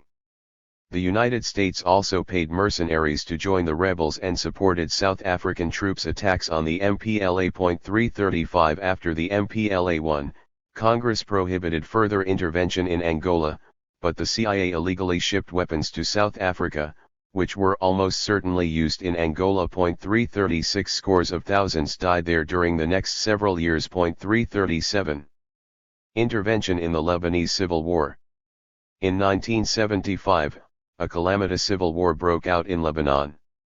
The right-wing Maronite Christians, who had long dominated the government with Washington's backing, opposed the democratic redistribution of power to the growing Muslim majority and their allies. 338 A coalition of Muslims, Druze, nationalists, and leftists known as the Lebanese National Movement demanded significant political and social change, including an end to collaboration with the U.S. empire. 339 After the armed conflict began, PLO fighters who had taken refuge in Lebanon after their expulsion from Jordan supported this coalition. 340 Afraid that a new government in Lebanon would oppose U.S. interests in the region, Washington quietly provided military and financial support to the Maronites and their Falangist militia. 341 As the Civil War continued over the next 15 years, the United States supported attacks, invasions, and occupations by the Syrians and Israelis to limit change in Lebanon and drive the PLO out of the country. 342 U.S. troops also deployed to Beirut.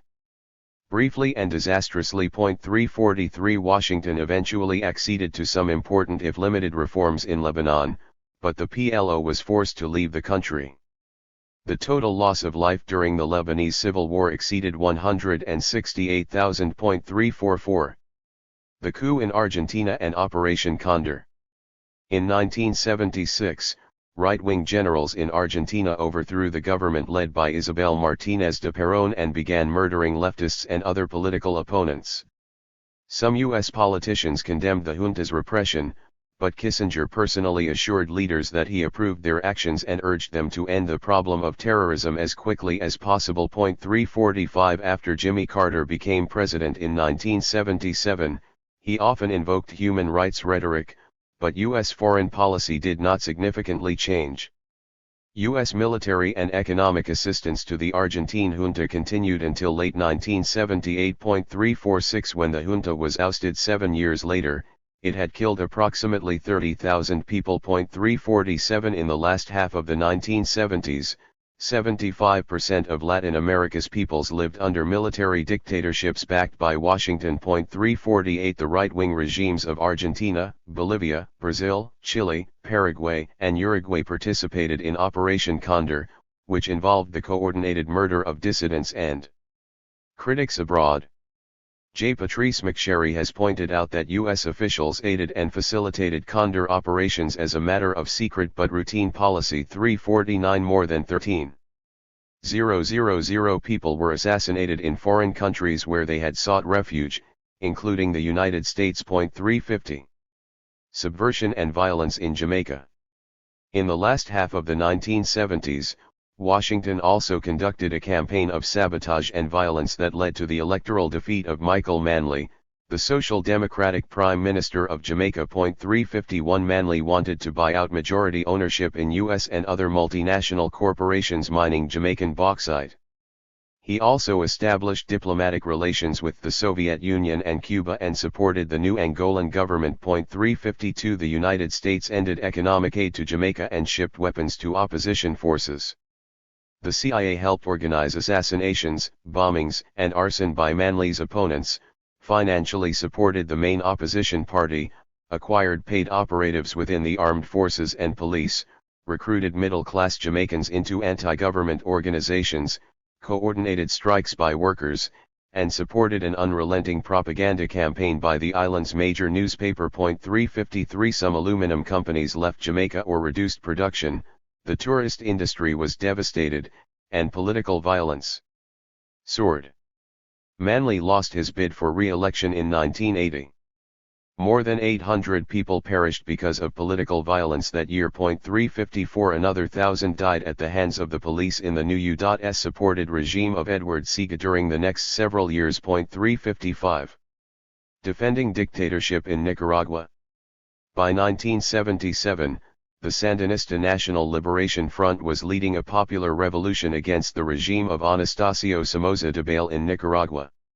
Washington had supported the Somoza family dictatorship for decades, but the Nicaraguan masses wanted to end the repression, corruption, and poverty fostered by the regime. 356 As the Sandinista forces gained growing public support for the armed struggle against the government, the United States supplied weapons, ammunition, and other military equipment to Somoza's army and police. 357 U.S. officials also unsuccessfully sought to have the Organization of American States intervene in the conflict. 358 The revolution succeeded in driving Somoza from power in 1979, but between 40 and 50,000 people died during the struggle. 359 After the Sandinistas were in power, Carter authorized the CIA to fund and organize political opposition to their new government. 360 Defending dictatorship in Iran.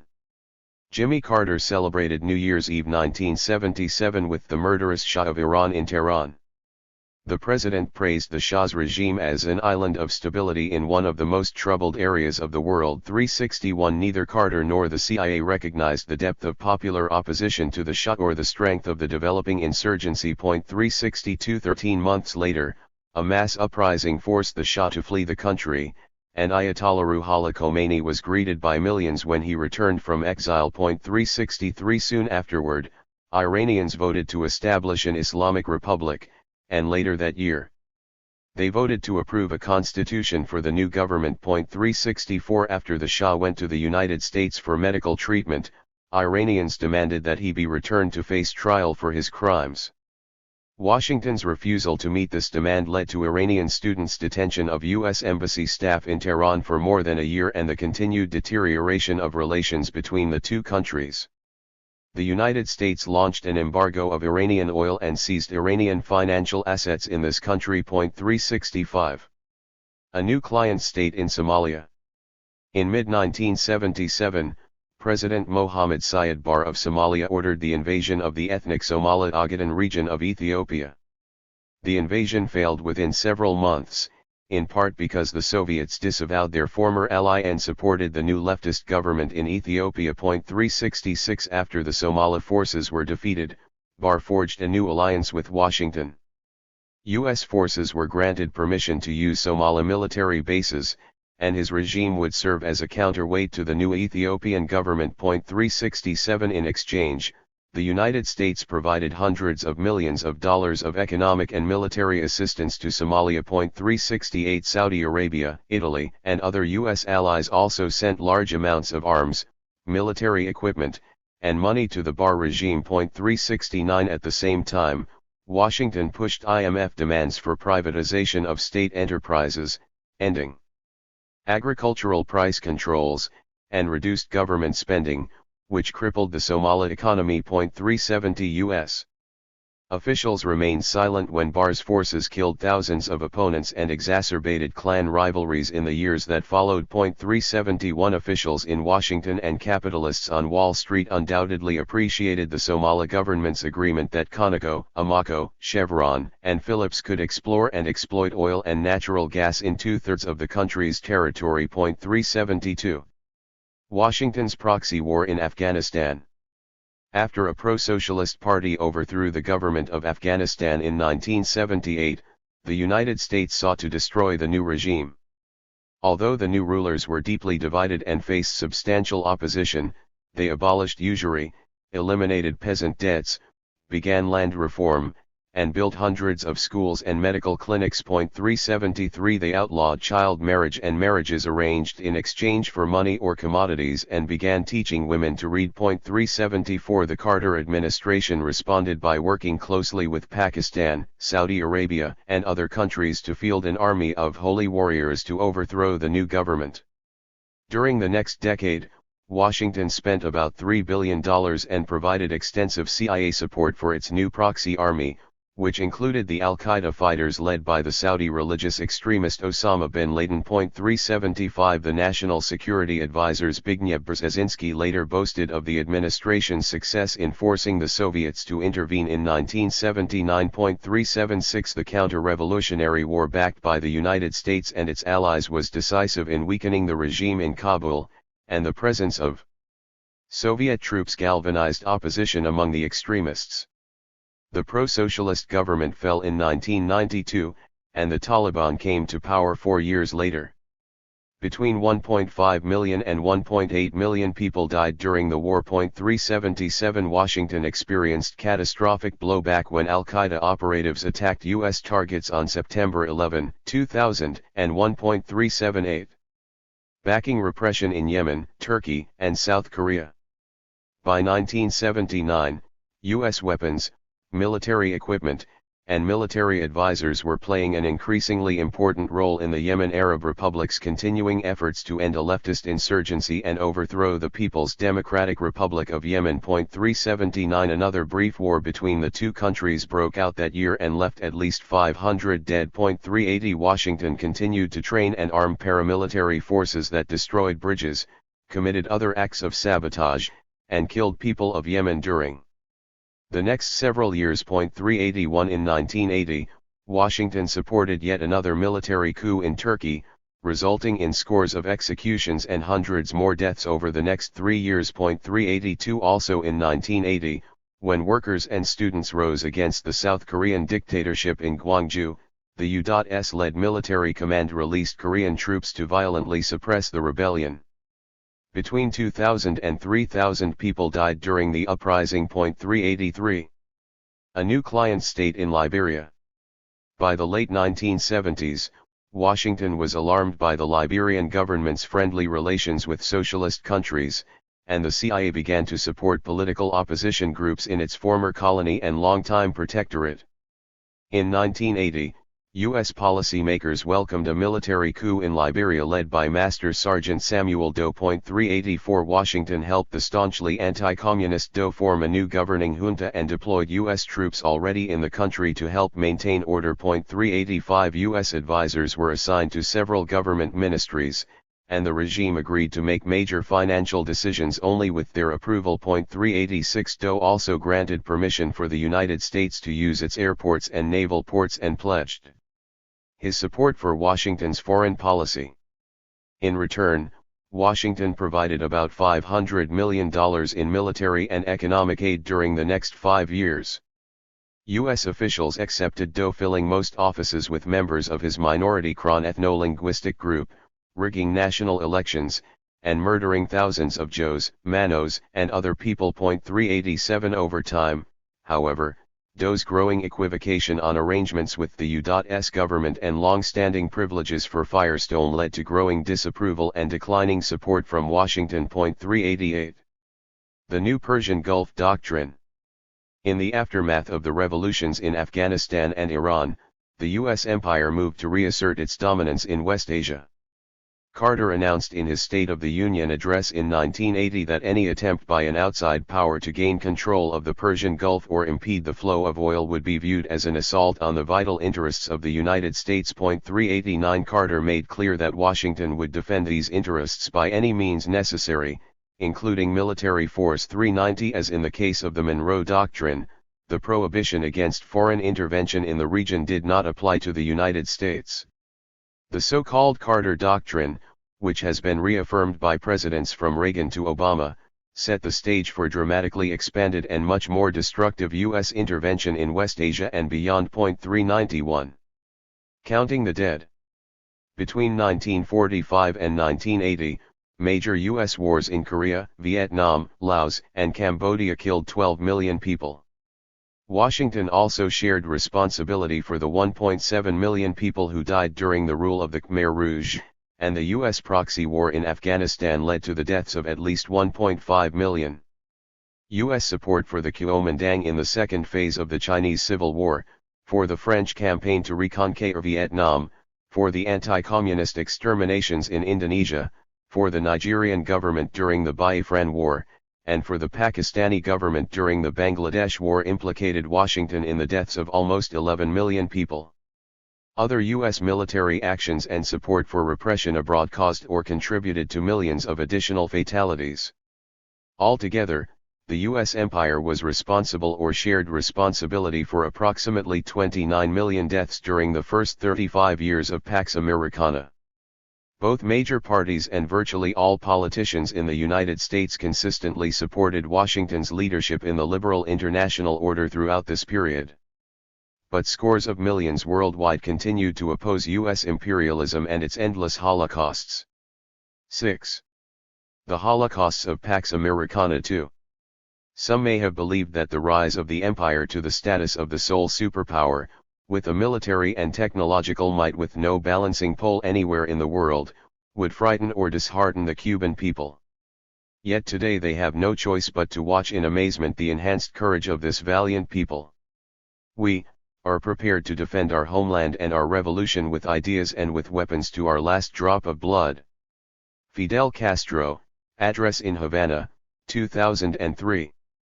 By 1980, the U.S. empire was exploiting the resources, markets, and labor of much of the planet. The empire had acquired more than 50 client states, established several hundred military bases in other countries, and deployed hundreds of thousands of soldiers, marines, sailors, and Air Force personnel in scores of nations. 1 The vast wealth, extraordinary military power, and far-reaching political domination of the United States had made it the most formidable imperium in history. 2 Although the empire had suffered a historic defeat in Vietnam, Ronald Reagan's inauguration as president in January 1981 signaled the restoration of America's global military power and resurgent American expansionism. 3 In the 4 decades that followed, the United States was responsible or shared responsibility for a staggering loss of life in new wars, proxy wars, military interventions, and other destructive actions abroad. 4 U.S. complicity in the collapse of most socialist states also produced an enormous human toll. 5 In the first 2 decades of the 21st century, however, neither neoconservatives' efforts to create a new American century nor neoliberals' endeavors to shore up Pax Americana were able to stop the erosion of U.S. primacy in an increasingly multipolar world. 6 The election of Donald Trump on a virulently racist and authoritarian America First platform in 2016 both reflected and contributed to mounting crises at home and the diminution of hegemony abroad. 7 Trump's brazen national chauvinism, repudiation of the post-war liberal international order, mishandling of the COVID-19 pandemic, encouragement of far-right forces, and incitement of an unprecedented insurrection marked a historic inflection point in the decline of the U.S. empire. So, too, did Washington's defeat and humiliation in Afghanistan. The U.S. role in the war between Iraq and Iran.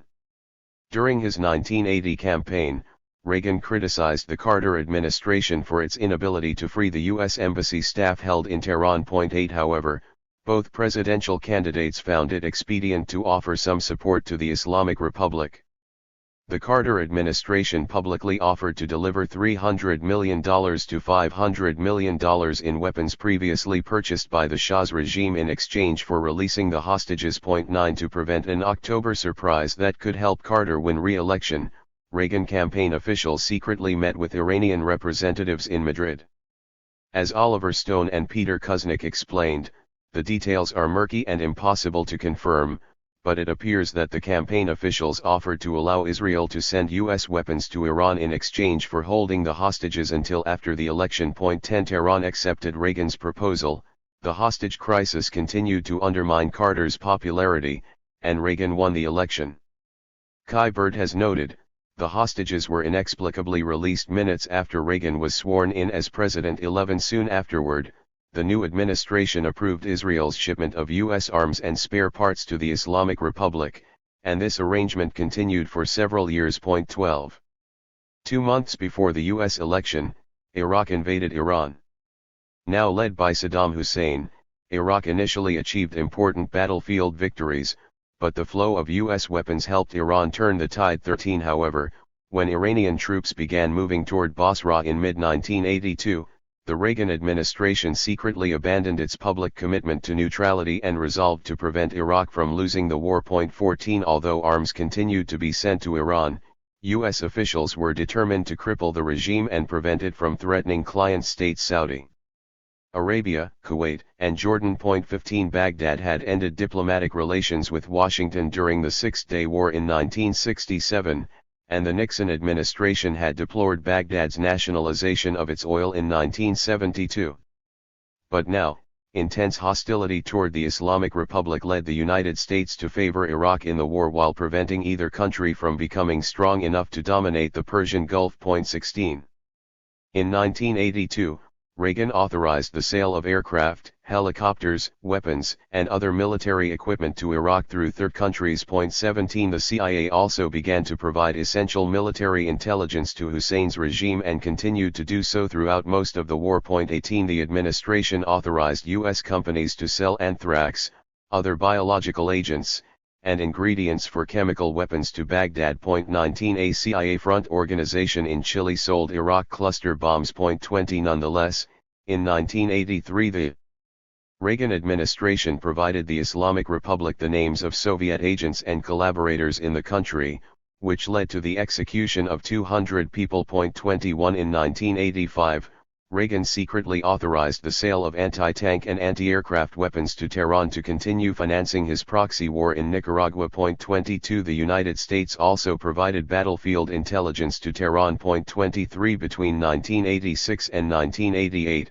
the U.S. government increased its military operations in the Persian Gulf, began flagging and escorting Kuwaiti oil tankers through the Gulf, and then launched a brief undeclared yet bloody naval and air war against the Islamic Republic. 24 In April 1988, after a Navy ship hit an Iranian mine in the Persian Gulf, the United States crippled 6 Iranian vessels and destroyed 2 Iranian oil rigs, killing more than 50 people. 25 In July 1988, the USS Vincennes shot down an Iranian civilian airplane in Iranian airspace, killing all 290 passengers and crew members. 26 The next month, Tehran accepted a UN peace resolution, and the war with Baghdad ended.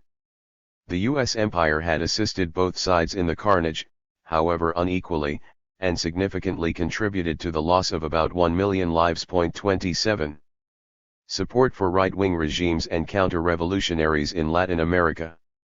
After becoming president, Reagan increased U.S. support for the dictatorships in Guatemala, Chile, Argentina, and other Latin American countries. 28 During Reagan's first 2 years in office, the Guatemalan regime killed 100,000 peasants with weapons and ammunition provided by the United States. 29 Washington also expanded assistance to the government of Peru, which was fighting the Shining Path and Tupac Amaru insurgencies. 30 Determined to roll back socialist-oriented regimes, Reagan pressured international financial institutions to withhold loans from the new Sandinista government in Nicaragua and organized a proxy army of counter-revolutionary émigrés to sabotage and strike as much of the country as possible. 31 The Contras destroyed schools and hospitals, tortured and murdered supporters of the new regime, and ravaged the economy. 32 After Congress cut off funds for this unpopular war, Reagan's second secret arms deal with the Iranians provided new funds for the Contras. 33 This illegal arrangement was exposed, scandal ensued, and Washington abandoned its proxy army.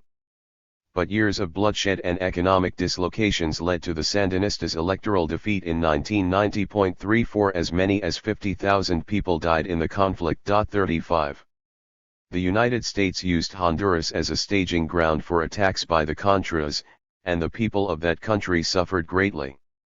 Honduran soldiers armed, equipped, trained, and advised by Washington, killed hundreds of suspected leftists and other innocent people during the 1980s. 36 The CIA trained the infamous Battalion 316 in torture techniques and provided Honduran troops with the necessary tools. 37 At the same time, the Reagan administration's massive military and economic support enabled the right-wing regime in El Salvador to escape defeat at the hands of a popular insurgency led by the Farabundo Marti Nacional Liberation Front. 38 The United States spent more than $4 billion on weapons, military equipment, and other assistance for the government and trained thousands of its troops at Fort Benning in Georgia and in Panama. 39 Raymond Bonner reported that the Reagan administration also sent advisors to help the Salvadoran military fight its dirty war. 43 U.S. soldiers died after guerrillas shot down their helicopter, which was running arms to government troops. 41 Eventually,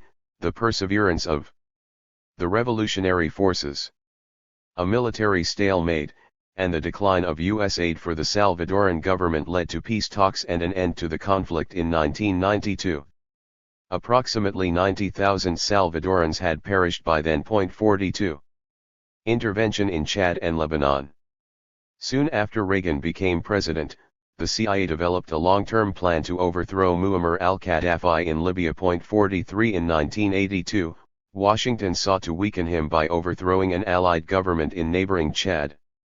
The CIA organized, financed, and provided weapons and technical support to an insurgency led by Hissan Habre.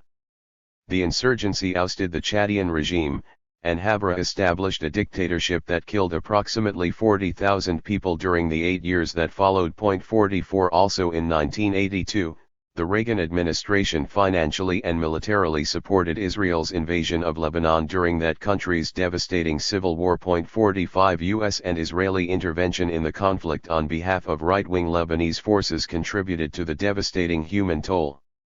The Israeli invasion alone led to 21,000 deaths over 3 years. 46 In 1983, after 1,800 Marines were deployed to support the Lebanese government, the bombing of a barracks killed 241 U.S. troops, and Reagan withdrew the remainder soon afterward. 47 The invasion of Grenada and support for reaction in Sri Lanka. In 1983, the United States invaded the tiny island nation of Grenada and overthrew the left-leaning government shortly after its leader, Maurice Bishop, died in an internal power struggle. Scores of Grenadines, Cubans, and U.S. troops died during the invasion. 48 During much of the civil war that raged in Sri Lanka between 1983 and 2009, the United States joined India and other countries to support the Sinhalese-led government, whose historic mistreatment of the Tamil minority was well known. Washington trained Colombo's troops, gave the government a naval command and control system, provided a used Coast Guard ship and tactical support, and shared military intelligence with the regime. 49 More than 100,000 people died before the Tamil insurgency was finally crushed. 50 More than a decade after the end of the civil war, Sri Lanka continues to be ravaged by ethnic oppression and authoritarian rule. 51 Opposition to liberation in Angola, Mozambique, Namibia, and South Africa. By the early 1980s, the African National Congress's armed struggle against the apartheid regime in South Africa was growing, as was the global condemnation of white minority rule. However, U.S. investment and trade with South Africa had increased dramatically during the previous decade, and Reagan praised Pretoria as a strategic ally that could not be abandoned. 52 The CIA provided covert support to the South Africans, mercenaries, and allied forces fighting to overthrow the new socialist-oriented government in Angola and defeat the armed struggle for the liberation of Namibia. 53 Congress renewed direct military aid to pro-Western rebels in Angola, and the devastating war there took many more lives. 54 In Mozambique, the insurgency sponsored by South Africa and right-wing organizations in the United States killed many people. It was so widely condemned that the Reagan administration could not directly support it. 55 So Washington wielded powerful economic weapons against Maputo instead. Amid widespread starvation and malnutrition, the U.S. government eliminated food shipments to Mozambique for a few years. It then used the renewal of food aid, economic assistance, and IMF structural adjustments to destroy the new government's socialist aspirations. 56. Under mounting pressure from African Americans, civil rights advocates, students, and workers, Congress approved comprehensive economic sanctions against South Africa over Reagan's veto in 1986. 57 UN sanctions followed, and the armed struggles in South Africa and Namibia continued. International pressure grew on Pretoria to withdraw its soldiers from Namibia and negotiate a transition to black majority rule at home. In 1990, Namibia became independent, and Nelson Mandela was released from prison in South Africa. 4 years later, the first democratic election in South African history brought Mandela and the African National Congress to power. By then, the wars in Angola and Mozambique had ended, but Washington had been deeply complicit in the enormous loss of life in these countries. Approximately 21,000 people died at the hands of the apartheid regime in South Africa. 58 At least 25,000 died during the struggle for the liberation of Namibia. 59 More than 1 million died in Angola, and between 1 and 2 million died in Mozambique. 60. Overthrowing the government in Ethiopia. During the early 1980s, Washington reduced and then eliminated food aid to Ethiopia during a terrible famine. 61 The devastation was compounded by the Tigrayan, Eritrean, and other armed rebellions against the Ethiopian government and problems with the regime's agricultural policy. 62 Approximately 1 million people died because of the famine. 63 As citizens in the United States became aware of this tragedy, they pressured the Reagan administration to join international relief efforts. 64 New global and U.S. assistance undoubtedly saved a great many lives. 65 However, much of the money ended up in the hands of insurgents. 66 In addition, Washington had begun providing anti-communist groups opposed to the Ethiopian government with CIA advisors and financial assistance since 1981. 67 U.S. officials also launched an Amharic language Voice of America radio program, which contributed to undermining the government. 68 It soon became clear that the Tigrayan and Eritrean forces were the most formidable opponents of the regime, but the Reagan administration did not want to back them because they were led by Marxists. 69 However, as the global crisis of socialism deepened and these insurgents began to abandon their ideological roots, the United States provided them with tactical support, military intelligence, and other assistance. 70 When the government collapsed in the spring of 1991, Washington assumed a de facto advisory role for the victorious rebels. The United States now had the power to shape the country's destiny. 71 In 1991, Tigrayan, Eritrean, and other insurgents succeeded in ousting the regime, and the new government looked to Washington for guidance and support. 72 More than 350,000 people died during the Civil War. 73 Nuclear escalation in Europe and aggression against Libya. In 1983, Washington's bellicose drive to maintain military superiority over Moscow led to the phased deployment of new intermediate-range nuclear missiles in Europe, despite global opposition. The deployment made the world a more dangerous place, and stagnation in the Soviet economy would make it hard to match the U.S. escalation, much less undertake desperately needed economic and political reforms at home. 74 In March 1986, U.S. jets destroyed 3 or 4 Libyan ships and attacked 2 of the country's anti-aircraft sites. 75 The following month, after accusing Libyan agents of bombing a Berlin nightclub frequented by U.S. soldiers. Washington bombed Tripoli and Benghazi in an attempt to assassinate Gaddafi and terrorize his people. 76 scores of people, almost entirely civilians, died in the attacks, and the victims included a young daughter of Gaddafi. 77 The UN General Assembly subsequently condemned the U.S. bombing. 78 In 1989, U.S. naval airplanes shot down 2 Libyan jet fighters flying over the Mediterranean Sea. 79 Washington also supported Israel's violent suppression of the First Palestinian Intifada between late 1987 and 1993, in which more than 2,000 people died. 80 Backing repression in Somalia, Liberia, and Sierra Leone. In Somalia, the U.S.-backed Barre regime murdered approximately 200,000 members of the Isaaq clan between 1987 and 1989. 81 Civil war broke out in 1989, and 50,000 Somalis, mainly civilians, had died by early 1990. 82 Barre was overthrown in 1991, but a new government could not be established amid the continuing armed struggle among various warlords and clans. 83 This violence and anarchy was, in part, the legacy of U.S. involvement and exacerbated the human toll of the drought and famine that ravaged Somalia in 1992. 84 Approximately 350,000 additional deaths occurred by late 1992. 85 In Liberia, the U.S. government and the Firestone Rubber Company supported a rebellion that began in 1989 and led to the ouster and execution of President Doe the next year. 86 U.S. intelligence agencies had long-standing ties with insurgent leader Charles Taylor, whose forces eventually won the ensuing civil war in Liberia and invaded Sierra Leone to take control of its diamond reserves. 87 Taylor became president of Liberia in 1997, but Washington eventually turned against him. After 6 years, he was forced out of office and was subsequently convicted in The Hague of war crimes and crimes against humanity. 88 But by then, Taylor and his U.S. patrons shared responsibility for about 250,000 deaths in Liberia and Sierra Leone. 89 The invasion of Panama. In 1989, President George H.W. Bush ordered the invasion of Panama to capture the military ruler Manuel Noriega and bring him to the United States to face charges of drug trafficking. Noriega had been on the CIA payroll for most of the previous 2 decades, and his long history of drug trafficking, money laundering, corruption, and political murders had generally been tolerated. 90 He also allowed U.S. bases in Panama to support Washington's wars in El Salvador and Nicaragua and train Contras there.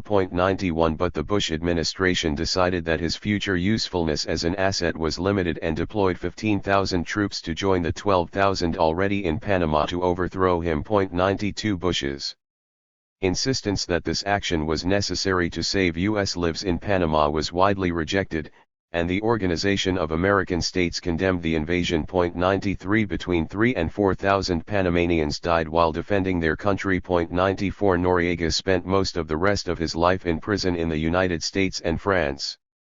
The first U.S. war against Iraq.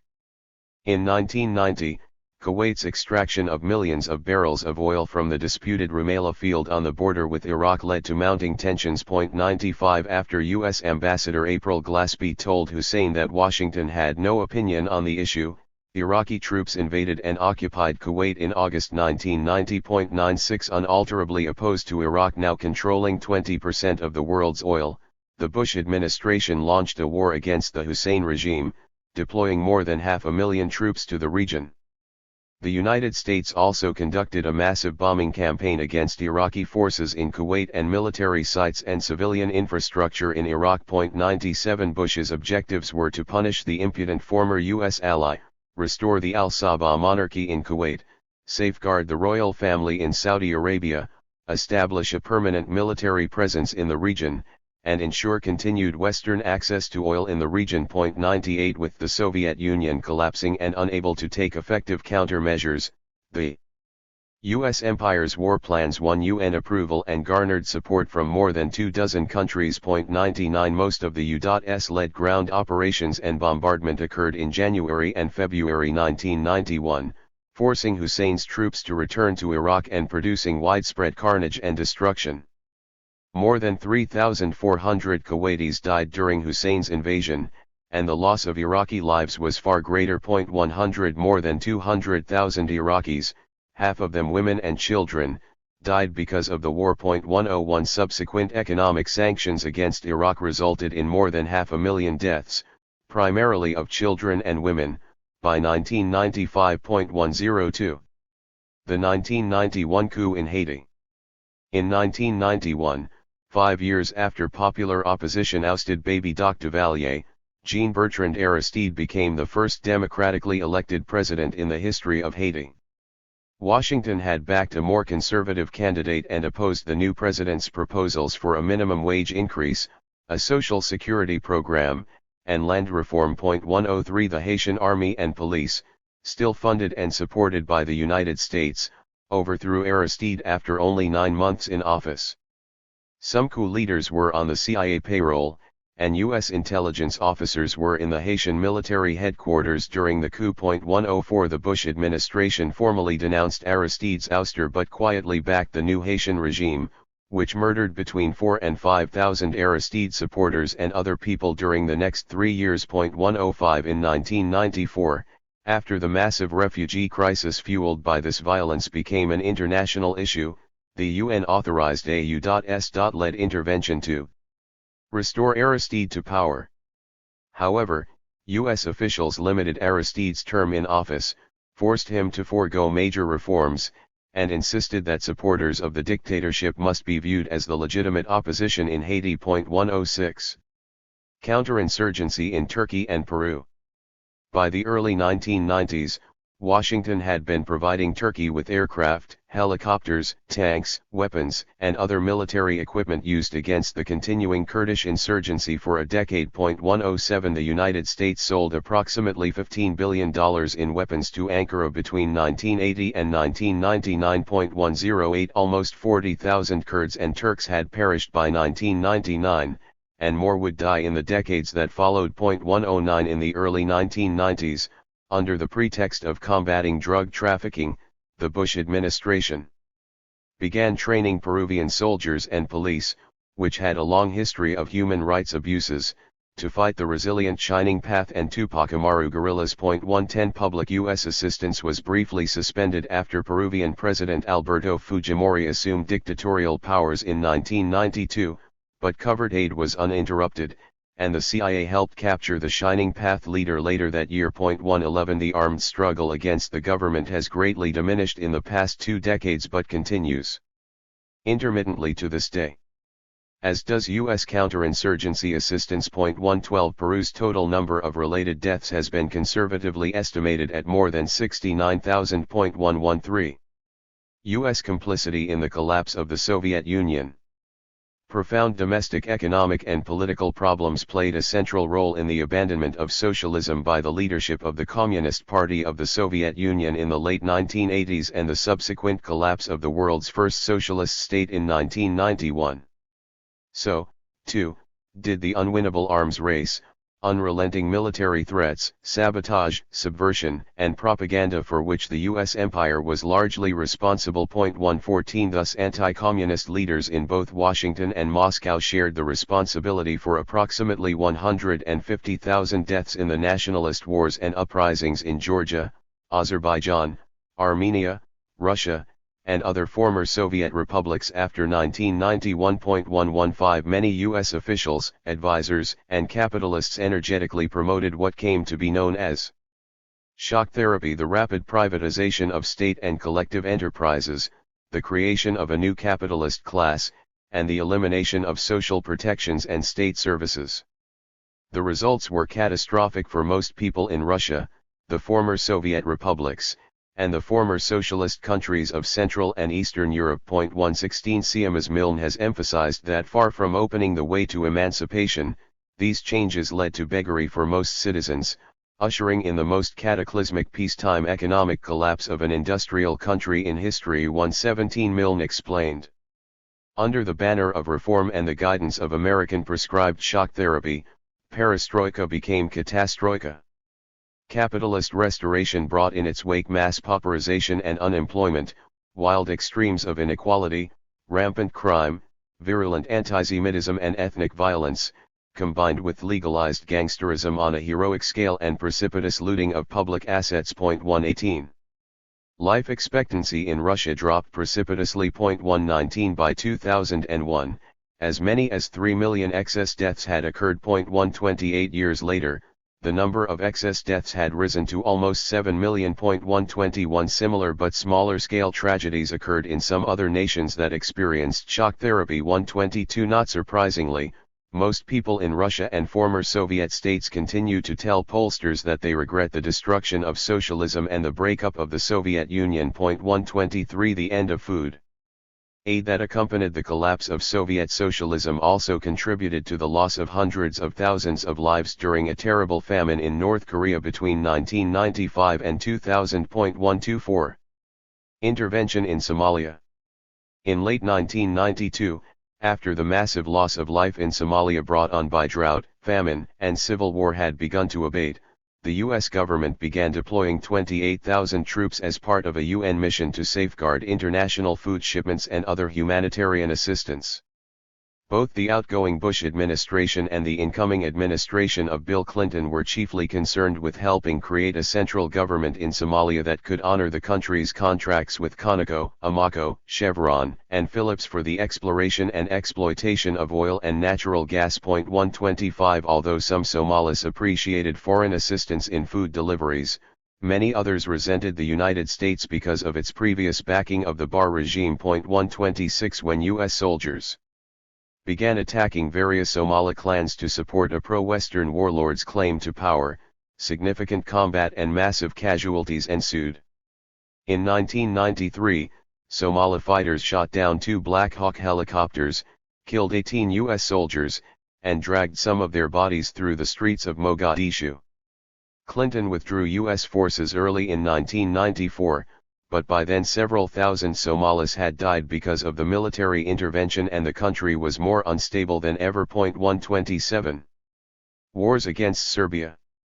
The United States had long sought to restore capitalism in the multinational socialist state of Yugoslavia. 128 Significant borrowing from international financial institutions in the 1980s led to the IMF's imposition of structural adjustments, and economic problems in Yugoslavia had mounted by the early 1990s. 129 Deteriorating social conditions and intense pressure by the United States and its NATO allies fueled the rise of nationalism in the six republics and led to the disintegration of the country and a series of wars. 130 Substantial direct intervention by U.S. military forces, the CIA, and NATO helped Croatians and Bosnian Muslims defeat the Serbs in the Bosnia-Herzegovina War of 1992-95, which resulted in as many as 150,000 deaths. 131 U.S. forces subsequently began secretly training and supplying the Kosovo Liberation Army of Albanian Kosovars, which killed 1,500 Serbs in its struggle for independence in 1998 alone. 132 The following year,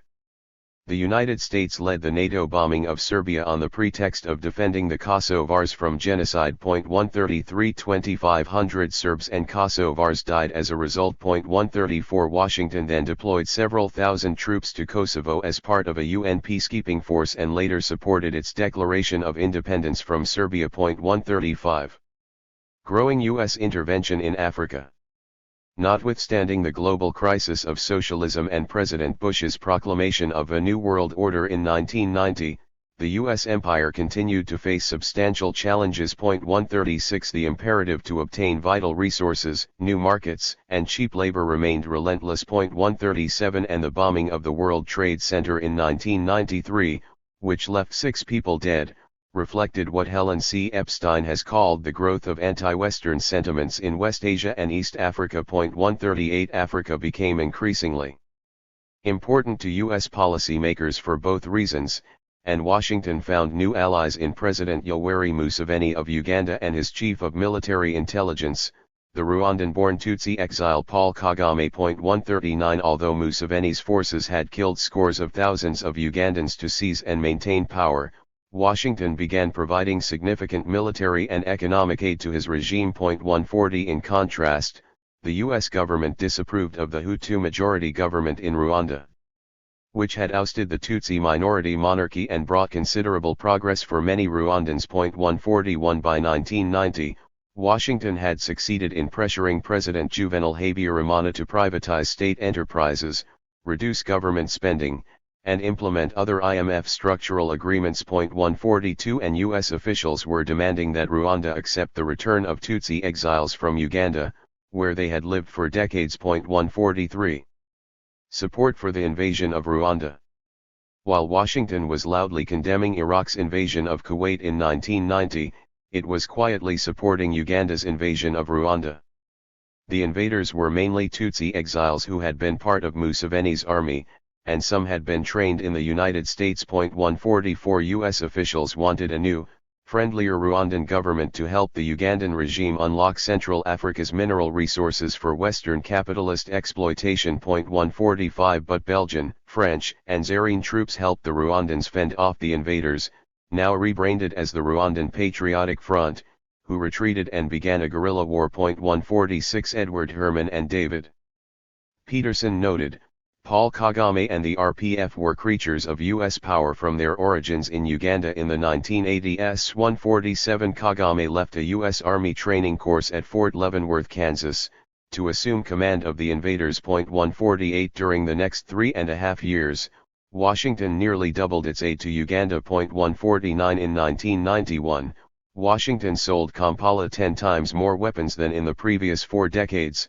knowing that many would be transferred to the RPF. 150 At the same time, U.S. officials demanded that Habyarimana add RPF leaders to his government and army, though they knew the invaders aimed to restore Tutsi minority rule in Rwanda. 151 More than 10,000 Rwandans died in the conflict, but the signing of the Arusha Accords in 1993 appeared to signal the arrival of peace. 152 The genocidal civil war in Rwanda. Keenly aware that upcoming elections would not restore Tutsi minority control of Rwanda, Kagame ordered the assassination of the nation's president. Both Habyarimana and Cyprien Ntaryamira, the Hutu president of Burundi, died when the Rwandan leader's airplane was shot down in April 1994. 153 Within 1 to 2 hours of the plane going down, the RPF launched a new military offensive against the Rwandan government. 154 In response to the assassinations and the associated RPF assault, extremist Hutus began killing Tutsis and mobilizing the population to participate in the slaughter. 155 The RPF also engaged in widespread slaughter, primarily of Hutus but also of Tutsis. 156 Rwandan officials pleaded for help from the United Nations, but the Clinton administration insisted on the withdrawal of most peacekeepers already in the country. 157 Backed by the United States and Uganda, the RPF captured the capital of Kigali in July 1994. Soon afterward, Washington extended diplomatic recognition to Kagame's new Tutsi minority regime, sent economic aid, and deployed troops to train the newly renamed Rwandan Patriotic Army. 158 Years later, Clinton apologized for his inaction during the Rwandan Holocaust, but this was as dishonest as his policy had been. 159 Washington had helped bring Kagame to power in Rwanda and was deeply complicit in the horrific loss of lives among both Hutus and Tutsis. Former UN General Secretary Boutros Boutros-Ghali believed that the genocide in Rwanda was 100% the responsibility of the Americans. 160 Most Western accounts of the Rwandan Holocaust have focused exclusively on the 500,000 to 1 million Tutsis and moderate Hutus who died at the hands of the Hutu extremists between April 1994 and July 1994. 161 However, the Tutsi forces led by Kagame killed the same number of Hutus and moderate Tutsis during these 4 months. 162 More than 1 million Hutus, most of whom had not been involved in the killings, sought refuge in eastern Zaire. 163 The new Tutsi minority regime in Rwanda continued to kill thousands of Hutus during the last half of 1994 and throughout 1995. 164 Some of the Hutu mass murderers who had fled to Zaire launched attacks on the RPA across the border and organized to overthrow the Tutsi regime in their homeland. But most Hutu exiles, predominantly women and children, were concerned with survival, not insurgency. 165 Nonetheless, In October 1996, units of Kagame's RPA, equipped by the Pentagon and trained by U.S. Special Forces, attacked Hutu refugee camps in Zaire, forced hundreds of thousands to return to Rwanda, and killed as many as 260,000 people. 166. The invasion of Zaire.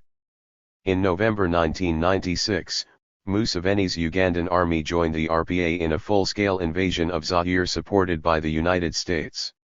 After the end of the Cold War, the long-standing World Bank and IMF economic support for the Mobutu regime ended amid growing domestic opposition. 167 Washington now wanted far greater access to the country's cobalt, copper, gold, diamonds, coltan, and other resources. 168 U.S. officials were also concerned about Mobutu's ties with Sudan and the prospect of unfriendly nations obtaining Zairene resources. 169 The Clinton administration began demanding Mobutu's resignation a year before the invasion, but was repeatedly rebuffed. 170 When Museveni's and Kagame's troops invaded Zaire, they served as proxy armies for the U.S. empire.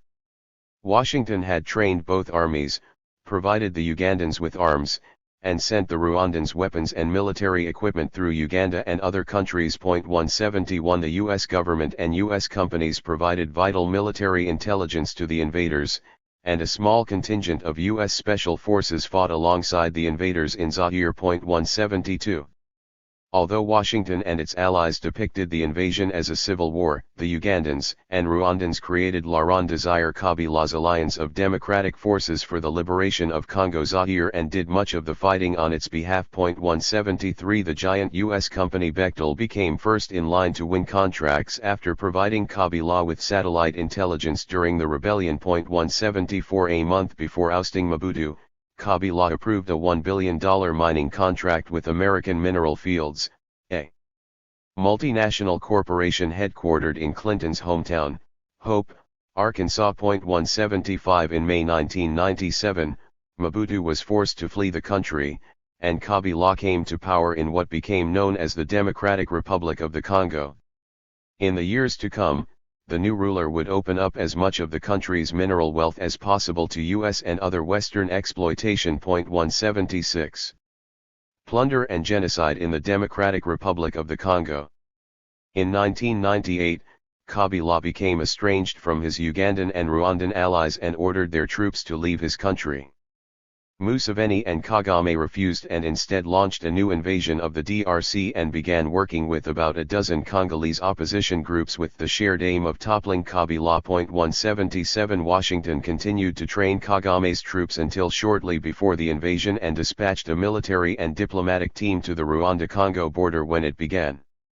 The U.S. government had lost hope in Kabila and did not waver in its support of its Ugandan and Rwandan proxies. 178 Once again, Washington deployed a small number of troops into Congo. 179 However, Angola, Zimbabwe, and other African countries intervened to defend the new regime in Kinshasa. 180 Although Kabila maintained power in the capital and some other regions, the invaders and allied militias took control of vast stretches of eastern Congo. During the next 5 years, Ugandan and Rwandan forces and their local partners transported billions of dollars in gold, diamonds, coltan, timber, elephant tusks, and other resources out of Congo. 181 A UN report in 2002 identified 85 US, Canadian, and European corporations that were profiting from the looting of the country by Kabila, the Ugandans, the Rwandans, and their allies. 182. In 2001, Kabila was assassinated, and his son Joseph came to power in Kinshasa. In 2003, a peace treaty between the DRC government and its major adversaries was signed, and Ugandan and Rwandan troops withdrew.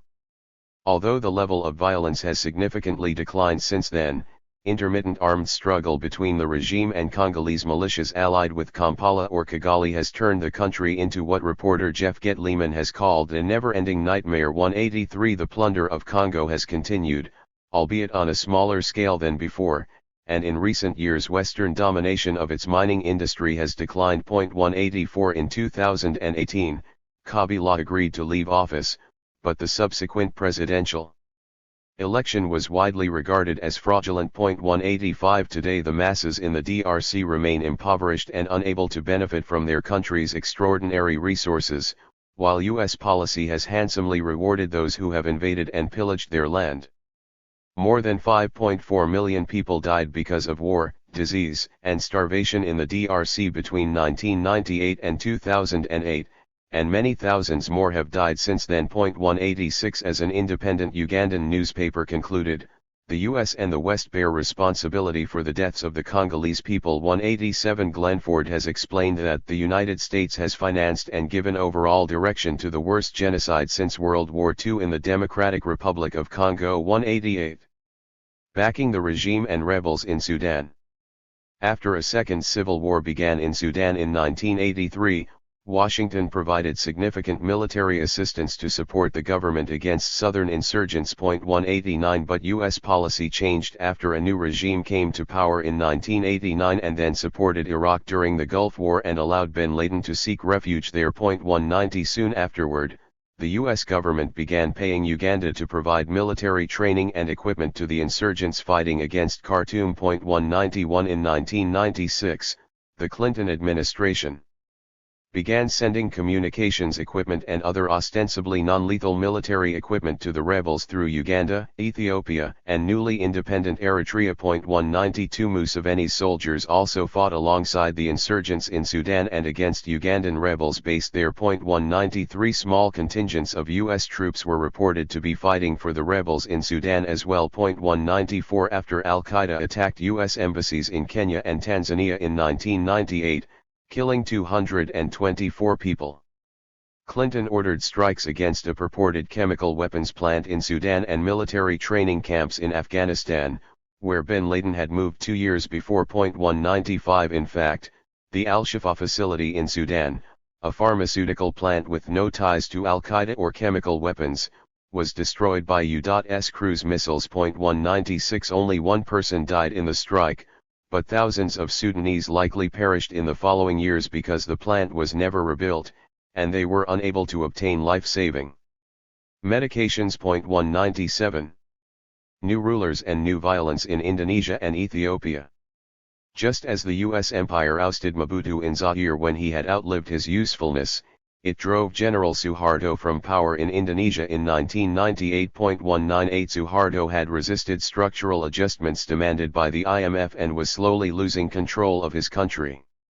U.S. officials made clear to Indonesian military leaders that it was time for Suharto to go. 199 After students and workers began to demand democratic reforms, the army unleashed a wave of violence against them and against the country's Chinese minority. 212 people died, and Suharto, who was out of the country, was persuaded to resign. 201 The following year, Washington backed the new Indonesian regime's killing of as many as 5,000 people demanding independence in East Timor. 202 In 1998 to 2000, border skirmishes between the new Ethiopian government dominated by the Tigrayans and its former ally Eritrea erupted into a ferocious war. Although the United States did not actively intervene in this conflict, both sides used military equipment that Washington had provided in past years. 203 About 100,000 people died in the war. 204 The bombing of Iraq and counterinsurgency in Colombia. In 1998 to 2000, the Clinton administration bombed Iraq after Hussein's forces contested the no-fly zones established over northern and southern Iraq after the Gulf War. The bombing led to as many as 2,300 fatalities. 205 Although U.S. officials claimed they wanted to undermine Hussein's weapons of mass destruction programs, their actual motive was destabilization of the Iraqi regime. 206 In 1999, congressional approval of Plan Colombia ostensibly signaled that the rationale for supporting the government there had evolved from traditional anti-communism to a war on drugs. However, most of the substantially increased U.S. assistance was destined for Colombian troops fighting the continuing insurgency led by the Revolutionary Armed Forces of Colombia and the National Liberation Army. 207 In the years that followed, large numbers of people continued to die in what had become the longest civil war in Latin American history. Repression in Palestine and the expansion of NATO. In 2000, Al-Qaeda forces attacked the USS Cole off the coast of Yemen, killing 17 sailors. 208 Curiously, the US government did not retaliate by striking at Bin Laden, then based in Afghanistan. Years later, Clinton said he could not have approved a military action that might have killed hundreds of non-combatants, but his foreign policy record in Africa and Asia made this explanation unconvincing. 209 When the Second Palestinian Intifada erupted in 2000, Washington once again energetically backed Israel. 210 More than 4,000 people, primarily Palestinians, died during the next 5 years. 211 Despite prior U.S. commitments made by Reagan and Bush, Clinton energetically promoted the eastward expansion of NATO, beginning with the Czech Republic, Hungary, and Poland. 212 In the years that followed, the U.S. empire's growing encirclement of post-Soviet Russia led to deepening tensions and the outbreak of a new kind of Cold War. 213 September 11, 2001, and the invasion of Afghanistan. Scores of millions in the United States considered George W. Bush's inauguration in January 2001 as illegitimate because of the aborted vote recount in Florida and the U.S. Supreme Court intervention that made him president. 214 Yet he wasted no time pursuing an even more belligerent foreign policy than Clinton. Neoconservatives associated with the Project for a New American Century openly proclaimed that the United States should dominate as much of the planet as possible in the 21st century and prevent the emergence of any significant rival power. 215 PNAC also brazenly endorsed preemptive war against nations that challenge the United States. 216 The Bush administration began planning for a potential war against Hussein's regime and taking control of Iraq's vast oil resources shortly after taking office early in 2001. 217 In the summer of 2001, U.S. diplomats offered Afghanistan's Taliban a carpet of gold if they would surrender Bin Laden and allow an oil and natural gas pipeline to be built in their country, and threatened a carpet of bombs if they refused. 218 Al-Qaeda's subsequent attacks on the United States on September 11, 2001, which resulted in 2,977 deaths, may well have been sparked by Washington's threats. 219 The subsequent invasion of Afghanistan toppled the Taliban government, but in more than 19 years of war, U.S. and Allied forces could not defeat the ensuing insurgency. Responding to intense pressure from Washington, the government of Pakistan fought some Taliban combatants who sought refuge there and some Allied domestic militants. But it is no secret that Pakistani intelligence and military officials traditionally supported the Taliban and favored its inclusion in a new Afghan government. 220 A decade after Al-Qaeda's strikes against the United States, special forces dispatched by Obama assassinated Bin Laden in Pakistan. Although relatively few people in the world mourn the death of the Al-Qaeda leader, more than 220,000 people died in Afghanistan, and more than 80,000 people died in Pakistan during Washington's so-called War on Terror in these countries by 2013. 221 The failed coup in Venezuela and new intervention in the Philippines. In April 2002, conservative military officers and business leaders in Venezuela launched an ill-fated coup against the democratically elected, anti-imperialist President Hugo Chavez. U.S. officials denied that his ouster was a coup, endorsed the change of government, and extended diplomatic recognition to the wealthy capitalist who declared himself the new president. 222 Although Washington denied complicity in the putsch, officials had met repeatedly with some of the plotters and sent money to them. 223 The State Department's Inspector General later admitted that U.S. assistance programs provided training, institution building, and other support to individuals and organizations understood to be actively involved in the brief ouster of the Chavez government. 224 U.S. naval vessels off the coast of Venezuela assisted the coup participants with signals intelligence and communications jamming. 225 More than 100 people died during the coup. But the masses rallied around Chavez and returned him to power within 2 days. 226 Also in 2002, a decade after requiring the withdrawal of all U.S. military personnel, the government of the Philippines allowed 1,000 troops to return to help fight the war on terror against a Muslim insurgency. The following year, Washington sent another 2,000 soldiers to fight a different Muslim force. 227 Some of these ostensible enemies were not connected to Al-Qaeda or had only loose ties with bin Laden's network, but the deployments were the first step toward a renewed U.S. military presence in its former colony. 228 The Second U.S. War against Iraq.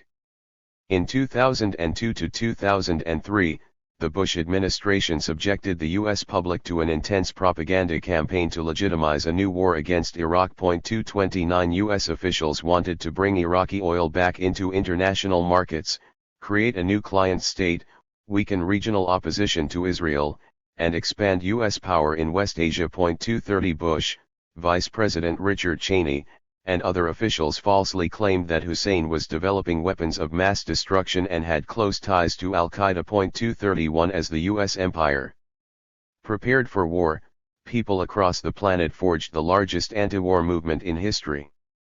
12 million participated in global protests on February 15, 2003. 232 The invasion of Iraq ordered by Bush the following month blatantly violated the UN Charter prohibiting wars of aggression but drew support from both major political parties and, briefly, the U.S. public. 233 U.S. and Allied troops quickly overthrew Hussein and placed a U.S. viceroy in charge of the country. Washington later installed a pro-Western regime that executed Hussein and other former Iraqi leaders and invited foreign oil corporations to invest in Iraq. 234 However, the invasion and occupation resulted in catastrophic destruction, greatly exacerbated religious sectarianism, and sparked armed resistance from various sections of Iraqi society. In 2008, Bush had to accede to the new government's demand that U.S. troops withdraw from Iraq within 3 years. 235 By 2011, more than 1 million people had died because of the war. 236 The War on Terror in Yemen and Somalia. The Bush administration began authorizing drone attacks in Yemen and Somalia, as well as in Pakistan, in 2002. Close to 500 people died in these attacks during Bush's 2 terms in office. 237 U.S. officials claimed that these were precision strikes directed at known terrorists, but many of those who perished had not been involved in attacks on the United States or were non-combatants. 238 Bush did not repeat his father's deadly mistake of sending tens of thousands of troops to Somalia, but the United States and Ethiopia deployed small numbers of commandos and hired local warlords to capture or assassinate Al-Qaeda members and other individuals suspected of being terrorists. 239 These actions exacerbated many Somalis' hatred for the United States and Ethiopia and significantly strengthened the extremist factions in the Union of Islamic Courts movement, a broad coalition that many Somalis increasingly viewed as preferable to the warlords who had been pillaging the country for more than a decade. 240 The 2004 coup in Haiti and further expansion of NATO. In 2004, after Aristide had been elected to a second term as president of Haiti, disbanded the army, and demanded massive reparations from France for colonialism and slavery, the Bush administration supported an armed rebellion that forced him to resign and leave the country. 241 Bush sent U.S. Marines to Haiti, ostensibly to maintain order until UN peacekeepers could arrive. 242 In the 2 years that followed, the police, former soldiers, and paramilitary forces murdered approximately 4,000 Aristide supporters and other people in the greater Port-au-Prince area. 243 During this period, another 4,000 people died at the hands of criminals in the same area. 244 Thousands of miles away, Washington continued to encircle and escalate tensions with post-Soviet Russia by bringing Bulgaria, Romania, Slovakia, Slovenia, Lithuania, Latvia, and Estonia into NATO. Croatia and Albania followed a few years later. 245 And in 2004, U.S. government agencies and political organizations spent tens of millions of dollars to help elect a pro-Western candidate as president of Ukraine. 246 The U.S. role in the creation of South Sudan. Although the Sudanese government led by Omar al-Bashir disavowed al-Qaeda and international terrorism after the September 2001 attacks on the United States, Washington increased its financial assistance to the rebels fighting Khartoum and made clear that it supported self-determination for the southern part of the country. 247 2 decades of war and intermittent famine had devastated much of Sudan, and U.S. and UN sanctions against the regime were punishing. Washington worked to mobilize international public opinion against Khartoum, especially after a new insurgency erupted in Darfur in 2003, leading to more deaths. 248 In 2005, the Sudanese government signed a peace agreement with the main rebel army that promised autonomy and a referendum on independence for southern Sudan. Although some fighting continued, the United States sent vast amounts of humanitarian aid to the country during the next several years. 249 In 2011, South Sudan became an independent country. As Mark Landler observed, the new nation was in many ways an American creation, carved out of war-torn Sudan in a referendum largely orchestrated by the United States, and its fragile institution nurtured with billions of dollars in American aid. 250 More than 2 million people had died in the Civil War since 1983. 251 Significant U.S. aid to the government before 1990 and to the rebels afterward had made Washington deeply complicit in this ghastly human toll. The U.S. proxy war against Somalia.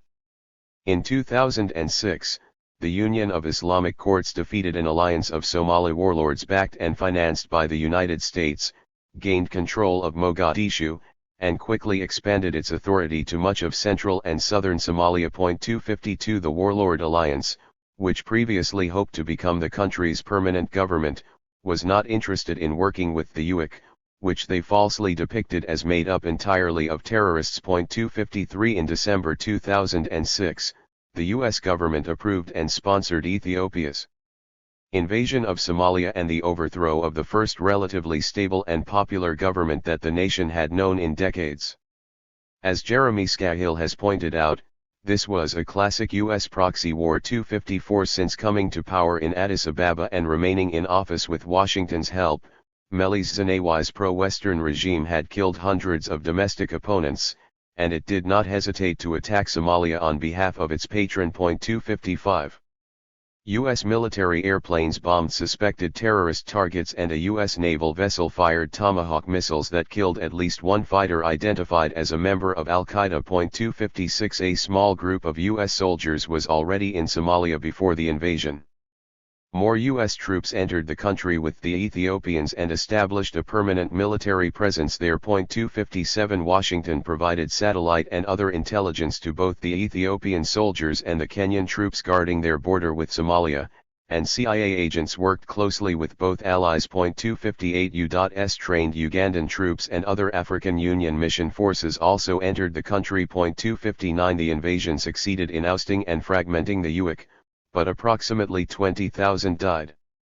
Before the Ethiopian occupation ended in early 2009. 260 This ostensibly counter-terrorist war significantly fueled the growth of Al-Shabaab and other extremists and paved the way for more violent conflicts, humanitarian crises, and deaths in Somalia. 261 Support for repression from Mexico to Palestine. Bush was concerned about the pink tide of socialist-oriented and social democratic governments elected in several Latin American countries throughout his tenure as president. 262 In 2008, Washington tried but failed to bring about a coup against Evo Morales in Bolivia. 263 That same year, the U.S. government launched the Merida Initiative in Mexico, a putative crime-fighting program modeled on Plan Colombia that dramatically increased support for military and police forces long known to be guilty of murder, torture, and corruption. 264 Since then, about 300,000 people have been murdered or have disappeared in Mexico, many of them at the hands of those recipients of U.S. aid. 265 Also in 2008, the Bush administration tried to bring Georgia and Ukraine into NATO but was blocked by Germany and France. 266 Washington's provision of weapons, military equipment, military training, and related aid to Georgia encouraged its August 2008 attack on largely Russian South Ossetia, which resulted in about 600 deaths. 267 The U.S. government also supported Israel's brief but bloody war against Gaza in 2008 to 2009, which killed more than 1,400 people. 268 Expansion of the War on Terror.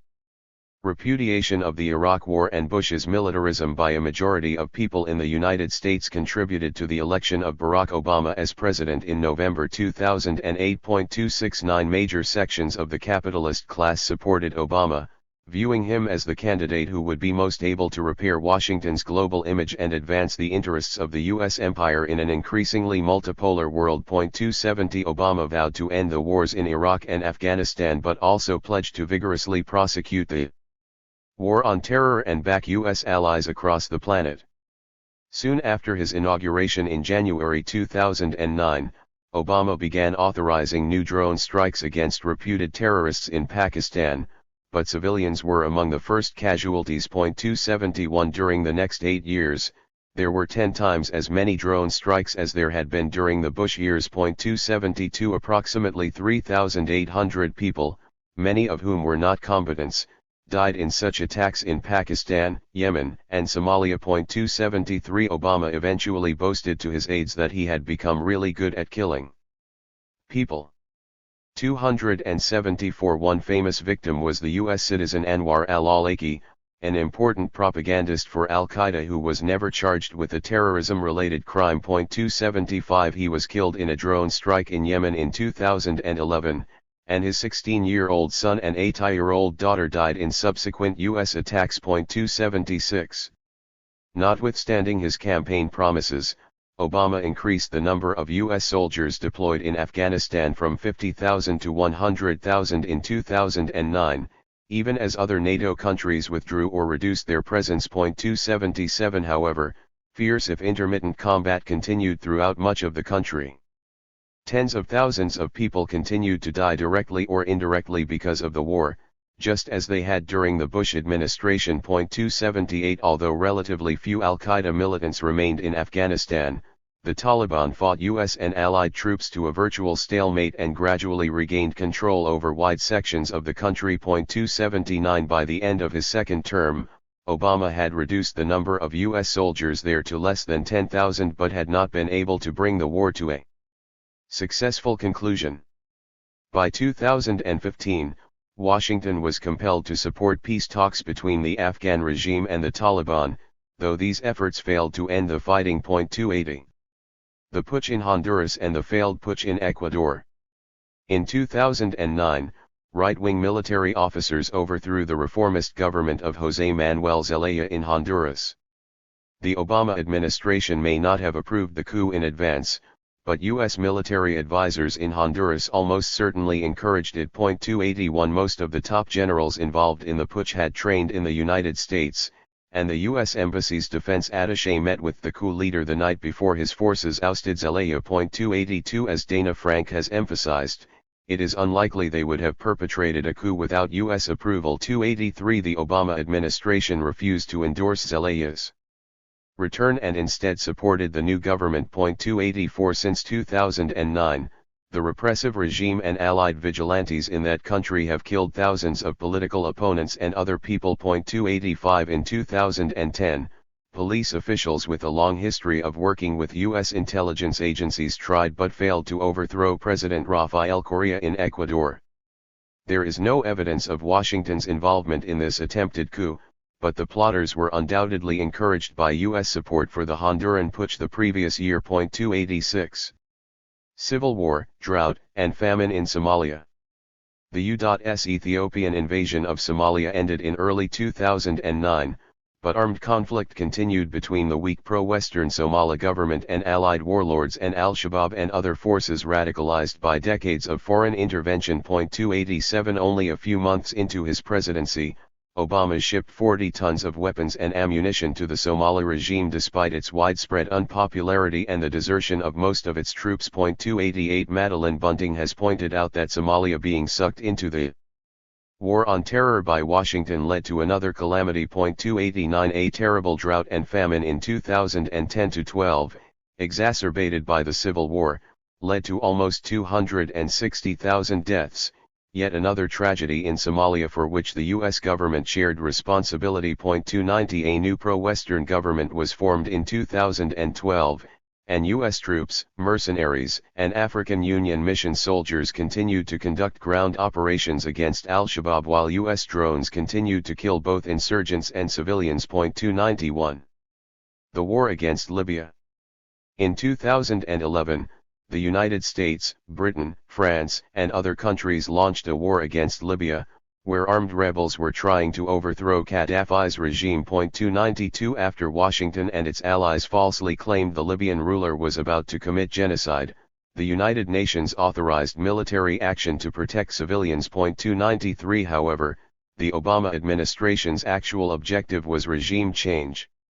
It was the Western war against Libya that led to the massive loss of life there. 294 The Obama administration authorized bombing Libyan military installations and troops to support the rebels and provided at least $1 billion in weapons and cash and CIA assistance to the insurgents. 295 U.S. naval vessels shot down missiles that the regime fired at the insurgents, and U.S. airborne warning and control planes provided much of the battle management for the war. 296 After the regime fell and the insurgents killed Gaddafi, Secretary of State Hillary Clinton boasted, "We came, we saw, he died." 297 Nick Turse, Henrik Moltke, and Alice Sperry reported in the years that followed, Libya collapsed into chaos and militia-fueled insecurity, allowing terrorist groups to flourish and the so-called Islamic State to take over the Mediterranean coastal city of Sirte. 298 Fighting between armed political groups backed by different countries continues today, and U.S. drone strikes alone have killed more than 1,000 combatants and several hundred civilians. 299 Washington bears substantial responsibility for the war-related deaths of more than 43,000 in Libya since 2011. 300 In addition, amid widespread chaos and corruption, Libya has become the dominant transit point for refugees and migrants trying to reach Europe from Africa. More than 20,000 people have drowned in the Mediterranean Sea since 2014. 301. The rise of the Islamic State. As the deadline for the U.S. withdrawal from Iraq approached in 2011, Obama increasingly worried about the instability of the country and the growing influence of Iran. Notwithstanding his vow to end the U.S. presence in Iraq, he proposed leaving thousands of soldiers there, but most Iraqis wanted the occupation to end, and Prime Minister Nouri al-Maliki rejected the request. 302 As U.S. combat forces left the country, Obama declared that the war had been a success and that Washington was leaving behind a sovereign, stable, and self-reliant Iraq. 303 At the same time, a group that called itself Al-Qaeda in Iraq was gaining strength and recruiting fighters. Embittered by the U.S. invasion. 304 Members of this group launched the organization that came to be known as the Islamic State.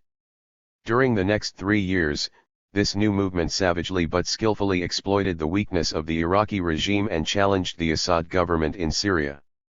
By 2014, the Islamic State had gained control of vast stretches of Iraq and Syria and proclaimed a caliphate.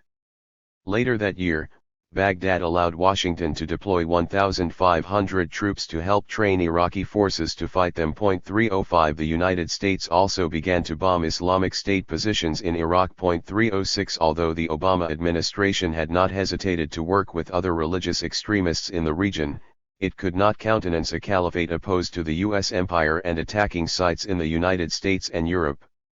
In confronting the Islamic State, Washington was engaging an enemy that its own actions had helped create. 307. The war against Syria.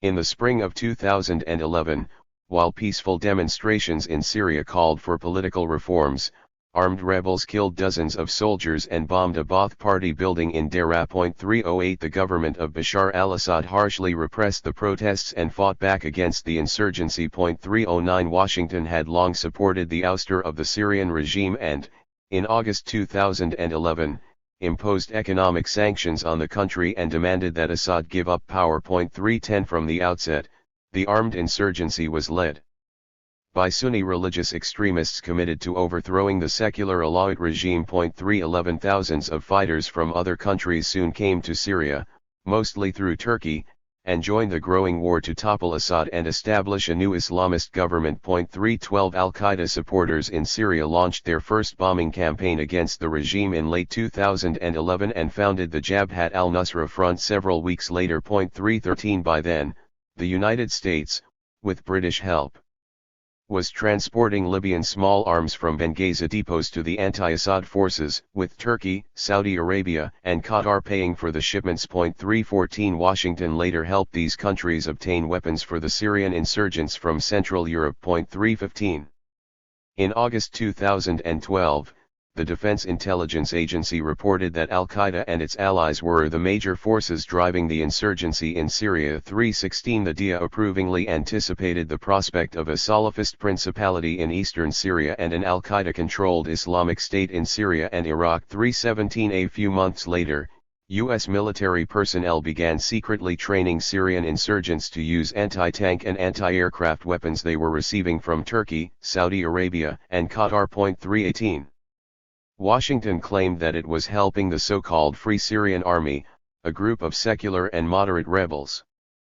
But as Aaron Lund has explained, this was a sprawling leaderless resistance of local fighters who shared only some common goals and an assemblage of FSA-inspired symbols. 319 Al-Nusra and other religious extremists initially declared that they belonged to the same resistance, and rare FSA military advances were followed by the imposition of Sharia and widespread human rights abuses. 320 Turkey, Saudi Arabia, and Qatar initially provided financial and military support for several anti-Assad militias. 321 But as al-Nusra and allied groups proved to be the most organized and capable fighters and eclipsed other insurgents in 2012-13, these governments increasingly favored them. 322 In 2013, the United States began directly arming FSA fighters and other insurgents that the CIA described as relatively moderate Islamists. 323 But these groups were defeated by the regime or by al-Nusra and its allies, or chose to unite with al-Qaeda's increasingly powerful Syrian affiliate. Vast amounts of weapons and military equipment provided by the United States ended up in the hands of the forces that Washington was ostensibly fighting in the global war on terror. 324 Also in 2013, many members of al-Nusra left to join the Islamic State, which split from al-Qaeda. 325 Now there were two strong international jihadi groups seeking to overthrow the Syrian government. Obama considered airstrikes against the regime after alleging it had used chemical weapons, but he eventually agreed to a Russian plan in which Assad gave up his stockpiles. 326 Later that year, Washington sold approximately $1 billion in anti-tank weapons to Saudi Arabia for use by the Syrian insurgents.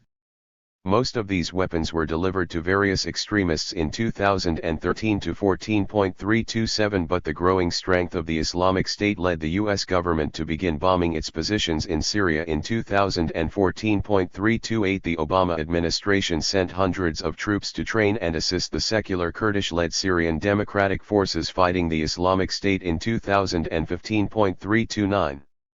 By this time, more than 20,000 foreign fighters, their Syrian counterparts, and the weapons and other assistance provided by the United States and its allies had begun to threaten the survival of the Assad regime. 330 Responding to Assad's request for support, Russia deployed aircraft, troops, and other military assets to Syria in September 2015. 331 Along with the Russians, Iranian and Lebanese Hezbollah forces helped the Syrian government gradually defeat most insurgents, recapture a great deal of territory, and stabilize much of the country during the next 3 years. 332 Although the Obama administration continued to call for Assad to relinquish power, the threat posed by the Islamic State forced U.S. officials to prioritize the bombing of caliphate targets and the deployment of hundreds of additional soldiers to help the SDF in 2016. 333 The campaign to destroy the caliphate in Iraq and Syria would end, and the broader war against Syria would wind down after Obama left office. But massive military and financial support for extremists and other insurgents in Syria made the United States deeply complicit in the deaths of approximately 600,000 people during the conflict. 334 A new attack on Gaza and the coup in Egypt. In 2012, Another U.S.-backed Israeli attack on Gaza claimed more than 150 lives. 335 Also in 2012, a year after mass demonstrations ousted Egypt's authoritarian ruler Hosni Mubarak, Mohamed Morsi became the first democratically elected president in the country's history, and the Muslim Brotherhood won a plurality of seats in parliament. 336 In 2013, massive demonstrations against the new president erupted throughout Egypt, drawing Mubarak supporters, critics of the Brotherhood's political dominance, and young people angry about the declining economy. 337 U.S. officials pressured Morsi to bring opposition leaders into the government, leaving him president at least in name, if not in power. 338 When Morsi refused, Washington backed a military coup by General Abdel Fattah al-Sisi and his troops. As one of the deposed and imprisoned president's advisors remarked, "Nobody who knows Egypt is going to believe a coup could go forward without a green light from the Americans." 339. The Obama administration issued public statements expressing concern about the ouster of Morsi but pointedly refused to recognize it as a coup. Under U.S. law, such a recognition would have required an end to all military assistance to Egypt. 340 Washington withheld planned shipments of aircraft, missiles, and tanks to Cairo for 18 months but gradually normalized relations with the new Sisi regime and resumed the sale of weapons and the training of Egyptian troops. 341 Sisi's restoration of the old authoritarian political system led to the worst violence in modern Egyptian history and fueled the growth of the Islamic State and other anti-government forces. In the 8 months following the coup, the regime's forces killed more than 2,500 Egyptians, and another 600 died at the hands of extremists. 342 During the next 5 years, the armed conflict and government political repression resulted in approximately 5,000 additional deaths. 343 The Civil War in South Sudan. In 2013, 2 years after Washington had helped midwife the birth of this new nation, South Sudan erupted into civil war. 344 President Salva Kiir, a Dinka, had fired Vice President Riek Machar, a Nuer.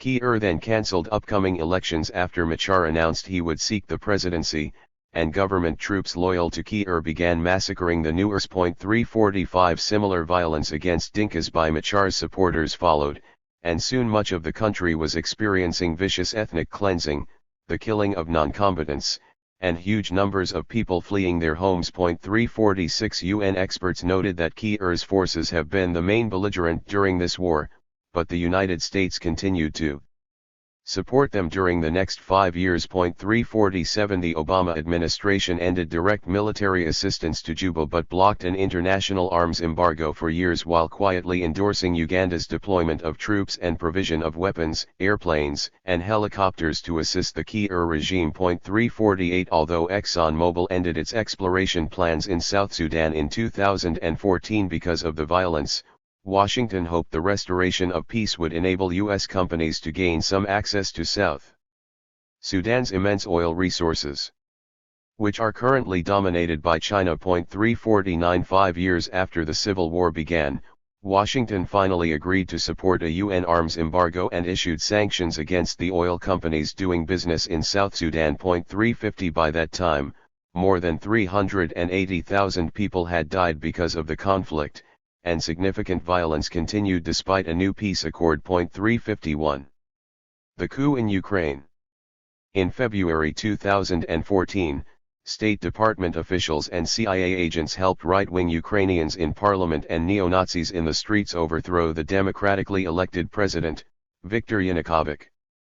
Anxious to bring this culturally and politically divided country into the European community and NATO, Washington played a central role in transforming protests against Yanukovych into political violence and ousting him from office in violation of Ukraine's constitution. 352 At least 100 people died during the protests and coup, and open fascists assumed some prominent leadership positions in the new government while their compatriots began attacking pro-Russian Ukrainians in the south and east of the country. 353 Armed resistance against the new far-right regime began almost immediately in those areas. Moscow sent troops to back the resistance and reclaimed the historically Russian territory of Crimea with the support of most of its inhabitants. 354 During the next 8 years, The simmering low-intensity conflict in eastern Ukraine led to 14,000 deaths.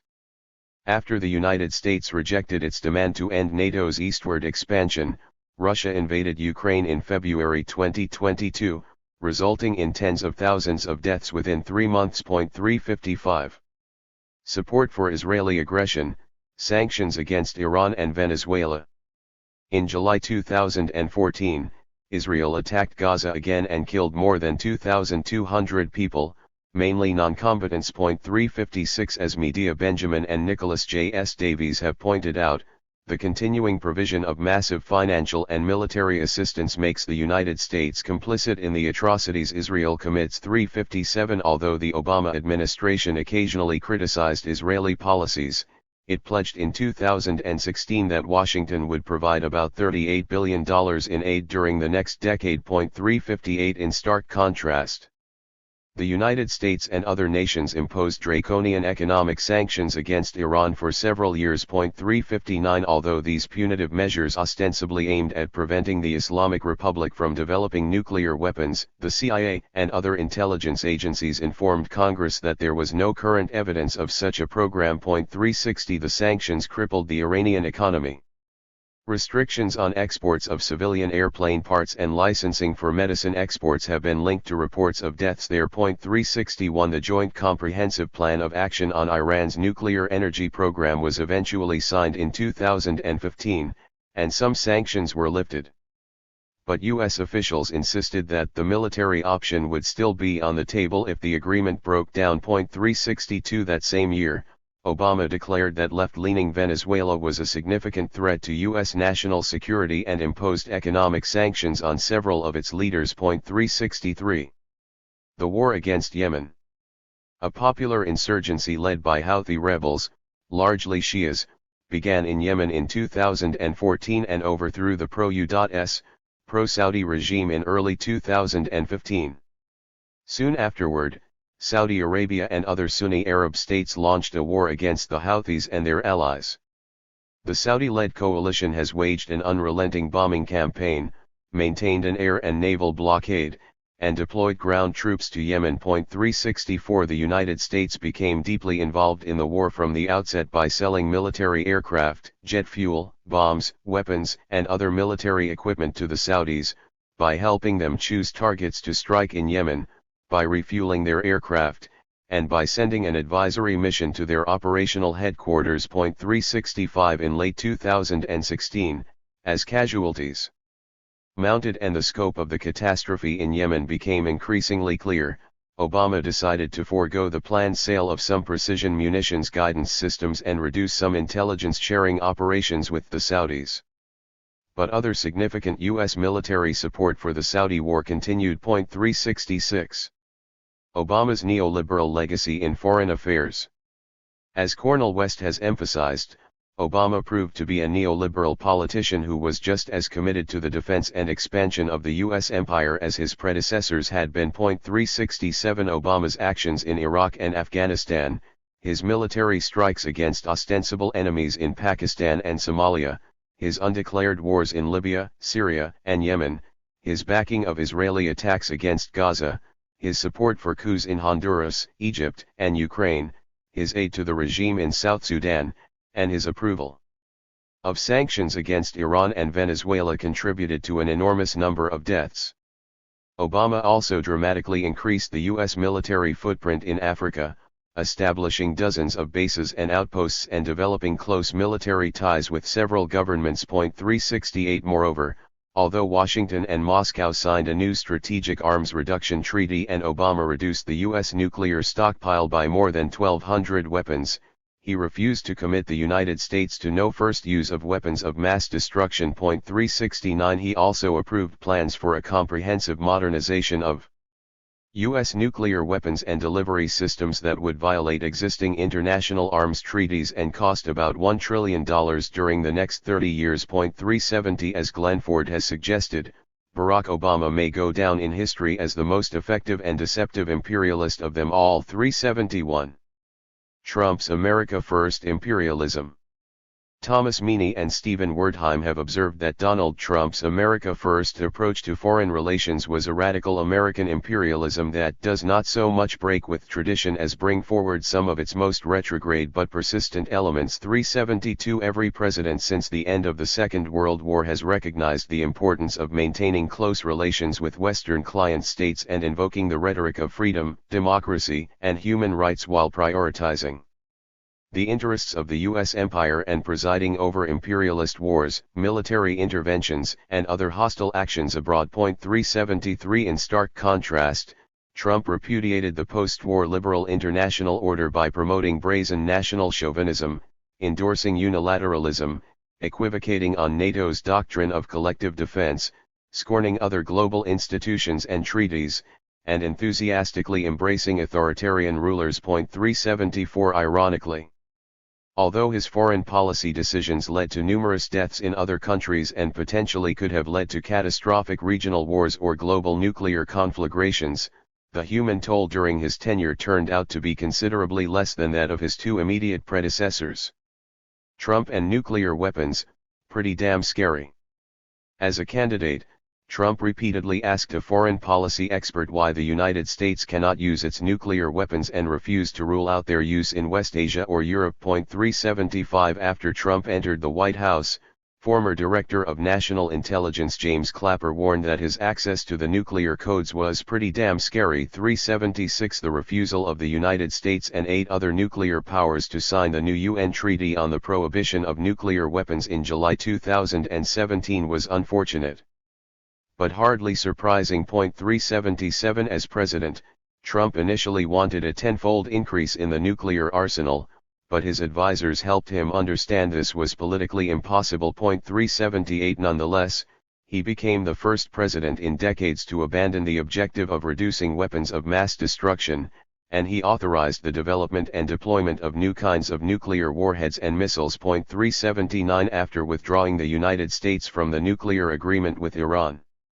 Trump withdrew from the Intermediate Range Nuclear Forces Treaty and the Open Skies Treaty. He refused to extend the new Strategic Arms Reduction Treaty. 380 Insisting that the United States must have dominance in space, he launched a new branch of the armed forces, the U.S. Space Force. 381 Trump's actions to maintain U.S. military superiority sparked a new arms race with Russia and China and heightened the danger of nuclear proliferation and nuclear war. 382 North Korea, from fire and fury to falling in love. Perhaps because of prior business ties and Kremlin support for his election, Trump was substantially less aggressive toward Russia than his predecessors. 383 However, during his first year in office, he took a belligerent and dangerous posture toward North Korea. In August 2017, Trump threatened to unleash fire and fury against Pyongyang. 384 In a speech to the UN General Assembly, he threatened to totally destroy the nation of 25 million people. 385 Soon afterward, Senator Bob Corker warned that Trump's reckless threats against other countries could place the United States on the path to World War III. 386 Indeed, these actions brought the world much closer to the possibility of nuclear war in 2017 and early 2018 than the U.S. public generally realizes. 387 After Kim Jong-un was satisfied that recent advances in his country's nuclear weapons program would deter a U.S. attack, he embraced a diplomatic resolution of the crisis. Kim and Trump met 3 times, and the U.S. president said they fell in love. 388 Negotiations between Pyongyang and Washington did not produce agreements on denuclearization of the Korean Peninsula or a treaty finally ending the Korean War. After Trump refused to lift existing sanctions against his country, Kim rejected a proposal for additional meetings. But at least the peril of nuclear war had abated. Strikingly, some Democratic politicians and pundits who castigated Trump for his reckless threats against North Korea later criticized him for negotiating with Kim without preconditions or prior concessions. 389 Mounting tensions with China. China's growing economic strength, military power, and diplomatic reach had stoked U.S. fears of diminishing hegemony during the Obama administration. During the 2016 campaign, Trump accused China of raping the United States by engaging in unfair trade practices, intellectual property theft, and currency manipulation. 390 After becoming president, he initially appeared to welcome a diplomatic resolution of issues with President Xi Jinping. But Trump soon assumed a much more aggressive posture. He imposed major tariffs on Chinese products, ordered substantial restrictions on access to U.S. technology, and authorized other measures against Chinese businesses. 391 These actions did not improve the trade balance or bring jobs back to the United States, but they angered and alienated the Chinese government. 392 Even more alarming, the Trump administration repeatedly deployed warships and other naval vessels to parts of the South China Sea that China has claimed as its territory, resulting in several potentially dangerous confrontations. 393 Washington also developed closer ties with Taiwan and sold weapons to its government on at least 11 different occasions in recent years, infuriating PRC leaders. 394 Since 2018, the risk of a major military confrontation over the South China Sea or Taiwan has significantly increased. The prospect of a cataclysmic, even nuclear, war between the two countries is no longer unthinkable. 395 Trump's racist characterization of COVID-19 as the China virus and Kung flu, his attempts to scapegoat the People's Republic for virus deaths in the United States, and his issuance of sanctions against Chinese leaders because of events in Hong Kong have further poisoned relations between the two countries. 396 The persistence of the War on Terror. After assuming office, Trump authorized only a handful of drone strikes against Pakistan but significantly increased the number of these attacks in Yemen and Somalia. 397 More than 1,200 people died in U.S. aerial attacks there during the first 3 years of Trump's presidency. 398 At least several hundred others perished in Somalia because of U.S. and allied ground operations against al-Shabaab forces. 399 Trump also approved troop deployments and military assistance to other African nations he has derided as shithole countries. 400 In Nigeria, insurgencies by Boko Haram and a group called the Islamic State in West Africa province posed a serious challenge to the federal government. Dismissing long-standing concerns about the brutality and corruption of the Nigerian army, the Trump administration sold combat aircraft, weapons, and military equipment to Abuja and deployed U.S. military personnel to train its soldiers. 401 By 2019, approximately 350,000 people, primarily children, had died in the conflict, mainly because of starvation and disease. 402 Although the religious extremists have killed indiscriminately, the Nigerian army and allied militias are responsible for more than half of the violent deaths, and many of their victims have been civilians. 2.403 The United States also sent troops to join in putative counter-terrorism operations in Cameroon, Kenya, Mali, Mauritania, Uganda, Niger, and Tunisia despite grave problems with regime, ethnic, or gender violence in these countries. 404 Like his predecessors, Trump was not concerned that U.S. intervention often fuels the growth of extremist forces. 405 His administration's pledge to increase investment in Africa, which aimed to counter China's presence on the continent, was never fulfilled. He eventually planned to reduce or end military deployments there. 406 In December 2020, Trump ordered the withdrawal of most U.S. forces from Somalia. Although about 100 U.S. military personnel remained to support the government, al-Shabaab was at its strongest in years. 407 Continuing the war against Yemen. In May 2017, Trump chose Saudi Arabia, one of the world's most repressive countries but a longtime U.S. ally, as his first foreign destination after becoming president. He later boasted that the Saudis had committed to purchasing hundreds of billions of dollars in U.S. weapons and military equipment, but this claim turned out to be greatly exaggerated. 408 However, the visit signaled closer relations with Riyadh and stronger support for the Saudi-led war in Yemen. The Trump administration resumed the sale of precision guidance munitions systems to the Saudis and the sharing of military intelligence related to the conflict. 409 Washington deployed commandos to Yemen to help locate and destroy rebel missile caches and launch sites. 410 The United States also launched air and ground strikes against al-Qaeda fighters who emerged in Yemen because of the carnage caused by the war. 411 However, the U.S.-backed coalition sometimes recruited or cut deals with these fighters, effectively placing Washington on the same side with them. 412 Not even the murder and dismemberment of the U.S. resident and journalist Jamal Khashoggi by Saudi agents in Istanbul in 2018 could weaken Trump's embrace of the House of Saud. 413 In April 2019, Congress passed a historic resolution that invoked the War Powers Act and called for an end to U.S. involvement in the conflict. 414 However, Trump vetoed the resolution, falsely claiming it violated his constitutional authority as Commander-in-Chief. 415 By December 2020, approximately 233,000 people had died because of the war in Yemen. 416 After his inauguration as president, Joseph Biden promised to help end this conflict, but his administration continued to sell weapons and military equipment to the Saudis, and the carnage in Yemen continued. 417 The end of the U.S. war in Afghanistan.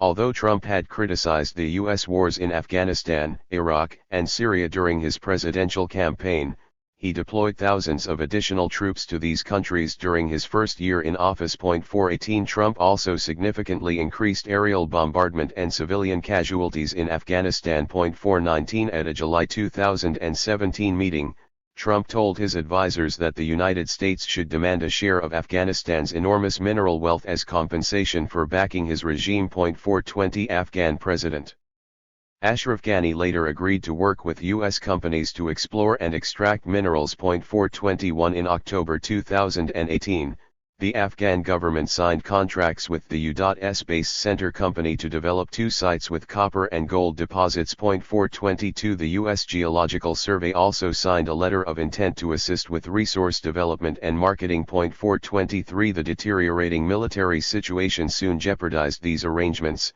however. The Afghan government was widely reviled as corrupt, the Taliban controlled much of the country, and Trump was no more successful than his predecessors in changing these realities. 424 In late 2018, U.S. officials began negotiating directly with the Taliban without the participation of the Kabul regime. The Trump administration and the insurgents signed a peace agreement in February 2020. In exchange for the Taliban's promise to prohibit al-Qaeda operations in areas they control and to seek a peaceful accommodation with the Afghan government, Washington committed to withdrawing its troops from the country. 425 Most U.S. military personnel had departed by November 2020, and Trump announced a further reduction at that time. 426 In the summer of 2021, Biden withdrew the remaining U.S. military personnel from Afghanistan, and the Taliban came to power within days. More than 100,000 Afghans have died as a result of the war since 2013. 427 The destruction of the caliphate in Iraq and Syria. Trump embraced Obama's commitment to defeating the Islamic State, continued bombing its positions in Iraq and Syria, and expanded U.S. ground operations in Syria. 428 Like Obama, Trump showed little concern for the resulting casualties in these countries. The airstrikes and other military actions against the Islamic State authorized by the 2 presidents killed not only scores of thousands of their fighters but also tens of thousands of non-combatants. 429 In other respects, Trump's radical American imperialism in Iraq and Syria differed from his predecessors. On 2 occasions in 2017, Trump told Iraq's then Prime Minister Haider al-Abadi that Washington should be compensated with oil for supporting his government. 430 Al-Abadi pointed out that U.S. companies had already obtained significant interests in Iraq's oil industry. 431 Trump finally gave up on the idea, but when he made a surprise visit to U.S. troops in Iraq in December 2018, he did not meet with the new Iraqi leader, Adil Abdul Mahdi. 432 In Syria, Trump authorized the bombing of government military bases in 2017 and 2018 after Assad's forces allegedly used chemical agents. 433 U.S. troops also killed about 100 Russian military contractors fighting for the Syrian government after they reportedly entered protective zones for the SDF in early 2018. 434 However, Trump abandoned the long-standing U.S. objective of ousting the Assad regime and stopped training and arming anti-Assad insurgents. 435 In Iraq, Most ground operations against Islamic State forces were conducted by Popular Mobilization Forces militias largely trained, equipped, and led by Iran and Kurdish Peshmerga fighters. 436 In Syria, most of the fighting on land was done by the Assad government and its Russian, Iranian, and Lebanese allies, though the SDF also played an important role. 437 By December 2017, Islamic State forces had been defeated in Iraq. More than 120,000 people, predominantly non-combatants, had died in the continuing conflicts in Iraq since 2012. 438 In December 2018, with only one small area of Syria still under Islamic State control, Trump proclaimed victory. 439 However, his announcement that he would withdraw the 2,000 U.S. troops in Syria met with blistering bipartisan opposition, and he agreed to maintain a smaller force in the country. 440 In February 2019, Trump's declaration that he wanted to keep troops in Iraq to watch Iran sparked widespread outrage and demands for U.S. withdrawal. 441 8 months later, he betrayed the SDF forces when he allowed Turkish troops to enter northern Syria, kill hundreds of fighters and civilians, and drive them out of the region. 442 By mid-2020, U.S. and SDF forces had reconciled and were extracting oil in northeastern Syria and transporting it by trucks to Iraq. 443 When Trump announced his intention to withdraw some troops from Iraq in November 2020, members of Congress from both parties demanded that Washington maintain a robust military presence there and in Syria. 444 Aggression against Iran. Trump was not the first U.S. official to claim that Iran is the leading state sponsor of terror, a spurious accusation belied by the long history of U.S. imperialism, Israeli settler colonialism, and Saudi support for al-Qaeda and other religious extremists. 445 But Trump took a much more aggressive posture toward the Islamic Republic than Obama throughout his term as president.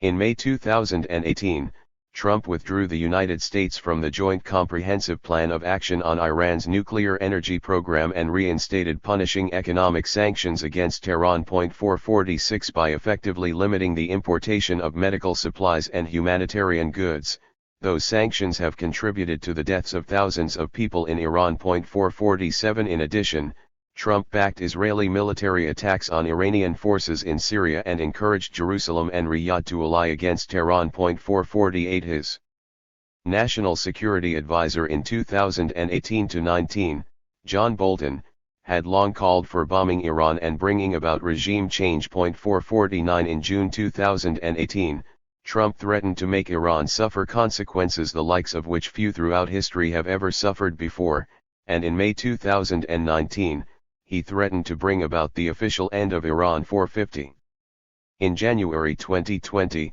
a U.S. drone killed Iranian General Qasem Soleimani and several Iraqi militia leaders in Baghdad, an action condemned throughout much of West Asia and beyond. 451 Trump asked senior advisors in mid-November 2020 for options on military strikes against Iran's main nuclear site at Natanz. 452 Although he was dissuaded by advisors' warnings on the risk of a regional war, he likely gave a go-ahead for the Israeli assassination of Iran's top nuclear scientist later that month. 453 The enthusiastic embrace of authoritarian rulers. Trump's curious affinity for Vladimir Putin has been widely noted, but the Russian leader was not the only autocrat to whom the U.S. president was drawn. Military, financial, and political support for right-wing regimes and movements has long been a central feature of U.S. foreign policy. Trump, however, was distinctive among modern presidents in his open, enthusiastic embrace of authoritarian rulers in client states.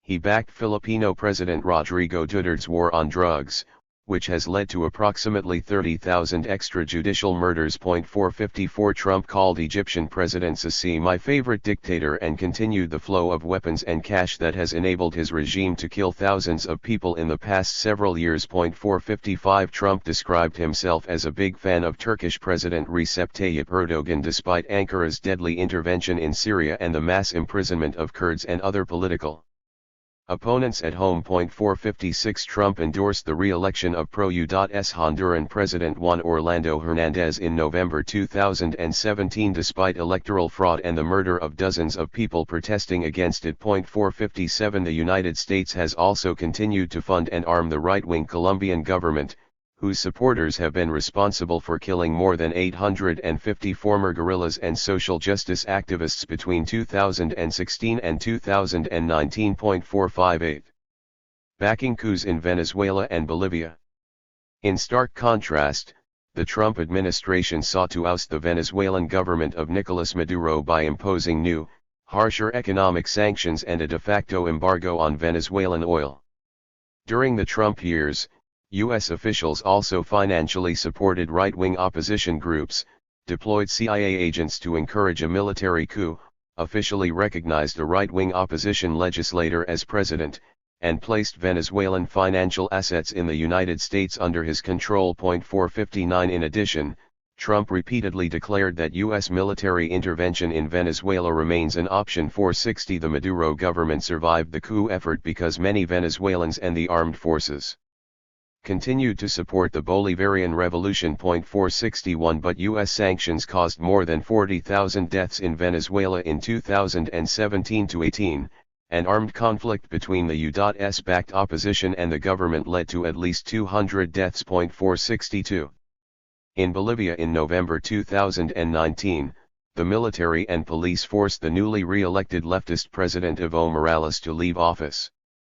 The Trump administration quickly recognized the new regime installed by the putschists. Claiming that the election had been marred by fraud, Washington renewed long-suspended financial aid to Bolivia, and the CIA and State Department provided political advice to the new government while it killed scores of people protesting against the coup. 463 Those fraud claims were soon disproved, and new elections in October 2020 returned Morales's movement towards socialism to power. 464 Counting the dead. Between 1980 and 2020, 2 U.S. wars and sanctions in Iraq and the U.S. war in Afghanistan killed more than 2 million people. Washington's proxy wars in Angola, Mozambique, Rwanda, Democratic Republic of Congo, and Syria resulted in roughly 9 million deaths. U.S. military intervention, support for client states and rebels, and related famines in Sudan, South Sudan, Somalia, Ethiopia, and Nigeria cost the lives of another 5 million people. The U.S. empire's role in the collapse of most socialist regimes made it partly responsible for well over 7 million deaths. Other U.S. military interventions and hostile actions abroad caused or contributed to millions of additional fatalities. Altogether, the empire was responsible or shared responsibility for the deaths of more than 25 million people during the past 40 years of Pax Americana. This total is in addition to the massive ongoing loss of life in the indigenous peoples' Holocaust, the African American Holocaust, the Workers' Holocaust, and the other Holocausts at home and abroad to be examined in Chapter 7. Today the Biden administration hopes to revitalize the liberal international order, rebuild relationships with its client states, impede the rise of China, and thwart the return of Russia. But the erosion of U.S. primacy will continue, and the possibility that the ruling class will act like a wounded beast and commit heinous new crimes means that the entire planet may be entering the most dangerous chapter in its history. 7. Other Holocausts at home and abroad. Violence continues to sustain the U.S. empire in never-ending wars that have killed and displaced millions this century. Part of the consequences of this permanent state of violence is seen most recently in El Paso, Dayton, and Gilroy. The high rates of murder and the increasing number of mass shootings in the United States are indicative of a society engulfed in fears fueled by racism, xenophobia, misogyny, militarism, and growing inequalities in income, wealth, and power. Howie Hawkins, The U.S. Culture of Violence is Reaping What It Has Sown, 2019. Consider the companies that knowingly market unsafe products, everything from cars to medications to toys.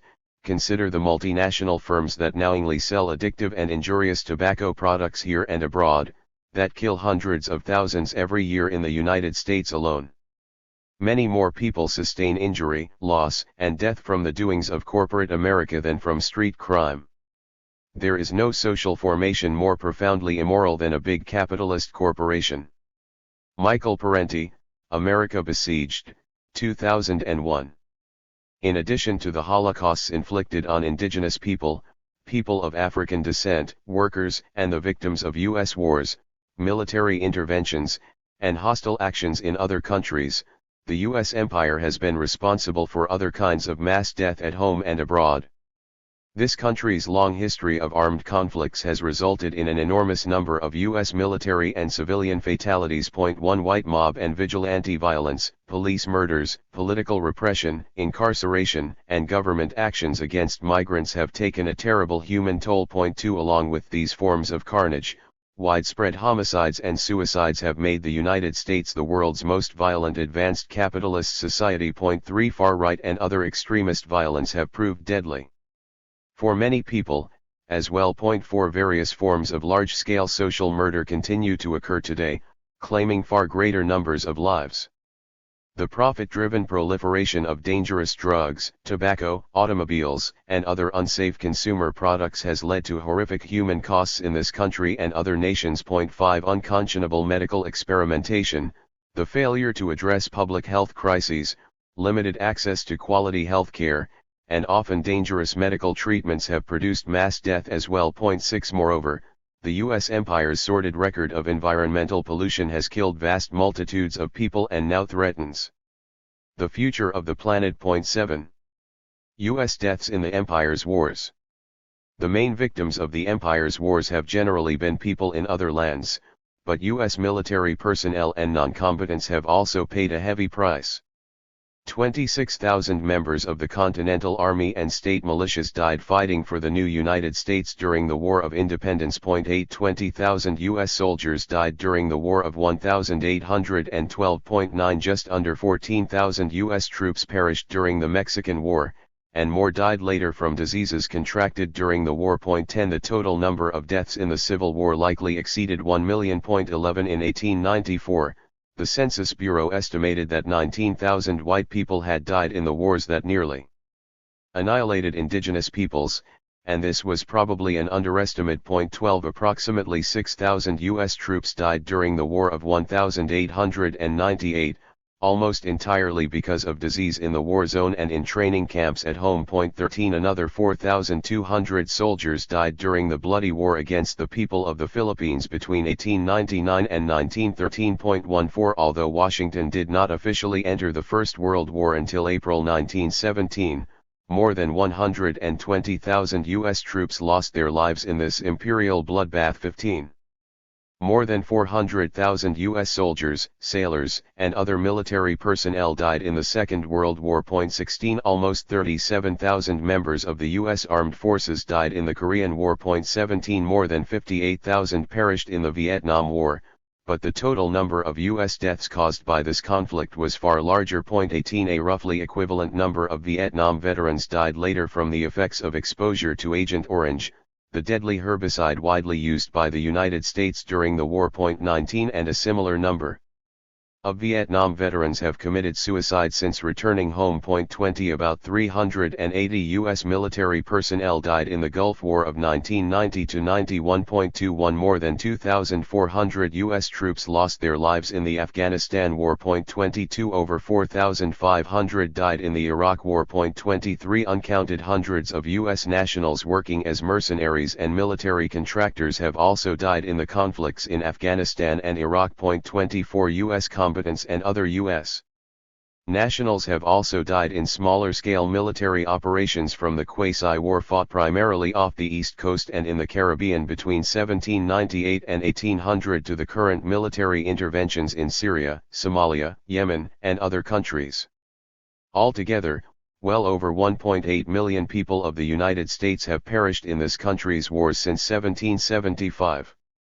Other white mob and vigilante violence in the 19th century. The most horrific examples of white mob and vigilante violence in the 19th century may have been the genocide against indigenous people in mid-century California and the mass terror against people of African descent in the South after the Civil War.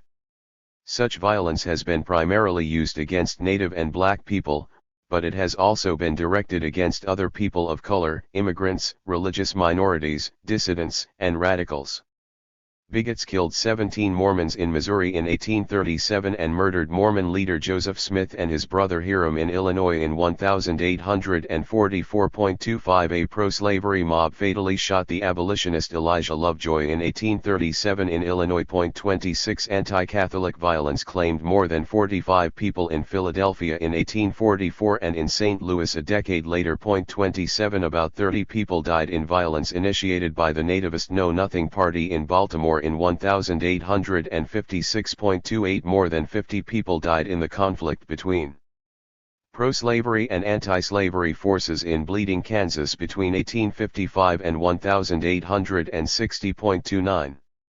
In the second half of the century, white mobs and vigilantes murdered several hundred Mexican Americans in Texas, California, Arizona, New Mexico, Wyoming, Nebraska, and other states. 30 Racists killed as many as 300 Chinese immigrants in California, Washington, Colorado, and Wyoming between the 1850s and the 1880s. 31 More than 60 Catholics and Protestants perished in the Orange Riots in New York City in 1870 to 1871.32. Bigots killed several Mormons in Georgia, Tennessee, and Utah in the 1880s. 33 Mobs hanged and shot to death 11 Italian Americans in New Orleans in 1891 and murdered several others in Louisiana in the following years. 34 Anti-Semitic vigilantes lynched Leo Frank in Atlanta in 1913.35.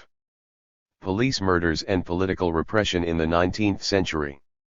The first police departments were created in Boston in 1838, New York City in 1845, and Chicago in 1851 and were intended to protect capitalist property and maintain social control over the rapidly growing immigrant population. 36 The police departments that emerged in southern cities evolved from the slave patrols created to apprehend escapees, punish those who violated plantation rules, and to deter or respond to resistance. 37 Gary Potter has explained, early American police departments shared two primary characteristics: they were notoriously corrupt and flagrantly brutal.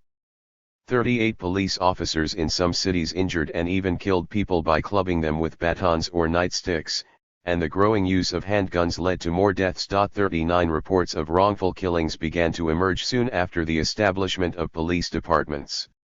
As previously noted, police killed 2 tailors during a strike in New York City in 1850 and 2 railroad workers during a strike in Portage, New York, in 1851.40. Cincinnati police killed a protester in 1853, and a New York City police officer fatally shot an unarmed man fleeing arrest in the back in 1858.41. Public complaints about the police mounted, and the phrase police brutality first appeared in the Chicago Daily Tribune in 1872.42. The exact number of routine police homicides in the United States in the 19th century will probably never be known. But law enforcement officers were responsible for some of the more than 50,000 deaths of African Americans in the South in the 3 decades after the Civil War. 43 Police were prominently involved in many of the murders of Mexican Americans in the second half of the century. 44 And they were responsible for many of the hundreds of deaths of workers engaged in strikes and other labor actions between 1870 and 1900. 45 Police murders and political repression, 1900 to 1950. Strikingly, the federal government failed to maintain comprehensive national records of police homicides throughout the 20th century. 46 In the early part of the century, most local law enforcement agencies did not maintain reliable records on these deaths, either. 47 Jeffrey S. Adler has pointed out that police in Chicago and New Orleans appear to have counted the number of people they killed. Chicago police reportedly killed 248 people between 1900 and 1920 and another 89 in 1926 to 27.48. New Orleans police reportedly killed 59 people in 14 years between 1925 and 1945.49. Whether the records in these two cities are truly comprehensive is far from clear, and much less is known about police homicides in New York, Philadelphia, St. Louis, Boston, Baltimore, and most other cities and towns across the country. More is known about law enforcement agents' involvement in infamous episodes of racist violence and political repression during this period. During the first Red Scare that began in 1919, the federal government arrested about 10,000 leftists, imprisoned more than 400, and deported more than 500, yet few deaths occurred in the process. 50. In contrast, law enforcement officers and vigilantes killed between 2,000 and 3,000 Mexican Americans in South Texas in 1915-16 after a small armed rebellion had led to the deaths of about 50 white people. 51 In 1918, Texas Rangers, soldiers, and white cattlemen shot to death 15 men and boys of Mexican descent at Porvenir in West Texas. 52 In addition, police were complicit in many of the several hundred African American deaths during the Red Summer of 1919 and in many of the lynchings and other racist murders that occurred in the first half of the 20th century. 53 Law enforcement officers were also responsible for many of the several hundred workers' deaths during strikes and other labor actions between 1900 and the late 1930s. 54 In 1931, a federal commission issued the Report on Lawlessness in Law Enforcement, which criticized physical brutality but failed to adequately assess the scope and significance of police murders. 55 Law enforcement officers throughout the country continued to kill workers of all backgrounds while disproportionately targeting African Americans and other people of color. 56 Police also continued to act against dissidents and radicals, though deaths brought about by political repression paled in comparison with routine police homicides. In 1927, the state of Massachusetts executed Italian immigrants and anarchists Nicola Sacco and Bartolomeo Vanzetti for a murder they did not commit. 57 Police killed 3 people at a communist-led protest against the eviction of a family in Chicago in 1931. 58 Police in Dearborn, Michigan, killed 4 people at a communist-led protest by unemployed workers in 1932. 59 That same year, police in Washington, D.C., killed 2 individuals who were part of the Bonus Army, a group of more than 20,000 unemployed veterans demanding immediate payment of promised bonuses for serving in the First World War. 60 Between 1935 and 1937, police violence against Puerto Rican nationalists resulted in 28 deaths. 61 Although data on routine police killings between 1900 and 1949 are fragmentary, it may be conservatively estimated that the annual number of police homicides in the first half of the 20th century was around 200. This indicates a total of about 10,000 such deaths between 1900 and 1949, to which must be added more than 3,000 deaths of blacks, Mexican Americans, and workers in the special episodes of repression during this period. Police murders and political repression, 1950 to 2000. The Census Bureau and other federal agencies finally began to collect data on police killings in 1949, but their estimates omitted about 50% of the fatalities. 62 Close to 500 people were dying each year at the hands of law enforcement officers in the 1950s. 63 And the annual number of police homicides significantly increased in the following decades. By the first half of the 1970s, police were killing more than 700 people each year and the human toll continued to climb, but government statistics still excluded half the deaths. 64 Black people bore the brunt of state and vigilante violence during the 1950s and 1960s. Police and vigilantes murdered about 125 civil rights activists and supporters, and the police and FBI killed at least 34 Black Panthers. 65 More than 200 people, primarily African Americans, lost their lives during the protest riots of the 1960s. 66 Law enforcement agents killed other people as well. Police, FBI agents, and National Guard troops killed dozens of people in the nationalist rebellion in Puerto Rico in 1950. 67 After the Second Red Scare began in 1947, 10 or 12,000 people lost their jobs, a few hundred Marxist-Leninists were imprisoned, and the Communist Party was almost destroyed. 68 The execution of Julius and Ethel Rosenberg in 1953 for espionage smeared communists as Soviet spies, but they were not the only fatalities. More than 10 leftists and progressives committed suicide as life under McCarthyism grew more repressive, at least 3 died from the stress of the investigations and blacklists, and a few were murdered. 69. National Guard troops killed Alison Krauss, Jeffrey Miller, Sandra Scheuer, and William Knox during anti-war protests at Kent State University in Ohio in 1970. 70. That same year, police killed journalist Ruben Salazar and 2 other people during the Chicano anti-war moratorium in Los Angeles. 71. Government agents and allied tribal forces killed more than 60 indigenous activists in the 1970s. 72. In 1974, after exposing radioactive contamination at a Kerr-McGee nuclear fuel plant in Oklahoma, Karen Silkwood died in a mysterious car accident on her way to meet a reporter. 73. In 1976, a CIA agent working with the Pinochet dictatorship organized the assassination of former Chilean diplomat Orlando Letelier and his colleague Ronnie Moffat in Washington, D.C. 74. The FBI and local police were complicit in the murders of 5 communists by Klan members and neo-Nazis in Greensboro,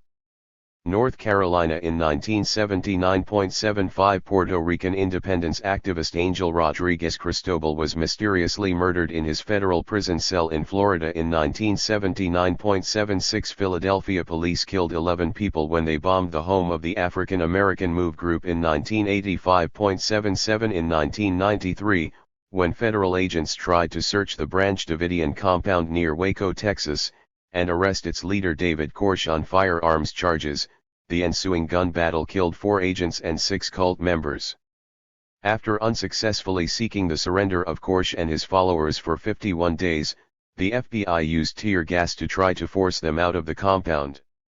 Fires broke out on the property, and Koresh and 75 other Branch Davidians died. 78. In the last quarter of the 20th century, police continued to kill African Americans, indigenous people, Latinos, Asian Americans, and people of European descent with alarming regularity. Thousands upon thousands died, and by the end of the 1990s, the police were killing close to 900 people each year. 79. Some of the most prominent African American victims during this period are listed in Chapter 2.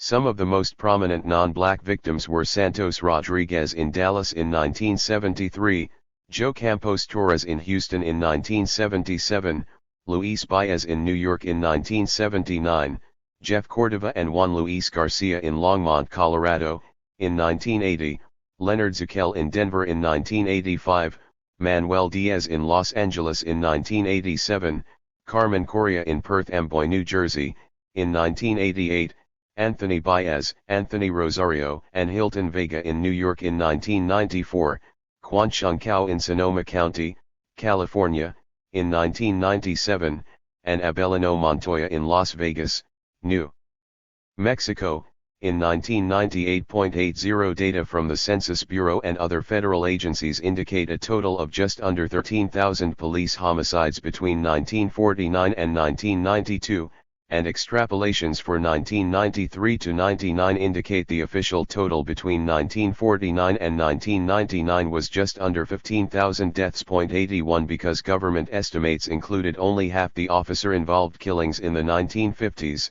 it may be estimated that approximately 30,000 police homicides occurred in the second half of the 20th century, to which must be added hundreds more in the special episodes of repression during this period. Police murders and political repression in the 21st century. In the absence of sustained mass movements for social justice, violent political repression in the United States has been more limited during the past 4 decades. However, some high-profile killings have occurred. FBI agents shot to death Filiberto Ojeda Rios, a fighter for Puerto Rican independence. In 2005. 82 Police killed anti-fascist activist Willem van Spronsen after he threw incendiary devices at ICE vehicles and buildings at a detention center in Tacoma, Washington. In 2019. 83 U.S. Marshals assassinated anti-fascist activist Michael Rienoel, who was suspected of killing a right-wing activist, near Olympia, Washington, in 2020. 84 As always, vastly larger numbers have died because of routine police violence. And although law enforcement officers have continued to kill African Americans at a much higher rate than other demographic groups, thousands upon thousands of others have also perished at their hands in the first 2 decades of the 21st century.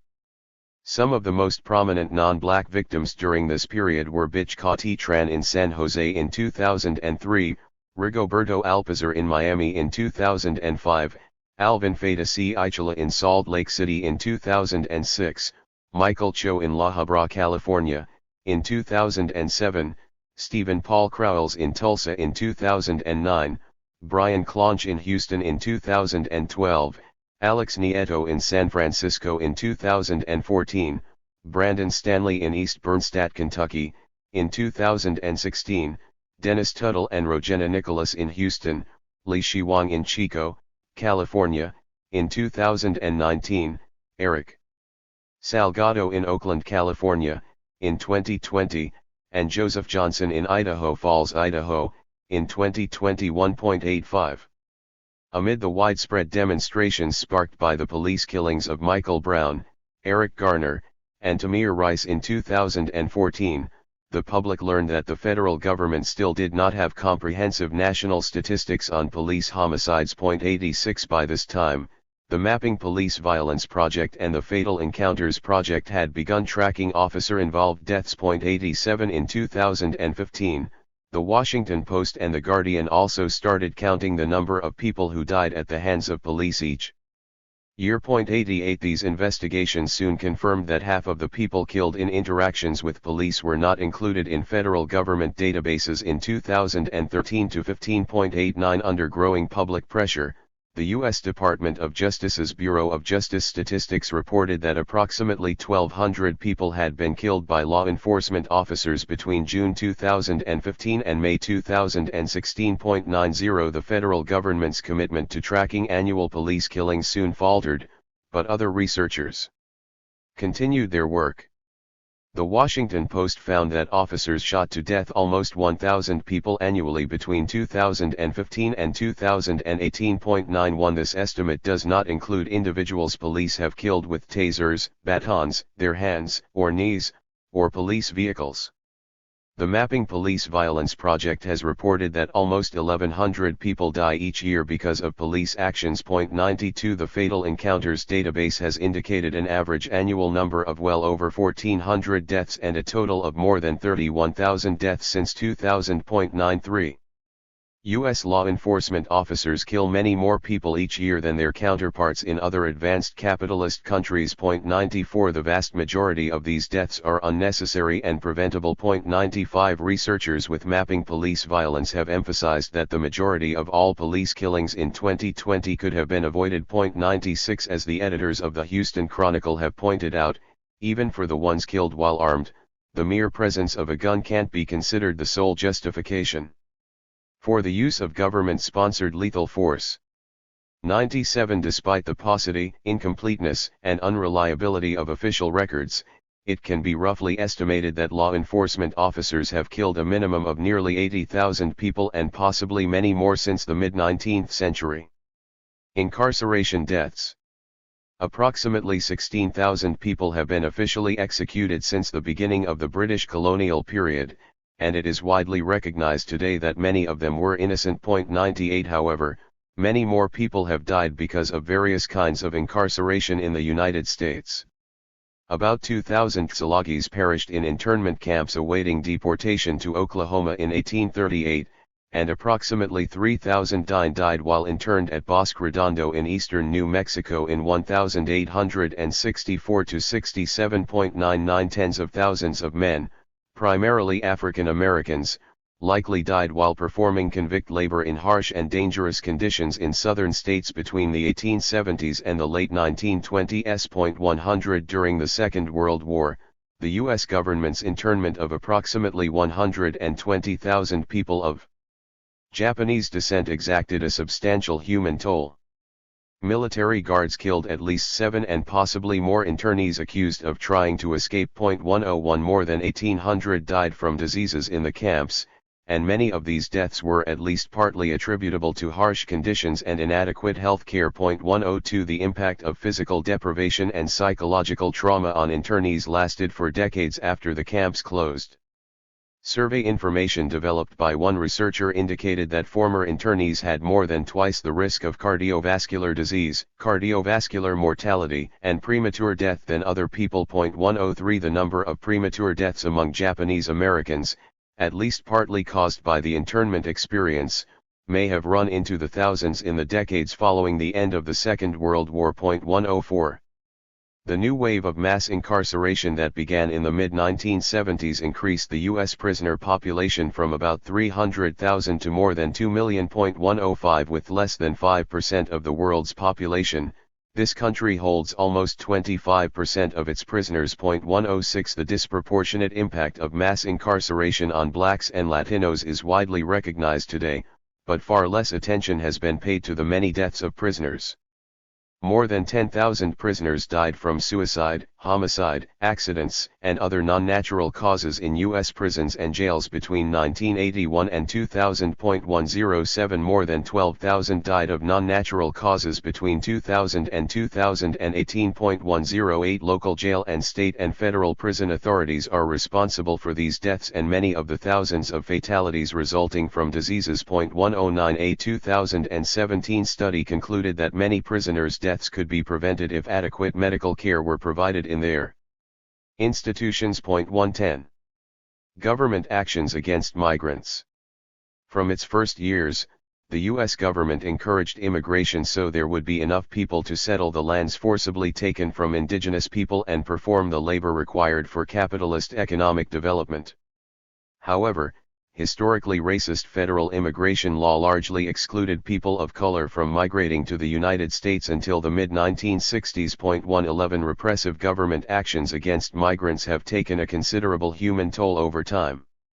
During the first half of the 20th century, hundreds of thousands of people arriving at Ellis Island were detained, sometimes for months, and more than 120,000 of them were deported to their home countries. 112 During the Great Depression in the 1930s, the government deported about 1 million people of Mexican descent. 113 About 60% of them were U.S. citizens. 114 Hundreds of people died while being deported. 115 In 1939, the United States turned away a ship carrying about 900 Jewish refugees from Nazi Germany.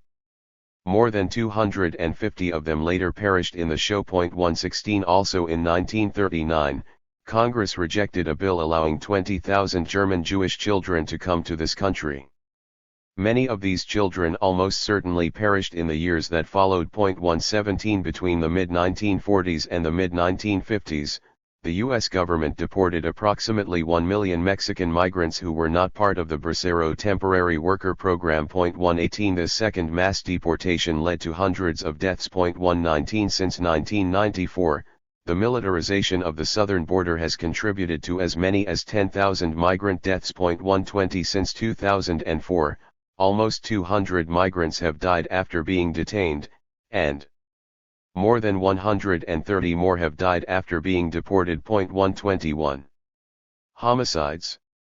The status of the United States as the most violent advanced capitalist society in the world is well deserved, but unsurprising given its history of settler colonialism, slavery, white supremacy, class exploitation, imperialist wars, and misogyny.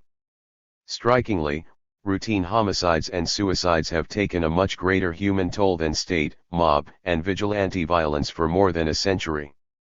The historical and contemporary legitimation of violence and broad access to firearms contribute to current homicide rates far higher than those in Canada, Western Europe, and Japan. 122 Hundreds of mass shootings, not motivated by racism or political extremism, occur each year at restaurants, theaters, schools, workplaces, and other venues, and they have become an ugly but prominent feature of life in this society. 123 22 people died at a McDonald's restaurant in San Isidro, California.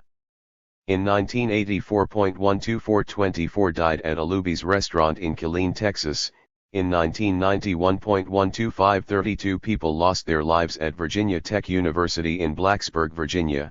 In 2007. 126 20 children and 6 adults perished at Sandy Hook Elementary School in Newtown, Connecticut. In 2012. 127 60 people died at a country music fair in Las Vegas, Nevada. In 2017. 12826 were shot to death at a church in Sutherland Spring, Texas. The same year. 129 mass shootings involving fewer fatalities occur almost every day. 130.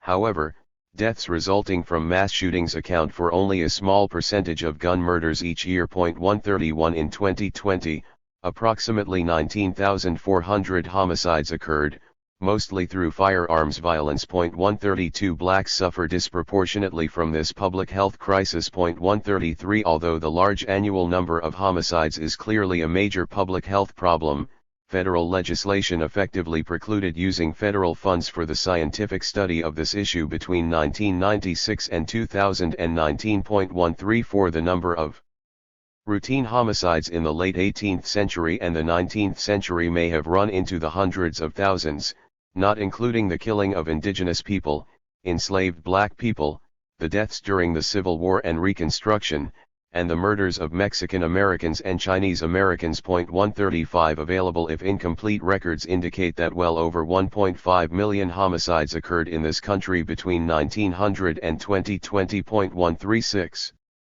Suicides. Although suicides are not as widely publicized as homicides, they have been even more common during the past 120 years. The suicide rate in the United States is higher than in any other advanced capitalist country and has significantly increased in recent decades. 137 44,834 people took their own lives in 2020. 138 About half of all annual suicides involve the use of a firearm. 139 The suicide rate is most pronounced among indigenous people and veterans of the U.S. Armed Forces. 140 Yet during the past 20 years, suicide rates have substantially increased among middle-aged rural white residents with a high school education or less. 141 As N. Case and Angus Deaton have argued, these suicides have been fueled by long-term declines in economic opportunities, wages, and social support systems and are an important portion of the deaths of despair that have raised the overall mortality rate in this country. 142 At the same time, youth suicide rates have grown dramatically since 2007, and over 6,800 people between the ages of 10 and 24 killed themselves in 2018. 143 Well over 2.6 million people have died by their own hands since 1900. 144 Other racist and far-right violence since 1970. In addition to the continuing murders of African Americans, far-right extremists and other racists have claimed many other victims since 1970. Amid mounting protests for inclusion and equality at the University of Colorado in Boulder, 6 Chicano activists were killed by car bombs in 1974. The assassins have never been identified. 145 In 1982, 2 white racists in Michigan beat Vincent Chin, a Chinese American, to death. 146 In 1984, members of the Order, a neo-Nazi organization, assassinated Jewish radio host Alan Berg in Denver. 147 During the 1980s, a right-wing émigré group killed 11 journalists, publishers, and activists who advocated U.S. recognition of the communist-led government of Vietnam. 148 In 1992, white supremacist Randy Weaver killed a deputy marshal while resisting arrest for firearms violations in Ruby Ridge, Idaho. Weaver's wife and son were also killed. 149 In 1993-94, anti-choice activists murdered 2 doctors and a bodyguard at abortion clinics in Pensacola, Florida. 150 Neo-Nazis Timothy McVeigh and Terry Nichols killed 168 men, women, and children when they bombed a federal office building in Oklahoma City in 1995. 151 Far-right extremist Eric Rudolph killed 1 person when he bombed the Centennial Olympic Park in Atlanta in 1996 and 2 people at an abortion clinic in Birmingham in 1998. 152 A self-described sovereign citizen killed 2 state troopers, a judge, and a local newspaper editor in Colebrook, New Hampshire, in 1997. 153 The next year, homophobes murdered Matthew Shepard near Laramie, Wyoming. 154 Also in 1998, neo-Nazis killed 2 anti-racist activists in Las Vegas. 155 Shortly after Al-Qaeda attacked U.S. targets in September 2001, a member of a white supremacist organization seeking vengeance, murdered a Pakistani American and an Indian American in Texas. 156 In 2003, sovereign citizens killed 2 police officers in South Carolina, and in 2004 individuals angry over the 76 deaths resulting from the federal government's siege against the Branch Davidian religious community in Waco, Texas, killed a bank guard in Tulsa, Oklahoma. 157 A white supremacist killed a police officer in Arkansas in 2006, and anti-government extremists murdered 2 other officers in Woodburn, Oregon, in 2008. 158 Also in 2008, a white supremacist killed 2 members of a Unitarian congregation in Knoxville, Tennessee. 159 During the first half of 2009, an anti-immigrant activist murdered 2 immigrants in Pima County, Arizona. An anti-choice extremist killed a doctor who performed abortions while he was at church in Wichita, Kansas.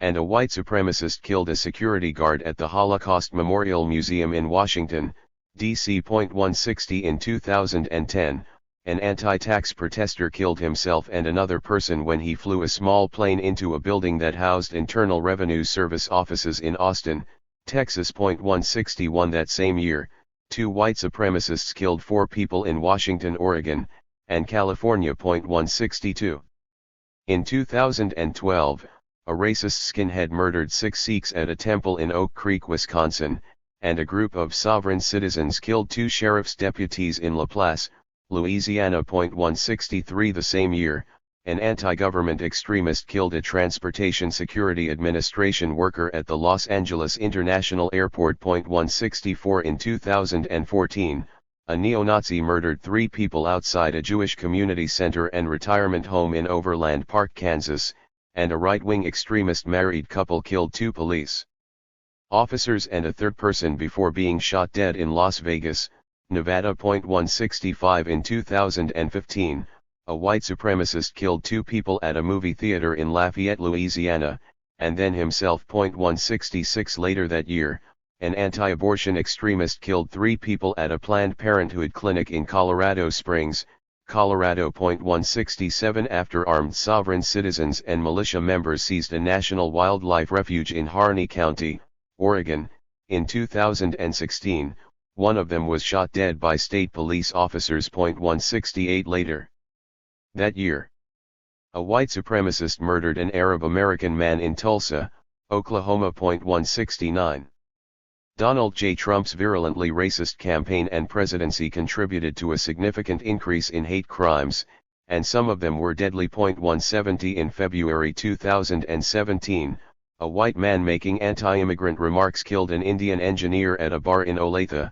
Kansas. 171 In May 2017, a neo-Nazi who had converted to Islam murdered 2 fascist roommates in Tampa, Florida, and a white supremacist killed 2 men on a train in Portland, Oregon, after they objected to his harassment of 2 Muslim women. 172 In August 2017, a neo-Nazi attending the Unite the Right rally in Charlottesville, Virginia, killed Heather Heyer when he drove his car into a crowd of anti-fascist counter-demonstrators. 173 In December 2017, a neo-Nazi murdered his girlfriend's mother and father in Reston, Virginia. 174 In January 2018, another neo-Nazi stabbed to death a young gay Jewish man in Orange County, California. 175 In February 2018, a former student known for his white supremacist views murdered 17 people at a high school in Parkland, Florida. 176 The same month, a sovereign citizen killed a police officer in Henry County, Georgia. 177 In April 2018, a sovereign citizen killed 4 people at a restaurant in Nashville. 178 In October 2018, a virulent anti-Semite murdered 11 people during services at the Tree of Life Synagogue in Pittsburgh in October. 179 In November 2018, a misogynist, racist extremist shot dead 2 people at a yoga studio in Tallahassee in November. 180 In March 2019, a QAnon follower killed a reputed mob boss in New York. 181 In April 2019, a neo-Nazi and his wife murdered an elderly man in Tucson and stole hundreds of his firearms. 182 That month, after setting a fire at a mosque in another town, a white supremacist killed a woman at a synagogue in Poway, California. 183 In July 2019,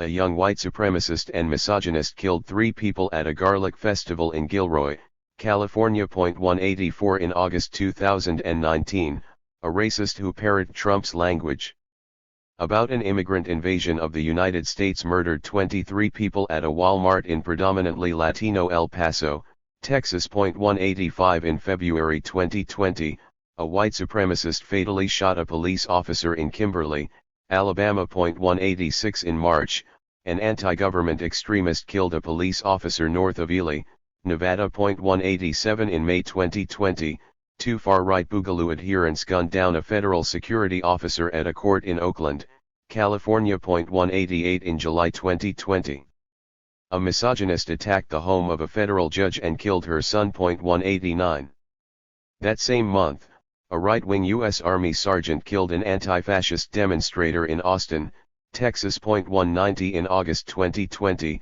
a racist white teenager shot 2 people to death at a protest against police brutality in Kenosha, Wisconsin. 191 In January 2021, the fascists and other Trump supporters who attacked Congress in an attempt to stop the certification of Biden's electoral victory were responsible for the deaths of 1 police officer and 4 of their own people. 192 4 other officers committed suicide in the aftermath of the failed insurrection. 193 In March 2021, a white man killed 6 Asian American women and 2 other people at Atlanta area spas. 194 The following month, a white man who had browsed white supremacist websites killed 4 Sikhs and 4 others at a FedEx facility in Indianapolis. 195 Despite denials by Trump and most other Republicans, it has become clear that white supremacists and other far-right individuals constitute the most dangerous terrorist threat in the United States today. 196 Between 1990 and 2020, right-wing extremists and other racists killed about 700 people in this country. 197 Other extremist violence. During the past 3 decades, mounting opposition to the U.S. empire, its client states, its wars in Muslim countries, and its support for Israel have led to unprecedented attacks on the United States by religious extremists and other people. Al-Qaeda forces led by bin Laden turned against its former ally and benefactor after the United States stationed troops in Saudi Arabia, the land of the 2 holiest sites, in 1990. 198 In 1993, the first bombing of the World Trade Center in New York City by men with ties to Al-Qaeda resulted in 6 deaths. 199 The same year, a Pakistani man angry about U.S. policy toward Palestine shot to death 2 CIA employees at the agency's Langley, Virginia, headquarters. 200 In 1995, disciples of bin Laden killed 5 U.S. military personnel in Saudi Arabia. 201 A year later, Al-Qaeda declared war on the United States. 202 In 1998, its attacks on U.S. embassies in Kenya and Tanzania killed 240 people, including 12 U.S. nationals. 203 In 2000, bin Laden's forces killed 17 U.S. sailors when they bombed the USS Cole in the port of Aden in Yemen. 204 After Afghanistan's Taliban refused to surrender, bin Laden and Washington threatened them with a carpet of bombs in the summer of 2001. Al-Qaeda operatives flew hijacked airplanes into the World Trade Center and the Pentagon. 205 Another hijacked airplane crashed in rural Pennsylvania after passengers fought back. Altogether, 2,977 people died on September 11, 2001. 206 Although far-right and other racist attacks have claimed more victims since then, religious extremists have also killed many people. In 2006, a Pakistani American opposed to the U.S. role in West Asia killed a woman at the Jewish Federation Center in Seattle. 207 In 2009, an Al-Qaeda supporter killed a soldier at a military recruiting office in Little Rock, Arkansas. A U.S. Army captain shot 13 soldiers at Fort Killeen in Texas because he opposed illegal and immoral aggression against Muslims in Afghanistan and Iraq. 208 In 2013, Two Chechen immigrants opposed to these U.S. wars set off bombs at the Boston Marathon that killed 2 people and then shot to death a local police officer. 209 An Islamic State adherent killed 4 people in New Jersey and Washington in 2014. 210 A Kuwaiti American murdered 4 Marines and 1 sailor at a military recruiting office in Chattanooga, Tennessee, in 2015. 211 That same year, a married couple with ties to the Islamic State killed 14 co-workers in San Bernardino, California. 212 In 2016, an Islamic State supporter murdered 49 people at the Pulse nightclub in Orlando, Florida. 213 In 2017 another Islamic State adherent killed 8 people when he drove his truck into a crowded bicycle lane in New York City. 214 In 2019, a Saudi Air Force cadet inspired by Al-Qaeda killed 3 people while training with the U.S. military in Pensacola, Florida. 215 In the past 2 decades, religious extremists have been responsible for approximately 141 deaths. 216 The profit-driven proliferation of dangerous drugs. During the past 2 centuries, the profit-driven proliferation of dangerous drugs has led to an immense number of deaths at home and abroad. By the 1830s, the United States accounted for 20 to 30% of opium imports to China and took over much of this trade during the First Opium War in 1839 to 42. 217 Although U.S. imports of opium to China declined after the Second Opium War of 1856 to 60, the United States shared significant responsibility for the drug trade and its catastrophic results. 218 Tens of millions of Chinese people became addicted to opium in the 19th century, and related deaths likely numbered in the millions. 219 In the United States, widespread use of Mrs. Winslow's soothing syrup, which contained morphine and alcohol, killed thousands of children in the second half of the 19th century and the early 20th century. 220 During the Civil War, injured or ill soldiers in both armies consumed massive amounts of opium and, more rarely, morphine, and many became addicted. 221 Decades after the war ended,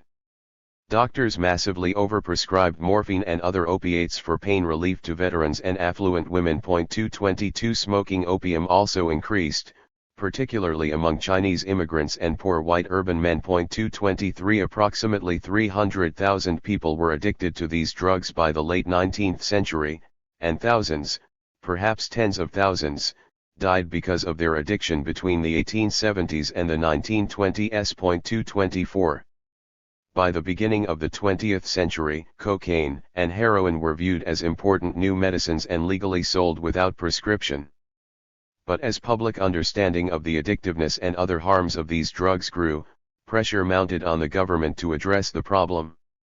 New laws outlawed heroin and prohibited the non-medical use of opium, morphine, and cocaine. 225 However, during the Prohibition era of 1920 to 33, the federal government ordered the poisoning of industrial alcohols to deter theft by bootleggers, which resulted in as many as 10,000 deaths. 226 In 1937, at least 107 people died after using an antibiotic known as elixir sulfanilamide, a calamity that led Congress to create the Food and Drug Administration. 227 In the 1950s, pharmaceutical companies and doctors promoted amphetamines for weight control, depression, and anxiety, and barbiturates for insomnia, anxiety, and anesthesia. 228 The abuse of these drugs led to many thousands of fatalities in the following decades. 229 A massive underground industry trafficking illegal drugs also arose. The resurgence of heroin and cocaine in the 1960s and 1970s, and the crack cocaine epidemic of the 1980s and 1990s, resulted in more than 150,000 deaths. 230 During the Cold War, U.S. support for drug-dealing syndicates and armies in Europe, Asia, Central America, and the Caribbean contributed to countless other deaths. 231 More recently, an epidemic of drug overdose deaths resulting from prescribed opioids, illegally manufactured fentanyl and methamphetamine, and heroin has fueled what Mike Staub has described as the most widespread and deadly drug crisis in the nation's history. 232 During the year ending in April 2021, more than 100,000 people perished from overdoses, bringing the total number of deaths since 1999 to close to 1,233,000. The rate of overdose fatalities in the United States is much higher than in other advanced capitalist societies. 234 These, too, are an important part of what Case and Deaton call deaths of despair, which contribute to increasing mortality in this country. 235 Tobacco, the Golden Holocaust. In the 20th century, the extraordinary expansion of the tobacco industry, cigarette smoking, and nicotine addiction led to an unimaginable loss of life in the United States and other countries. Even after doctors and scientists began warning of the grave health hazards associated with smoking and exposure to second-hand smoke in the 1950s, the drive for profits led tobacco companies to deny that their products were life-threatening, and consumption continued to grow. 236 The result has been what Robert N. Proctor has called the Golden Holocaust. 237 It may be roughly estimated that close to 28 million have died because of smoking or exposure to second-hand smoke in the United States. And another 480,000 people perish because of tobacco each year. 238 Another 5 to 10 million people have perished in other countries because of U.S. tobacco products, and millions more have died abroad because of tobacco products developed by multinational corporations in which U.S. companies were involved. 239 Although U.S. companies now have a smaller share of the global tobacco market than they did in the past, they contribute annually to many of the approximately 8 million tobacco-related deaths around the world. 240 The human costs of automobiles. For more than a century, the automobile and oil industries, their lobbyists, and their political allies have promoted the production and marketing of automobiles at the expense of public transportation systems. 241 As a result, today public transit is relatively limited in this country, and people are much more dependent on cars, sport utility vehicles, and trucks than in other advanced capitalist societies. 242 Over time, this automobile-centered transportation system has contributed to economic and racial discrimination, social isolation, obesity, and air pollution. 243 This dependence on automobiles has also led to innumerable accidents. Early on, cars were not designed with many safety features in mind, and while public pressure forced manufacturers to make important improvements, some vehicles continued to be, in Ralph Nader's words, unsafe at any speed. 244 Major design flaws, shoddy manufacturing, defective parts, and industry cover. UPS proved fatal for more than 4,000 drivers and passengers in Chevrolet's Corsair and Cobalt, Ford's Pinto, Explorer, and Bronco, various General Motors pickup trucks, Daimler Chrysler, Jeeps, Suzuki Samurai, and other vehicles since the 1960s. 245 However, most automobile deaths have occurred because drivers have exceeded speed limits, been exhausted or intoxicated, or failed to use seat belts, car seats, or booster seats. 246 The rate of automobile fatalities is much greater here than in other advanced capitalist societies. Close to 40,000 people perish each year on U.S. highways, streets, and roads. 247 Between 1899 and 2019, more than 3.8 million died because of vehicular accidents in this country. 248 Other unsafe consumer products. Since the 1970s, the aggressive marketing of infant formula to women in low and middle-income countries has resulted in the deaths of millions upon millions of babies. Many of these deaths have occurred because women did not have access to clean water to mix with infant formula. Other deaths have happened because women could not afford the product and diluted it. 249 Although the Swiss multinational corporation Nestle and other foreign companies bear much responsibility for this staggering loss of life, so do Abbott Laboratories, Kraft Heinz, and Mead Johnson of the United States. 250 Defective and dangerous consumer products also result in an enormous loss of life here each year.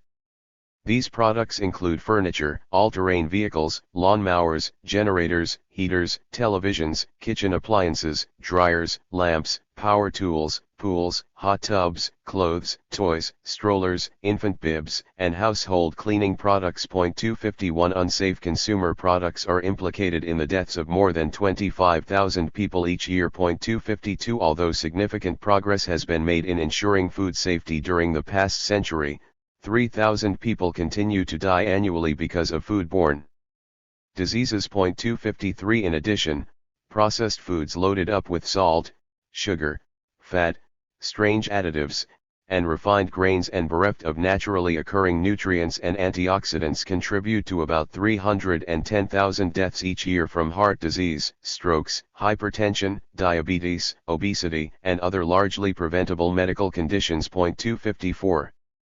Unconscionable medical experimentation. Unconscionable medical experimentation in the 20th century killed close to 200 African Americans and many other people at home and abroad. 255 In 1905 to 1906, U.S. occupation forces in the Philippines killed at least 17 prisoners by inducing beriberi or injecting them with cholera. In the following decades, various medical experiments by doctors led to additional deaths. 256 2 years after the Second World War ended, U.S. scientists infected thousands of Guatemalan sex workers, soldiers, psychiatric patients, and prisoners with syphilis, gonorrhea, and chancroid in experiments testing the efficacy of penicillin. 257 The resulting deaths have never been definitively counted, but at least 71 infected psychiatric patients died during the experiments. 258 The U.S. government also sponsored radiation experiments on several thousand hospital patients, disabled children, pregnant women, prisoners, and Alaska Natives between 1944 and 1974. 259 The number of people who perished because of these experiments remains unknown today.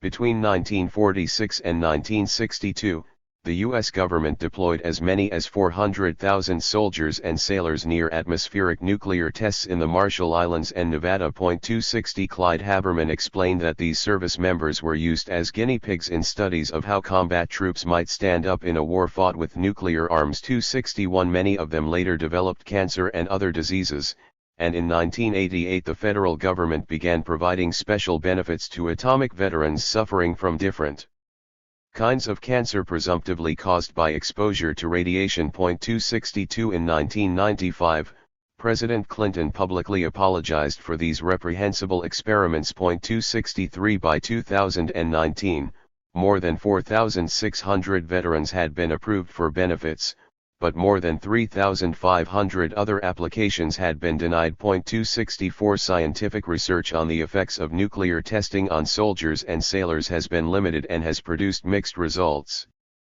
But exposure to radiation likely contributed to thousands of premature deaths among veterans. 265 The failure to address public health crises. The scourge of gun violence and the opioid epidemic are not the only public health crises that the U.S. government has failed to adequately address. More than 100,000 women lost their lives in this country because they did not have the right to safe, legal abortions until the U.S. Supreme Court's Roe v. Wade decision in 1973. 266 In the 1980s, the Reagan administration embraced a concerted policy of non-action on the acquired immunodeficiency syndrome epidemic, and the subsequent Bush administration was still largely passive on HIV/AIDS. 267 By 1995, more than 300,000 people had died from AIDS. 268 Although the Clinton administration took action to address this epidemic at home, it joined pharmaceutical companies and other Western governments in blocking access to inexpensive medication to treat AIDS in African and Caribbean countries.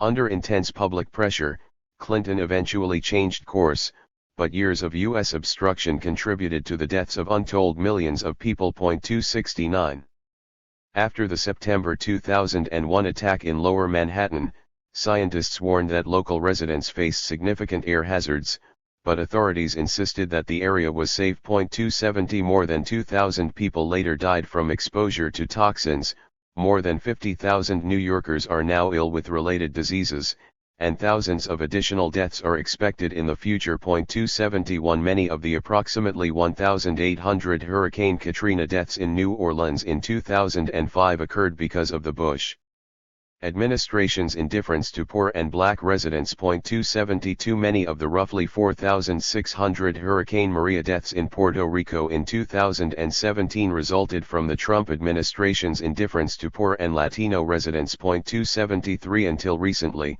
The federal government has been doing next to nothing to combat the ongoing opioid epidemic. 274 Between February 2020 and May 2022, 1 million people perished from COVID-19 in the United States. Considerably more than the loss of lives during the 1918-20 influenza pandemic. 275 A substantial portion of these deaths occurred because Trump refused to acknowledge the scope of the crisis and take effective action based on science, and many of his supporters refused to get vaccinated or wear masks. 276 Homelessness is an ongoing public health crisis in the United States. About 500,000 people lack permanent shelter, and approximately 13,000 die on the streets each year. 277 Limited access to quality health care. Because private insurance remains the dominant form of coverage in the United States, health care generally remains a commodity, a product made to be sold for profit. 278 As a result, health care continues to be unavailable or unaffordable for millions. As Rusa Tikkanen and Melinda K. Abrams have emphasized, the U.S. has worse access to primary care, prevention, and chronic disease management compared to peer nations. 279 Indigenous people and blacks disproportionately suffer from inadequate access to quality health care, but many others face the same problem.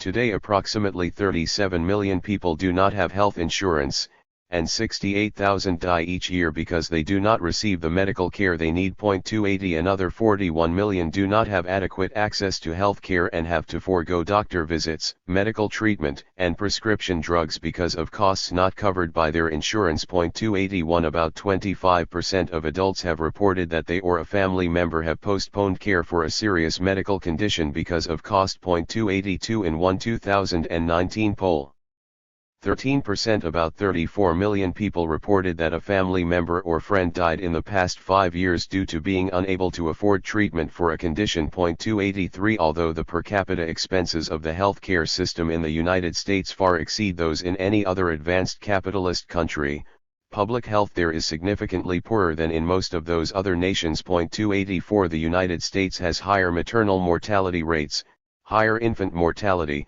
higher rates of deaths from preventable diseases, higher rates of chronic diseases, and lower longevity rates. 285 The disparities based on race and class are striking, and it is well known today that individuals' prospects for good health and long life vary drastically by zip code. 286 Medical errors, iatrogenic infections, and deadly medicines. The actual delivery of health care in this country is often dysfunctional and even dangerous.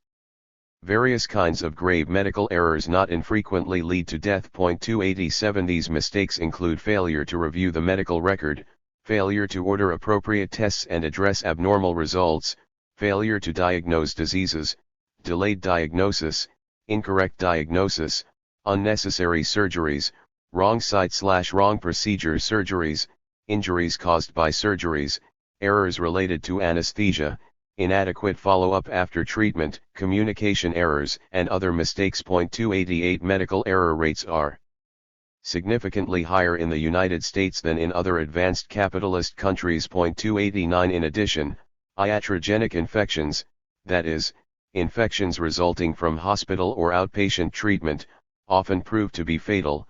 290 Peter C. Gottscha has argued that the pharmaceutical industry's morally repugnant disregard for human lives, corporate domination of the Food and Drug Administration, and the incompetence or complicity of many physicians have sustained a hugely lethal epidemic of deadly medicines. 291 In the late 1980s, antiarrhythmic drugs produced by Upjohn and other companies killed 50,000 people each year. 292 In the late 1990s and early 2000s, Pfizer's hypertension drugs led to approximately 40,000 deaths from heart failure. 293 Between 1999 and 2004, Merck's Vioxx, which was prescribed for arthritis and chronic pain, doubled the risk of heart attacks and caused as many as 120,000 deaths. 294 Eli Lilly's antipsychotic Zyprexa had killed 200,000 people worldwide by 2007. And is still on the market today. 295 Pfizer's Celebrex, which has been prescribed for arthritis and chronic pain, contributed to approximately 75,000 deaths worldwide by 2004 and remains on the market. 296 Purdue Pharma, other pharmacological companies, the FDA, and many doctors share responsibility for the aggressive marketing, poor regulation, and overprescription of highly addictive opioids, which have claimed almost 1 million lives since 1999. 297. During the past 2 decades, doctors, scientists, and other analysts have sought to measure the loss of life caused by medical errors, iatrogenic infections, and deadly medicines. This endeavor has produced widely varying assessments of annual fatalities, considerable controversy, and more than a little vitriol. Researchers' estimates range from 22,000 to more than 780,000 avoidable deaths each year. 298 Some studies have focused on patients' deaths in hospitals, while others have included deaths from outpatient treatment. There are also significantly different views on the loss of life caused by using prescription drugs as directed by doctors. Gottscha has estimated that the annual toll from deadly medicines exceeds 200,000, and other analysts have reached similar conclusions. 299 Based on current research findings, it may be conservatively estimated that 400,000 people die each year from iatrogenic causes. 300 Adverse reactions to U.S. medicines have also resulted in vast numbers of deaths in poorer countries during the past several decades. 301 Pollution deaths in the United States. Between the 1830s and the 1870s, cholera, a disease that is primarily spread by contaminated water, killed between 200,000 and 300,000 people. 302 Tens of thousands continued to die of cholera and typhoid, another waterborne disease, each year in the early 20th century. 303 Between 1870 and 1910, as growing numbers of urban workers were forced to live in tenements and work in crowded factories with poor sanitation and limited light, tuberculosis claimed 3 to 4 million lives. 304 The construction of water treatment facilities, new medicines, and other public health improvements dramatically reduced deaths from infectious diseases. 305 However, during the first half of the 20th century, tens of thousands of children died from exposure to lead paint. 306 Moreover, the smoke of great cities produced by coal power plants and coal-powered factories and the air pollution resulting from the use of other fossil fuels in power plants, factories, and automobiles led to widespread and often lethal air pollution. 307 Toxic air inversions resulted in at least 20 deaths in Donora, Pennsylvania, in 1948 and more than 700 deaths in New York City between 1953 and 1966. 308 Radioactive fallout from nuclear weapons testing in Nevada between 1951 and 1963 spread across much of the country, resulting in at least 145,000 fatalities and possibly many more. 309 Hundreds of dying men who mined uranium between the 1940s and the 1980s perished from radiation exposure, and other indigenous people have died because they lived near abandoned uranium mines, toxic dumps, and similar environmentally dangerous sites. 310 Although important new laws passed by Congress in the 1960s and 1970s reduced some atmospheric contaminants, enormous numbers of people continued to die from long-term exposure to air pollution in the years that followed. Deborah Davis has estimated that more than 1 million people perished needlessly from air pollution in the last 2 decades of the 20th century, but this appraisal is far too low. 311 Despite the progress achieved, at least 200,000 people die from air pollution each year. 312 Thus, the total number of deaths since 1980 may be close to 8 million. By 1980, there were more than 400,000 toxic waste sites and 500,000 abandoned mines across the nation. 313 Only a tiny fraction of these hazardous areas were designated as Superfund cleanup sites under new federal legislation passed that year.